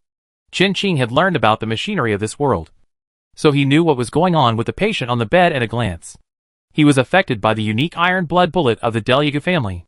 The treatment is also very simple, just one injection will do. This person has a strong physical fitness. It looks like he has been holding on for a long time, and he is not dead yet. Make way. Qin pushed through the crowd and came to the bedside, took out a needle of medicine from the space, and directly injected it into the injured person's carotid artery. "Hey, what's wrong with you, Hiss?" The group of people who were pushed aside were about to scold Qin, but suddenly they saw that the patient, who was about to die, was recovering at a speed visible to the naked eye. "Hey, he's not that guy. Is that Yu Guang?" The girl who spoke earlier pointed at the injured person on the bed, shocked. Such a big guy would actually come to this hellhole in the Faroe Islands. The man named Yu Guang is still very famous among the survivors. He is handsome, tall, and strong. It's hard not to be famous. Fuck. Why do you care about Yu Guang? Look who that is. The friend next to the girl who spoke covered her mouth, excited. Who? Oh my god. Qin. Alive. The people who were originally surrounding the bed widened their eyes. With Qin here, who cares about Yu Guang? Who? You guys hurry up and say something. The injured person in the bed next to him struggled to get up, and shouted weakly. He was talking halfway, and arsenic mixed with rice. So gossipy, it's obvious that he's a survivor. He inserted the needle into the injured person's carotid artery, and then Qin cut open his arm, and soon red blood mixed with some grayish-blue threads flowed out. When these things are gone, stop his bleeding. Qin wiped the blood off his hands and said calmly, "What if he dies from excessive blood loss?" The freshman next to him looked at Yu Guang bleeding speed and asked weakly. Then he is unlucky. Although Qin said so, the guy on the boat is unlikely to die. He looks like he has a tough life, and is unlucky for his wife. Qin looked around and found that although the patient on the second floor was seriously ill, there was still a chance for treatment. "Boss, the most seriously ill are hanging on upstairs. I take you there." A survivor immediately raised his hand and said enthusiastically, "Thank you. Thank you for your trouble." Qin thanked him politely. The survivor girl was flattered, and quickly waved her hand to take Qin to the third floor. A series of little tails followed behind. Hey, don't leave. We can still be saved." The survivor on the bed next to Yu Guang stretched out his hand, unable to make a sound. "And you haven't said who is coming." But no one paid attention to him. The medical staff, who stayed behind, were basically indigenous people. They were concentrating on doing what they should do. Changing the dressings, applying the medicines, and checking the physical condition of the injured. Everyone was very busy. They were originally taking care of the injured on the second and third floors. Qin came here to do business. When he went up to the third floor, he immediately felt the strong aura of death coming towards him, lingering around him. The others were unaware, followed Qin, looking at him expectantly. Qin quickly stepped forward and checked the condition of the wounded on the third floor. There were a total of 37 patients on the third floor, and only 2 of them needed treatment. Deaths in wars were not uncommon, nor were serious injuries untreatable. However, what was unusual was that all these people had the same disease. Perhaps there were doctors who could cure the diseases of these people. But for now, Qin really had no way. His ability was limited, and he had never seen this disease before. For the 2 patients who could be cured, Qin could only try his best to prolong their lives until doctors who could treat them arrived. Relatively speaking, Chen Qing is better at treating trauma and mechanical-related diseases, as well as all kinds of injuries such as missing limbs. The diseases of these patients are problems inside their bodies. Moreover, it may not be enough to find a doctor who studies scientific medicine. You have to find some doctors who study mysticism or magic. Chen Qing has no connections in this area, and he is powerless. He can only relieve the symptoms of the two patients who can still be saved. The fluid doctor couldn't do anything. Every profession has its own specialty, and it's not good at this. Boss, where are the others? The survivors following Chen Qing asked in a low voice. Chen Qing shook his head. These survivors were not very surprised. Although they couldn't see the death or shrouding these patients like Chen Qing, but they still had some intuition. If Chen Qing hadn't come, these patients would still be waiting to die. Without professional doctors, lack of sufficient medical equipment and resources, the cannon fodder soldiers on the battlefield of the Faroe Islands were really miserable. A survivor secretly glanced at Chen Qing, quietly opened the chat panel, and spread the news that Chen Qing came to the Faroe Islands. He didn't want to harm Chen Qing. He just wanted to give the people here a little hope of survival. There are many strong survivors, and some of them are the best in various professions. He wants to use Chen Qing's name to attract these survivors to the Faroe Islands. I have to say that this kid is really smart. The survivors who come to Chen Qing may not necessarily follow Chen Qing. But even if these survivors come to defeat Chen Qing, they have come to the Faroe Islands after all. If it weren't for the people who supported the Faroe Islands, they would have fallen into the hands of the Druga family. When Chen Qing was treating the two patients, the Barbaro family brought the medical warehouse. They also sent back Chen Qing's space props. Most of the patients on the first, second and third floors were placed in the medical warehouse, and some were sent to the second line and the second island controlled by the Barbaro family in the Faroe Islands. Barbani came with them, and he was waiting for another batch of supplies from Chen Qing. Seeing that all the patients were placed in the medical cabin, Chen Qing stopped caring about it and took Barbani away. He went to the bay and took out all the supplies in Feng Faisui body and handed them to Barbani. The buildings on the island were completely destroyed by the Druga family. The only remaining bounty guild became a field hospital. Barbani could only arrange a tent for Chen Qing to live in. However, Chen Qing refused this and chose to rest in Feng Faisui body. Chen Qing was not sure whether the curse of the half-skeleton would break out during this time. It would be better to spend the remaining time smoothly. After Chen Qing said this, Barbani did not say much and left quietly. You know, Chen Qing can now become the backer of their Barbaro family. I heard that many of the things that the Demon Dragon pirates robbed in the Mechanical Association fell into his hands. The Barbaro family belongs to the Red Camp, where the Mechanical Association is located. However, facing such a situation, Barbani, as a member of the abandoned family of the Mechanical Association, still wants to say, well done.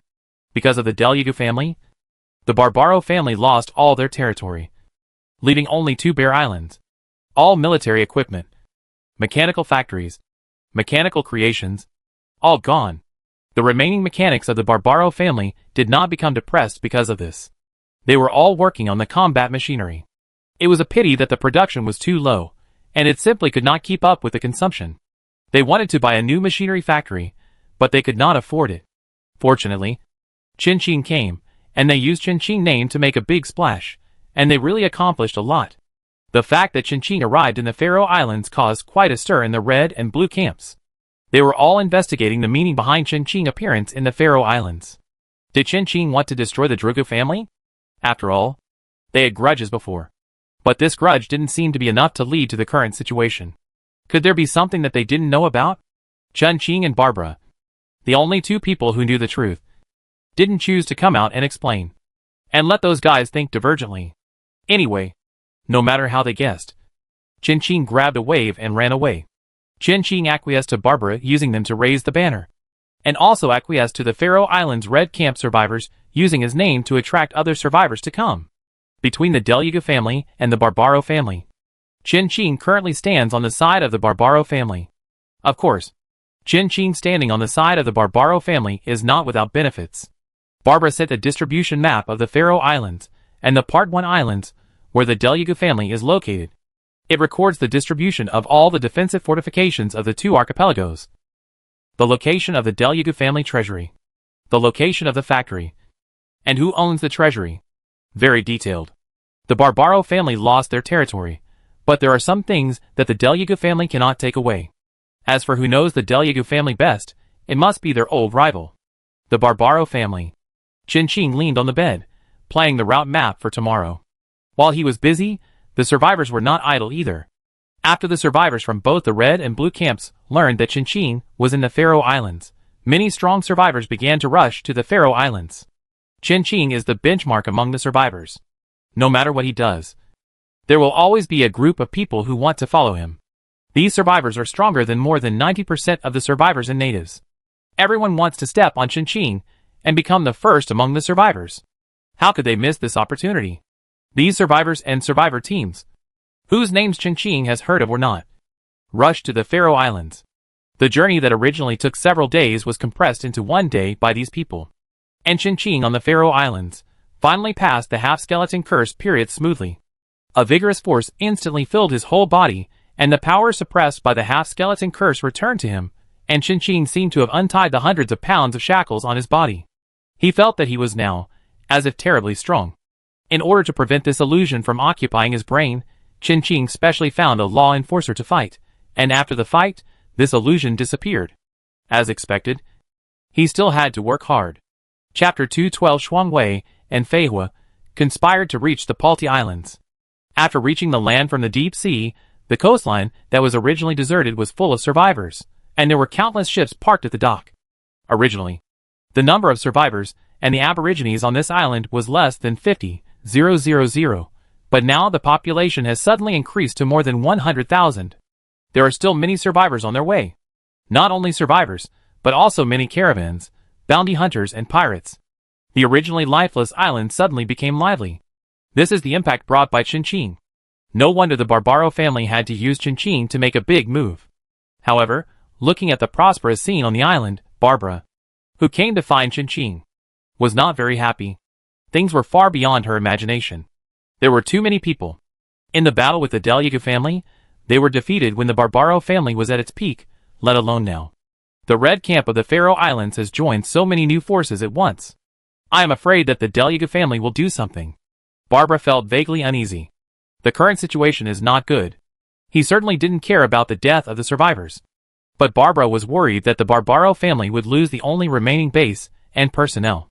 Chen Qing's idea was similar to Barbara's. With so many survivors, the Delyagu family would definitely increase the offensive against the two islands of the Barbaro family. However, this had nothing to do with Chen Qing. Since he used his fame, he naturally had to bear the corresponding consequences.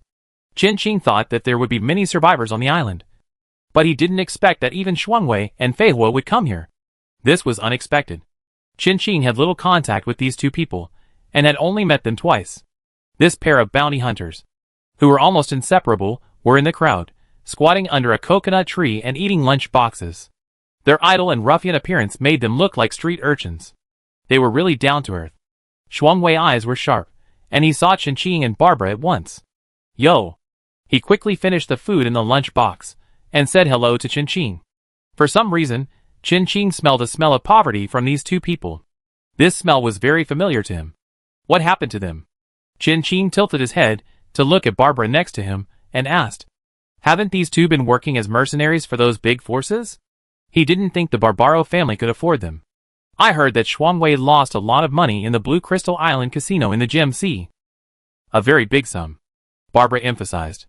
The money that Barbara emphasized was a very large sum of money. It must be a lot. Pornography, gambling and drugs really hurt people. What about Feihua? Feihua and Shuangwei have always acted together, but he doesn't have this habit. Barbara suddenly frowned. There has never been such news before. With Feihua watching, Shuangwei should not have caused such a thing. It seems that there must be something inside. No matter what the inside is, Shuangwei and Feihua are both poor now. Long time no see. Chen Qing. I heard that you've been getting along very well with Shengjia Yogu recently. Shuangwei and Feihua came up to greet Chen Qing and Barbara. Feihua looked at Shuangwei speechlessly. Is your speech human? You're provoking me right away. What he meant was that you've been doing well recently. Feihua explained for Shuangwei. Yes. Yes. Yes. Shuangwei nodded quickly. He has never had much emotional intelligence, but he doesn't need this stuff. What's the matter? You two are going to attack the Druga family. Right? Count us in. Shuangwei lowered his voice, excitedly. Fei Hua held his forehead, looking like he had lost all hope. From now on, please shut up. He reached out and covered Shuangwei's mouth, forbidding him to speak again. We received news that the Drugu family dispatched the twins Nellie and Zibalu here. They should be on Dawn Island now. Barbara, you should know the strength of the twins. You two have a low chance of winning against them. No one except the pirates knew that Qinqing had received the news of the law enforcers. They would not spread the news about Qinqing for no reason, so people outside did not know that Qinqing had a super fighter. I heard that they also dispatched a lot of survivor groups, Qinqing. You should be more familiar with them. Like Shuangwei said, we want to join your action this time, and we will contribute where we can. With the two of us here, the twins won't focus on you. Fei Hua and Shuangwei meant that they would help share the firepower. And in exchange, Qinqing and his actions would take them with them. They are really poor now. Much poorer than Qinqing. Qinqing at least has a family fortune. But they are bachelors, and have nothing except their strength. When they were on the Blue Crystal Island, Shuangwei was also set up. They didn't want to take sides. They could be mercenaries, but they couldn't take sides. The income from robbing pirates couldn't keep up with their spending and debt. Unless they robbed the Phantom Bone pirates, they could make hundreds of millions of dollars in a short time. However, although they could earn a lot from attacking the Phantom Bone pirates, their expenses would also be terrible. If those pirate groups were so easy to deal with, they wouldn't have been able to get away with it until now. Now the war between the red and blue sides is not only open, but also private struggles, trying desperately to drag the entire deep blue sea into the water. Bounty hunters of the level of Shuangwei Fei Hua are the objects of their competition. With Shuangwei and Fei Hua as guarantees, there will definitely be many bounty hunters flocking to them. On the sea, the positions of bounty hunters and pirates are always wavering, but those adventure groups have fixed sponsors. They are very powerful. Both the red and blue sides want to win them over. To be precise, it is to exploit and squeeze. Pella, who was captured by the demon dragons before Sakaki, was able to exchange so much ransom for the demon dragons and others. Not because the Sakaki family was afraid of the power of the demon dragons pirates. If this person fell into the hands of the red and blue team, the red and blue team would definitely be able to squeeze out more valuable benefits from the Sakaki family, rather than just some goldfish and scrolls, skills, factories and the like. Giving the demon dragons pirate groups is a one-time transaction. If it were the red and blue sides, it would be a continuous and long-lasting exploitation. Everyone knows which choice to make. This is why the dragon pirates got the ransom so easily. Both sides knew it well. Shuangwei was unlucky.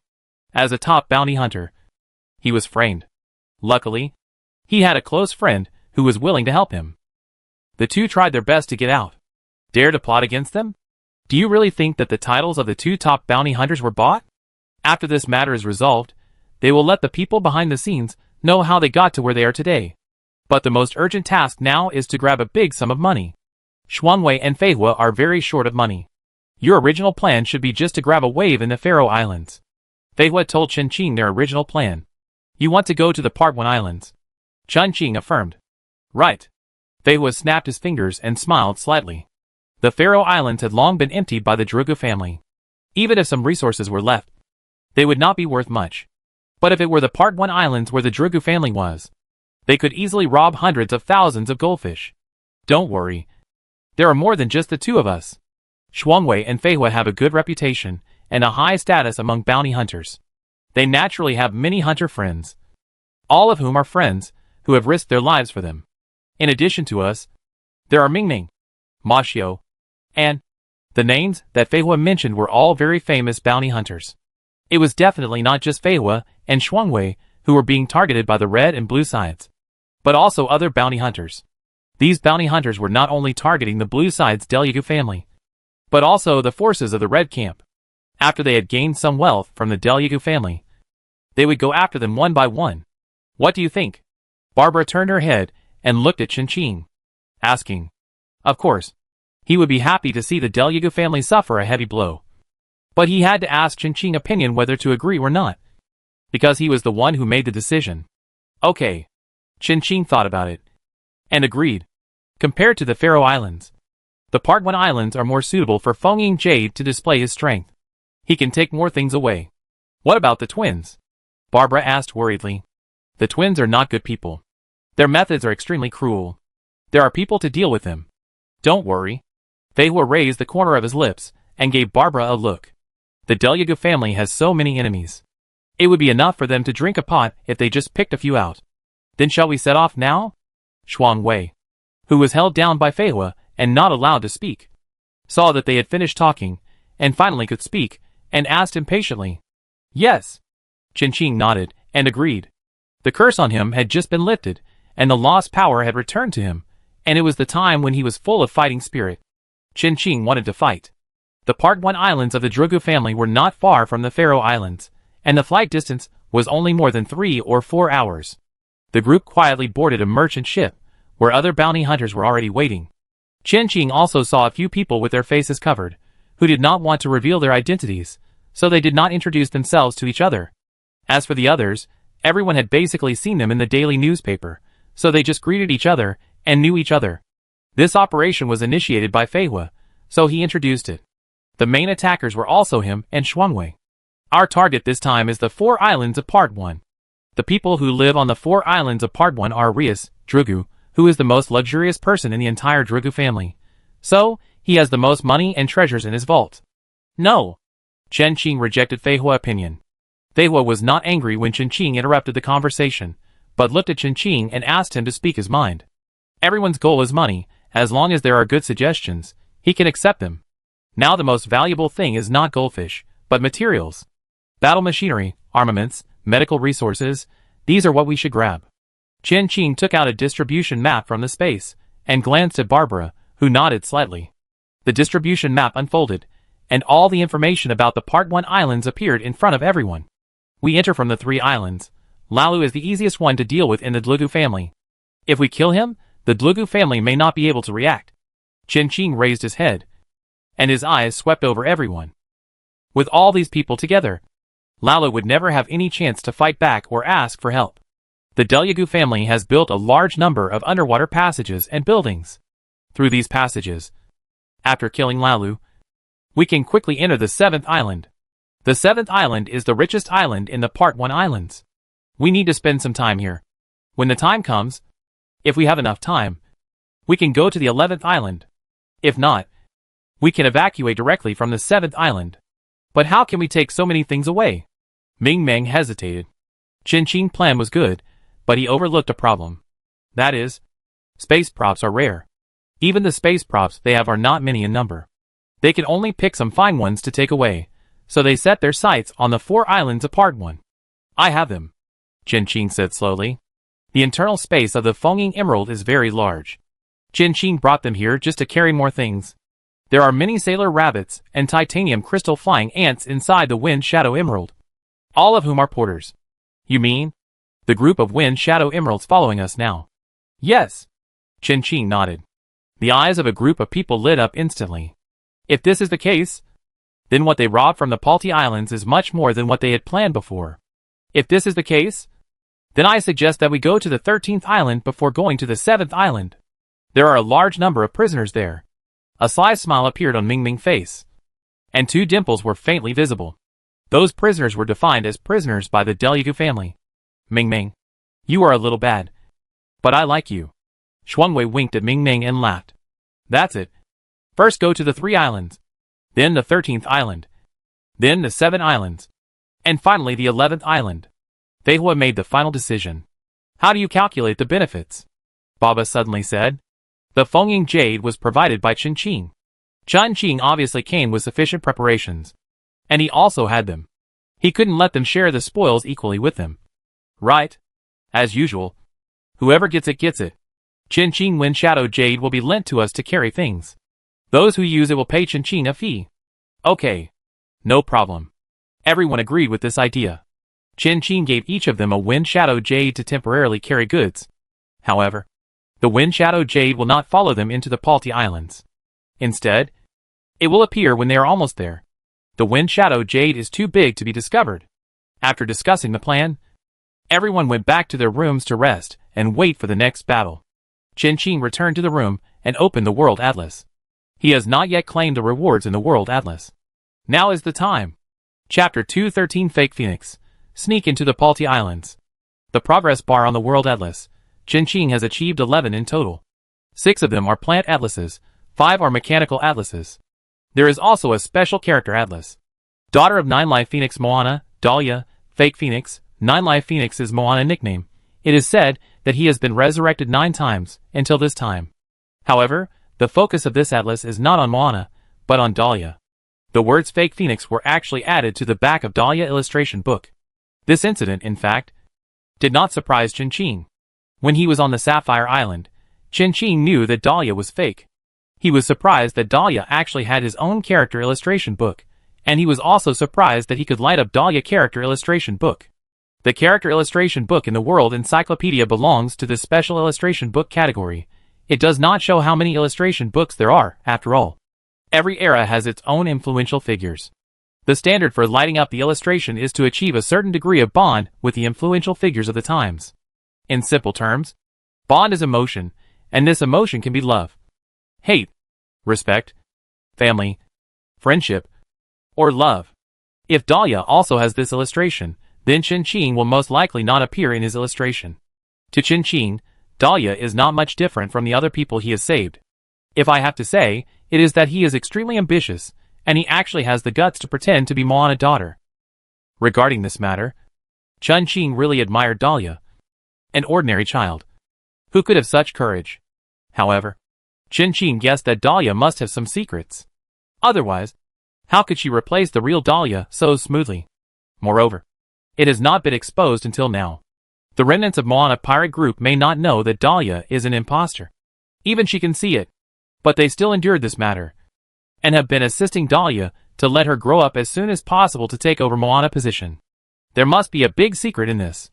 Of course, Qin doesn't care much about these things. His focus now is that there are rewards for Dahlia character illustrations. They are physical rewards. The physical rewards of the character illustrations are closely related to the characters in the illustrations. Sea level, 12 flowers, blue disposable props. A total of 12 cards, with different effects. Although it is only a sea level disposable prop, Qin looked at the functions of these flower cards. Attack, defense, treatment, control, everything is available. Attack, Morning Dew Golden Lotus. Healing, Ganoderma lucidum Fairy Flower. Illusion, Heavenly Fragrance Night Rose. Strengthen, Starlight Jasmine. Control, Frost White Rose. Domain, Glass Orchid. Shock, Heavenly Power Peony. The level of the card is not high. It should be related to Dahlia's strength. Qin suspected that. This is Dahlia's extraordinary ability. This item, you can try to upgrade it with extraordinary points. If you can upgrade it to a permanent item, it will be equivalent to having an extra extraordinary ability. However, this should cost a lot of extraordinary points. Qin put the flower cards into the space. He would not use this item for the time being. After his physical and mental attributes broke through to level D, the upper limit of extraordinary points became 5,000 points. Correspondingly, after Qin broke through to level D, if he wanted to improve his physical attributes from level D to level C, he would need to spend 5,000 extraordinary points. This is not difficult. The points rewarded by each 10,000 point progress bar of Qin World Atlas are exactly 1,000. In other words, Qin just happened to raise his spiritual and physical attributes to sea level. With the World Atlas, Qin no longer had to deliberately suppress his strength. It was still a few hours away from the Palti Islands, enough for Qin. After receiving the reward from the World Atlas, Qin used all his extraordinary points to strengthen himself. With the World Atlas as a base, Qin could start collecting some useful but low-level props or skill blueprints. But that's all for later. The terrifying energy was injected into Qin's body. In an instant, Qin seemed to be injected with an endless stream of boiling magma. The scorching magma burned his internal organs, and all his blood and flesh cells were shattered, and were constantly crushed and reassembled. Destruction, repair, the two processes constantly pulled Qin's nerves. His spirit was not at ease either, and his spiritual sea was also suffering from a devastating attack. Just like the vast spiritual sea became dry, it was soon moistened by the nectar transformed from extraordinary points. Extreme pain and extreme comfort intertwined, and his whole body seemed to be torn apart. Becoming stronger is a slow process in itself, which takes a certain amount of time. Now if we want to shorten this process, we will inevitably suffer pain that ordinary people cannot endure. Qin's spirit and body were tortured, but his momentum was rising. The terrifying aura gradually spread. and Barbara and others who lived next to Qinqing seemed to feel it. But they said nothing. Qinqing is their ally. The stronger Qinqing is, the better it is for them. To rob the mechanic family, they need a strong mechanic. Shuangwei wanted to run over to ask Qinqing if he needed any help. If possible, he would replace him. Anyway, he can be missing from this plan. But Qinqing cannot be missing. Who knows how many traps the Deliagu family will set up in their territory. Take Qinqing with you, and you will feel at ease. He is the strongest mechanic of his time. No one else. It was unknown how much time had passed. Shuangwei and others, who were suffering as much as Qinqing, felt the majestic aura in Qinqing room gradually recede. This meant that Qinqing had successfully broken through. Qinqing in the room slowly opened his eyes, with a clear look, in a better state than ever before. This feeling of having a strong power was really fascinating. No wonder so many people pursue the ultimate power, even if they had to sacrifice everything for it. Qinqing likes this feeling. But he will not indulge in it. Once he becomes a slave to power, no matter how powerful he is just a prisoner. A thin layer of sweat appeared on his body, and his clothes were stained. Qinqing took out a new set of work clothes from the space and walked into the bathroom. After breaking through to sea level, Qinqing's upper limit of extraordinary points directly became 50,000. From sea level to B level, his power seems to enter a whole new level. The extraordinary points required for another breakthrough in both physical and spiritual attributes are far more than those required for skill improvement. But the difference is not just this reason. Qinqing has a strong talent in mechanics, so he needs fewer extraordinary points to improve his mechanical skills. The more knowledge and skills he has, the higher his level, the fewer extraordinary points he needs. The cold water hit the floor, and Qinqing quickly washed himself. Just after changing clothes, there was a knock on the door. When he opened it, it was Fei Hua. This is a disguise potion, which can last for 12 hours, enough for us to sneak into the Palti Islands. Fei Hua handed a bottle of potion to Qinqing. The faces of these people are too familiar to the public. If they enter the Palti Islands with their current faces, they will probably be caught by the people of the Drugu family as soon as they arrive at the dock. Whether they can be caught or not is another matter, but their idea of sneaking into the Drugu family is definitely doomed. This disguise potion is a magic potion bought by the bounty hunter Jinwu from the elemental sea. It works very well, and it has never received any bad reviews. It is enough to sneak into the Palti Islands. After getting on the island, how to enter the manor of La Rue Deliagu. That is what Qinqing, Barbara, and another mechanic Jia sure have to solve. Compared with other people in the Deliagu family, La Rue is particularly obsessed with machinery. His strength is the worst among the many island owners in the Deliagu Islands, so he is keen on using machinery to arm himself. This is also one of the reasons why Qinqing picked him, so that it can be solved. Okay. Thank you. Qinqing nodded slightly to Fei Hua to express his gratitude. It's okay. Fei Hua shook his head and continued to deliver the medicine to the next person. Qinqing returned to the room and continued to study the distribution map of the Dlugu family. The distribution map provided by the Barbara family was very detailed. They had been coveting the Dlugu family for a long time. Qinqing put away the map until the merchant ship docked at the dock. This merchant ship came from the Botanical Sea. It was considered a neutral caravan and did not rely on any side. They only did business. From the Faroe Islands to the Part 1 Islands, the Dlugu machines on the 3 islands only scanned the people and goods on the ship and let them go. Compared to other islands Qinqing had seen, the 3 islands of Part 1 were like a real mechanical city.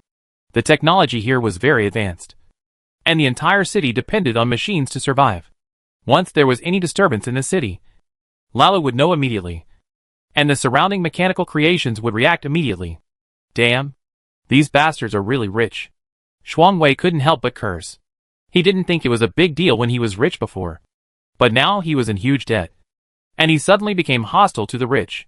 Compared to Shuangwei's anger, Qinqing was much calmer, with no expression on his face. As the saying goes, laymen watch the excitement, experts watch the doorway. Qinqing and Barbara are the experts. Lala Mechanical City looks intimidating, but in fact, all the machinery visible to the naked eye will not exceed sea level, and most of them are D level. In Qinqing view, there are flaws everywhere, and it is really easy to attack. If there were no other islands, Qinqing could take down this city alone with a mechanical ship. However, Lalu is indeed talented in mechanics. He actually connected so many low-level machines in series, and built such a huge mechanical city. He must have spent a lot of effort.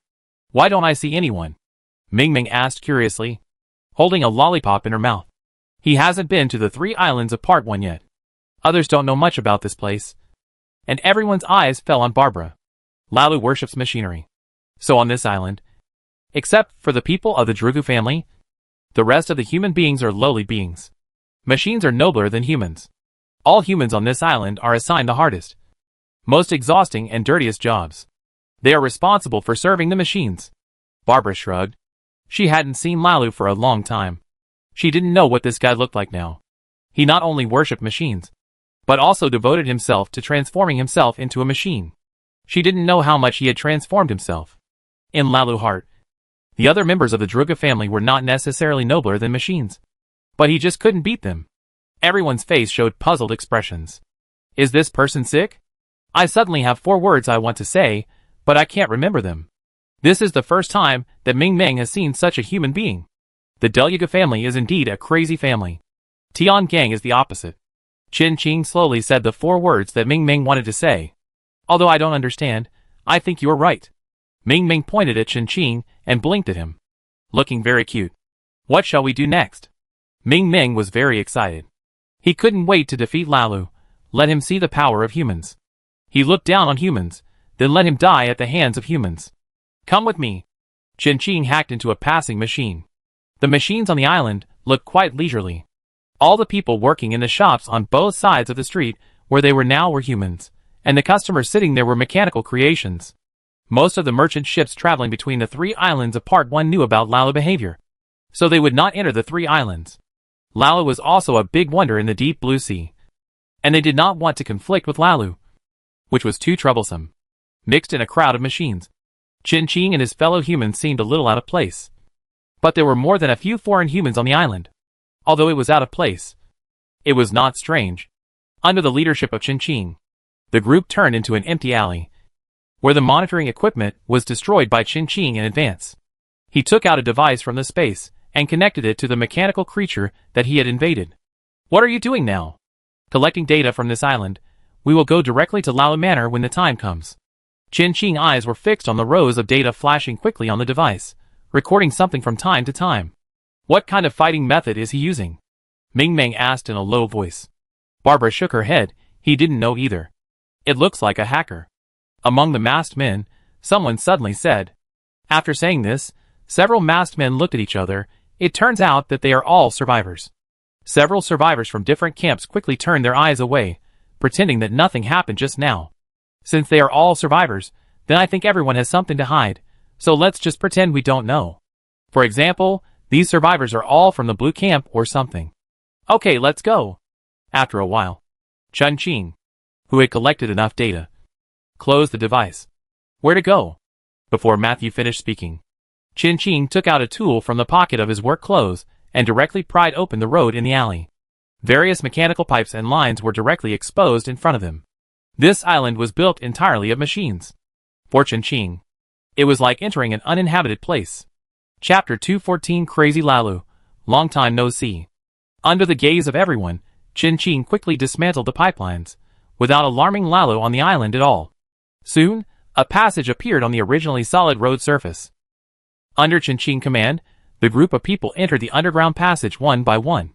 There are residents underground in the 3 Part 1 islands. They are the lowest ranking humans on this island. However, the underground sewers on this island are not like the world that Qin Qing once knew.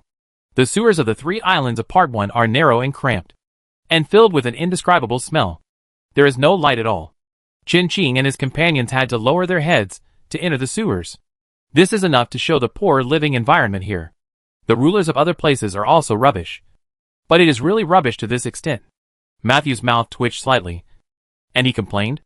They all treat people as non-human beings. But other places don't even let people see the sun. There wasn't even enough space for people to stand up straight. The survivors at the end of the team exchanged glances with each other. Ming Ming suddenly looked back at them, and his smile was intriguing. The purpose of this group of sea wanderers is worth pondering. They have been memorizing the route since entering the island, but these people don't seem to be from the same organization. They all treat people as non-human beings. There's no difference. Shuangwei shrugged.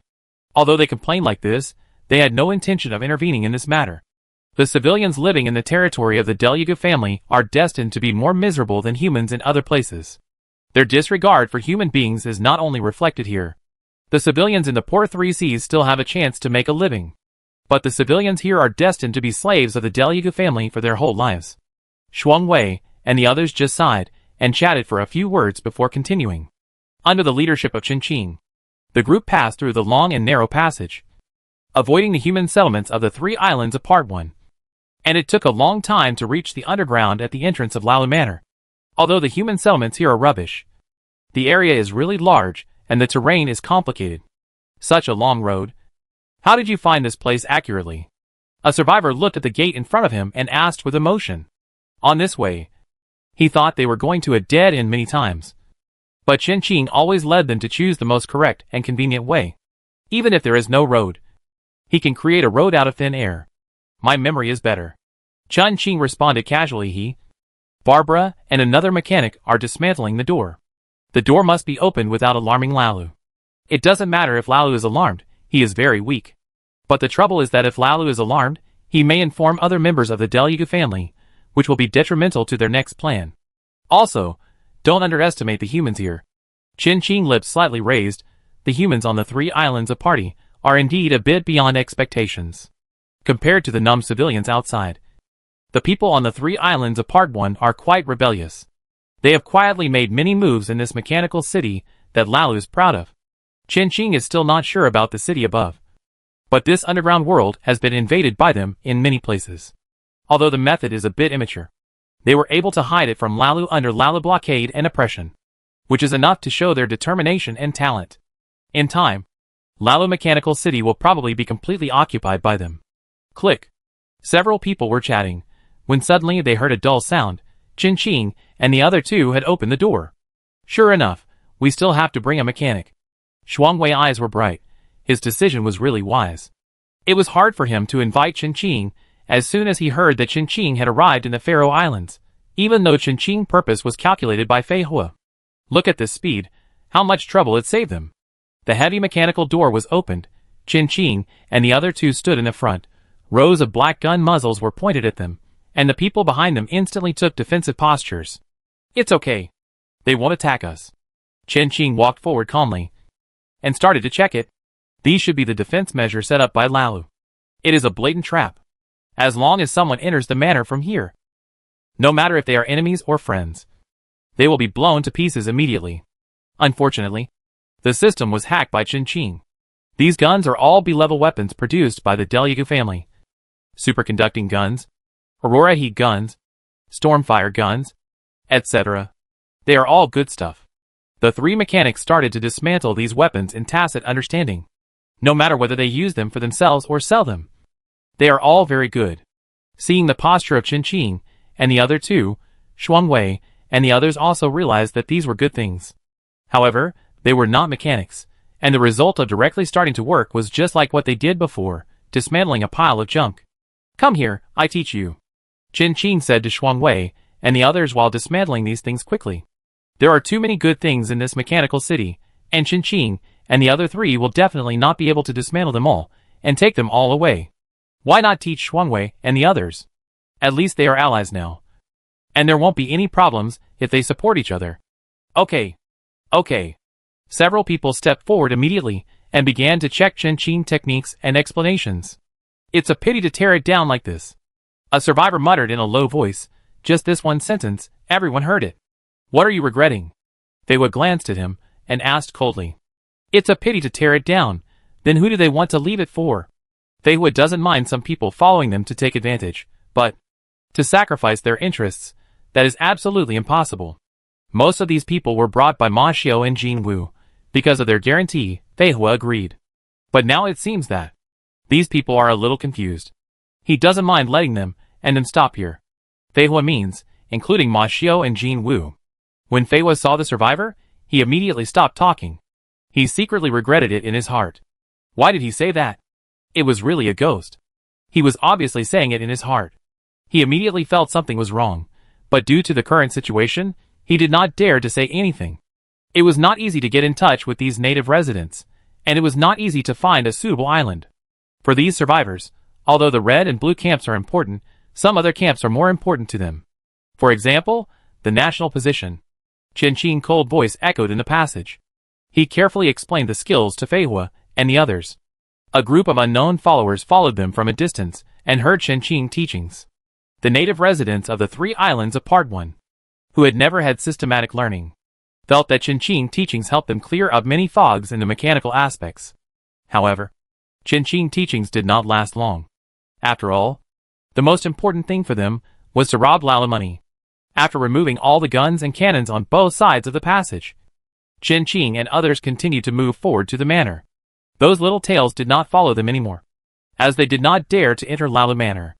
Lala had set up many defensive measures, but unfortunately, they were completely useless in front of Chen Qing and the other 2, especially with Chen Qing, the big bug. Since Chen Qing's mental power entered the sea level, he became more adept at invading machinery. Although Barbara and the others could not invade machinery, they were also mechanics of the school after all, and Lala might not be better than them. As a mechanic with an orthodox heritage, Chen Qing may not be better than them in some aspects. With the efforts of the 3 people, the group had no obstacles and dismantled all the way to the interior of Lala Manor. Their space props were all filled up, and many of them could not be stuffed in. At this time, Chen Qing's Fengying Jade came in handy. There is an underground river in the Palti Islands, which connects to the nearby sea area. The Fengying Jade can enter the interior of the island unimpeded. However, it is not the time to let the Fengying Jade enter the Palti Islands. Chen Qing directly asked the mechanical creatures that were invaded and controlled by him to help carry the materials. It must be said that Lao is really good to these machines. Many mechanical creatures have space props. He has armed these mechanical creatures so well. How can there be money in the vault? Shuangwei asked his soul. Lala Island is not productive, and there are no caravans coming and going. He is the weakest and the poorest. These machines alone are enough for us to make a fortune. Ming Ming stepped on a humanoid mecha and said with a smile, "Sell it to those sea wanderers. They need it the most. They are rich and generous, but lack resources. Especially this kind of space-related products. Even if they are sold to the Chamber of Commerce, they are very popular products." "Yes," Shuangwei nodded, "but it still needs to be shipped, which is a bit troublesome. The deeper into Lalu Manor, the more precious the materials used by Chen Qing. At the same time, the mechanization is more serious." The crowd walked into a passage. Chen Qing stopped, took out the tools again, and prepared to start prying the floor. Barbara and another mechanic were responsible for monitoring the situation above. This place has entered Lalu defense range. It is not so easy to enter the manor without alerting him to destroy the manor. Chen Qing took out the equipment he carried with him and connected it to the line in the passage to obtain the data information of the manor. A large number of symbols and words flashed quickly in front of everyone. Chen Qing was doing 2 things at once, while prying the floor, while analyzing the data. Suddenly, when a string of characters flashed on the screen, Chen Qing's action suddenly stopped. "What's wrong?" Fei Hua frowned. "There must be something wrong." "Separate. Attack." Chen Qing immediately put away all the equipment and tools, drew the black knife from his waist and pointed it at the floor above, and suddenly launched an attack. "What?" The 2 were shocked. Although they didn't know what happened, they still listened to Chen Qing. Everyone's weapons were aimed at the ceiling of the passage, and they quickly launched an attack. The fierce attack caused the lines in the ceiling of the passage to be destroyed, and there were flashes of lightning, and the sound was very loud. As Chen Qing finished speaking, the originally narrow passage began to shrink. A sense of urgency. Chen Qing grabbed the hole in the ceiling with his palm, and the muscles on his arm bulged slightly. He pushed his arm hard and jumped up immediately, appearing in Lalu Manor. The hole was too small, so he inevitably had some injuries on his body. However, after being baptized by the half-skeleton curse, Chen Qing recovered very quickly from this simple injury. In the blink of an eye, his arms and thighs, which had been rubbed off, had healed to only shallow scratches. "What's going on?" Shuangwei and his friends moved quickly and entered the manor from the underground passage one by one. All the survivors escaped, but compared to Shuangwei and his friends, these survivors were in a more miserable state. A heavy crash sounded in the underground passage. He transformed himself into a manor. Chen Qing looked at the empty silver-white walls around him warily, while explaining, "Lalu is this manor, and the manor is Lalu. So, We are in Lao body now? Ming Ming frowned, folded his arms, and a layer of goose bumps appeared on his arms. So disgusting. Right, Chen Qing. You are so smart. I didn't expect you to find it so quickly. A male voice suddenly appeared in the empty silver-white space, and the voice was cold. Lalu.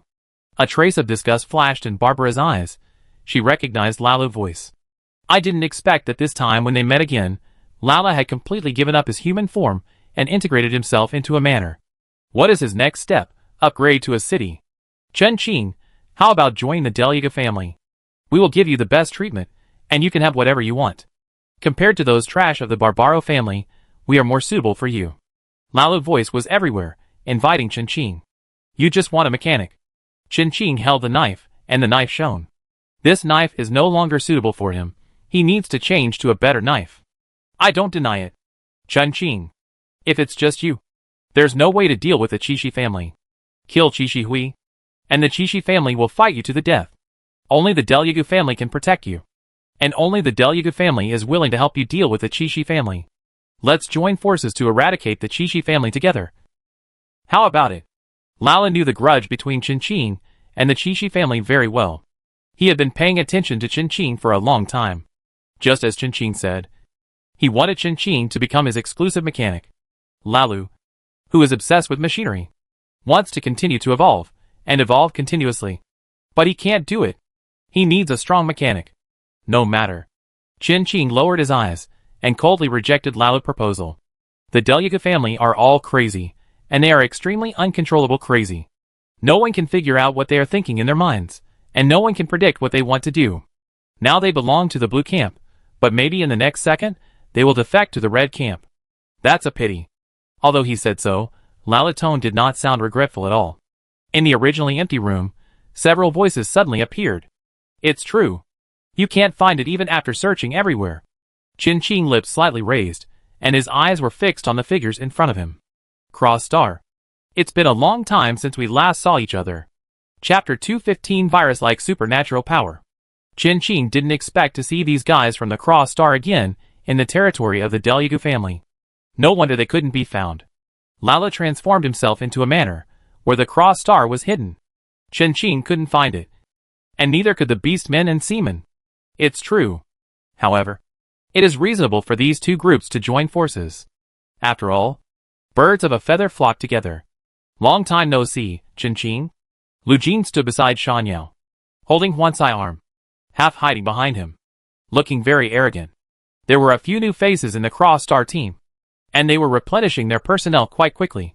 Shan Yao met Chen Qing's gaze, and he smiled gently, but in fact, there was a deep disdain hidden in his eyes. He looked down on everyone here. I always feel that he is mocking me. Shuangwei frowned, carrying a heavy sword and staring at Shan Yao opposite him with displeasure. I feel the same way, TSK. Ming Ming bit the lollipop in his mouth, and stood with Shuangwei with an unhappy tone. Who is he? How dare he look down on them?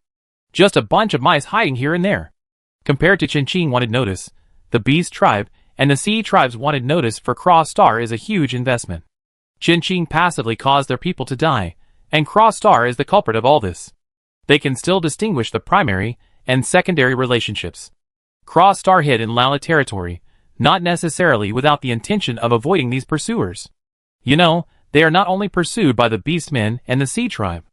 Inui death is not only Chen Qing's responsibility. The Red Snake family, which lost a powerful heir and inheritor of a powerful and gifted bloodline, also hates Cross Star very much. That's what unreasonable parents are like. It's others who lead their children astray. The Red Snake family doesn't care what Inui is like, they only care about the results. Chen Qing killed the man, and Cross Star started the incident. So they all have to die. No. Chen Qing still has a chance of survival. But Cross Star must die. Stop talking nonsense. Kill them and get the bounty.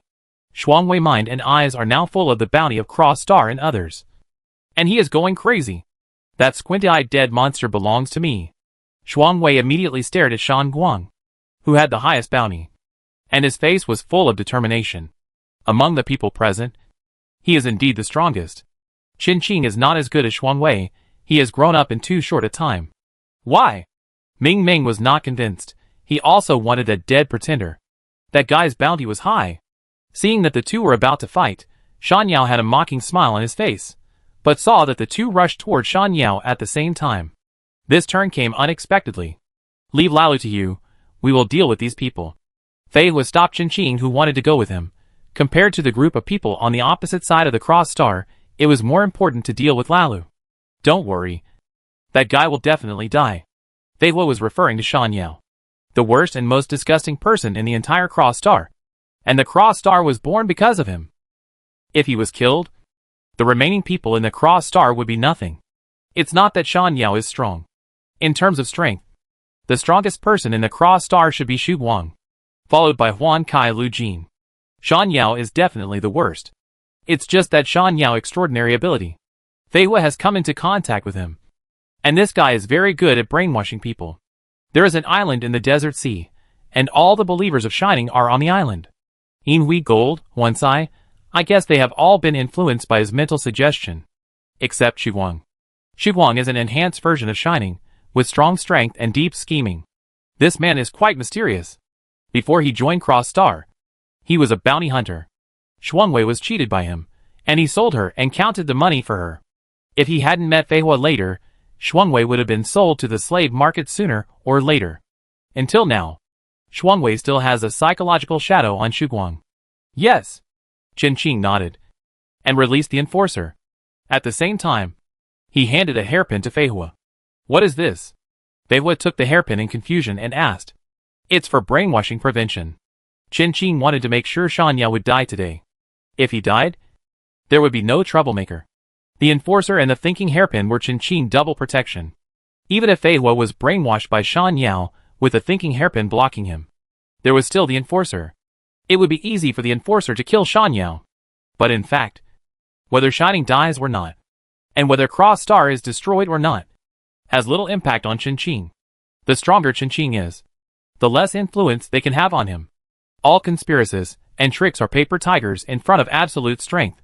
Shining wants to win over Qin Qing. But when he fails, he wants to kill Qin Qing, and even sacrifices Yin for this. It is because of this. In the end, it still failed.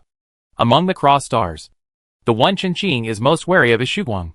His extraordinary ability is a bit special, and Qin Qing has only guessed part of it now. Unless necessary, the law enforcer will not take action.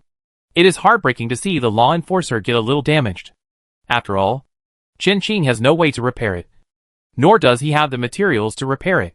As soon as the law enforcer came out, his sacred and noble figure immediately attracted the attention of the people present, and they were amazed. Even Lala couldn't help but turn against him. He said anxiously, "Give him to me. I will help you kill the people of the Cross Star. You can choose whatever you want from the Delyagu family. You can choose the entire Delyagu family." Lala chose to sell the Delyagu family without hesitation. This family is really full of traitors. Compared to the garbage like Sword Dance Mantis, Qin Qing Enforcer is really beautiful. This is the machine that Lalu has always dreamed of. Shine wanted to kill Lalu. He is still here. Qin Qing didn't even bother to pay attention to Lalu crazy talk. Your price is too low. Barbara laughed, of course. He also saw the power and preciousness of the enforcer. However, it is hard to say which one is more valuable, the Delyagu family or the law enforcer. At least for people like Qin Qing and Lalu, the law enforcer is definitely more valuable. If Barbara were to choose, she would definitely choose the Delyagu family. As soon as the law enforcer appeared, Shan Yao's face suddenly turned ugly. Xu Guang raised his eyebrows slightly. It seems that he has to get out of here as soon as possible. He glanced at Shan Yao without leaving any trace. This guy is the best cushion for getting out. Oh! Lao Ding. You are dead. Ming Ming had bad intentions, and winked at Shan Ying with a gloating look. This thing might not be able to kill all the people in the Cross Star at once, but it would definitely kill Shan Ying. Oh! Lao Ding. You're dead. Several survivors looked at each other, and suddenly said in unison. This made Shan Ying on the opposite side very angry, as he was not a good-tempered person to begin with. Kill them for me! Shan Ying pointed at Qin Qing and the others and shouted angrily. Except for Xu Guang. Everyone else moved and rushed towards the Hunter Alliance together. Qin Qing noticed that Lu Jin hesitated a little, but finally chose to listen to Shan Yao. Xu Guang was motionless and did not react. After Qin Qing released the law enforcer, he left to find the core of Lalu Manor. Lala probably still kept some of his own parts. Brain and heart, which are the two most critical parts of a person. He should have kept the brain. Along the way, Lala kept throwing bait, trying to lure Chin to agree. But Chin turned a deaf ear and pretended not to hear. Finally, Lalu, who was angry and failed to bribe, changed his mind and wanted to start robbing. A large number of mechanical creations emerged from all directions. A closer look revealed that many of the mechanical creations were actually humans wearing armor. Lala really didn't treat people as human beings. The controlled humans rushed towards Chin like crazy without any fear. Chin held the black knife horizontally, revealing its sharp edge. After a few flashes, Chin quickly moved through the mechanical group. Soon, his figure appeared in the center of the mechanical group. Wherever he went, Chin cut off the connectors of all armored humans and removed all the armor. The heavy armor fell to the ground, making a heavy sound. After the breakthrough, Chin felt unprecedented lightness, and his strength, reaction and other body functions were greatly improved. It was very easy for Chin to deal with such machines. He solved half of the machines, and the other half was solved by the scavenger. The whole process took no more than 3 minutes, and Lao's large group of people was completely wiped out by Chin. All the humans whose connectors were cut off fell to the ground, their lives or deaths unknown. Chin footsteps echoed in the empty passage. The heart, one of the only 2 organs left in Lalu, was beating wildly at this moment. He felt the threat of death, and fear and panic occupied his brain. But he couldn't help but feel excited about it. Lalu Manor was very large, and an ordinary mechanic might not be able to find the core of Lalu in his entire life. But Chin is not an ordinary person. He casually captured a machine and invaded its core, and quickly locked a range. Lalu would guard against humans, but he would not guard against machines. Machines are the most trustworthy, and at the same time the least trustworthy. Compared to humans, they don't lie. Facing the threat of death, Lala finally decided to send out his machine army. Along the way, countless machines emerged crazily, the sound of gunfire continued, and even the silver-white walls were stained with the color of gunpowder. However, these things can't stop Chin at all. When he was so weak, he dared to provoke Bai Xian and others. Could it be that he doesn't dare to kill Lala now? In the map of Lalu Manor, Chin is approaching his core room quickly. Machines are still emerging, but Lala didn't say anything. No begging for mercy, no provocation, no sound at all. I don't know what he is thinking. On the other side, Shuang Wei Feiwa and others, they are very powerful, and Cross Star can only be beaten and killed against them. Now there is a law enforcer standing by. They are beaten back step by step. Even if they have supernatural powers, it is useless, as if everyone has them. Unless it is a special supernatural power, such as Shining Hypnosis Brainwashing. No one knows the name of Shining supernatural power except him, but his power is to change people's thoughts imperceptibly through language and mental power. He can also change a person's thoughts in an instant, making people work for him, but this comes at a high price. If the opponent's will is too strong, it is very likely to be counterattacked. The current situation on the field is quite unfavorable to Shan Yao. Most of the new members of Cross Star have been killed. Only Gilded Fantasy Dawn and another member of the deserted island are still alive. If Shan Yao does not take action, he will die. Under Shan Yao instructions and Gilded's release, a survivor came to Shan Yao. Look at me. A bewitching voice came out of Shan Yao's mouth. The survivor was like a demon, and actually listened to Shan Yao's words and looked up at him. Facing those deep eyes, the survivor was stunned, staring at Shining blankly. Shining approached the survivor, whispered a few words in his ear, and the survivor immediately put down his weapon. His eyes unconsciously filled with admiration for Shining. Go. Kill them. They are your enemies. Go. Good boy. Shining supported the survivor's shoulders, turned him around, pointed at Shuang Wei and others, and said maliciously, "It shouldn't be a problem to make all these hunters his people, and stop the machine to buy him time to escape." At Shining urging, the survivor actually aimed his weapon at his former companion. He was different from the people, who were usually controlled by hypnosis. His eyes were still clear, and his past memories were still there. But now in his eyes, the people on the opposite side had become enemies. Shining's sight swept across the field, and those survivors were his primary targets. The survivors had not yet deeply understood this world, and were not prepared for many methods. Shining's sudden move, the defenseless survivors were actually hypnotized and controlled by him again. Don't look into his eyes. Shuangwei kicked a survivor to the ground and vomited blood, and shouted loudly. But this is useless. If Shining only had this method, he would not be in his current position. Good kids, look at me. The extremely bewitching voice sounded again. The survivors and the gilded emotional monster blocked the law enforcer for him, giving him enough time to use his extraordinary abilities.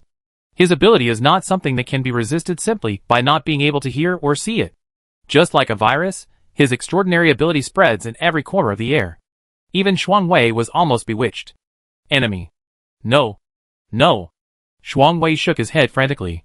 Get rid of the idea that suddenly popped up in his mind. Shan Yao. This bitch. Fei Hua touched the hairpin on his head. No wonder Chen Qing wanted to give it to him. Shan Yao's extraordinary ability is indeed hard to defend against.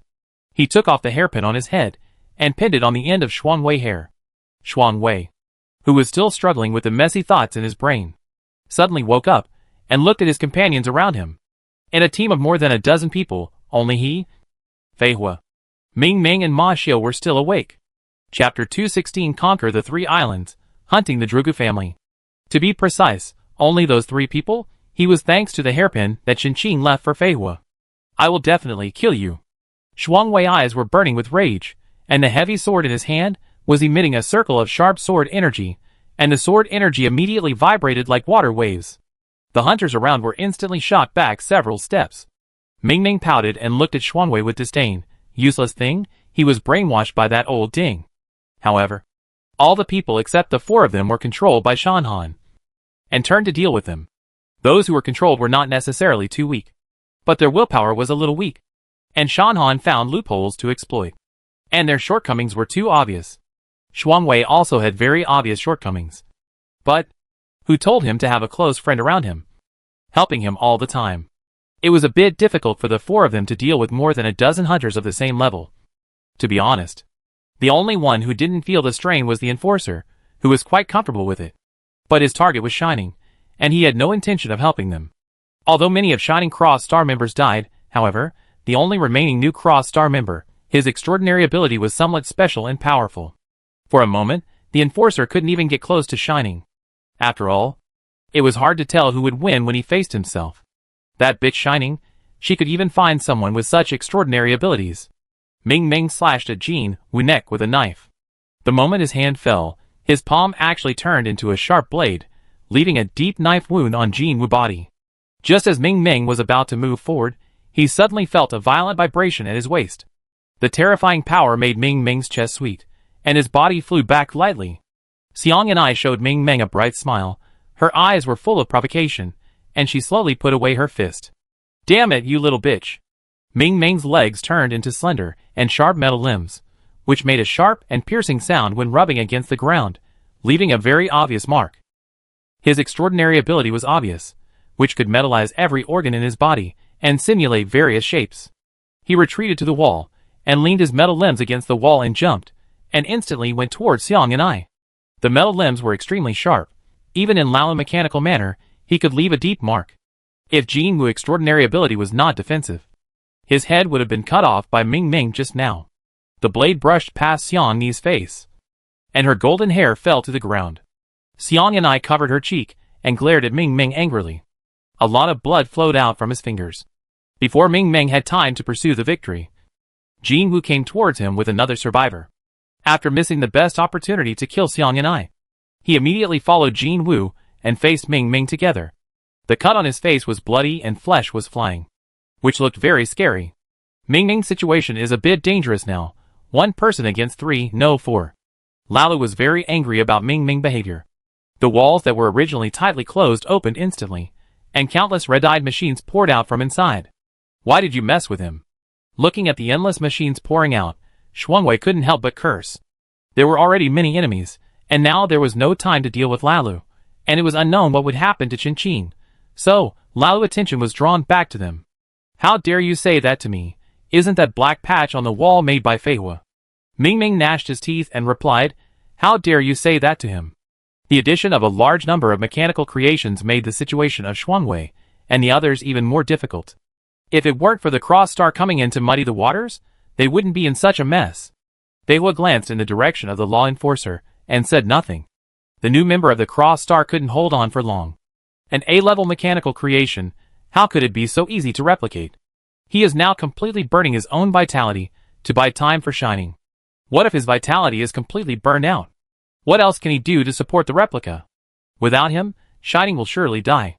He can't run away. Even if Shining wants to run, can Lala let him go? Moreover, if Shining really wants to run, I'm afraid that Qinqing mechanical creation will kill him even at the risk of damaging itself. Now, that guy is playing with the new member of the Cross Star like walking a dog. Qinqing really cherishes it. Qinqing on the other side, because Lala transferred a large number of mechanical creations to deal with Shuangwei and the others, he was very smooth and continued to go deeper into Lala mechanical manor. Soon, Qinqing came to the core room of Lala Manor, which was probably where he placed his only remaining human organs. There was no crack on the silver-white wall, and Qinqing could not find any breakthrough. However, it was not a big problem. A huge A-level turret named Tyrant appeared next to Qinqing. The Tyrant was made of apocalypse black crystal, exuding a terrifying and brutal aura, and a murderous aura was blowing in his face. Qinqing stood beside the Tyrant, and he felt suppressed by it. One shot of this thing is worth 1,000 gold. 1,000 gold is 1,000 gold. And 9,999 gold is also 1,000 gold. But it is definitely worth it. However, it is still painful to spend this money. It is reasonable to suspect that the upper guard cannot afford to maintain this machine. So he simply gave it to Qinqing. The monthly maintenance fee is a huge expense. It is an A-level mechanical creation anyway. It is a bit useless for the dragon pirates. After all the members of the dragon are humanoid weapons. With the exception of the former, current, member Zhao Fuli. Shengjiao would definitely not let it fall into the hands of his enemies. Losing to Qinqing was a good fate for it. Qinqing would certainly let it do its best. However, before Qinqing could drive the Tyrant, the wall that originally had no door actually opened a door by itself. Qinqing raised his eyebrows, somewhat surprised. Lalu didn't struggle at all?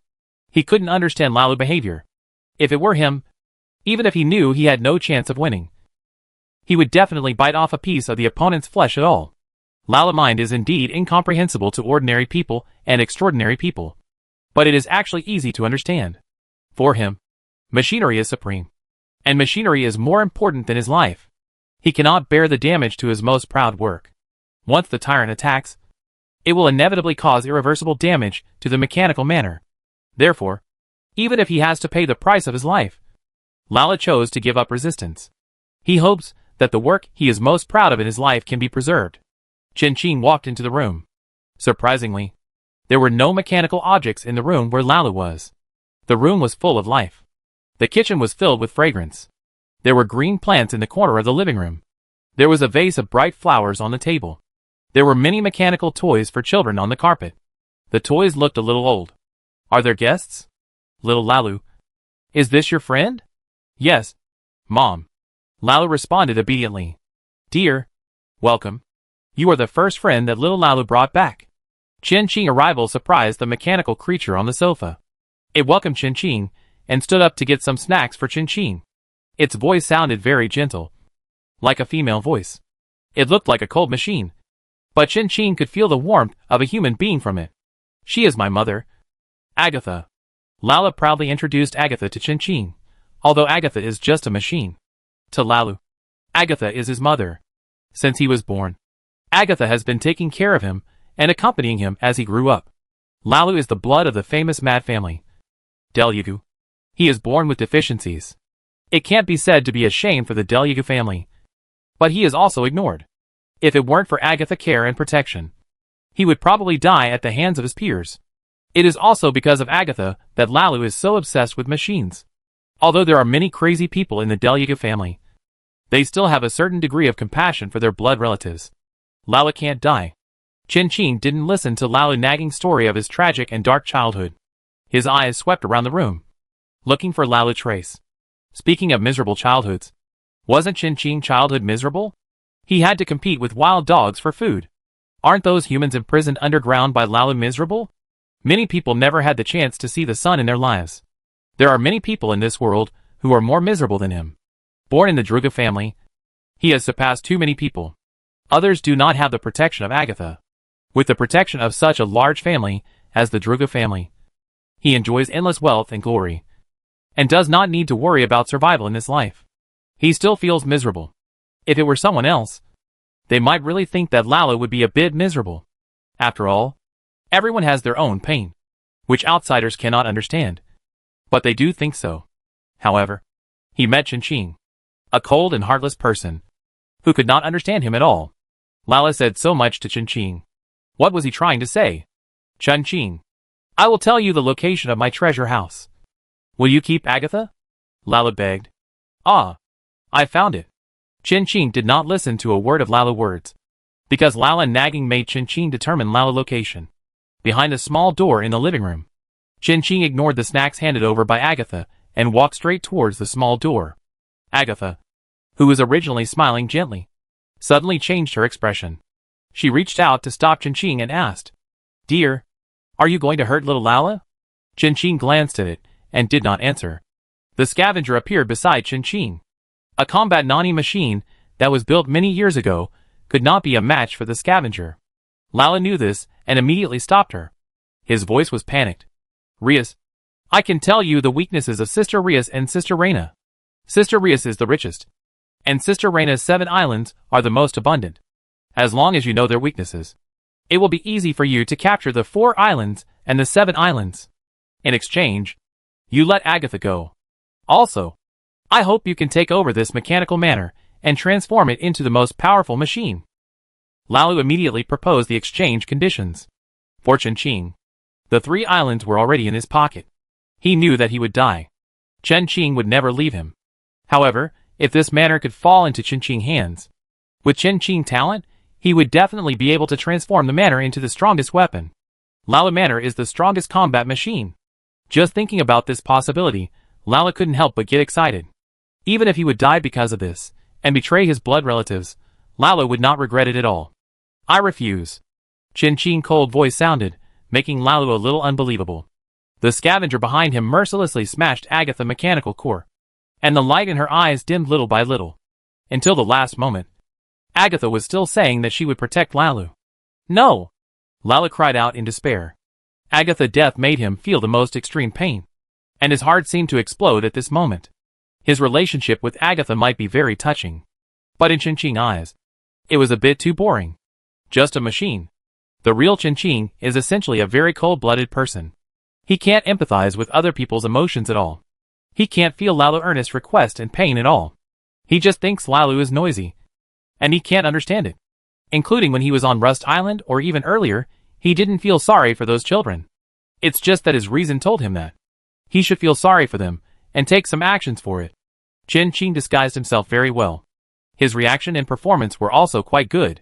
He can graduate perfectly. Opening the small door next to the living room, Lalu's heart and brain appeared in front of Chen. Without any hesitation, Chen directly destroyed Lalu's only 2 remaining organs at the same time with one knife. The desperate cry came to an abrupt end. The room was terribly quiet, with only Chen gentle breathing and heartbeat. After solving Lalu's problem, the only thing left was to kill Shan Yao. Chen closed all the defenses of Sandow, and the Fenging Emerald all-out nest carrying the titanium crystal flying ant, and the sailor rabbit mini rabbit entered Sandow from the underwater passage, preparing to start their transportation work. The islands of the Palti Islands are independent of each other. The entry of Fenging Feitsui into the 3 islands did not alarm the other island owners. But the disappearance of the 3 islands' fortifications still made them aware of something wrong. However, they have no time to take care of the things on the 3 islands now. Countless ships appeared on the Dark Sea without knowing when, and they have surrounded the Palti Islands. Thank you for the news, Chen. On the leading ship, a middle-aged woman turned off the call with Chen, and a barely perceptible smile appeared on the corner of her mouth. Behind him stood Gao Yu, Xiaojiu, Tung Wanlin and others. Who wouldn't want the territory and resources of a mature archipelago? Especially the homeless survivors like them. Begin the attack. Miao Dinjing, who was originally affiliated with an official organization of Dragon Country, said solemnly to the survivors behind him. Yes. The hunting operation against the Deliagu family officially began. Chapter 217 Cross Star was defeated, Shining died. The survivors who were eyeing the Deliagu family were not just Miao Dinjing family, or in other words, the survivors were eyeing more than just the Deliagu family. The survivors in the Hunter Alliance were the vanguards of the survivors, and they had been tipping off since they entered Delugu's territory. The disruption of Cross Star meant that Qin and his team's trip to the Palti Islands would not be smooth sailing. In that case, why not do a favor to others? It is not just Miao Dinjing family that is surrounding the Palti Islands. There are also other survivors' forces. Which force can divide or occupy the power of the Delugu family depends on their methods. At least Miao Dinjing has an advantage. Qin opened a convenient door for him. The connection between them is made by Gao Yu. Taking advantage of the night, a large number of ships followed Fengying Feitsui into Lalu territory. Fengying Feitsui followed the underwater passage into the manor. The survivors under Miao Dinjing landed at the port one after another. Well-equipped, armed, and well-trained survivors disembarked quietly, waiting for Miao Dinjing's next order at the port. After getting off the ship, a team quickly approached the merchant ships docked at the port, and the relevant personnel on the ships were immediately controlled.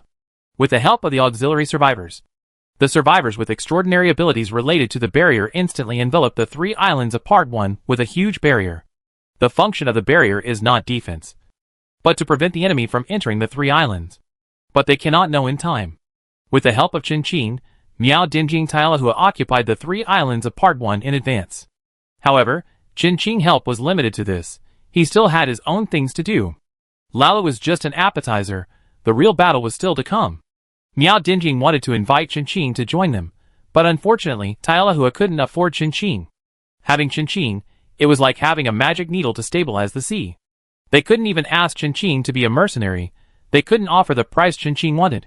Very realistic. Qin's current strength is achieved by investing a huge amount of money and resources.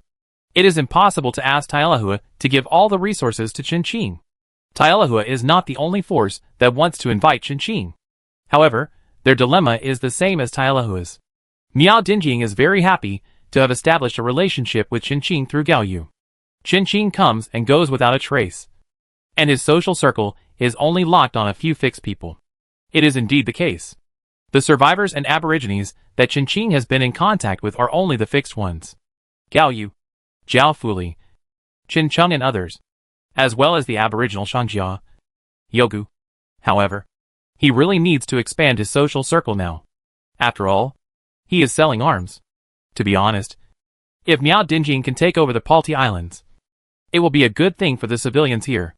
He is a very qualified ruler, with an iron fist and a soft policy. At least the humans under Miao Dinjing protection are living well, whether it is humans or other races. Under the command of Miao Dinjing, the Tailahua army quickly occupied and took over everything on the 3 Palti Islands, and based on this, prepared to launch an attack on other islands. There were basically no humans on the ground of the 3 Palti Islands, and all of them were inhabited by machines, which was very conducive to the Tailahua's entry. There was only one place they did not touch, which was Lalu Manor. Miao Dinjing would not repay kindness with enmity, and do things like crossing the river and destroying the bridge. That was Qin and his trophies. Sir, humans have been found on the island. Miao Dinjing deputy came over quickly and reported in a low voice. Take me over to have a look. Qin told Miao Dinjing about the situation of the humans on the island. They had been imprisoned underground by Lalu for a long time, and could hardly see the sun, like moles. Hundreds of millions of humans were kept in captivity underground, without any freedom. The underground humans discovered by Tailahua were specially sent up by the underground humans to investigate the situation. They were not unaware of Lalu's death. They have been developing their power in secret. It is not that they do not have ambitions. They no longer want to passively accept their fate and become playthings in the hands of others.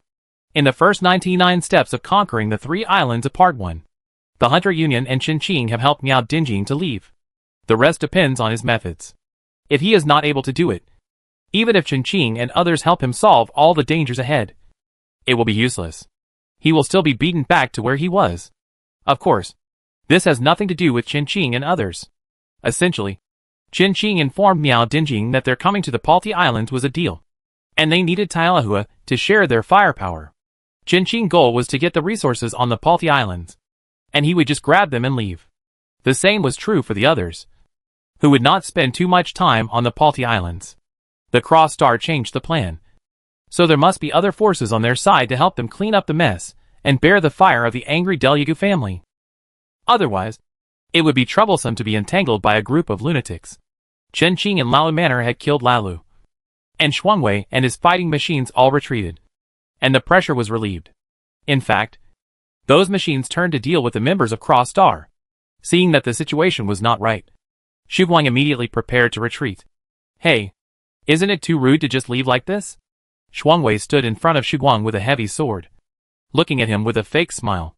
The heavy sword was covered with blood, some from Cross Star, and some from the Hunter Alliance. Whether hunters or pirates, they all follow the same principle. Trash has no right to live. The hunters of the Hunter Alliance are their companions, but if they die, they deserve it. It's because they are too weak. Shuangwei.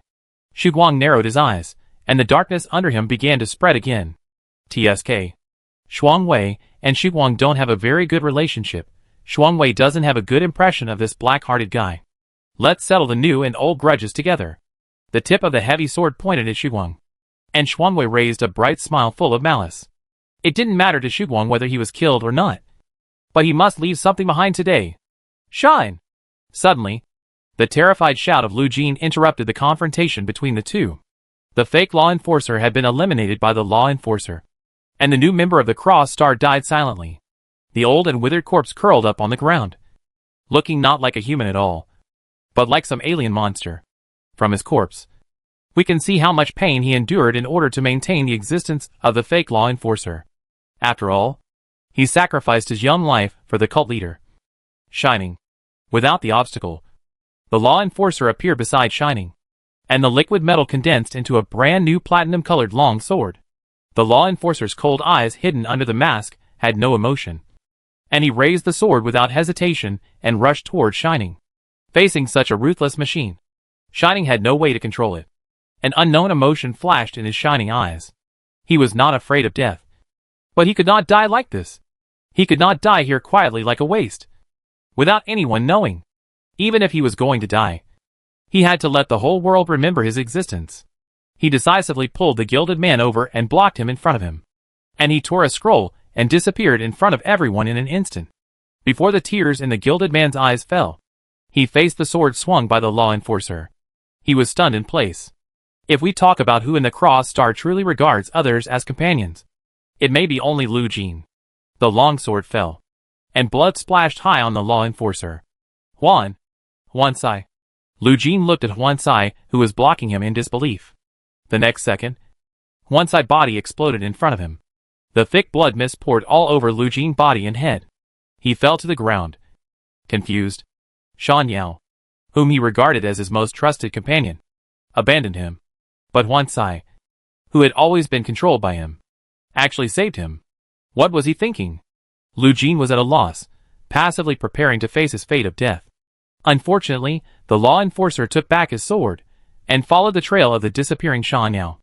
After the law enforcer left, only Xu Guang and Lu Jin were left alive in the Cross Star. Idiot, run! Xu Guang cursed in disgust, but still grabbed Lu Jin and took him with him to run away. A large area of darkness occupied the entire space, and under the cover of darkness, Xu Guang and Lu Jin soon disappeared together. Shuangwei wanted to chase, but was held down by Fei Hua. There was no need. Have you forgotten what our purpose is? Fei Hua shook his head at him. Xu Guang was not easy to deal with, and Lu Jin was not easy to deal with either. Their extraordinary abilities were somewhat special, and it would take time to solve them. With this time, how much could they steal? It was Chen Qing who had a deep hatred for the Cross Star, not them. Fei Hua was very clear about this. I understand. Shuangwei still listened to Fei Hua's words. However, he was still a little unhappy that Xu Guang had just run away. Annoying. Hey! What are those things? Shuangwei's unhappiness did not last long, because the walls around him were disappearing at a speed visible to the naked eye. A group of strange mechanical creatures were actually gnawing and collecting those walls. Chen Qing machines. Fei Hua looked at the transparent ants in front of him and guessed. His guess was not wrong at all.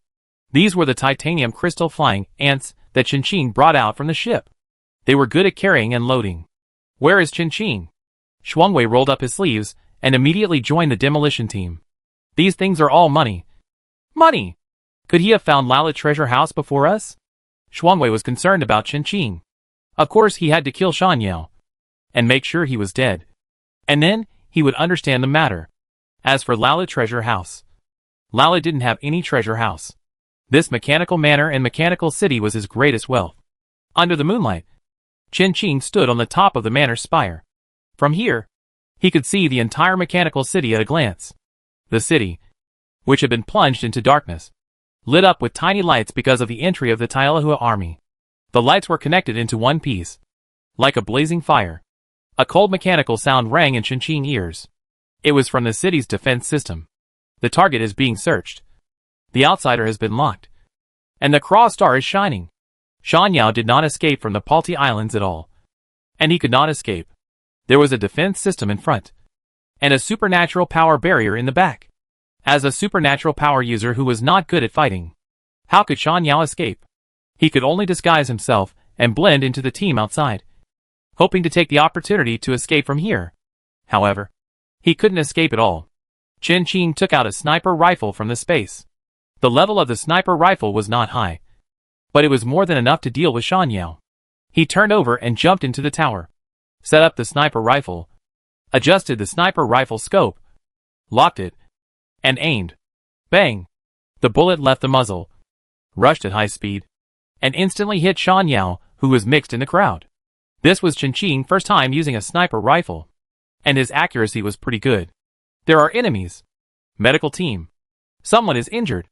The survivors on the ground didn't know where Shining came from, and thought he was a human underground.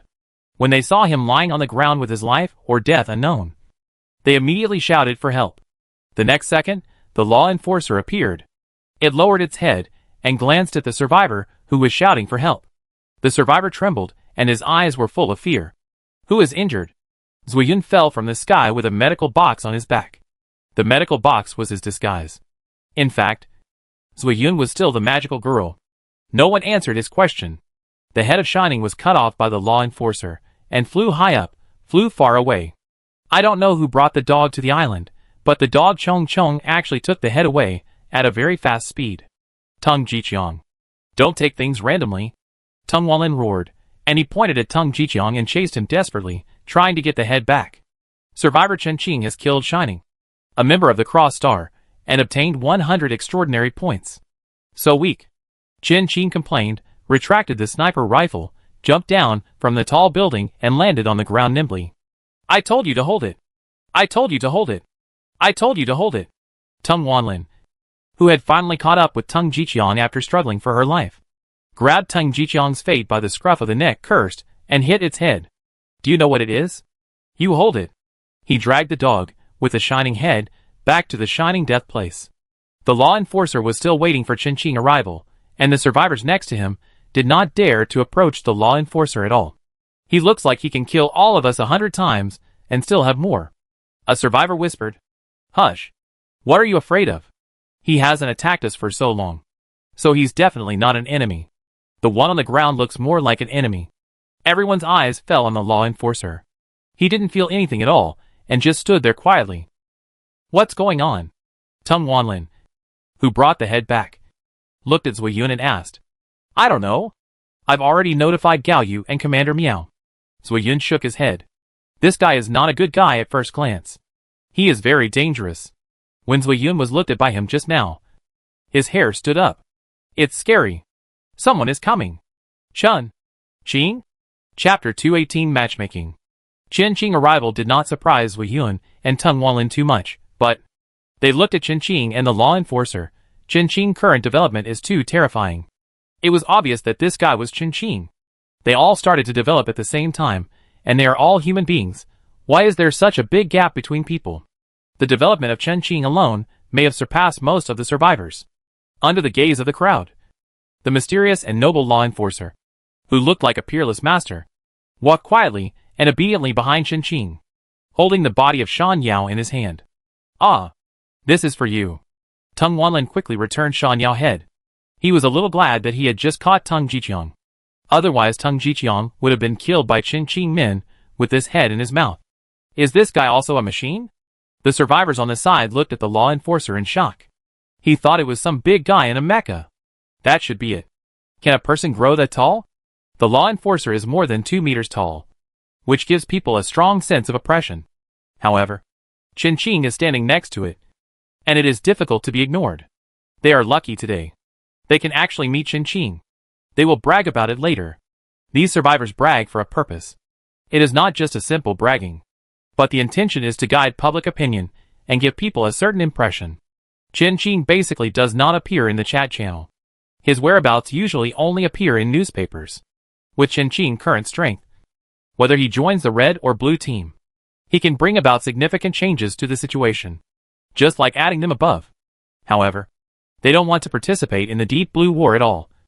At most they will just play a supporting role in the surrounding area. Qin's appearance in the Palti Islands this time is enough for the forces of the red and blue camps to make a big fuss. They will not tell those cannon fodders Qin's true intentions. They will only show the cannon fodders what they want them to know. Just like the red team members in the Faroe Islands. Qin joining was like a shot of adrenaline, making people feel like they have a backer behind them. And it doesn't matter if he is not there. Qin is the first among the survivors. There is no doubt about it. Thank you. Qin took the shining head from Tung Wanlin's hand and nodded in thanks. Shining is dead, and Qin can cross one item off his to-do list. Even if there are still survivors of the Cross Star, they will not be able to achieve anything. Shuang is strong and likes to stir up trouble. If there is an organization similar to the Cross Star, he may join it again. However, it is absolutely impossible for him to take the lead and rush to the front. He is mean and looks cold and reliable. But he is actually very mean. Just look at the fate of Shuangwei before. As for Lu Jin, that guy is a daughter clinging to a big tree. It does not refer to strength, but his psychological and mental state. At first, he relied on Shining, and then gradually began to shift to Huansai. Later, he wanted to change to Qin, but he failed.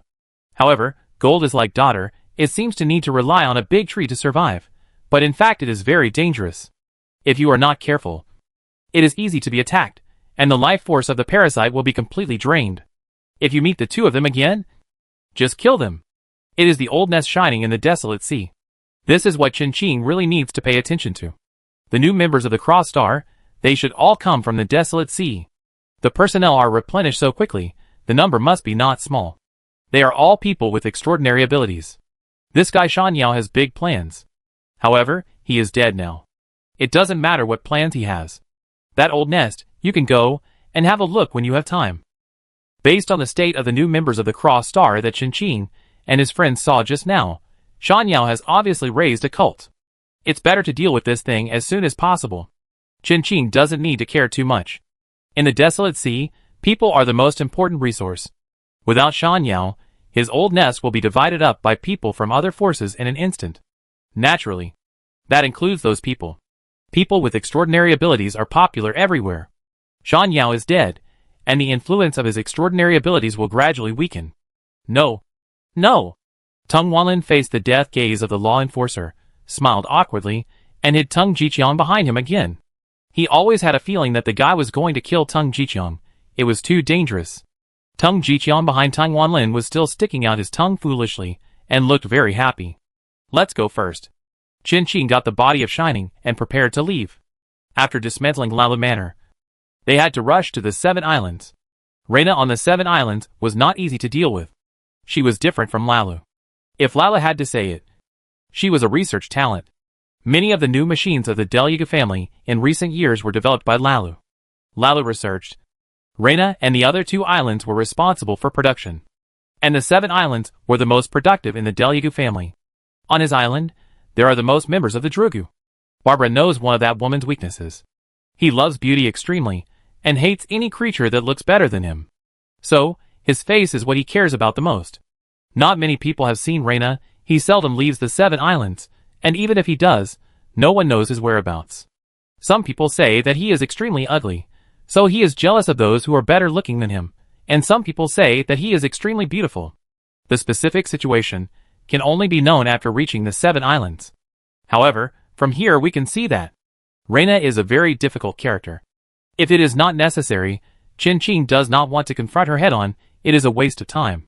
Shuangwei and the others do not want to confront that woman head-on, anyway. Those who have confronted her over the years have all had bad endings. It is not that they cannot beat her, but that it is unnecessary. They are here for the money, not to completely wipe out the Deluga family. As for complete annihilation, let these latecomers solve it. There are many experts among the survivors. Not everyone likes to be high profile. There may not be people who are stronger than Qianqing, but there are definitely people who are weaker than him. At least there is no problem dealing with the elites of the Delyagu family, as long as there is enough time. Dealing with the Delyagu family is destined to be a protracted war. Miao Dinjing is going to join forces with the Barbaro family, which requires Qianqing to act as a middleman.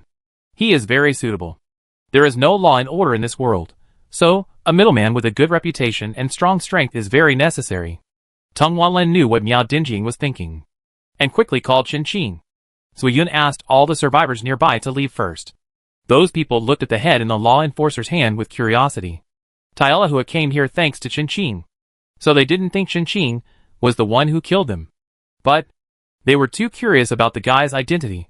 He must be a super famous wanted criminal. Right? He was chased all the way here by Qianqing. That guy. A survivor walked and looked back, carefully examining the shining head. I know. After walking a long way, he finally recognized Shan Yao. It's him. What? That one, during the gem's previous activities, wasn't there an organization threatening Qianqing at the bottom of the sea? We said they were obviously villains. Fuck. Cross? What cross? The idle survivors gathered around. They were not members of Miao Dinjing direct unit, so they were a little idle. I believe that within half an hour, the news that Qianqing killed Shan Yao will spread among the survivors. Within an hour, the entire Deep Blue Sea will know about it. The number 1 survivor observation team hiding in the dark looked at the photo of Qianqing sniping Shan Yao at the tower and smiled with satisfaction. The woman in the photo had a calm face, and her movements were neat and decisive. If this was put in the past, it would definitely be a popular photo. Qianqing would probably have a large group of little fans. Although there are still many now. Commander Miao wants you to help, to work with the Barbaro family to deal with the Delyagu family. Teng Wanlin whispered. Although the Barbaro family has fallen, their foundation is still there. For example, the blueprints they learned since childhood, the middle and senior mechanics in the family, the mechanics of the school, etc. The Barbaro family? Qianqing was stunned for a moment. Speaking of which, is Barbara still alive? Barbara is lucky, she is still alive. As a member bewitched by Shining, after Shining died, she quickly woke up. Unlike those who were brainwashed by Shining since childhood, Barbara and her people are also well-known strongmen in the Deep Blue Sea. Shining must use his extraordinary ability to deal with so many people at once. Once he died, his extraordinary ability naturally dissipated. The extraordinary people who were not dead gradually woke up. The first thing they faced was the Lao Manor that had been almost emptied by the titanium crystal flying ants and sailor rabbits. And only the frame was left. There was really nothing left for them. Even the titanium crystal flying ants were dismantling the frame. The Hunter Alliance team originally had more than a dozen people, but now only had 9 people left. Except for Qianqing. There was only one survivor left. The cold night wind blew and hit their faces, and it hurt. The titanium crystal flying ants carried the materials in an orderly manner, and they were good at disassembly. They could clearly judge which materials were suitable for violent disassembly, and which materials were suitable for gentle disassembly. The only survivor left, Annie, felt as if someone was poking him, and when he looked down, it was the cute sailor rabbit holding a big hammer. What's wrong? Little rabbit? Annie couldn't help but raise her voice, asked gently. It said you stepped on its spoils. Shuangwei passed by Annie with a pile of building materials on his shoulders, said faintly. If it weren't for this group of useless things, they wouldn't have followed Qianqing to drink soup. It took a lot of time just to deal with them. What a waste. Shuangwei glanced at Annie unhappily, gave him a look that was about to roll to the sky, and continued to carry his building materials and walked away. Annie looked down and saw that he was indeed standing on a metal floor tile. The rest of the place had been demolished by the titanium crystal flying ants until a huge deep pit appeared. The water in the deep pit connected to the sea, and the wind shadow emeralds were right below. Annie pushed it away awkwardly, and then he fell into the water. With a splash, there was a huge splash. The sailor rabbit happily pried away the floor tile, without even looking back. Qianqing only demolished Lao Manor, and did not touch the city outside at all, so, even if he demolished the manor and created a huge hole, it would not affect the island. When Miao Dinjing and Gao Yu followed Qianqing to Lao Manor, they were greeted by such a huge hole. Listen carefully, and you can hear the sound of waves. Xiao Shiyu turned around, with a look of admiration, and said, Look at their thrifty spirit. They demolished it so cleanly. Is Barbara still alive? Chen Qing looked down at Annie in the water and asked. Miao Dinjing saw Annie's face, and his eyes were meaningful. This is another old acquaintance. Sure enough, everyone was eyeing the two big pieces of fat meat, Delyagu and Barbaro. Although their movements were faster than his, their luck was not as good as his. It was fate. Miao Dinjing suddenly had a bad idea.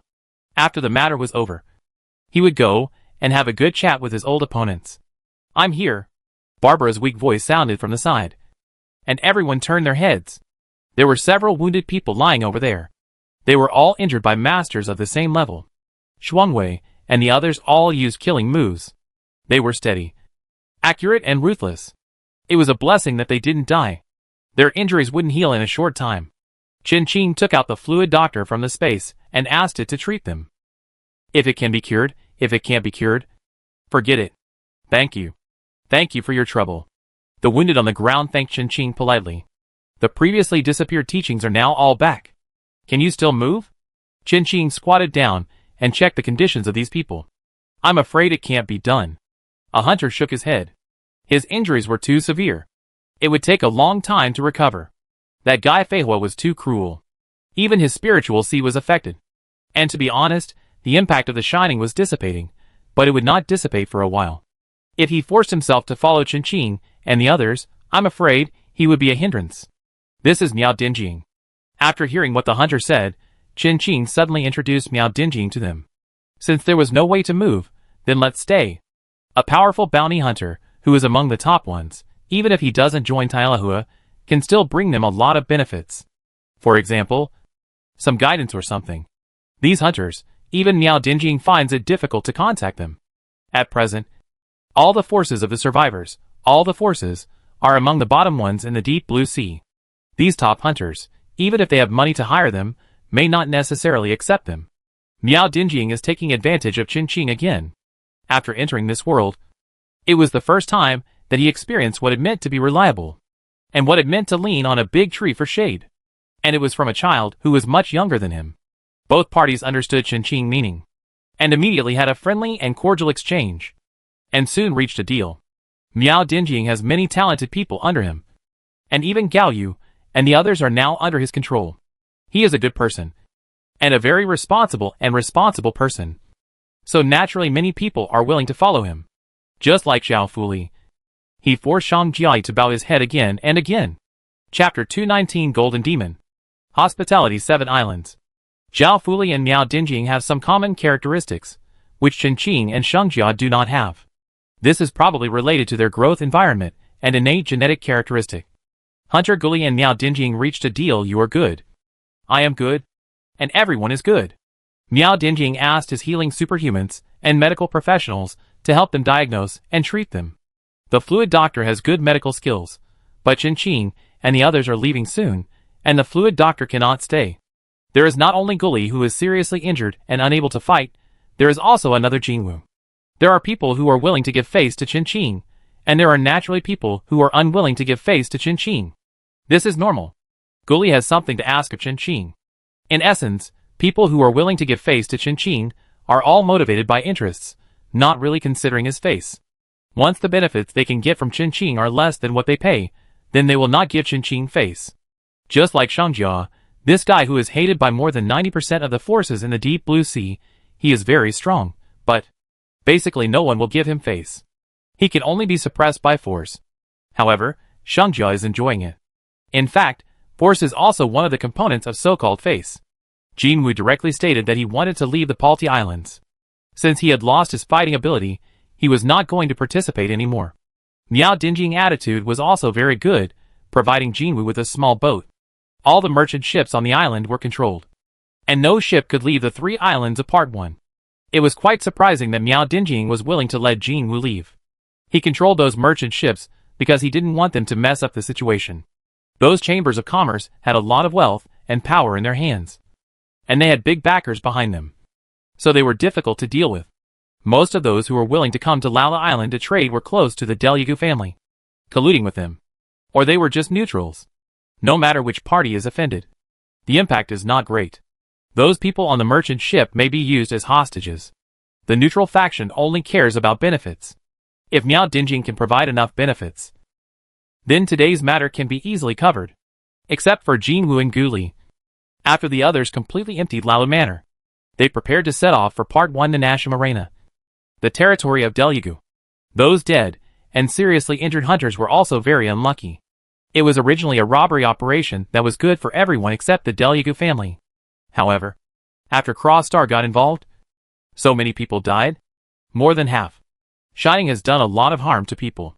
Even if he dies now, it is still difficult to eliminate their hatred. Especially Guli and Jinwoo. Those who died are dead. But the two of them, they really lost both the lady and the army. They were fine when they came. And they haven't left yet. But half of them are dead. Chen Qing glanced at Shuang Wei and others who were carrying a big bag. And they might have done it deliberately. There is a huge difference between a dozen people sharing and a few people sharing. When did they start to have this idea? At the beginning? They definitely didn't. It should be when those survivors let it slip that they realized that there were other forces involved. Since there are forces that are neither ours nor the enemy involved. And someone is helping them share the firepower. It is okay for some of our people to die. Chen Qing discussed their attack direction and attack time with Miao Dinjing, and soon finalized the plan. Miao Dinjing's team was to assist Chen Qing and his team, and to share firepower with them. In exchange, Chen Qing and his team would deal with the most difficult group of people on the 7 islands. That is, the members of the Delugu family. It was mutually beneficial. Chen Qing and his team wanted the most valuable material resources, and Miao Dinjing wanted people and territory. Miao Dinjing was also short of resources. But people couldn't want everything, and they didn't have the strength to do so. After finalizing the plan, everyone set off quickly. In addition to the 7 islands targeted by Chen Qing and Miao Dinjing, other islands of the Delugu family have also been targeted. The result of the conversation between Barbara and Miao Dinjing was not bad. The Barbaro family will send their last elite to support Tailahua and assist them in attacking the Delugu family. In exchange, after solving the Delugu family, Tailahua will be responsible for the Barbaro family recovery of lost territory and the subsequent reconstruction work. Although now is not the most appropriate time, there may not be a better time than now. Chen Qing. I'm sorry to bother you. Barbara nodded to Chen Qing. Chen Qing was a witness, monitoring whether both parties followed the contract. There was a reward. Yes. Everything is almost packed. Let's go. Feiwa came over and said to Chen Qing. Lao Manor had been completely dismantled. According to conservative estimates, Chen Qing obtained high-quality materials worth nearly 1 million goldfish from this manor. Feihua and Shuangwei also dismantled more than 100,000 goldfish. And Mingming and Ma Xiu also made a lot of money. The remaining people have nothing. At this moment, more than a day has passed since Chen Qing and his friends came to the island. The islands of the Delugu family are very large, and there are many of them, not just a dozen islands. Those islands with a population of less than 10,000 are not worthy of being included in the archipelago.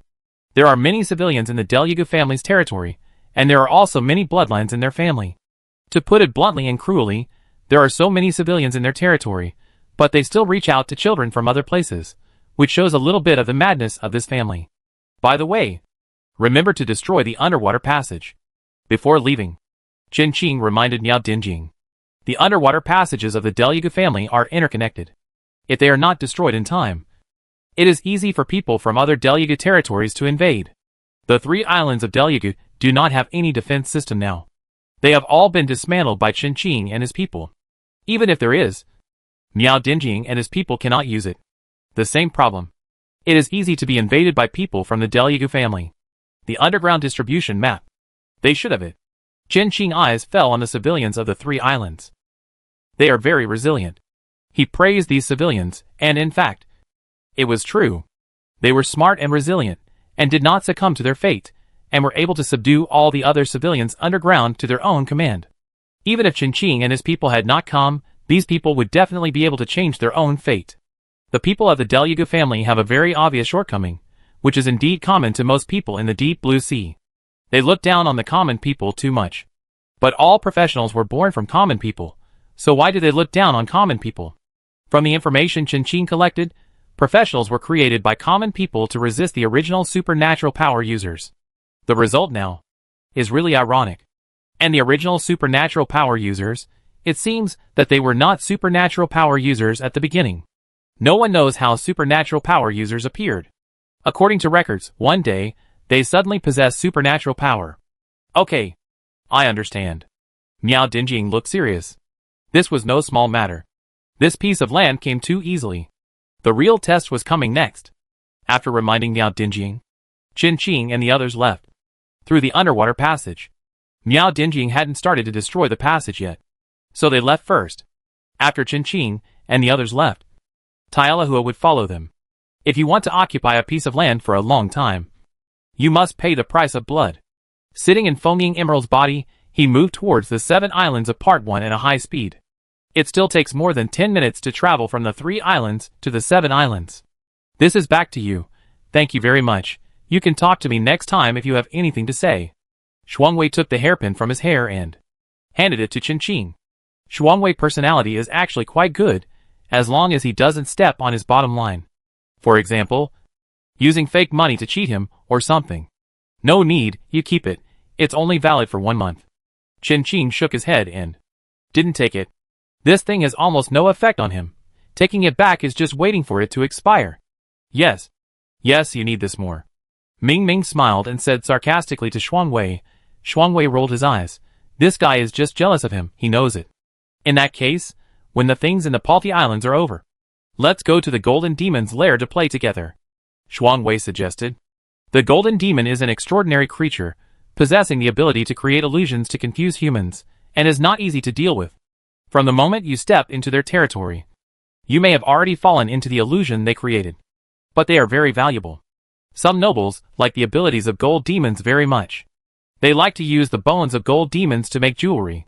Because of the difficulty of gold demons, few people want to hunt them. The loss rate is too high. However, this combination of them should be able to give it a try. Right? Golden demons.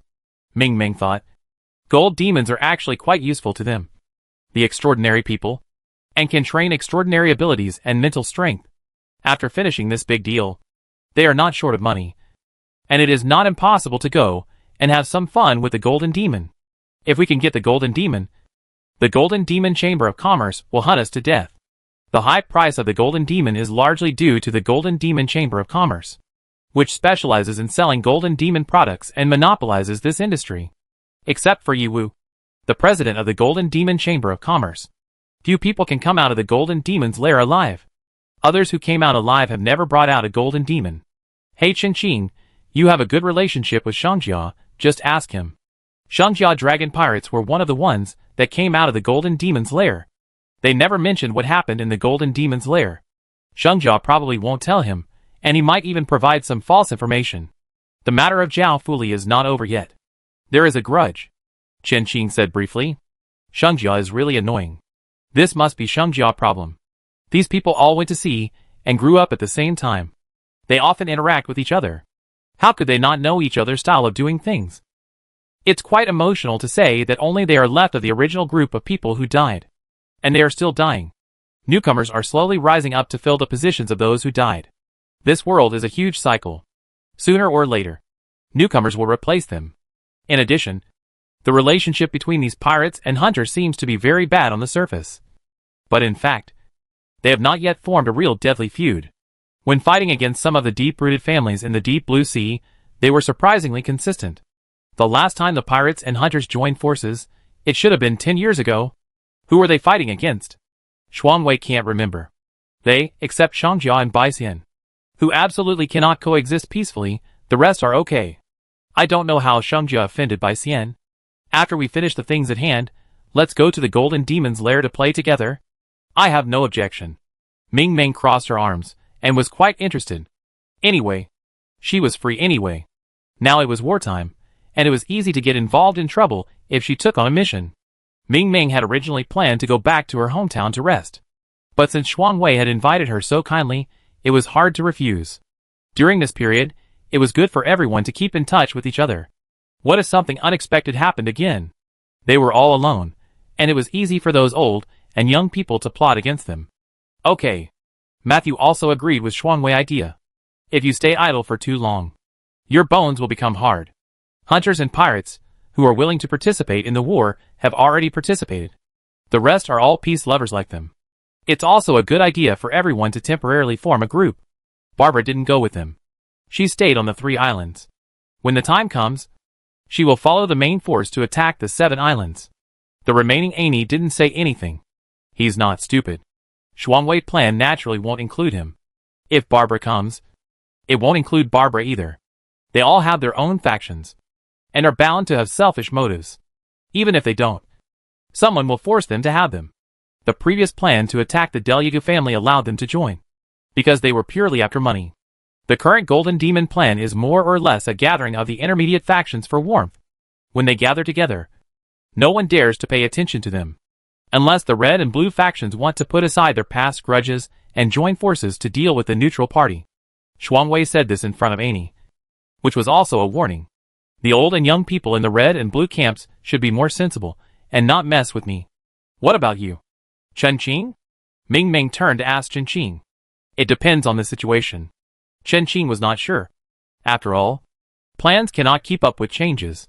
Moreover, he was different from Shuangwei and the others. He also did not want to take sides. But Chen Qing had the identity of a survivor. He had his own purpose.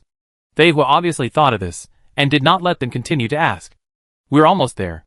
The boundary marker of the 7 Part 1 islands appeared in front of us, which meant that the really troublesome battle was about to begin.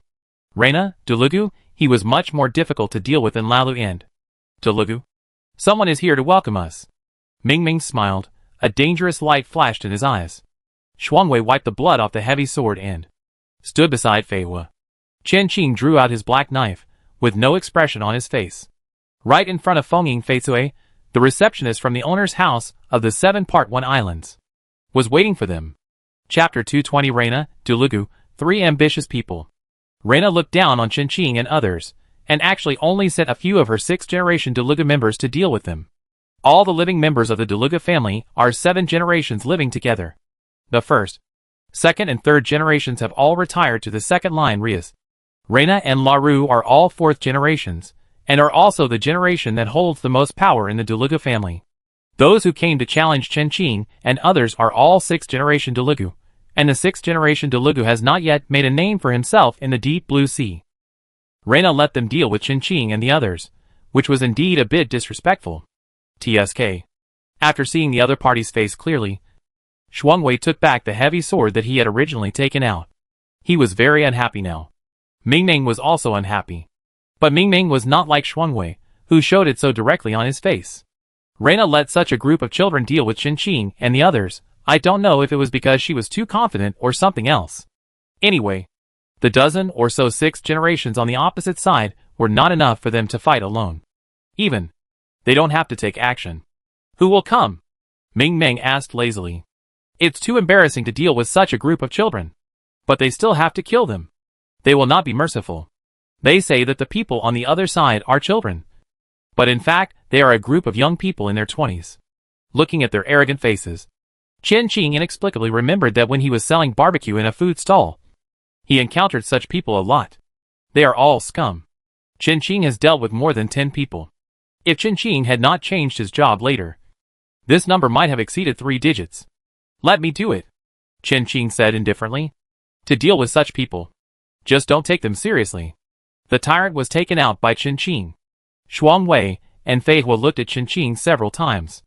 Isn't this thing from the Dragon Pirates? They were very impressed. Shang Jiao used this thing to hit them. They almost died.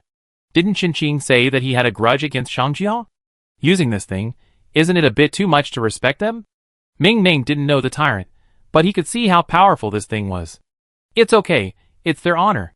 Sometimes Chen Qing's mouth was quite poisonous, saying the most ruthless words, with the most serious expression. The artillery was set up. Chen Qing adjusted the power of the artillery to the minimum, and fired a shot at the opposite side. You know, with the power of the tyrant, it is enough to deal with the A-level fortifications of Sapphire Island. When the group of Druga on the opposite side saw Chen Qing action at first, they didn't take it seriously at all. They thought that when it came to cannons, the Druga family was the expert. However, when they discovered the extraordinariness of the tyrant, it was too late. The moment the tyrant's shells, which seemed ordinary, touched the defense of the 7 Part 1 islands, a terrifying aura instantly spread, like the coming of the sun god, making people feel the unparalleled power. A thunderous roar sounded, and the originally dim underwater became as bright as day. The bursting light seemed to contain the power of the sun. The mighty power swept through, and everything it touched turned into ashes. The overwhelming breath brought a destructive impact, instantly tearing apart the ignorant Druku. Even if there were Druku who managed to escape the tyrant's attack, they were seriously injured and almost turned into charcoal. Being injured by the tyrant is not something that can be solved by simply drinking a few bottles of potion. The fortifications of the 3 islands of Part 1 were all affected to a certain extent, and the faces of the Druku who were celebrating on the island suddenly turned ugly. I thought I could deal with that group of lowly hunters, but I didn't expect them to be able to do this. The woman sitting at the top of the table propped her chin up in boredom, her slender fingers twisting her hair again and again, and the expression on her face was quite intriguing. Who should be sent next? These incompetent pigs who only know how to eat and wait for death should have disappeared from this world long ago. Fatty, she donned. Alok, you will solve the problem for me, right? The woman's charming voice rang out in the banquet hall, and she casually read out a few names.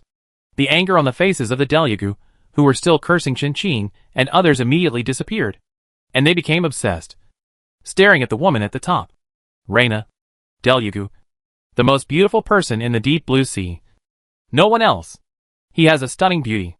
Everyone who has seen Reina, Telugu, will not be able to help but bow down to him, with almost no exceptions. Reina, Telugu, the extraordinary people and professionals under him, are also the most powerful in the entire Telugu family. However, this woman only cares about her appearance and doesn't care much about other things. Although she has the most powerful army, Reina, who has no ambition and doesn't do much evil, looks so fresh and refined among the Druku. Rias and others are very disappointed with this salted fish sister. If she can have ambition, it is unknown how far their Druku family can expand. This is our honor, my king.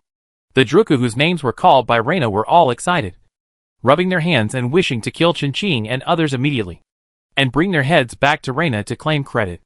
Kanza, go and watch them. Reina looked at the backs of the group of Druku leaving, curled her lips and smiled, and said lazily, yes.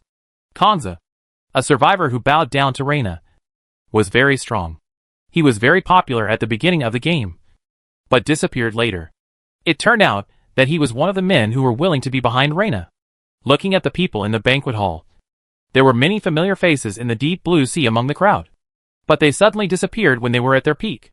And these masters who disappeared for a long time actually became guards under Reina. Songze looked at the backs of those Telugu. His eyes were full of condescending pity.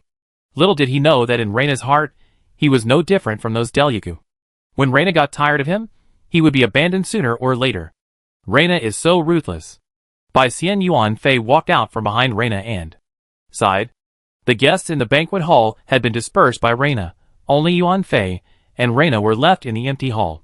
What no one expected was that Bai Xian, who was rumored to be in the Misty Sea, would actually appear in the Treasure Sea. These two people actually had a personal relationship, and their relationship was unexpectedly good. Just a man, Reina sneered. They are just a group of idiots obsessed with appearances. Without them, there will be countless people who will follow. Reina will never lack such people. How is the matter going? Reina leaned on the throne carelessly like a boneless person, and tilted her head to look at Bai Xian, with red lips and black hair, and eyes that seemed to contain a lake of spring, tender as water. Put away your magical powers. To be honest, Bai Xian has known Reina for such a long time, and every time he gets close to her, he is still shocked by her beauty. Bai Xian is not someone who is obsessed with beauty, but Reina's beauty is indeed amazing. It's so amazing that Bai Xian wants to snatch her back. Reina looks innocent. She didn't do anything. Is it her fault that she is beautiful? They are noble aristocrats. What do you think? Yuan Fei sat opposite Reina, picked up a glass of wine on the table, drank it all, and his brows were gloomy. The nobles of the elemental sea really looked down on everyone, except the nobles. For them, talking to a lowly pirate like Yuan Fei was a reward from them. If it weren't for those magic families, Yuan Fei would really kill those people on the spot. If it was Shangjia Chinqing or Shuangwei, with the attitude of those nobles, no matter who was behind them, they would definitely kill them first. Bai Xian is quite tolerant. However, I am afraid that those families will not be able to tolerate such a group of greedy guys. Don't be angry, just kill them. I heard that those families have changed their leaders recently. There should be someone who can't tolerate those idiots more than you. Reyna put her face in Yuan Fei's palm, looked up at him. Her eyes seemed to be covered with a layer of mist, and she was very charming. Those who have just taken office, they did not get their power through a smooth handover. Those guys are not easy to talk to. They are not like their ancestors, who would worry about this and that. For them, strength is supreme. Am I here at the wrong time? The sound of the wheelchair turning echoed in the hall, and the girl's cold voice sounded. Yuan Fei and Reyna turned around at the same time. The only one who dared to appear here when they were clearing the place and dared to tease them was Evelyn. However, Evelyn was just talking casually. Reyna simply likes to tease people. She likes to see others lose their composure because of her beauty. She is a very bad person. Didn't you get the things? Evelyn pushed the wheelchair and looked at the expressions of the two people and asked calmly. Yes. Yuan Fei did not deny it. Yuan Fei. Reyna and Evelyn are partners. Reyna and Yuan Fei have known each other for a long time. They met during a pirate robbery. Reyna, who has amazing beauty that can be called a treasure, met Yuan Fei, who had just become famous, when she followed her mother to deliver goods. And Evelyn was picked up by Reyna and Harahi when they were fishing. She came from the Scarlet Sea. She did not go from the Deep Blue Sea to the Scarlet Sea and then return to the Deep Blue Sea, but she was born in the Scarlet Sea and fell into the Deep Blue Sea. A poor guy with a secret. After being rescued by the two, she has been staying in the Palti Islands of the Drugu family. Reyna has never been the sister without ambition, as Rias and the other said. Her ambition is just unknown to outsiders. 3 ambitious people gathered together, and it was obvious that nothing good would happen. I heard that the Dragon Pirates had formed a pirate alliance before, and stole a batch of things from the mechanical island. Evelyn's red eyes stared at Yuan Fei, and blood seemed to flow in her eyes. You want me to form a pirate alliance? Yuan Fei's expression was gloomy, but it was not impossible. In addition to pirates, hunters are also good choices. Evelyn waved her hand, and a water mirror appeared in front of the 3 of them. The image displayed on the water mirror was Qin and others. The group of Drugu sent by Reyna had already met Qin and his group. Qin and his group entered the 7 Part 1 islands from underwater and headed directly for Reyna's residence. As a result, they met Drugu halfway. Not only Drugu, but also a group of other people under Reyna who wanted to kill Qin and his group to win credit from Reyna. Falcon, Marmoset, are all these people in the 7 Part 1 islands? Matthew looked at the enemies, who suddenly appeared on the opposite side in surprise. He had always thought that these people were dead, but he didn't expect that they were all hiding in the 7 Part 1 islands. What on earth does this Rene Delago have that makes these people willingly stay on the 7th island of Part 1 for so many years? Among the group of people on the opposite side, hunters, pirates, adventurers, explorers, professionals, and extraordinary people. Almost all of them are famous people in the Deep Blue Sea. Many hunters are their predecessors. As a result, these people are actually on the 7th island of Part 1, and are now competing with them. Xuanwei was excited. It seems that there must be a lot of good things on the 7th island. They really did come to the right place. Qin and Fei Hua looked at each other. These 7 Part 1 islands may not be so easy to break into. They originally came for the money, but whether it was the previous 3 Part 1 islands or the current 7 Part 1 islands, there were some surprises. Lala was unexpectedly easy to deal with. Reyna was unexpectedly difficult to deal with. Should we say that they are indeed the descendants of the Delago family? When Fei Hua saw the group of people appearing on the opposite side, he actually wanted to retreat. Reyna was not easy to deal with. Now is not a good time. But before he spoke, Xuanwei, Ming Ma Xiao, and the other 3 fools had already rushed forward. That survivor, Annie, was preparing to escape. Fei Hua was really helpless. If he had known earlier, he should not have brought them here. However, as a bounty hunter, he could understand the feelings of those 3 fools to some extent. So many famous seniors appeared in front of them, and showed such strong hostility. If he could kill them, it would be a great sense of accomplishment. Qin glanced at the members on the opposite side, but did not act immediately, but opened his task list bar. The next door to the next door is the Bounty Guild. Wait for me. Qin released the enforcer, and the scavenger turned and entered the Bounty Guild. You guy, are you treating us as if we don't exist?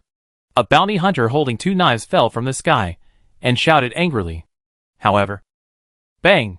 The bounty hunter smashed into a building fiercely, and was embedded in the wall, and couldn't get out. Don't you take us too lightly? Ming Ming smiled and retracted her foot.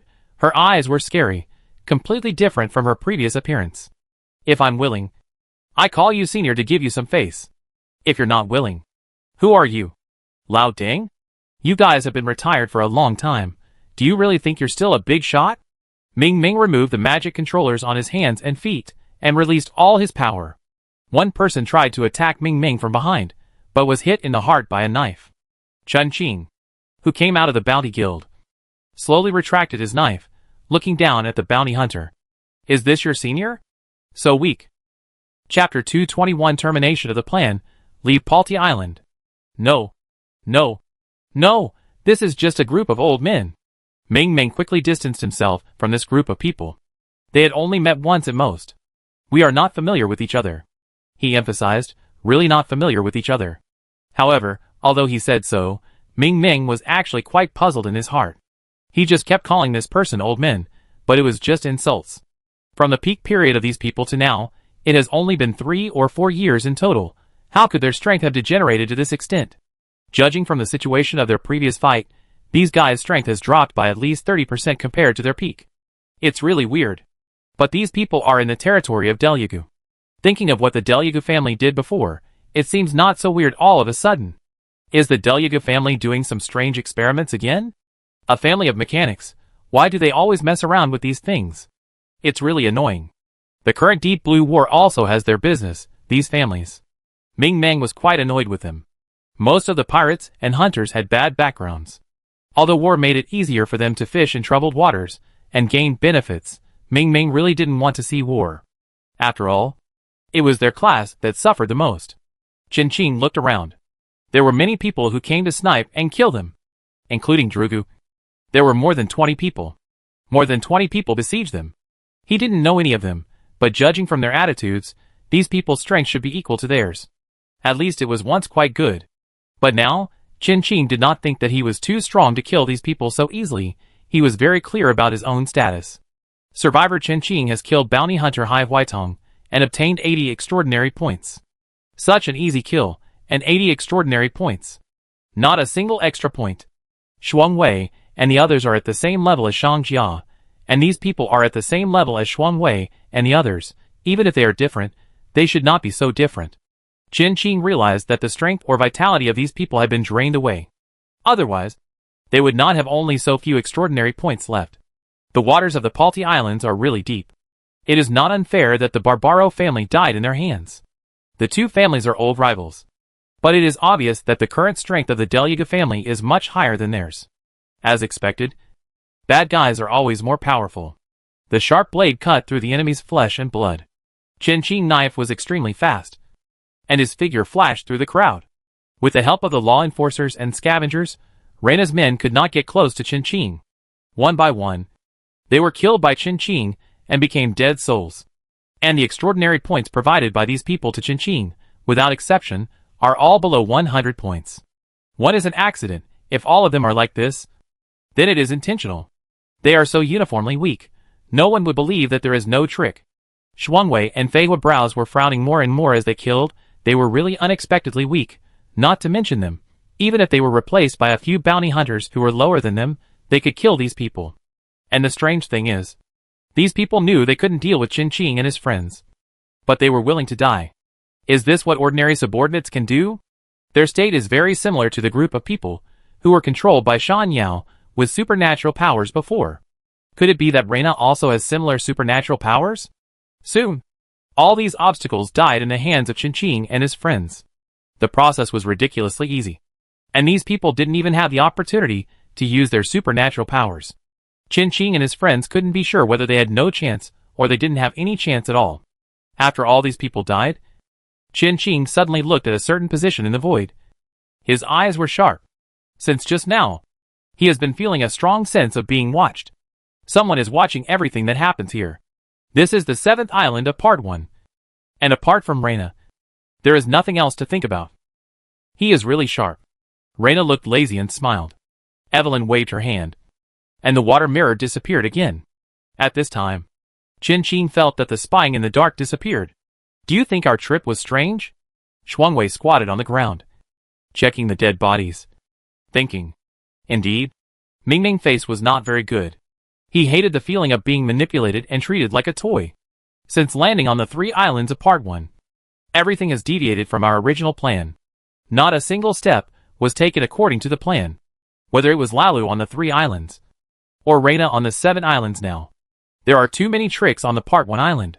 Who knows what kind of accidents are waiting for them on the 13th and 4th islands. Shuangwei didn't want to quit. It's not because of fear, but the benefits and efforts are not proportional at all. From the beginning to now, how many people have died? How much have they gained? Qin took the lion's share of the profits on the 3 islands, but even if Qin's average share of the profits is taken into account, their profits are not much. This is simply a losing deal. And it was obvious that Reina had a conspiracy. Were they going to fall into the trap like this? You want to leave? Qin looked sideways at Shuangwei. And he understood what Shuangwei meant. I agree with his suggestion. Ming Ming also raised his hand silently. Although this was a cowardly move, it was better than being tricked by those people. Shuangwei and Ming Ming were surprisingly sensitive. And they immediately sensed the danger. There was indeed a trap and conspiracy waiting for them. But if they don't fall for it, and just run away from here, no matter how many schemes Yuan Fei and the other 2 have, it will be useless. They can directly cut off the plan of Yuan Fei and the other 2 from the root. It's very direct and rude. But it's also the most effective. Now Shuangwei and Ming Ming are most worried that Qin and Feihua will disagree. After all, running away halfway is really embarrassing. It's a bit embarrassing. They don't care. But smart people like Feihua and Qin seem to care more about their own face. I agree. Unexpectedly, Qin was the first to agree, he replied calmly. This approach is very cowardly. Very useless, but it is the most effective. The most important thing for him now is to develop his own armed forces. There is no time to waste here. Knowing it is a trap, why do you step into it? Are you asking for trouble? To show your intelligence and strength, you have to thwart the conspiracy of the mastermind behind the scenes? This is exactly the stupidest approach. They are not heroes who save the world. Wait a minute. Ma Xiao, who had been silent all this time, suddenly looked in a certain direction. That was the direction where the survivor Song Zhe was hiding. Ma Xiao disappeared instantly. The next second, he appeared with Song Zhe's head. He killed Song Zhe in just one encounter, and he didn't even resist. This is the strength that hunters of their level should have, not like the useless seniors just now. I agree with Shuangwei's opinion. At worst, we can just rob merchant ships. Ma Xiao's eyes were gloomy. He hated those who hid in the dark and did things as if they were the smartest in the world. His subtext was, at worst, he could just become a pirate. Oh, to the Chamber of Commerce. Take from the Chamber of Commerce. Qin took a look at Song Zhe's body. This guy seemed to be a survivor. He had some impression of him, but not much. He couldn't even remember his name. He had to ask someone about it. The only person who disagreed was Annie. But no one listened to what he said. Annie was a bit weird. Feihua never expressed his opinion and remained silent. What's wrong? Seeing that his dearest companion was a little upset, Shuangwei asked in a low voice. If you want to continue this plan, I will definitely support you. Shuangwei will always stand on Feihua's side, just as Feihua will always support him. No! Feihua shook his head, frowning, and a strange emotion flashed in his eyes. I suspect. He hesitated, not sure if his feeling was right. What do you suspect? Ming Ming asked. Intuition is illusory. But for them, intuition is often the most trustworthy. Intuition can often help them avoid many dangers. Yuan Fei may be here. Feihua looked solemn. The rumors outside were not groundless. Feihua and Yuan Fei did have a little relationship. But the relationship between the two is not good. Give Feihua a chance, he will definitely kill Yuan Fei. When the people present heard Feihua doubts, their faces suddenly darkened, and they turned around and left without hesitation. Shuangwei did not forget to bring Qin along, so he has a conscience. Qin has heard of Yuan Fei's reputation, and has dealt with him. But why did they react like this? Yuan Fei's strength is actually not that strong, not necessarily as strong as Ming Ming Ma Xiao, and even less than Shuangwei. In a one-on-one duel, Shuang failed to beat Yuan Fei to such an extent that even his own mother wouldn't recognize him. However, that guy is really too sinister. Ming Ming had a face full of grief and indignation. Obviously he had suffered a great loss. Not only him, everyone present had suffered a loss from Yuan Fei, except Qin. Qin made Yuan Fei suffer a loss instead. Many strong men in the deep blue sea have an inexplicable, should we say respect or closeness to Qin, and this is one of the reasons. It is really rare to make Yuan Fei suffer a loss. Don't be fooled by this guy's gentle and easygoing appearance. In fact, look at the incident on Sapphire Island. Night Star Jerome died, and Yogu was seriously injured. There is also Yuan Fei ally, the Gem Pirates. There is no news about them until now, which is enough to show how cruel and vicious Yuan Fei was. His extraordinary ability is also disgusting, Matthew added. He recalled his previous experience again in his mind, and couldn't help shuddering. Disgusting? It's not that his extraordinary power is disgusting, it's that his extraordinary power is used disgustingly. After Xuanwei said this, Qin was a little curious. The expressions on the faces of several people were hard to describe. Will someone come down from the sky to kill Yuan Fei for no reason? It would be best to take Shang Jia away with him. It would be fine if the two of them killed each other and died together. Qin idea was the opposite of theirs. Bai Xian and Mo Long must not die. It is necessary to have people like Yuan Fei and Shang Jia, otherwise, the deep blue sea will be eaten by those family associations, without leaving any residue. To a certain extent, these two people attracted most of the attention of those forces, took on most of the firepower, and gave others a chance to breathe. Of course, this does not mean to praise them as good people. They have done a lot of bad things. These two enemies are quite similar. If they join forces, they can completely fight against the red and blue camps, and become the real third camp. But this is impossible, because their previous blood feud is not fake. These people in the deep blue sea are all plotting against each other. Run away. In Reina's palace, Avelin opened her eyes and suddenly said, "So smart." Yuan Fei raised her eyebrows slightly. Has Feihua grown a brain? Yes, Feihua. But it doesn't matter. The people he wants to plot against have never escaped from his palm. Do you want to stop them? Reina yawned lazily. A tear oozed from the corner of her eyes. So pitiful. No need. They will come to the door on their own. Yuan Fei looked down at Reina, smiling very gently. Then I leave it to you, baby. Reina flirted at Yuan Fei. Yuan Fei didn't do anything, but Evelyn next to her blushed first. Reina fell into Yuan Fei's arms after seeing this, laughing so hard that she was shaking. Humph! Evelyn was so angry that she turned her wheelchair and was about to leave. Don't go. Do you want to go to the sea with me? Yuan Fei stopped Evelyn and asked. And you, are you going? The Druga family is most likely to be lost. It is not safe for Evelyn and Reina to stay here. If Evelyn dies, their next plan will not be implemented. Yuan Fei wants to take Evelyn and Reina away. Reina is a little tempted. She has stayed in the Palti Islands long enough. It is so lively outside now. It's all right. The blush on Evelyn's face has not faded yet. She looks like she is acting like a spoiled child with Yuan Fei. Then let's go. Your Majesty. Yuan Fei looked down at Reina and stretched out his hand to Reina. He knew very well how to coax Reina, and knew it by heart. Since you invited me so sincerely, I will agree to it. Reina sat up and held Yuan Fei's hand with a proud look on her face. They turned around at the same time and stretched out their hands to Evelyn. Evelyn lowered her eyes and silently took her hand. Reina held Evelyn's wrist with her backhand and gently pulled. Evelyn fell towards Reina and was hugged by his waist. The seemingly delicate Reina easily picked up Evelyn like a princess and smiled at her.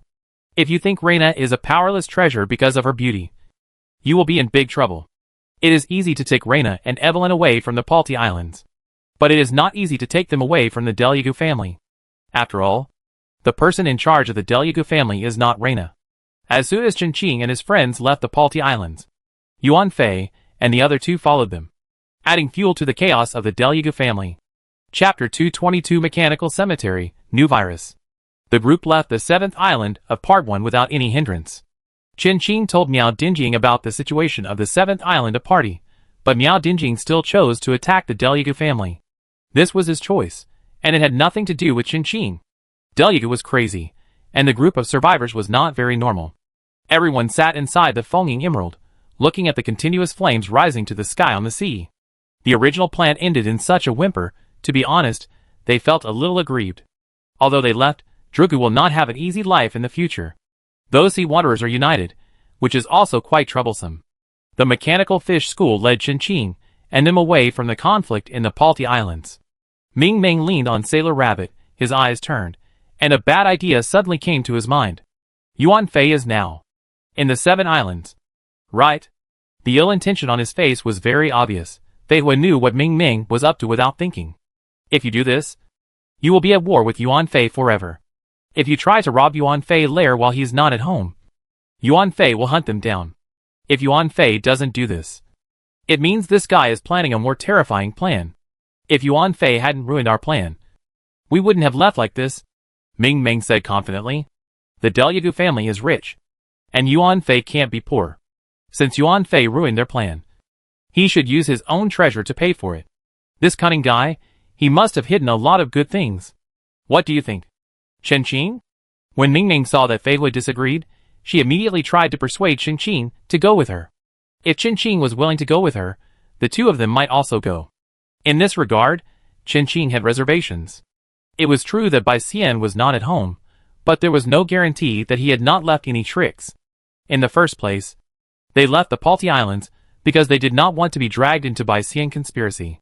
Hey, seeing Chen Qing and Fei Hua reactions, Ming Ming was somewhat unhappy. He turned his head away and pouted, unwilling to talk to them. 2 cowards. He went alone. Put us on Qiandao later. Fei Hua glanced at their current location and said to Chen Qing, they lost a lot on this trip today. Yeah.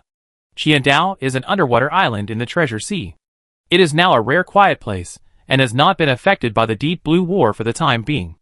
After placing these allies on the 1,000 Islands, Chen Qing left with the mechanical fish. However, Chen Qing did not return to the Reef Island immediately. There was another reason why he was so decisive in withdrawing from the Delyagu family. Qin Xian contacted Chen Qing, and they had a big discovery. A mechanical cemetery. It was not a garbage dump like Rust Island, but a place where failed machines and destroyed machines were placed. Qi Xian and his friends had their eyes on that island and wanted to take it over. I thought it was a deserted island, but after going deep into the island, I found that it was full of mechanical creations. There were also people guarding it, but there were not many guarding people. Only 2 or 3. But these 2 or 3 people were all well-known figures in the Deep Blue Sea. Judging from the findings on the island, this place should be the territory of the Blue Camp, and the Delyagu family should also be involved. Qin Xian and his friends also saw people with the North Star family mark appear on the island. The machines on the island are very strange, and very aggressive. They don't distinguish between enemies and friends, no matter they are to humans or machines. No matter they are combat machines or life-assisting machines, they will fight to the death if they meet. Qin Xian and the others can't handle this place, so they specially invited Chen Qing to come.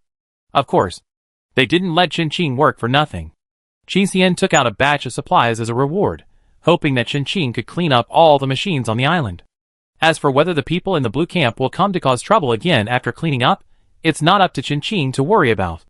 After listening to the descriptions of the immortals, Chen Qing estimated that the island should be the test site of the Blue Camp, and the experiment was on things that came out of the mechanical ruins.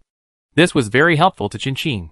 Coincidentally, after leaving the island, Chen Qing was going to see Chen Mingjian, where Granny Taozi found the assistant bee. Now it was Shuexiaya. The mechanical heart sent its collection and analysis results, and roughly determined the similarities between the pirate group Granny Taozi was in and the Sapphire Island expedition team. Chen Mingjian is very close to the island. It was not only Chen Qing who discovered this. The natives of the red and blue camps should have started to take advantage of the bug of this mechanical relic a long time ago. But I didn't expect that. The existence of 2 non-mechanical forces would take advantage of it. This is really a case of planting trees intentionally but failing to achieve success. The invitation from the islanders of the Reef Island seems to be postponed. The ship traveled at the highest speed, with the mechanical fish school following behind, and Chen Qing arrived at the location of Qi Xian and the others in less than 5 hours. This was the first time Chen Qing and Qi Xian met, although they had known each other for a long time. Qi Xian and his appearance was very consistent with Chen Qing's impression of him. A group of young people who were still childish. Sister Chen Qing. Qi Xian was thin and small, much shorter than Chen Qing, but she was very cute when she smiled. Young people always had a vigorous vitality, which could easily infect the people around them, making people laugh with them. In modern terms, after spending a long time with him, even their bodies became warm. Qi Xian. Chen Qing got off the boat, nodded to Qi Xian, looking very indifferent. Qi Xian and the others were not stopped by Chen Qing's indifference, and came up to greet Chen Qing excitedly. The living Chen Qing. Chen Qing's reputation became more and more bizarre among the survivors, with many deeds and gossips that he himself didn't know. The survivors, who were close to Chen Qing, certainly didn't believe it, but the number of survivors was large, and many things that had not been confirmed at all were directly attributed to Chen Qing. Although Qin Xian knew Chen Qing, they didn't communicate much. So these teenagers were really curious about Chen Qing, especially since Chen Qing had saved their lives. Sister Qing, the mechanical cemetery is right in front of us. They used a shielding device, so it's hard to be discovered. A teenager pointed to the seemingly ordinary island in front of him, and actively pointed the way for Chen Qing. We have been eyeing that island for a long time. There have been more people on the island in the past 2 days. Yes. There were only 2 or 3 people on the island before. But recently there have been several more people on the island. They must have a conspiracy. The last sword-dancing mantis was created by them. The boys gathered around Chen Qing and talked about their discoveries, very excited. Qin Xian was even pushed aside by them, staring at his companions with great resentment. Just talk, why push him away? It's too much. Hee, the boys smiled at Qin Xian very embarrassedly. Wasn't it just too excited for a moment? Chen Qing is the most famous and mysterious survivor. The descriptions of the teenagers were a bit confusing, but Chen Qing still sorted out the situation on the island. There are now 7 people on the island, one of whom is from the Beixing family, and the rest are unknown. Once they enter the island, no matter who they are, even if they are from the Blue Camp, they will not be spared and will be attacked by the machines on the island. Those people usually act on the periphery to monitor the situation of the machines on the island. From the outside, the island looks lush with green plants. But in fact, there are machines everywhere. Even a flower or a stone may be a disguised machine. And the danger level is very high. One of them was swallowed by the machine on the island. They killed the machine immediately, but the companion still had one arm crushed. This is just the peripheral machine. Sister Qing, can you help in? He was eaten by the machine to save us. The short-haired boy looked at Chen Qing very embarrassedly, and asked in a low voice. They had heard about Chen Qing's installation of mechanical prostheses. Those aborigines and survivors who were installed with mechanical prostheses by Chen Qing, their strength increased by more than 30%. They originally wanted to collect money to buy a bottle of growth potion for An, but they finally found Dr. Gui Shu from Fengyao Island to check An's arm. But the result was bad news. An's arm had an unknown energy left. So no matter how expensive the growth potion was, it would be useless. Only after removing this unknown energy, the growth potion could be used. Moreover, the price of the limb growth potion was not something they could afford at the moment. It was very expensive. In order to save money, Qi Xian and his friends planned to enclose a piece of land. Okay. Chen Qing did not refuse. The energy left on the arm of the girl named An may be related to the sword-dancing mantis virus that Chen Qing was infected with before. There is a new virus, and this virus is not much more troublesome than the sword-dancing mantis. One is for the strong, and the other is for the general public. What will be the next one? Looking at this situation, the Blue Camp is obviously going to kill the Deep Blue Sea. What are they trying to do? The current chaos in the Deep Blue Sea, Chen Qing is already considering whether to enter the Scarlet Sea in advance. If you want to enter the Scarlet Sea, you can also cross the Mysterious Zone and the Sea Beast Zone. He is not a pirate, and does not care about reputation. Entering the Scarlet Sea through the Deep Blue Chamber of Commerce's ship, this is not considered. Even Chen Qing can't afford it. The machinery on his ship, all require a ticket. The saying that only those who enter the Scarlet Sea through the world are worthy of respect is probably spread by poor pirate hunters who can't afford the ticket price. Anyway, Chen Qing felt that he was the poor man. An, who was resting in the cabin, was brought out by his companions. The broken wound on his arm had not stopped bleeding. The gauze was still red. Chen Qing called the fluid doctor out, and the two of them checked An's wound together. When it comes to mechanical viruses and mechanical diseases, the fluid doctor is better at it. It quickly came to a conclusion. The patient's test results showed that he was infected with an unnamed mechanical virus. There was a micro-combat machine in the wound that caused the patient to bleed continuously. A treatment plan is being formulated. The fluid doctor is indeed a Class B machine, and he is very capable. An's bleeding was soon relieved. Many micro-combat machines that were invisible to the naked eye were cleaned out from his wounds by the fluid doctor. The fluid doctor put those micro-combat machines into special bottles. After returning, He would analyze the conditions of these micro-combat machines in the laboratory. However, it was not these micro-machines that caused Nen to be unable to use the limb growth potion. After cleaning the micro-machines, Qin let Nen lie in the medical cabin for simple treatment. Are we going to install mechanical prosthesis next? How cool! The teenager beside him asked excitedly. Qin looked at the scan status and values displayed on the medical cabin, and suddenly found something wrong. He immediately drew out his knife and cut across the medical cabin. The top of the medical cabin was blown off, and all the core circuit parts inside were destroyed by Qin, and immediately electric carbide sparks burst out, scarring the teenagers. What happened all of a sudden? Seeing Qin's inexplicable actions, the teenager suddenly had a bad premonition. Qin quickly took Nen out of the medical cabin and handed him to the fluid doctor next to him.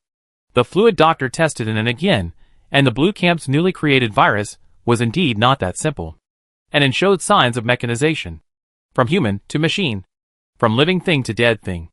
If Qin hadn't taken Nen out of the medical cabin in time, his mechanization would be very obvious. The flesh and blood in Ann's wound had turned into metal. The fluid doctor simply cut off the area, and blood immediately gushed out. Qin and the others were heartbroken. But they did not dare to object to Qin's decision. A layman should not easily guide an expert. Be gentle. It's meat. A young man grinned, as if he was being cut. Qin felt that he needed to contact Xiaoli to see what the situation was, and what the attitude of the mechanical association was. Human mechanization. What exactly do those people in the Blue Camp want to do? Stay away from that island, don't come here again. This was the first time Qin was so stern to someone. His expression was very serious. What's wrong? The teenagers asked in confusion. Should we say they are lucky or unlucky? They always hit the jackpot. And they always run into the hands of the Drugu family. This island is not a place where all dangers can be solved by killing all the machines. There is a machine virus on the island. My current understanding of this virus is limited to its function. Qin briefly explained the situation on the island. And Nen is infected with that virus?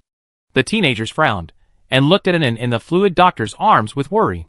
Yes, he can't touch the machine anymore, otherwise he will become mechanized.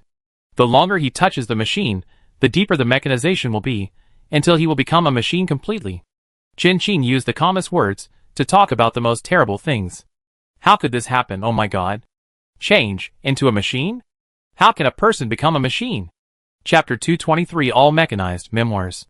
That's right. This world is no longer the same as before.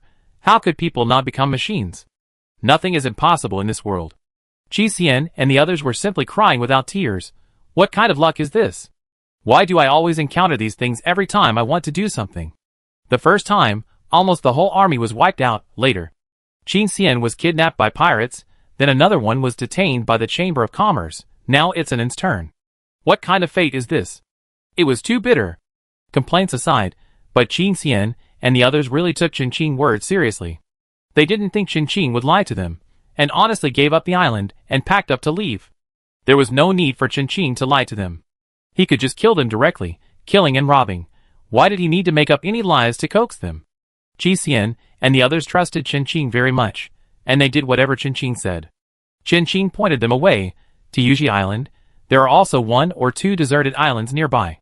Although the resources may not be as rich as this mechanical cemetery, it is safer. And Zhao Fuli is also a good-tempered person to get along with. Most importantly, Zhao Fuli has a backer. It is a good place to go. After Qin and the others left, Qin focused all his attention on the mechanical cemetery. Fengying Feizui and Qingdefu were arranged by Qin to escort Qin and the others away, and then send the materials stolen from the 3 islands of Part 1 back to the waters of the Reef Island. Those mechanical resources are enough for Qin to build a battleship. And the remaining ones can be used to make a lot of combat machinery. Those mechanical resources can temporarily solve Qin's lack of resources, including the time to remelt these materials. It should be enough for half a month. Qin did not do any disguise. Nor did he bring law enforcers. He was not sure what the situation on the island was like. After all, there is a mechanical virus in the mechanical cemetery. Except for those in the Blue Camp. No one knows what the effect of that virus is. Effective for humans, may not necessarily be ineffective for machines. Not bringing law enforcers is a safer option. Qin's current strength is also among the best in the deep blue sea. Under normal circumstances, as long as he doesn't encounter a master of the level of Shuangjia Shuangwei, he can fight him to a 50-50 chance. The ship stopped in the shallow water, and Qin boarded the island known as the Mechanical Graveyard. As soon as he stepped onto the beach, Qin felt an obvious energy fluctuation. This energy is very strange, like a protective shield, but it is not used to protect against humans. Qin could easily pass through the protective shield and walked into the jungle. If it wasn't for humans, then it was for machines. A small crab climbed onto Qin's boots and opened its mouth to try to attack Qin. Qin felt the movement and lowered his head. It was a small blue crab. Compared to a crab, Qin thought it was more like a spider. He easily shook off the crab and crushed it with one foot. He moved his boots away, and the crab had already lost its life. Qin used the decomposition skill on the dead crab, and a pile of mechanical parts scattered on the ground. The island was indeed full of mechanical creatures, and they were very aggressive. Mechanical creatures have an advantage, and also a disadvantage. No matter how powerful the creature is, they will do their duty and strictly execute the orders of their masters. They are fierce and fearless of death. This leads to a consequence. Often when these mechanical creatures face creatures that are countless times stronger than themselves, they all die one after another. Qin is currently facing such a situation. The environment on the island is somewhat similar to a tropical rainforest, and there are a great variety of species of organisms. However, all the organisms on the island are machines. The space that Qin had cleared long ago was filled with these mechanical organisms and their decomposed parts. To be honest, if these machines were not contaminated with viruses that could infect humans, their decomposed parts would still be very useful. These mechanical organisms, Qin suspected that they were not born mechanical organisms, but were infected with mechanical viruses like an and thus transformed into machines. Could this be one of the goals of the Blue Camp? Inexhaustible mechanical resources. It always feels that it is not that simple. Qin continued to go deeper into the island. Because there were many mechanical creatures on the island, his progress was very slow. After all, Qin came here to find out the virus on this island, not to kill all the people on this island. Of course, finding out the virus was not for some false reason like saving the world. Qin just wanted to satisfy his curiosity. Although at the beginning, Qin was suitable for the profession of mechanic, but after so long, he did like this profession a little bit. In the mechanic profession, Qin has all three elements: the right time, the right place, and the right people.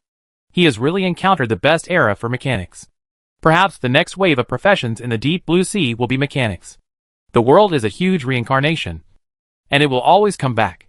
The mechanical relics of the ancestors should be the most brilliant and prosperous time of mechanical civilization. Now, does the appearance of these relics of the ancestors mean that the era of machinery is coming again? Qin squatted down and pulled off a man-eating plant with its mouth wide open. His previous guess was correct. All the mechanical creatures on this island were infected with the same mechanical virus as an. The island itself was a mechanical graveyard, with a large number of failed and scrapped machines piled up. The virus appeared, coupled with a massive amount of machinery on the island. And the speed of the virus's spread was so fast that the entire island fell. The man-eating plant that Qin picked should have grown not long ago and had not yet been fully mechanized. Thus, a very magical scene appeared. The thick rhizome of the Venus flytrap was half mechanical and half dripping with green juice. There were many messy props in Qin's space, some of which were collected from survivors and the Chamber of Commerce, and some of which he opened from the supply box. He took out a time glass bottle from the space, which was a magic prop. The time of the things put into the glass bottle would be forever frozen at the moment of being put in. Qin spent 8,000 goldfish to get it back. The reason why it is so cheap is that this thing can only be equipped with machinery, and it is only sea level. The piranha plant is just stuck on this dividing line. Qin also doesn't understand why a magician would make props for mechanics. The survivor who got this prop came to Qin as soon as possible. If we talk about the most famous mechanic among the survivors, it must be Qin. For such strange props, as long as the price is reasonable, Qin basically accepts them all. Save up. Maybe one day you will be able to complete another progress bar of the illustrated book. No matter how poor he is, he still needs to have a budget for this. The mechanical heart is a very frugal machine, and a very suitable machine for the business profession. He cleaned up and sold all the useless junk in Qin's warehouse.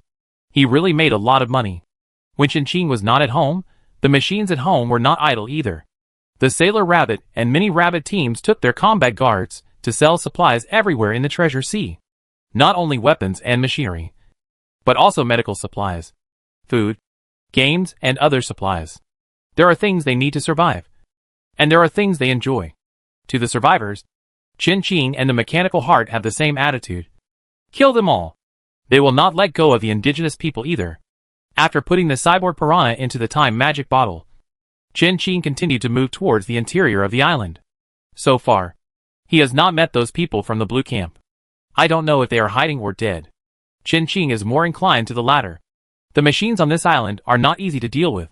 They are very aggressive, and are less afraid of death than humans. Chin has been on the island for more than an hour, and has killed at least 10,000 mechanical creatures. Every machine he encountered showed amazing aggressiveness, without exception. This island has existed for more than a day or two, and the experiments on the island were not completed overnight. There had been no problems before, but after Qi and the others came, they discovered so many situations. This means that something may have happened on this island. When it happened, Qi and the others ran into it. Originally, there were only 2 or 3 people watching the island, but then people from the Beijing family came later. The people who were watching before were combat professionals, and the Beijing family is a mechanical family. If the machinery on the island had not been damaged, at such an important time of the Deep Blue War, when the Beijing family was also deeply mired in the quagmire of war, how could they have spared people to come here? In addition, the 2 families of Deliagu and Barbaro, who were caught in the war, did not have the extra energy to withdraw their elite members. Although the Deliagu family had the upper hand in the war with Barbaro, Barbaro had the support of the Mechanical Association.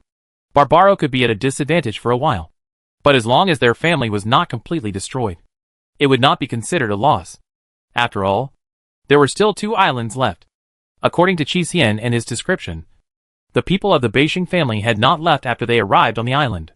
It is likely that they had an accident with the professionals who guarded the island before. Those kids were lucky to encounter such a thing, and they were able to basically escape unscathed. Chin walked through the jungle, and the plants on the island had also been transformed into machines. From the outside, they were no different from other plants, but once their skin was peeled off, the mechanical parts inside were all exposed. Chin stood in front of a human camp, frowning slightly. This place should be where the humans who observed the mechanical cemetery before lived. Judging from the situation in the camp, the people living here should not have returned for about a week. Logically speaking, the Blue Camp arranged people to guard the island, so they must have means to prevent the mechanical virus. Moreover, after arriving on the island, Qi and the others were not infected with the mechanical virus, only Anan was infected. What happened on this island? Chin took the Mini Rabbit out of the space to deal with the endless mechanical creatures. He then searched the human camp carefully. Since the people in the camp had an accident, they certainly didn't have time to deal with the things inside. He might find something useful. The camp was full of the breath of life. Soft big beds, shelves full of books. Chin stood in front of the desk, which was scattered with several notebooks, and the latest page was only half written. These notes were not the island observation notes that Chin had expected, but a memoir. The memoirs of the Storm Hunter, the King of Druids, the Deep Blue Law Enforcer, and the Furious Kama. That's what it said on the cover. He didn't change a single word. Chin flipped through it. Most of it was bragging. There was also his name on it. It was about the Sapphire Island Dahlia incident. The professional who wrote the memoirs also participated in the events on the Sapphire Island. Chin fingers tapped the table rhythmically, carefully flipping through the contents of the memoirs. The start time of the Blue Camp experiment was definitely before the Sapphire Island incident, since this Furious Kama was involved in the Sapphire Island incident. Then he was transferred to the mechanical cemetery later. What about the island observers before him? Were they assimilated into machines? Or were they transferred away? Chin thought the former was more likely. According to the contents of the memoir, Furious Kama described himself as a brave and fearless saint who did not care about fame, wealth, power, and money. The reason why he accepted the observation mission of the Blue Camp was that he wanted to find out the tricks on the island and save the world. However, this saint was probably assimilated. Chin analyzed the contents of the memoir, removed the content of the Furious Kama's bragging, and came up with a simple truth.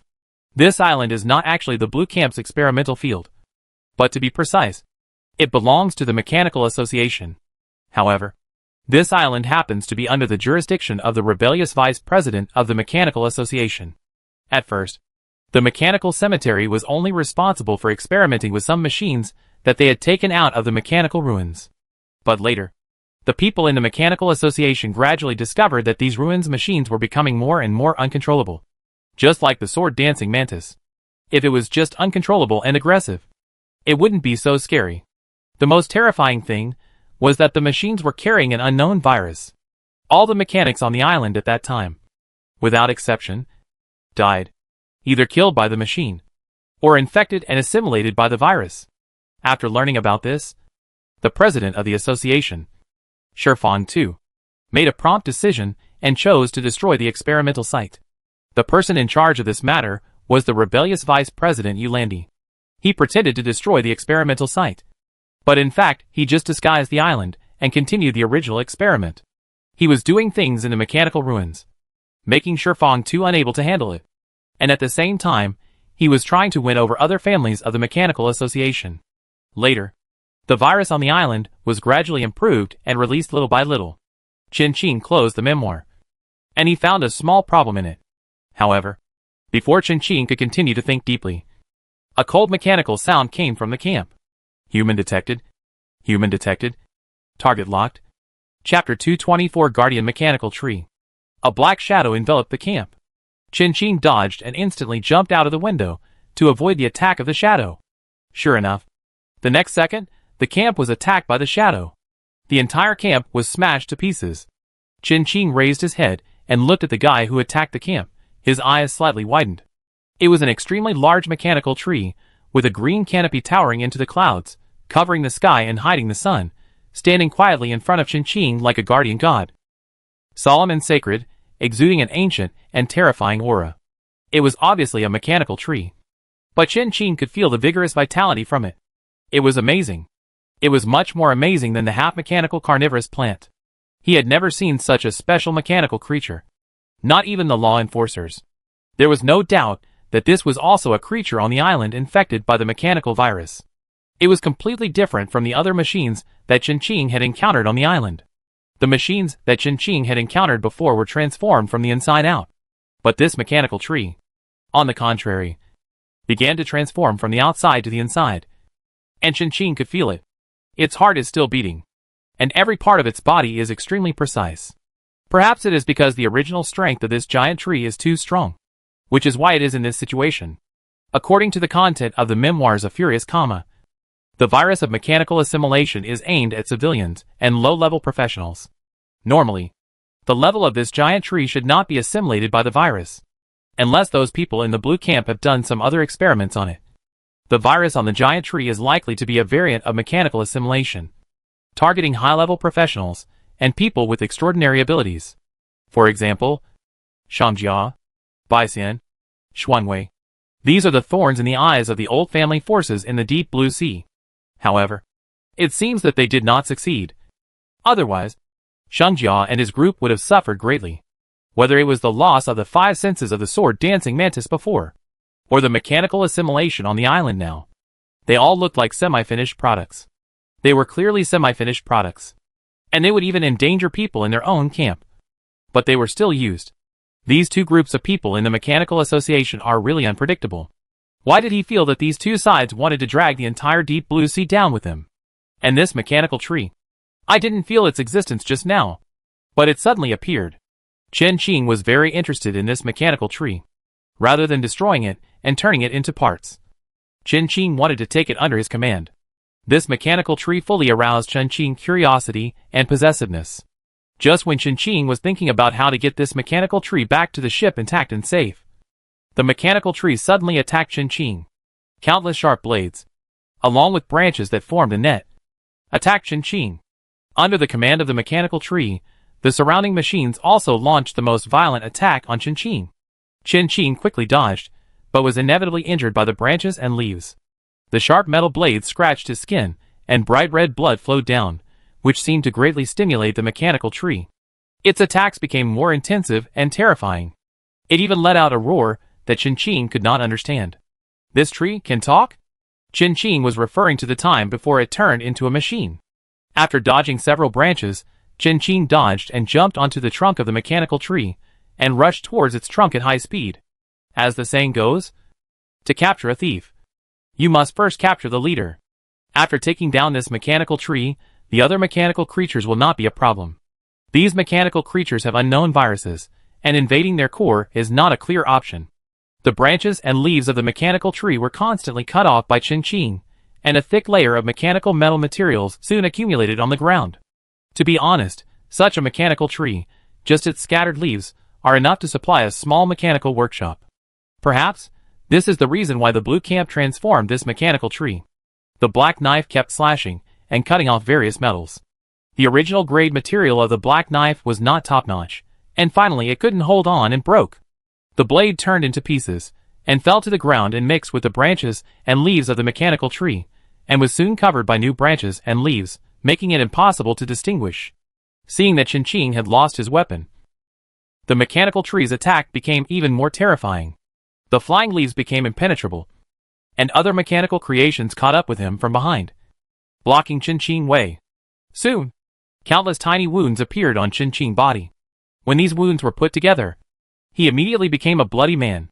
The bright red flesh was exposed to the air, and was constantly cut open by the metal again and again. If Qin's recovery ability was not strong enough, otherwise, he would have been lying on the ground and become the nutrients of the soil. This island, even the soil has undergone a major change. Qin's flesh and blood fell into the soil, and soon disappeared without a trace, truly becoming a part of the soil. He stretched out his hand and grabbed a branch, and the originally smooth and flat skin of the branch suddenly pierced with rows of irregular sharp spikes that glowed with cold light. The spikes pierced Qin's palm, and emerged from the back of his hand. Qin seemed to have no feeling at all, but instead grabbed the branch of the mechanical tree even harder.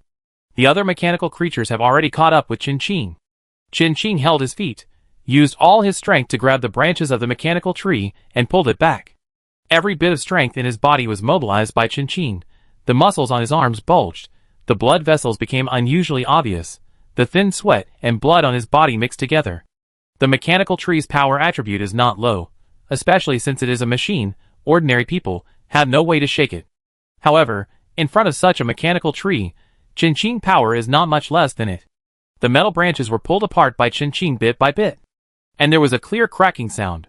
At this moment, the large mechanical army behind Qin finally arrived. These machines, all of which had experienced brutal internal fighting, were qualified to join in the killing of Qin. A mechanical insect pounced on Qin's back, opened its sharp mouthparts, and stabbed Qin's shoulder viciously.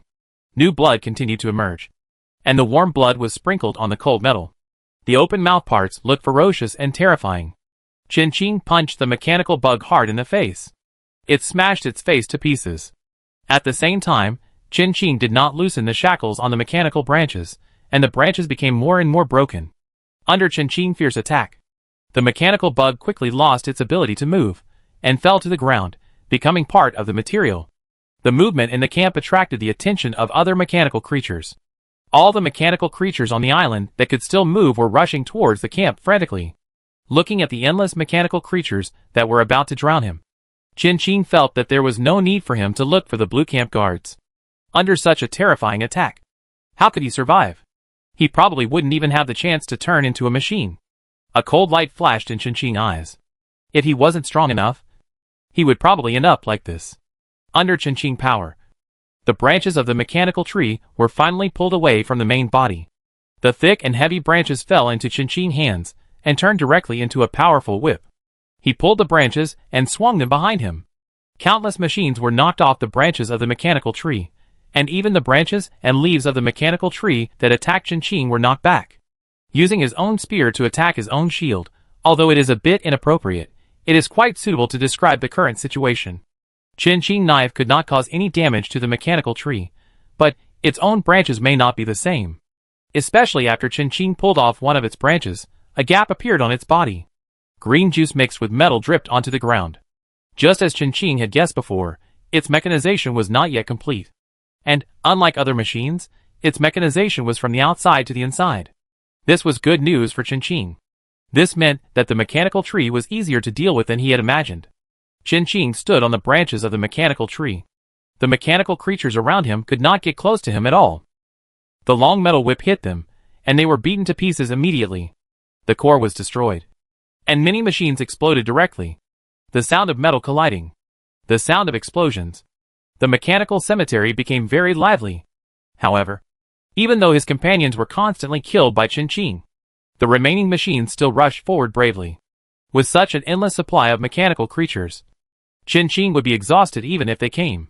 There were really too many. On this island, even a blade of grass, a small insect, all turned into mechanical creatures, which were extremely aggressive.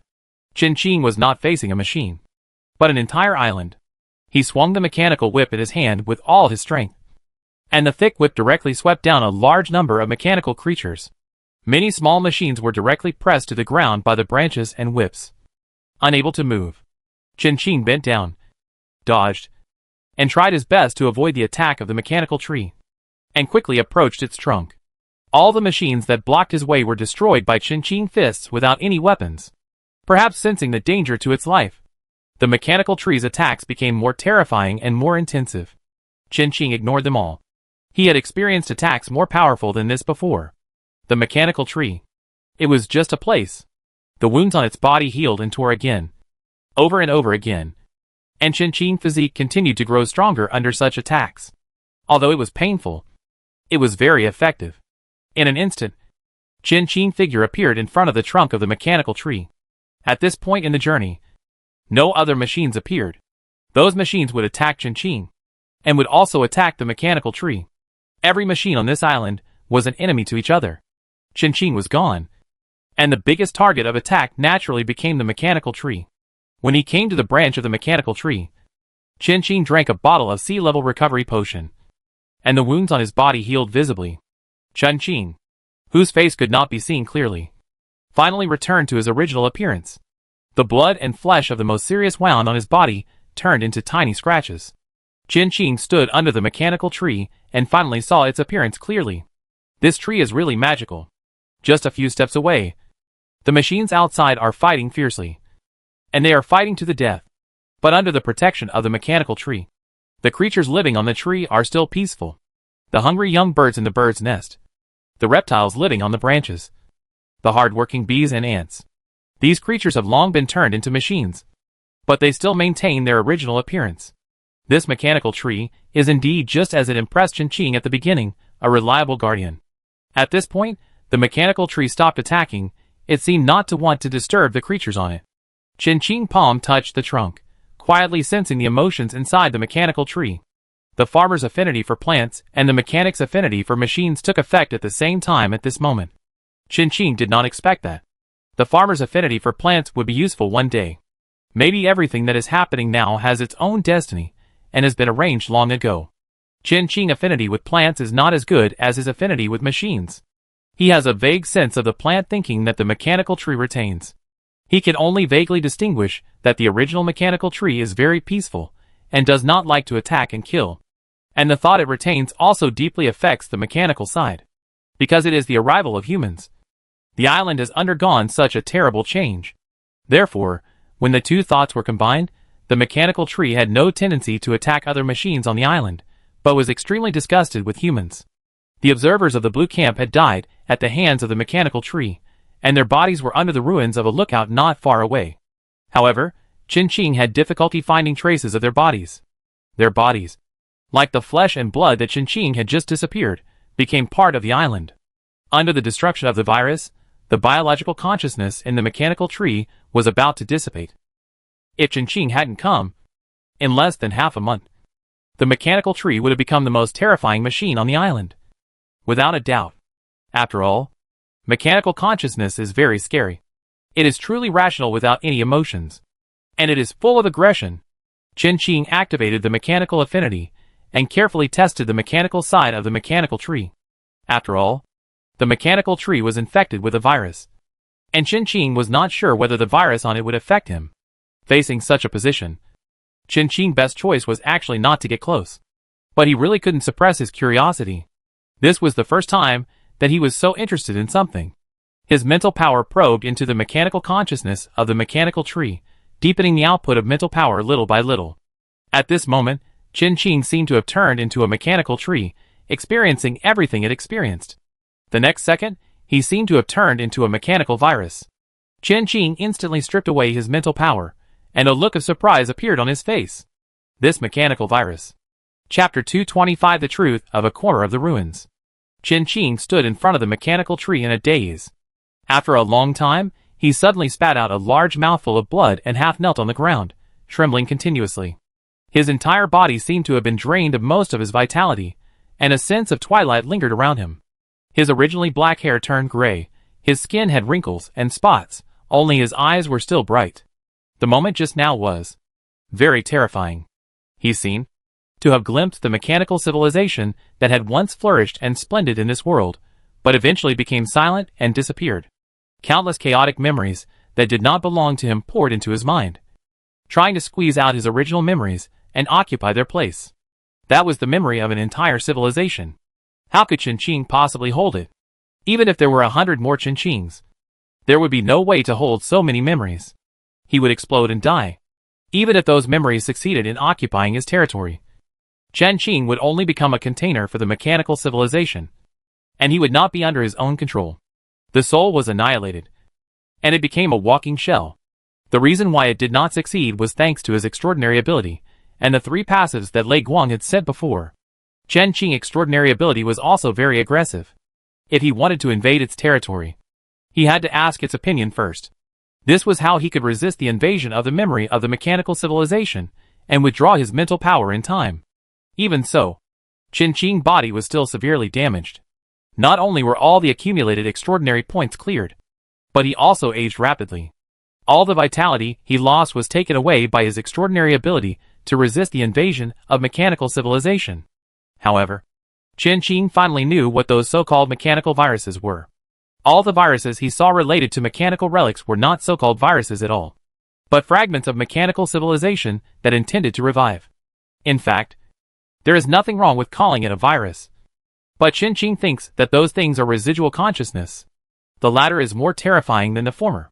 Qin Qing slowly sat down against the branch of the mechanical tree. Under the protection of the mechanical tree, the machines below could not get close to hear it all. After Qin Qing used plant affinity to sense it, the mechanical tree behind him became calm. This is the most dangerous machine on the island. If it doesn't cause trouble, Qin Qing will not have any problems.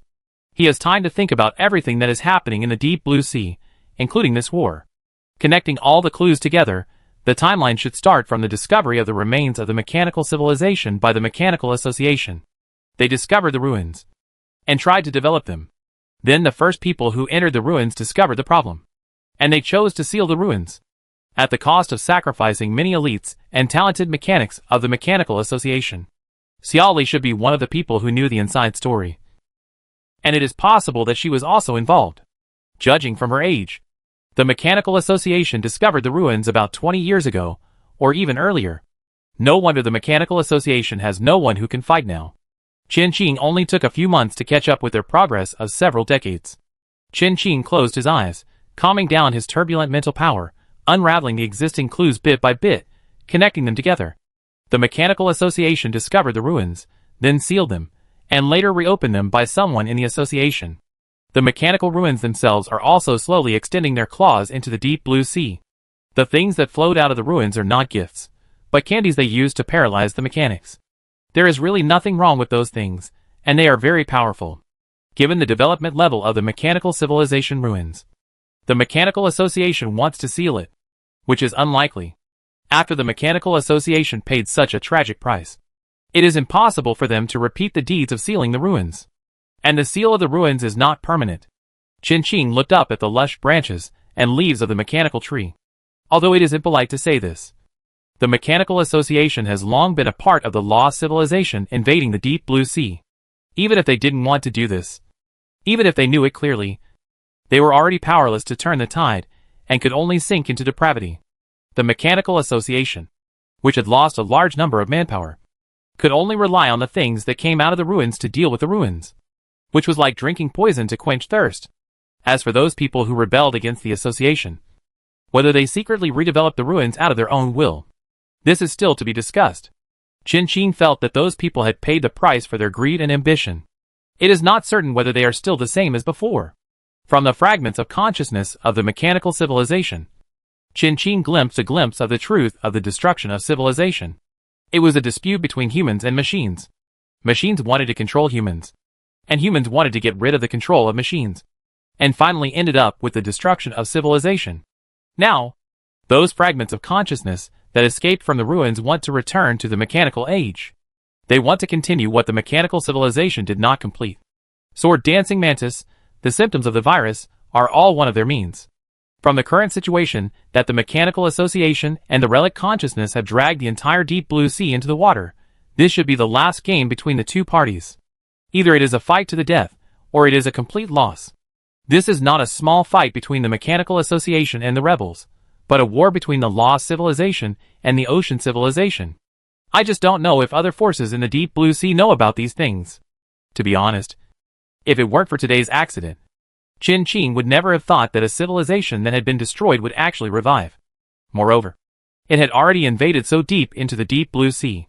However, there is one thing.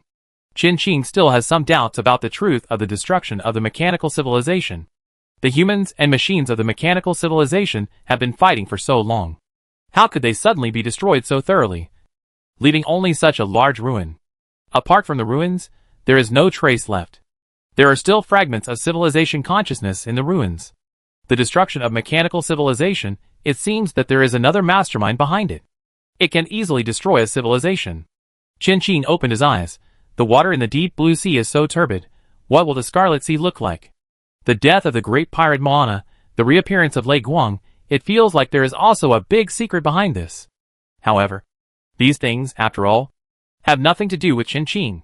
These things are beyond his ability. Can he fight against the entire civilization alone? Qin Qing does not have this ability, and he does not intend to do so. How can the destruction of the entire civilization not be considered another kind of equality for all beings? He is only interested in the ruins, which must be full of challenges. Qin Qing smiled with his lips curled, and his eyes were full of fighting spirit. It will take a long time for the fragments of the consciousness of the mechanical civilization to invade the entire deep blue sea. If they have enough ability, why do they have to choose such a roundabout way? The deep blue sea is also full of hidden dragons and crouching tigers. It is still unknown who will win or lose. After all, there are so many retired bosses. Lei Guang was still hiding in the courtyard of Sapphire Island before. Anyway, Qin Qing does not intend to get involved in it. These things do not interest him at all. As for whether the victory of the mechanical civilization will affect him, Qin Qing does not care. If that day really comes, then so be it. Since coming to this world from Blue Star, no one has asked their opinions. Right? But before that day comes, Qin Qing will still work hard to live. This is what he promised his mother-in-law. Qin Qing raised his hand and stretched his waist. The wound on his waist accidentally tore, and blood flowed out again. He lay on the thick tree trunk as if he didn't feel anything, staring at the dark green metal leaves. It's a rare quiet time, he murmured to himself. As long as he stayed by this tree, there was a very quiet and peaceful feeling. There was no need to worry about anything, and there was no need to think about anything. It seemed to be the patron saint of this island. Qin Qing closed his eyes, and his breathing became even. The law enforcer appeared beside Qin Qing, holding his sword and leaning against the tree, quietly guarding Qin Qing. The battle on the island was still going on, but it had nothing to do with Qin Qing. The rare quiet time lasted until Xiao Li arrived. Qin Qing notified Xiao Li, and told her what happened in the mechanical cemetery. These things should be the concern of the mechanical association. After all, it was them who caused the trouble. Wasn't it? As an insider, Xiao Li knew what was going on from Qin Qing's description. He immediately brought some key figures from the mechanical association and quietly came to the deserted island. He was accompanied by Shifang too, the president of the mechanical association. This was the first time Qin Qing and Shifang Tu met, and it was not very pleasant. After just one encounter, the law enforcer's sword was placed across the neck of Li Duo, one of the vice presidents of the mechanical association. Facing these intruders who disturbed their master's rest, the law enforcer was not polite at all and directly fought with them. Even the mechanical tree stood on the side of the law enforcer. Qin Qing's previous communication with the mechanical tree seemed to have given the mechanical tree some wrong misunderstandings. What's wrong with this thing? Li Duo saw the law enforcer's appearance and face change drastically, and his eyes were extremely unfriendly. Li Duo, who had just come out of the mechanical ruins, was now at a time when any slight movement could scare him. The law enforcer gave him the feeling that it was too much like a machine from the ruins. He subconsciously thought that Chen Qing was already a member of the Blue Camp. Chen Qing wouldn't. No. Xiao Li shook her head. Chen Qing looked down on Yulandi and his people. Of course, he also looked down on them. What's the matter? Chen Qing stood on the trunk of the mechanical tree, looking down at the people below, and asked in a cold voice, I want to ask you something. Li Duo saw Chen Qing appear, and the law enforcer also put away his sword and retreated to the side under his command, and his tone softened a little. However, it sounded like he was not very polite, and he said it as a matter of course, perhaps because he had been in a high position for too long. Except for Xiao Li and another vice president, the others gave Chen Qing a feeling of superiority. It was as if talking to him was a reward to him. If all the people in the Mechanical Association were like this, then it deserved to be destroyed. Chen Qing did not answer Li Duo a question, but looked at Xiao Li. Xiao Li felt something was wrong when Li Duo opened her mouth. And as expected, he was also very helpless. The disaster of the mechanical ruins not only caused the association to lose most of its core strength, it also caused the death of many school mechanics, who were the president and vice president at the time, and even the Songming mechanics. This led to a lack of successors in the Mechanical Association. Just like the Shi's clan of Emerald Island, the power was not smoothly transferred, and the successors did not have enough ability.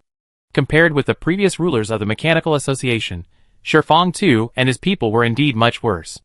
Xiao Li and Shifang Tu can barely be considered as fellow sisters. Both were students of the old president. But if you insist, Shifang Tu and the others were the old president's direct disciples, while Xiao Li was an ordinary student.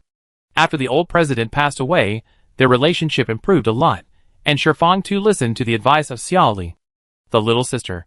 This may be related to the wool left by the old president. However, after all, they are not on the same path, and Xiao Li can only give them some advice. When the old generation was around, the mechanics and the Mechanical Association were quite strong in the deep blue sea, and they had a good reputation, and they could compete with those old brand families.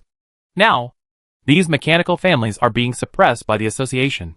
If the old president hadn't died, Xiao Li might have taken over some of the old president's power, or gone to the Scarlet Sea, instead of staying on Sapphire Island as a mechanic on the island. Like when Chen Qing first met Xiao Li. Xiao Li glanced at Shifang Tu, silently reminding him. Li Duo. Shifang Tu received Xiao Li's reminder, spoke coldly, called Li Duo back. Chen Qing looked at the group of people below, and found it quite interesting. From their positions, it was clear to analyze the camps of these people. There were only 7 people in the group, but they were divided into 4 camps. The Mechanical Association was really a mess. Chen Qing. Shifang Tu looked up at Chen Qing, and his voice was still cold. On behalf of the Mechanical Association, I thank you for everything you have done for the Mechanical Association. At the same time, I will grant you the title of Honorary Mechanical Instructor of the Mechanical Association. No. Chen Qing was also indifferent, not wanting to have anything to do with the Mechanical Association at all. If he had not had a slightly better relationship with Xiao Li, otherwise Chen Qing would not have notified the Mechanical Association. To be honest, the full mechanization of mechanical civilization, for Chen Qing and other top mechanics in the pyramid, not only has no disadvantages, but has many benefits. Chen Qing jumped down from the tree and landed on the ground smoothly. Let's go! After saying that, Chen Qing nodded to Xiao Li and left. Li Duo wanted to mock Chen Qing, but was nailed to the spot by Shifang Tu's eyes, and did not dare to speak again. After Chen Qing left, the law enforcer would naturally follow him. But unexpectedly, the mechanical tree and other mechanical creatures on the mechanical tree also followed Chen Qing. Wait a minute. You can't take this guy away. Chapter 226 Smooth as a melon. Seeing that the mechanical tree was going to leave with Chen Qing had no intention of leaving it behind. Before Shifang Tu could speak, one of the vice presidents suddenly became anxious and immediately stopped Chen Qing. They were all mechanics, and their levels were not low, so they naturally knew the importance of the mechanical tree. Chen Qing just took it away. What else were they playing with? Shifang Tu did not refute, obviously agreeing with the vice president's opinion. No matter who left the mechanical tree, it will belong to the Mechanical Association in the end anyway. Owned by the Mechanical Association, they will have a chance to share a piece of the pie. Xiao Li has no doubts about this. The mechanical tree can play a greater role in the hands of the Mechanical Association. The relationship between him and Chen Qing is good, but it is limited to a good relationship. If you have to say, the relationship between Chen Qing and Xiao Li may not be as good as that between Chen Qing and Shang Jia and him. At least the conflict of interest between them is not that big. After the Deep Blue War began, the conflict of interest between Chen Qing and other mechanics became greater. The plate was originally so small. After the Deep Blue War began, the plate became smaller. Limited resources, unlimited population. Chen Qing stopped, turned to look at the mechanic who stopped him. Do you want to fight? Although Chen Qing had no weapons, however, this did not mean that his fighting power would be reduced. Obviously, these people did not intend to let Chen Qing leave with the mechanical tree, so a fight was bound to happen. The liquid metal on the law enforcer's body transformed into a silver knife. It handed the knife to Chen Qing, and pointed the long sword in its hand at the mechanics on the opposite side. When the mechanics of the Mechanical Association saw the law enforcer, they couldn't help but flash a trace of surprise in their eyes. It's so beautiful. If this mechanical creation was theirs. This group of people are used to being domineering. With the support of the Mechanical Association and the family, there is basically nothing they can't do. They surrounded Chen Qing tacitly, but Shifang Tilijuo and Xiao Li seemed to stay out of it. Shifang too frowned at Chen Qing, but still spoke to help Chen Qing out. But his words were a little unpleasant. Leave the mechanical tree behind. And you can go? You know the importance of this mechanical tree. And we will give you other compensation. Shifang too wanted to keep the mechanical tree not because of greed, but because of the importance of the mechanical tree to their research on new viruses. Overall, Shifang too still didn't want to conflict with Chen Qing. Chen Qing resisted their pressure and had no intention of giving in, which showed that Chen Qing was confident. The combat machine standing next to him alone was enough to give them a hard time. They, the mechanics, were really not very good at fighting. They made a mistake. They did not expect Chen Qing to have such a powerful combat machine. In order not to leak the news, the Mechanical Association only sent Shifang Tu and his people, no more than one. In terms of machinery, they were the best in fighting for power, but in terms of fighting, since the disaster that happened more than 20 years ago, the development of the Mechanical Association has directly regressed by 100 years. In the past 100 years, it is not only about knowledge and technology, but also other aspects. For example, some combat machinery, some blueprints, some factories left by the old president. It is difficult for the current Mechanical Association to make up for them. The mechanics in the past can do both work and fight. Not only are they good at making machinery, but also have extremely strong combat power. Just like Chen Qing now. Now, it is a little bit worse. To be honest, the last trip to the Mechanical Island, if it was the previous Mechanical Association, how could those pirates be so presumptuous? No need. I say it one last time, get out of the way. Chen Qing felt that he had done enough, and only took away a mechanical tree, but did not take away other machines and mechanical resources on the island.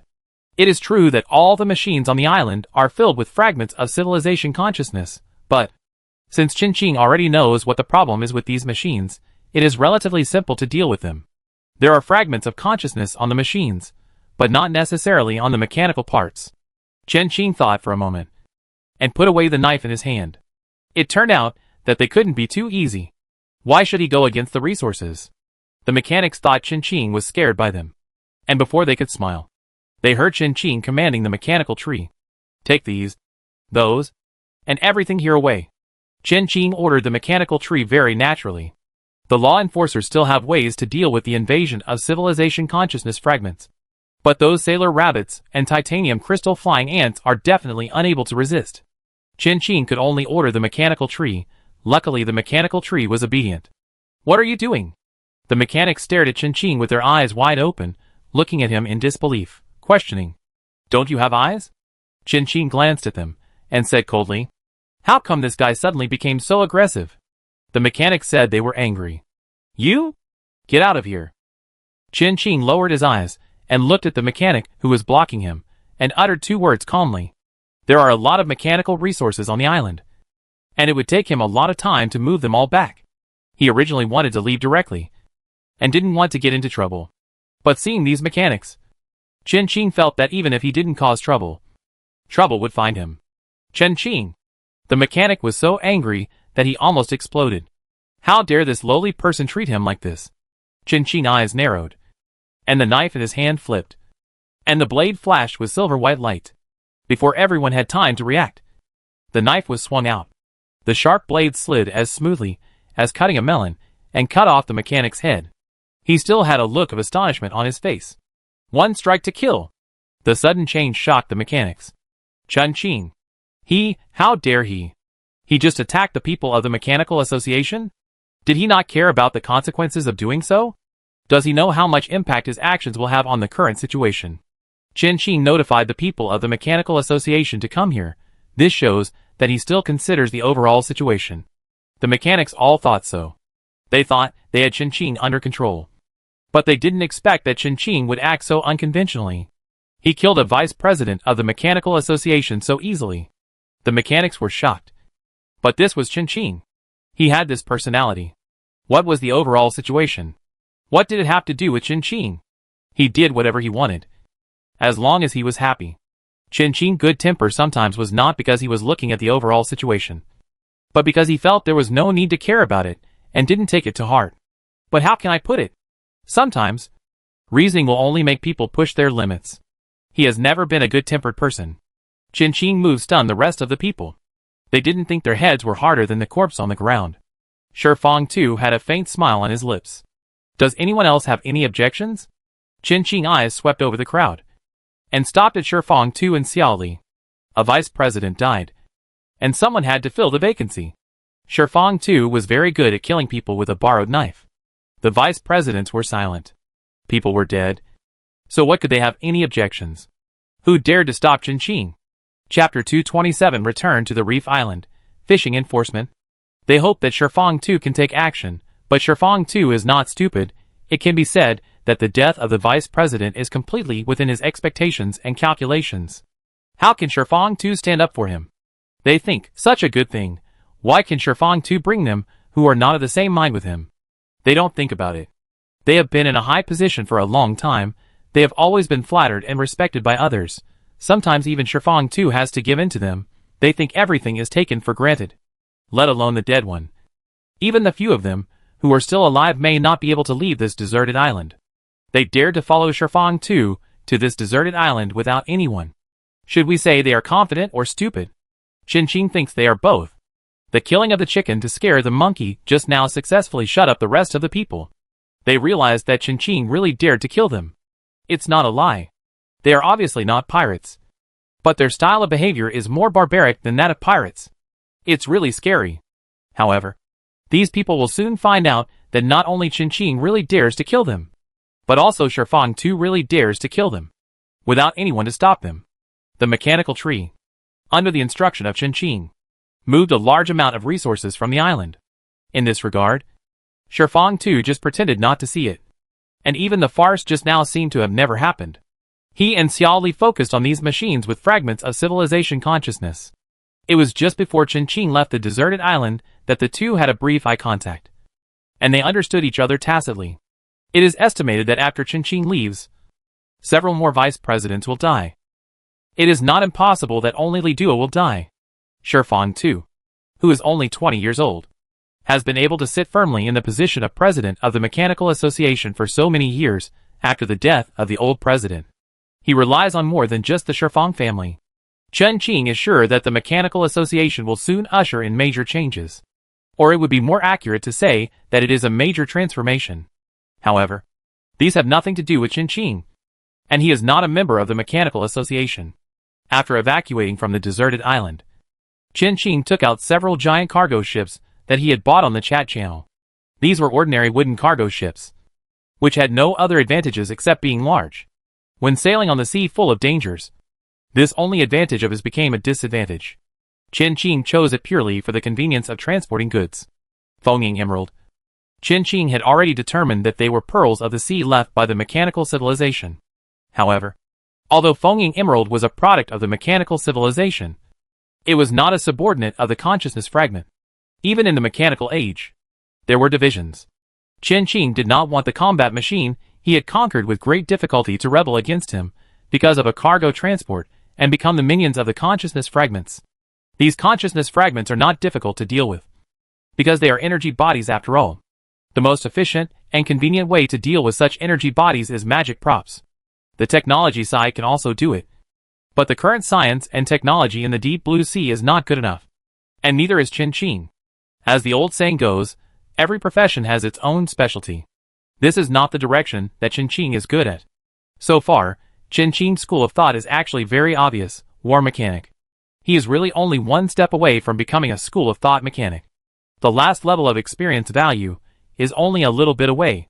As the last bit of mechanical resources were moved onto the ship, Qin drove the ship and took the mechanical tree away from the deserted island where it had grown for many years.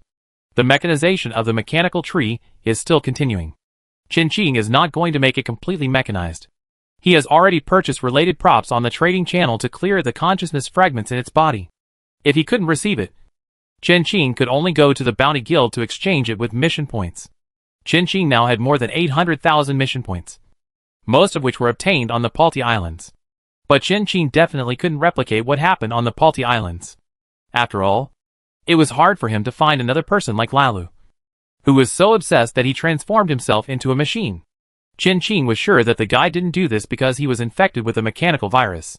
Several large cargo ships were sailing steadily on the sea, and Qin sat at the rudder on the deck and quietly read books about machinery, in order to carry as much cargo as possible. This kind of ship removed many useless cabins and turned them into warehouses. Basically, sailors or other professionals on this ship can only sleep on the deck, because it carries too much cargo. The ship is not fast, and Qin can only communicate with the mechanical heart remotely about the things on the reef island. The mechanical tree can only stay on the deck of a ship behind, which looks a bit pitiful. However, the mechanical tree is not the mechanical heart after all. It has no wisdom at all, and only some functions given to it by the fragments of consciousness. When Qin was sitting on the deck with his knees bent, reading a book, something suddenly climbed onto the ship. He looked up and saw. It was a mussel turtle. It was a mussel turtle transformed by Qin. It opened its shell, took out a stack of newspapers, and handed it to Qin respectfully with both hands. Wait a moment, don't leave in a hurry. Qin opened the newspaper, and stopped the mussel turtle, who was about to leave without even looking up. There was a mechanical virus on his ship, and he had to make sure that the mussel turtle was not infected before letting it leave. Otherwise, it will spread all over the ocean. It seems not bad. Qin scanned the content of the newspaper, and there was him again. Although it was not the headline, it was also very prominent. It was taken by the survivor observation team. The photo of Qin sniping at the tower. The headline of the Deep Blue Daily was about the survivor siege of the Part 1 Islands. In addition to the 3 islands that Qin helped Miao Dingjing capture, there were 5 islands and 12 islands that were captured by the survivors. Druga's home was stolen, but he still did not give up the territory he occupied in the Faroe Islands. Judging from the current situation, Druga will be defeated by the survivors sooner or later. Qin moved his eyes downwards, and was suddenly stunned. What an amazing beauty! He was referring to the woman in the photo, who was stunning even to Qin. There was no news about this woman, but she was in the newspaper purely because of her beauty. Her layout was even placed before the news that Qin defeated the Cross Star. In this world, appearance is not a scarce resource. But the beauty of the woman in the photo is indeed worthy of the Deep Blue Daily, to spend so much space to report on her. How to say it? It is a beauty that can shock the world. It is shocking at first sight. And this shock will become more and more serious. Qin can be sure that someone in the Bounty Guild will offer a reward for this woman. And the reward is definitely high. Apart from these 3 news, there is nothing else worth Qin attention. They are all about pirates, hunters, and survivors. And there are also some gossips about many noble families in the Deep Blue Sea. He closed the newspaper. The muscular turtle next to him was waiting for him anxiously. It was anxious, but also a little expectant. It stared at Qin without blinking. Is this human going to help it transform again?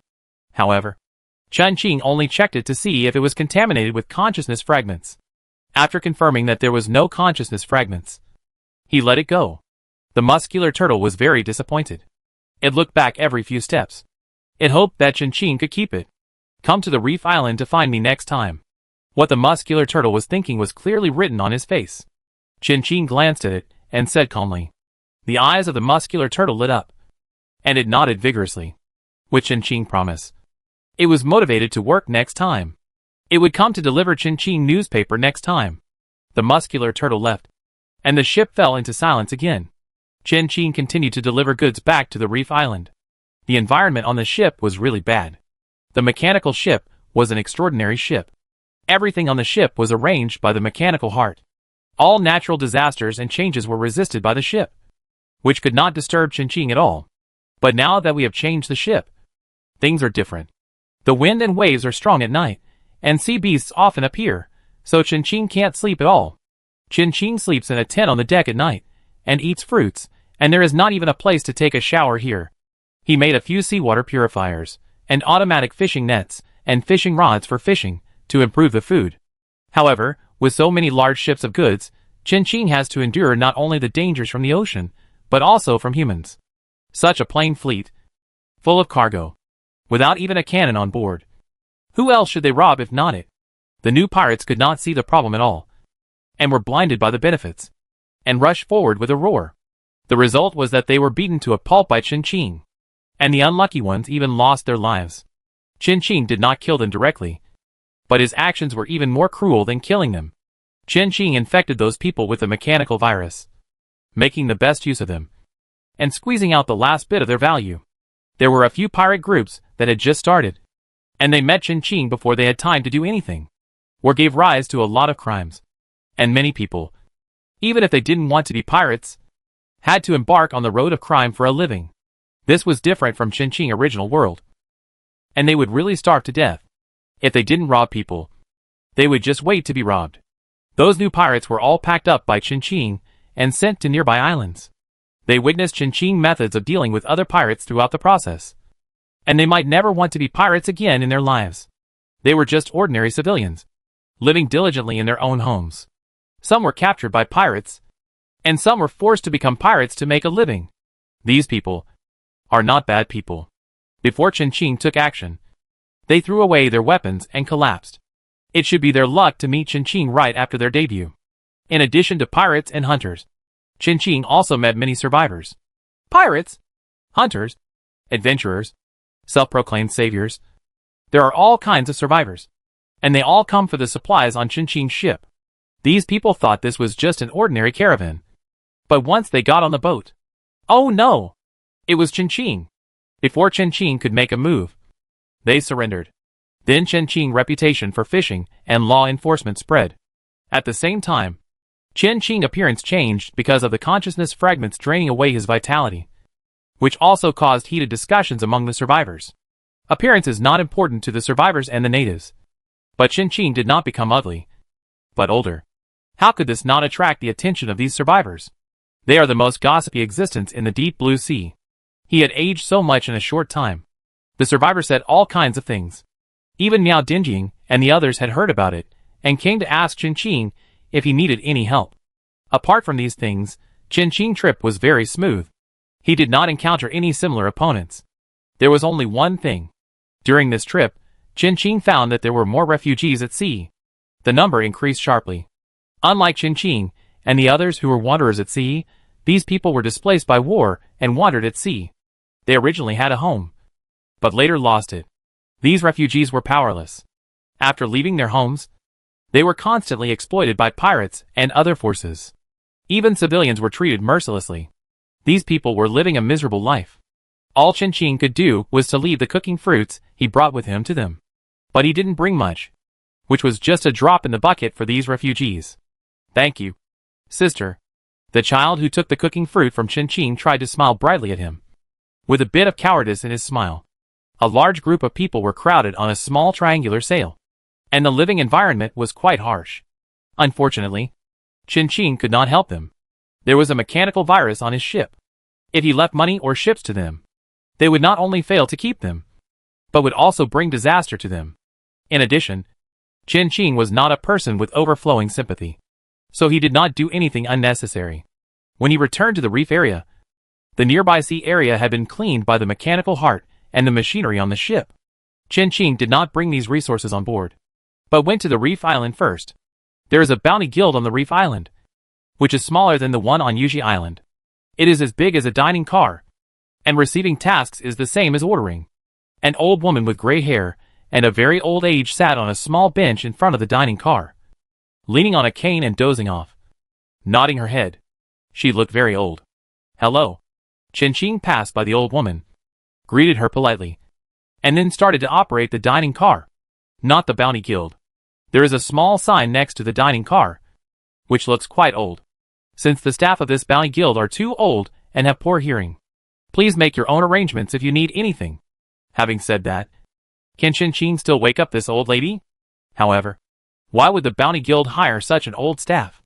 It is miserable to think that he still has to work at such an old age. Chen opened the interface of the camp store. His current points are not low, and there are many things that can be exchanged, including what he needs. Consciousness Cleaner, Special, 100/100. Chapter 228. Restoration work begins. The Consciousness Clearer is a scientific item, except that it is a little expensive. It has no other disadvantages. The points required for it are 500,000. The points required for the A-level prison blade are only 10 million. However, fortunately, this is a scientific item, and Chen can replicate it as long as he studies it thoroughly after buying it. Chen did not hesitate, and directly bought the item, and took on a new wave of tasks. From buying the item to leaving, the old woman never woke up during the whole process. Just like Jarvis said, I doze off at the door of the Bounty Guild every day. Isn't it said that old people sleep less? Boss Chen? He Kai, carrying a hoe, looked at Chen who had just left the bounty stall with surprise. Boss Chen actually came. Although it's a bit embarrassing to say this, but before, he thought Chen was fooling them. After all, everyone's identities are so different now. Long time no see. Chen nodded to Ikai. He still remembered this girl, who hugged him and called her a relative. Sorry. I promised you before but broke my promise. It's okay. It's okay. Boss, you must have something more important to do. Ours are just a small matter. I saw the news. Boss, you are so handsome. Ikai gave Chen a thumbs up and praised him sincerely. As the only big man known to the villagers on the Reef Island, they paid close attention to Chen. You should know that the Reef Island can be so peaceful, and Chen has contributed to it. With such a big mechanical ship standing there, who dares to approach? Thank you. By the way, are you free tomorrow night? Sir? The land in the village is just harvesting. Ikai wiped the dirt off his face and invited him warmly. Sure. Chen readily agreed, and after a brief chat with Ikai, he left the Reef Island. He had to go back to the ship to clean up the mechanical materials he brought back. The combat machinery must be made as soon as possible. After returning from the Palti Islands, Chen had discovered his shortcomings, and wanted to gain enough benefits from this deep blue war. He needs a strong army. Not the small-scale Matu army, but an army that can really fight against the families in the deep blue sea. The mechanical creations obtained from Shengjia and them are very suitable. After clearing the consciousness fragments on the mechanical materials, production can be officially started. Chen plans to build a combat warship and upgrade and improve the 3 groups of explosive war rabbit hunters. At least the machinery on the ship should be transformed into B-level, otherwise it will be difficult for these machines to keep up with his progress. Back on the wooden boat, Chen turned on the consciousness clearing device, and the sphere instantly enveloped the wooden boat, and began scanning and clearing. Chen stayed on the boat, recording and analyzing the data information of the consciousness clearing device throughout the process. If he wanted to replicate this thing, he had to understand it well enough. Although Chen had a strong talent, he had been a mechanic for so long, and he had always relied on his extraordinary ability, especially for the improvement of skills. This was convenient, but it was a bit of a hasty move. Chen needed time to digest this knowledge, to thoroughly integrate it, and use it for his own benefit. His foundation was too weak, compared to the native mechanics in this world. Perhaps he could go to the Mechanical Association to get some money. That was what he had planned before, but his plan was ruined later. After cleaning all the machinery on several wooden boats, including the mechanical trees, Chen took these supplies back to the mechanical ship. The mechanical tree was sent to the planting area by Chen. Although it is now a machine, Chen cleared the fragments of civilization consciousness in a timely manner. Therefore, the mechanical tree still retains certain biological characteristics, just like the semi-mechanical carnivorous plant. It is quite interesting. It is both mechanical and biological, which is different from the pure machine with soul like the mechanical heart. The species on Qin Qing's ship are becoming more and more abundant. As soon as he returned to the ship, Qin Qing handed all the supplies to the mechanical heart for arrangement, and he devoted himself to the mechanical work. The production of combat warships, the assistant bees have already started. Qin Qing almost forgot about them. Qin Qing, who has obtained part of the memory of the mechanical civilization, has already had some ideas about the repair of the assistant beehive. Compared with the manufacture of combat weapons, it seems that repairing the assistant beehive is more important. Qin Qing thought for a moment, and then decisively decided to repair the hive first. Once the hive is repaired, his work will be much lighter, and he can concentrate on mechanical improvement and mechanical creation in the future. Now that he had the materials and inspiration, he had everything. Qin Qing moved the assistant beehive into the studio, took the tools and materials, and started the repair work. It was not difficult to repair the honeycomb. Qin Qing knew what was inside after removing a piece. The difficult part was that he only knew how to dismantle it, but not how to install it. He had never touched the honeycomb craftsmanship before, so he didn't need to worry about it now. Qin Qing stared at the hive, and had some other ideas in mind. It seemed possible to repair the hive while improving it. The original level of this hive was A level, and the quality was unknown. But Qin Qing guessed that it was probably red quality. With Qin Qing's current ability, it is definitely impossible to make it break through higher. But it is still possible to make some optimizations. The repair work was carried out quickly. The assistant be assisted, and the work continued until the mechanical heart reminded Qin Qing that the time agreed with the civilians on the reef island had arrived. Qin Qing then realized that more than a day had passed without him noticing. However, he had only completed less than 1/10 of the repair work on the beehive. He meant 1/10 of one of the pieces that made up the beehive. The repair work on the beehive was much more difficult than Qin Qing had imagined. Its level of refinement was not even comparable to the castrated version of the fortification. The A-level fortification was built purely by various combat machines and defense machines. But the beehive could be compared with it simply by virtue of its refinement. The repair work was temporarily finished. In order to show courtesy, Qin Qing specially changed into clothes other than work clothes. When he came out of the bathroom, Qin Qing was about to change clothes and go to the reef island, but he suddenly received a call from Qin Sheng. This guy never came to the temple for no reason. Unless it was absolutely necessary, he would not bow to Qin Qing even if he died. Now, what happened to make him come to find Qin Qing? As soon as the call was connected, Qin Sheng's hoarse voice came from the other end. Qin Qing? Sorry to bother you, Qin Sheng said to Qin Qing with great difficulty. Qin Miao is missing. He has been missing for many days. Chapter 229 Advanced School. Extraordinary Mechanic. Qin Qing put down the work at hand. Qin Sheng's methods are not bad, and he is very protective of his children. Now Qin Miao disappeared under his nose. Not only did he disappear, but it was so serious that Qin Sheng had to put down his face and came to Qin Qing for help. Qin Sheng tried his best but couldn't find Qin Miao's trace. It seems that it is really difficult.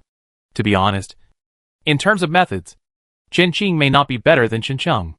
Qin Sheng may not have found out who was related to Qin Miao's disappearance, but he still asked Qin Qing for help. Therefore, the problem should be with the person who caused Qin Miao to disappear.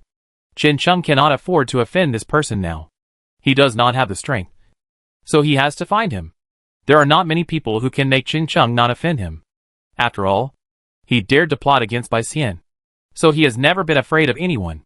This person should not be a pirate, and certainly not a bounty hunter. Qin Qing's mind slowly emerged with the suspect. The noble. The noble of a big family. The noble of a magic family. Qin Sheng is not afraid to offend these people, but he does not have the strength. They have a lot of money and resources in their hands. The foundation of the old nobles is very terrifying. These people are directly connected to the Scarlet Sea. The deep blue sea has always been a place of crouching tigers and hidden dragons. Some people do not take action, not because they are incapable, but because they think it is unnecessary. Compared with them, Bai Xian, Mo Long and others are not a little weaker in foundation. On one side are the new nobles, and on the other side are the aristocratic families. It's not that they can't compete, but they are definitely inferior in some aspects. If they took Qin Miao away, then this matter really needs to be considered in the long run. It is definitely not enough to rely on Qin Qing alone. To save Qin Miao, you have to drag other people into the water. Thinking of this, Qin Qing suddenly froze for a moment. He seemed to have never considered giving up the option of saving Chen Miao. Such a state of mind is really complicated. Chen Qing leaned back in his chair and fell into deep thought. From the perspective of reason and interests, giving up Chen Miao is the best choice. But from a realistic perspective, he seems to care about these things of his. Should we say they are friends or relatives? Although Chen Cheng kept saying that he hoped Chen Qing would die, his body was also honest sometimes. But when something really happened, the first person they thought of to rely on was still Chen Qing. Chen Qing did not disappoint them, and subconsciously chose to save Chen Miao. The trained instincts are really scary. Chen Qing attributed his strangeness to the instincts that were trained at the beginning, and he did not dwell on it too much.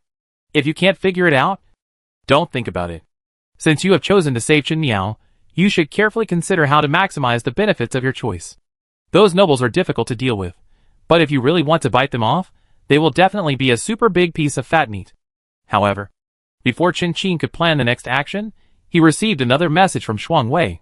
Help Chen Qing, Fei Hua is missing. We haven't even left the Gem Sea yet, and he disappeared while I was buying an ice cream. I suspect he was captured. Shuang Wei's anxious voice came from the other end of the communication tool. Chen Qing couldn't help but frown. Fei Hua is also missing? Fei Hua is not Chen Miao. He is very powerful. Chen Miao and Fei Hua. Were they captured by the same group of people? If they were the same group, it would be reasonable to capture Fei Hua. But what's the point of capturing Chen Miao? Chen Qing is not belittling Chen Cheng and others. But Chen Cheng and others now have nothing worthy of the noble's attention. Chen Cheng's extraordinary ability. Chen Qing dared to conclude that it was very special. But Chen Miao's words were quite normal. If they were to arrest someone, it would be more appropriate to arrest Chen Cheng. Why don't you say anything? Don't worry. I just want you to help me find out some information. I won't involve you in this matter. Shuang Wei was also desperate. Fei Hua's sudden disappearance really made him lose his composure. He asked people everywhere to find out the news. No. I also have a friend who has been missing for several days. I just found out. Chen Qing spoke in a low voice. And he rubbed his brows unconsciously. It was really like one wave after another. But this is war. And you can never predict when danger will appear. You mean? Fei Hua's disappearance may be related to your friend's disappearance. Fei Hua disappeared. And Shuang Wei IQ went online. And he immediately grasped the key point of Chen Qing's words. If their disappearances are related, then there must be more than just them who are missing. Chen Qing looked at the window. It was dark outside at the moment. The darkness was bottomless. The sea and the sky were one color. There was endless danger hidden in it. Just like their current situation. It seemed calm and peaceful, but in fact, there were countless whirlpools under the water that could take people's lives. I contact other hunters now. Shuang Wei said immediately. This is not a trivial matter. I don't know which bitch is so mean. If he knew, he would definitely tear him apart and feed him to sharks. I asked Shangjia and Yogu about it. By the way, ask the survivors to see if anyone is missing. Since Chen Miao will be caught, they may also attack other survivors. After hanging up the call with Shuang Wei, Chen Qing contacted Chen Cheng first. Do you have any news about Chen Miao? Chen Cheng, who was always waiting for news from Chen Qing, asked immediately. No, but there are some clues. The hunters I know, Shuang Wei and Fei Hua, you should know that Fei Hua is missing. According to the time, he should have disappeared after Chen Miao. Chen Qing told Chen Cheng the news he had received so far. Chen Cheng knew what it meant without him telling him. He also knew what Chen Qing wanted to do. I go get the news right now. Well, I go to Rust Island to find you after I finish my work. Chen Qing glanced at the warship that was almost half assembled in the studio, and said slowly, this combat warship should be useful soon. In the studio, he was repairing the hive, and the assistant bees in the hive were manufacturing and assembling warships. Is there anything you need? The island has a lot of second-hand goods. After conquering the Rose family, Chen Cheng took over all the business of the Rose family, and he handled it very well. In the Deep Blue War, Rust Island had a strong presence. Mining tools. Large ones. Chen Qing added. You really came with a big one. Chen Cheng didn't know what to say. He didn't ask much, but told Chen Qing that he would pack up these things and trade them to him as soon as possible. After ending the call with Chen Cheng, Chen Qing contacted Shangjia and Yogu, asking them to help find out if any important members or relatives of a large pirate group were missing. Then, Chen Qing temporarily gave up the repair of the honeycomb and immediately started the finishing work of the warship. Don't think that this warship is small in Qinqing Studio. In fact, it is a combat warship that can accommodate 10,000 combat units. Qinqing was going to load the ship with alloy blade breakers, which he had received from the upper and lower levels. The blueprints. The assistant bees had only cracked 1/10 of them. However, it did not prevent Qinqing from planning for the future.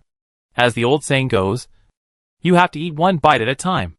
But Qinqing's current situation, he did not have time to eat one bite at a time.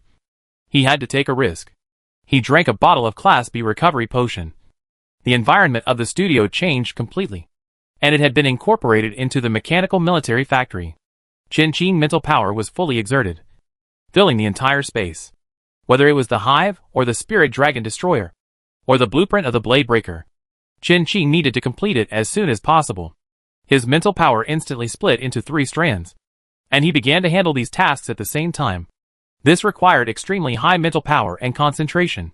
Qinqing's brain was running at high speed and overload, as if it had become a machine. Even though he knew it was a huge burden, he still had to do it. Time will not wait for him. The captured Qinyao, and the people who captured Qinyao will not wait for him either. Qinqing now seems to have returned to the time when the Sapphire Island fortifications were built, even worse than then. A large amount of data, the drawings of each part flashed through Qinqing's mind quickly. He must grasp and handle every detail accurately. The brain keeps working, and Qinqing's body needs to act all the time. His nerves are now tense, and he must not be disturbed. The mechanical heart eliminated all external interference factors for Qinqing, and fully cooperated with Qinqing's work. At this moment, Qinqing could no longer perceive the passage of time and the changes in space. The man and the machine worked in perfect harmony, until the destroyer was completed. The assistant beehive was repaired, and the originally tired body and spirit were instantly restored. Qinqing heard the long-lost system prompt sound. Senior and Senior Mechanic Qinqing has successfully advanced to a school mechanic. Please choose the future school direction. Selectable schools: Extraordinary School Mechanic, War School Mechanic, Engineering School Mechanic. Qinqing did not hesitate, and chose the Extraordinary School Mechanic. This is the most difficult mechanic school to improve, and also the most versatile mechanic school, and also the most suitable for Qinqing. He originally thought that the war school was the most suitable school for him, but he didn't expect that there was a supernatural school mechanic. The supernatural school mechanic is a school direction that only mechanics with supernatural abilities can choose. Of course, this is just one of the thresholds. In addition, those who are too old are not accepted, those who are not talented enough are not accepted, those who have to spend too much time training from apprentice mechanics to school mechanics are not accepted, and the talent requirement is a bit mysterious, after all. Whether or not one is a genius is a very subjective judgment. Unlike other schools of mechanics, the requirement for the Extraordinary School Mechanic to break through to the Songming Mechanic level is level 500. But correspondingly, the benefits brought by practicing the Extraordinary School are also very terrifying. Extraordinary School Mechanic Qinqing learned skills: Primary Mechanical Generation, Skill, Mechanical Evolution, Skill, Mechanical Fusion, Skill, Biological Mechanization, Passive, Mind Chain, Passive, Mechanical Domination, Passive, Mechanical Mastery. For active, 3 passive. When Qinqing saw these 7 skills, he was a little stunned. No wonder it was so terrifying for a supernormal school mechanic to break through to the level of Songming Mechanic. This is as it should be. Especially the 4 active skills. Qinqing alone is a giant military factory. Skill: Primary Mechanical Generation. Directly generate primary machinery with mastered blueprints. Skill: Mechanical Evolution. Can evolve primary mechanical creations once, and upgrade them to more advanced mechanical creations. Skill: Mechanical Fusion. Fusion of different machines. The fusion result is unknown, and it is irreversible. Skill: Biomechanization. Transform oneself into a machine, and the process and result are reversible. Passive: Mind Chain. Link oneself to the machine, and achieve perfect control to achieve human-machine unity. Passive: Mechanical Domination. Natural suppression of machinery. Passive: Mechanical Knowledge Mastery. Born with a huge mechanical knowledge reserve. Learning mechanical knowledge will become easier. The simpler the description, the more terrifying the effect. Especially the primary mechanical generation, if Qinqing upgraded it alone. It must be said, if Qinqing had broken through to the genre mechanic before attacking the Palti Islands, He would have dared to fight the entire Drugu family alone. These skills fully demonstrated what it means to have no guns or cannons. It doesn't matter if the enemy's is mine. Qin Qing glanced at the pile of materials next to him, moved his fingers, and a mini rabbit immediately took shape in front of him, and the mental energy consumed was almost equal to nothing. He tried to fuse the mini rabbit with the light energy butterfly next to it. Bang! It exploded. The first fusion failed. Not a good start, not a big problem. Qin Qing regenerated a mini rabbit, fused it again, successful the second time. Perfect fusion, at least it looked like that. A mechanical butterfly rabbit that could fly, fight, repair itself, and replenish energy appeared in front of him. It was a pity that it was still a D-class machine. Qin Qing tried to upgrade it to a C-class machine. Countless mechanical data energy gathered on the butterfly rabbit, and the light was extremely dazzling. Qin Qing kept adjusting and changing. And then the light suddenly exploded. The ice-broken butterfly opened its eyes, staring at Qin Qing calmly. Its azure eyes like two deep cold stars, revealing a hint of mechanical sharpness. The butterfly wings behind it were made of precision alloy, and each scale seemed to condense the frost and snow of winter, flashing with cold light. Although the whole body was made of metal, its movements were extremely agile and elegant, and its beauty was full of murderous intent. The light rabbit turns into an ice rabbit, and looks quite Mary Sue. The name is also Mary Sue. Qin Qing curled his lips and smiled. Maybe there should be a hymn on the pyramid in the deep blue sea. It's a very conceited idea. But now Qin Qing has the capital to be conceited. It's just a pity that Qin Qing can only create sea level for the time being. The ice-breaking butterfly dancing rabbit is similar to the explosive battle-hunting rabbit, which is not very useful. It would be better if it could be upgraded. These fusion and upgraded mechanical creations still need to debug their combat data to determine their usability. Qin Qing doesn't have time for this now, because Shangjia has come to the door. Not only Shangjia, but also Yogu, Shuangwei, a bunch of people he knows and doesn't know, and Qin Cheng. So many people gathered together. It seems to be a big deal. Chapter 230 Gathering Together. Qin Qing. What's wrong with you? The person you made an appointment with disappeared. Shangjia was very angry now, and he was not so polite to Qin Qing. He never thought that those old men would dare to reach out to the dragon pirates. Someone from the dragon pirates also disappeared. Not just one. Shangjia was going to kill those families directly, but was stopped by Xuepa. The person behind the scenes dared to attack the dragon pirates, so he must have something to rely on, and this matter needs to be considered carefully. Moreover, it was really embarrassing to tell this matter to others. Qin Qing happened to come to them, and Shangjia borrowed Qin Qing's name to inquire about it. Good man, it was not only the dragon pirates that were embarrassed, but everyone felt it was too embarrassing, and they all covered up the news, and only investigated privately. In just 5 days, no less than 100 people disappeared, and some of them might have really died. After Shangjia found out the news, he immediately contacted Qin Qing, but he could not get in touch with him no matter what. He suspected that Qin Qing was also missing, and he led his men directly to the reef area. He happened to meet Shuangwei and Chen Cheng, who also couldn't contact Qin Qing, and came to look for Qin Qing. After everyone thought about it, it seemed that this was a kidnapping case targeting them. Qin Miao's disappearance was not related to Qin Cheng, but Qin Qing. The mastermind kidnapped the weak points of the big pirates and senior hunters in the deep blue sea and the survivors. But no one knew what the purpose was. No one asked them for ransom. In addition, they all rushed here, so the others simply agreed to meet at the reef island and discuss it. So, the pirates and pirate hunters held a meeting together, and the reef island was unprecedentedly grand. The big movement of these pirates and hunters also attracted a lot of attention here, and people from both the red and blue sides were staring at this place to see what they were going to do. Sorry. Qin Qing apologized directly, without explanation. This was indeed his problem. But why is it so lively? Qin Qing looked at the originally empty sea surface, and there were countless ships flying pirate flags. There were also many blank flags among these ships. These were all pirate hunter ships. Of course, there were also survivors among them. Such a scene was really rare. Hunters and pirates actually joined together. The originally peaceful reef island suddenly became prosperous because of the arrival of these people. Jarvis and his friends had business acumen. Seeing this situation, they hit it off with He Kai and others and immediately started doing business, rowing small boats in and out every day. When Qin Qing came out, he saw such a grand scene. There were many scumbags among the pirates.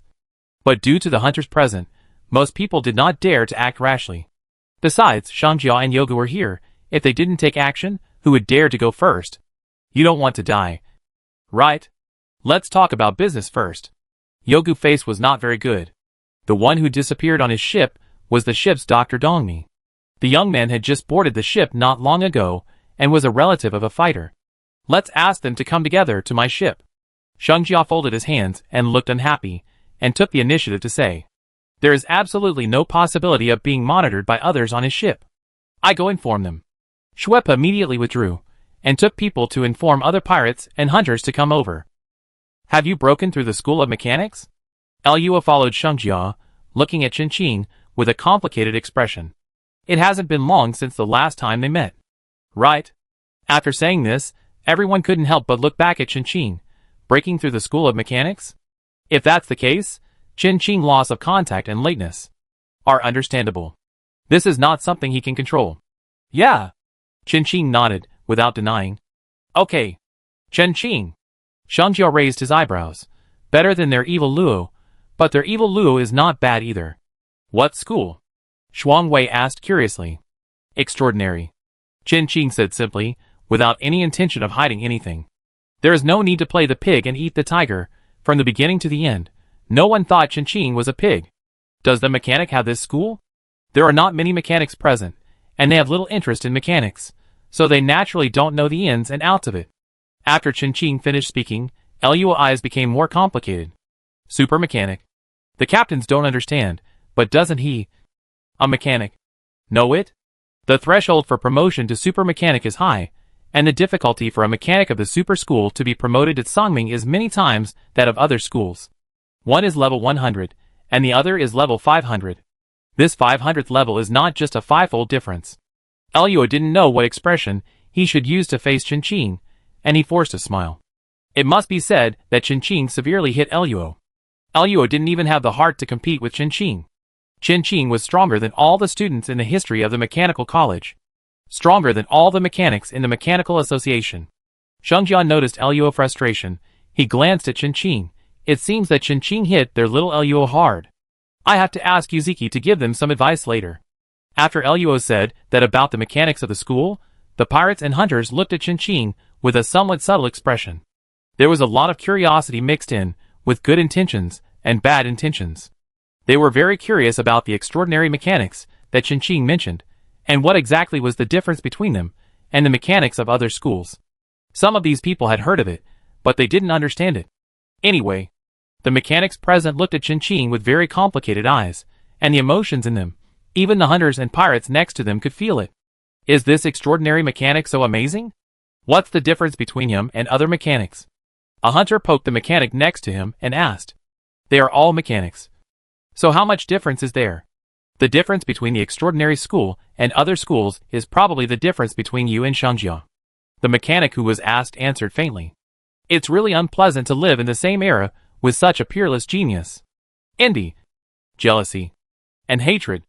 Can you speak? The hunter who asked the question was choked by the mechanical answer, and suddenly became unhappy. What do you mean by the gap between him and Shangjia? Is the gap between him and Shangjia huge? Ah? Is it really that big?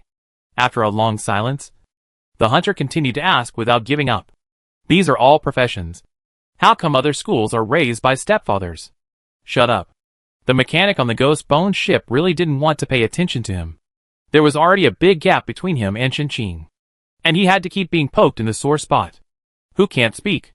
From the conversation between the two people, the others knew that Qinqing's supernatural school was special. It won't be long before they can see how powerful the supernatural school mechanics are. Everyone boarded the Magic Dragon. Compared to Qinqing's mechanical ship, the Magic Dragon looked like a standard sailing ship, nothing special about it. However, this was just an appearance. Some things can't be shown to them. Right? Just like Qinqing would not reveal the secret of the mechanical ship to others. From the moment they boarded the ship, they felt a strange presence on the Magic Dragon. All the walls and floors of the ship were painted with patterns they had never seen before, strange and mysterious. But looking at the state of the crew on the Magic Dragon, they seemed to be used to it. Or was the Magic Dragon only targeting strangers like them? Qinqing thought it should be the latter. Chapter 231 Hunters and Pirates hold a meeting. Following Shangjia into the meeting room on the dragon, Chen Qing sat down below Shangjia, opposite Yogu, and Xuanwei sat next to him. Although there were many pirates, hunters, and survivors gathered in the reef area, there were only a handful of people who were truly qualified to step on the dragon and enter the meeting room. Even the main table in the meeting room was not full. Chen Cheng got on board thanks to Chen Qing, but unfortunately, he was not qualified to come in. The meeting officially began only after the pirate captain and bounty hunters, as well as some survivors, who were invited to board the ship, arrived. To be honest, how formal could a gathering of a group of hyenas be? Shangjia, did you gather us together to find out who did it? Hunter Huangwu asked with his hands folded and frowning. I have some clues. Shangjia crossed his legs on the table. Very casual. Chen Qing looked around and had an idea in his mind. But he didn't say anything. If you have a clue, tell us now. Don't keep us in suspense. That's right. You know if you see who's missing. Shangjia's eyes flashed with disgust, and he said coldly. Who's missing? Xuanwei frowned. Who else could be missing? How come the kidnappings are ranked by strength? Then why aren't those families and nobles kidnapped? Are you talking about those big families and nobles? Xuanwei's eyes lit up. That's right. They can kidnap so many people in such a big way, except those big families and nobles. Well, half right. What Xuanwei said was not wrong. The mastermind must be a noble or a big family in the deep blue sea. However, besides them, there is another person they overlooked. You mean Bai Xian? A hunter's expression was hard to describe. However, besides Bai Xian, it seems that no one else has such great power, such deep scheming, and is so good at making trouble. Everyone present was silent for a moment. This damn Bai Xian, they didn't offend him. Is he sick? It's him, Shangjia said with certainty. This matter is definitely related to Bai Xian. Even if Bai Xian is not the mastermind, he definitely pushed this matter forward. Chen Qing was not surprised, judging from the relationship network of the missing people. In connection with the situation on Reina Island in the Palti Islands last time, and the fact that Bai Xian kidnapped Reina later. There must be something big in this. Bai Xian, I think he wants to provoke a war between us and the nobles, so that we have to join hands with him to deal with those nobles. Chen Qing spoke slowly, expressing his thoughts. Hearing Chen Qing's words, the hunters and pirates present, the first reaction was disbelief. What does he want to do? End the war early? Are you kidding? How can that guy be so kind? That's right, that guy's heart is poisoned. Although he is notorious in the deep blue sea, in fact, Yuan Fei is the least popular among hunters and pirates. The people present have suffered a lot from Bai Xian's secret losses, and there are also many pirates or hunters who died at his hands. Shangjia was even more disgusted, as if he had been stained with something unclean. It was so disgusting that he actually stood on the same front with Bai Xian. Bai Xian's calculations were very accurate, and he had precisely grasped the lifeblood of everyone present. To let Chen Qing give up saving Chen Yao. To be honest, he really couldn't do it. Chen Qing couldn't do it, and others couldn't do it even more. Have you found out who did it? Yogu looked at a bounty hunter, Gu Shanchutu, and asked in a low voice. He is the one who is most well informed among them. The nobles of the elemental sea. Gu Shanchutu's face was not very good.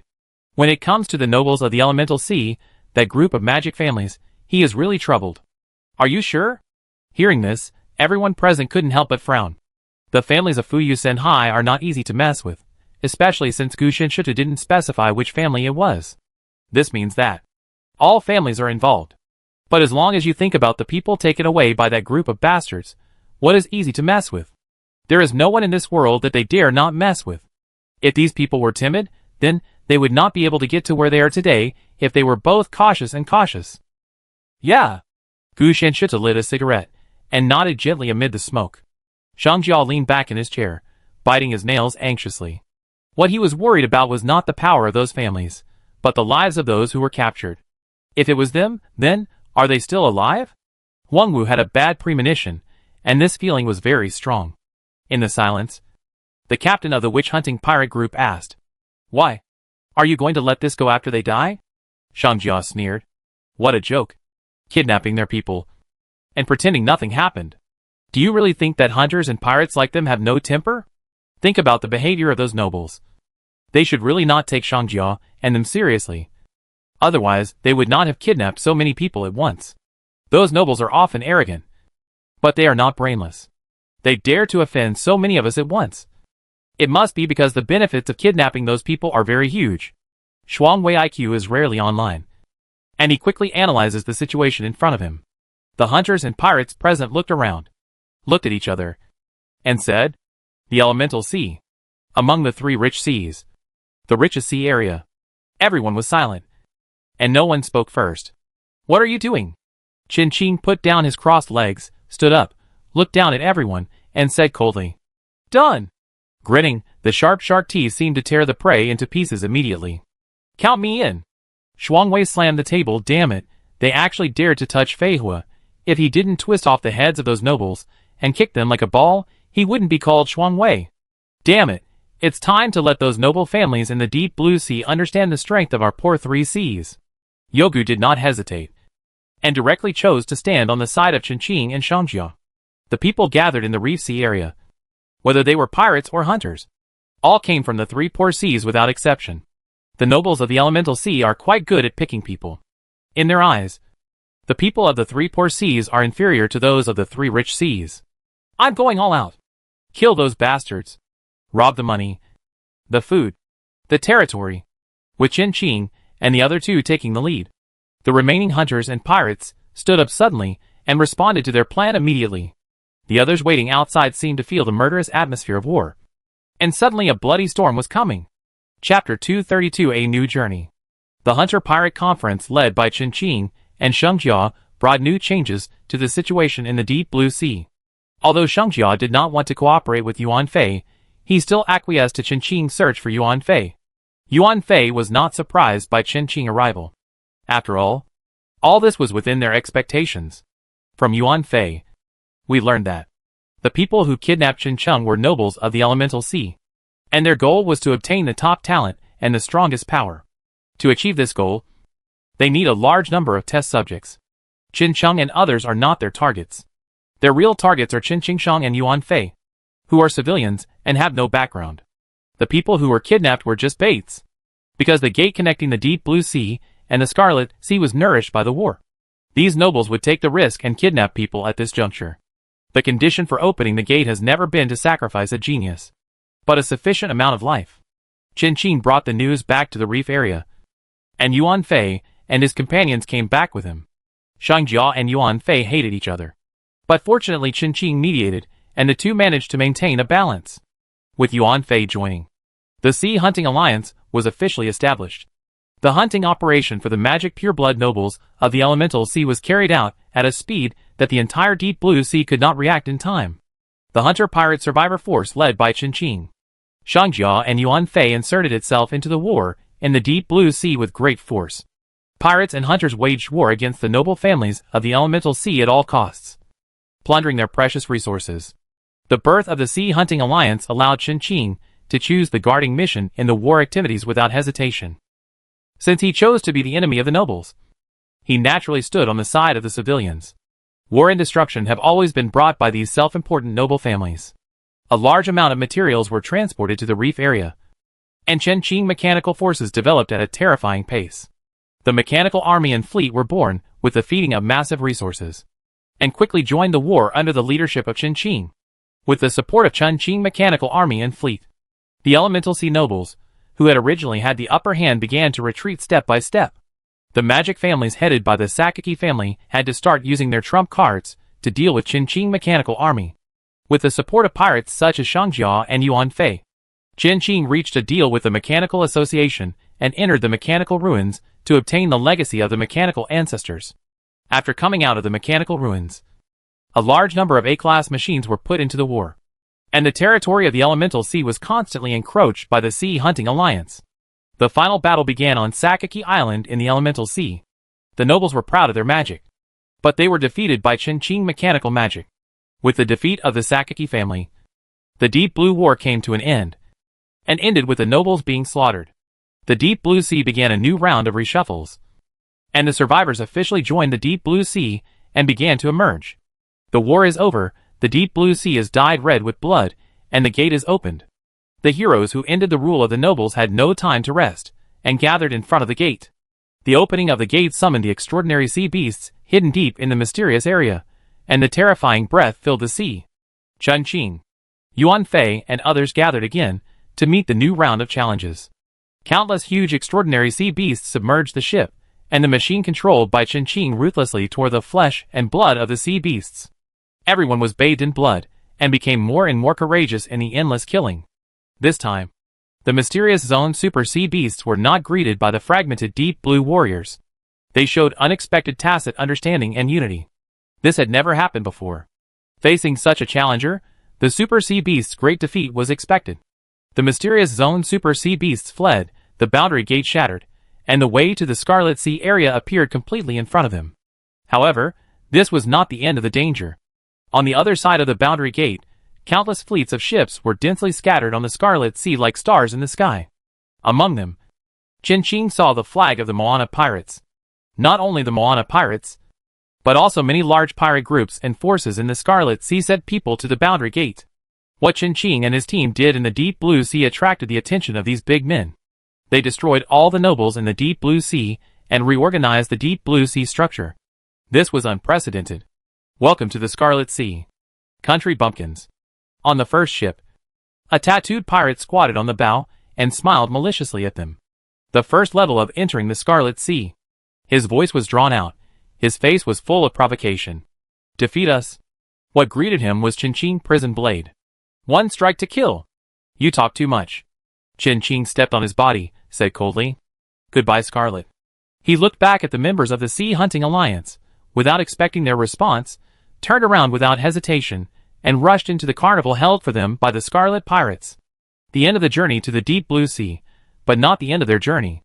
They will meet again one day. Chun Qing is looking forward to it.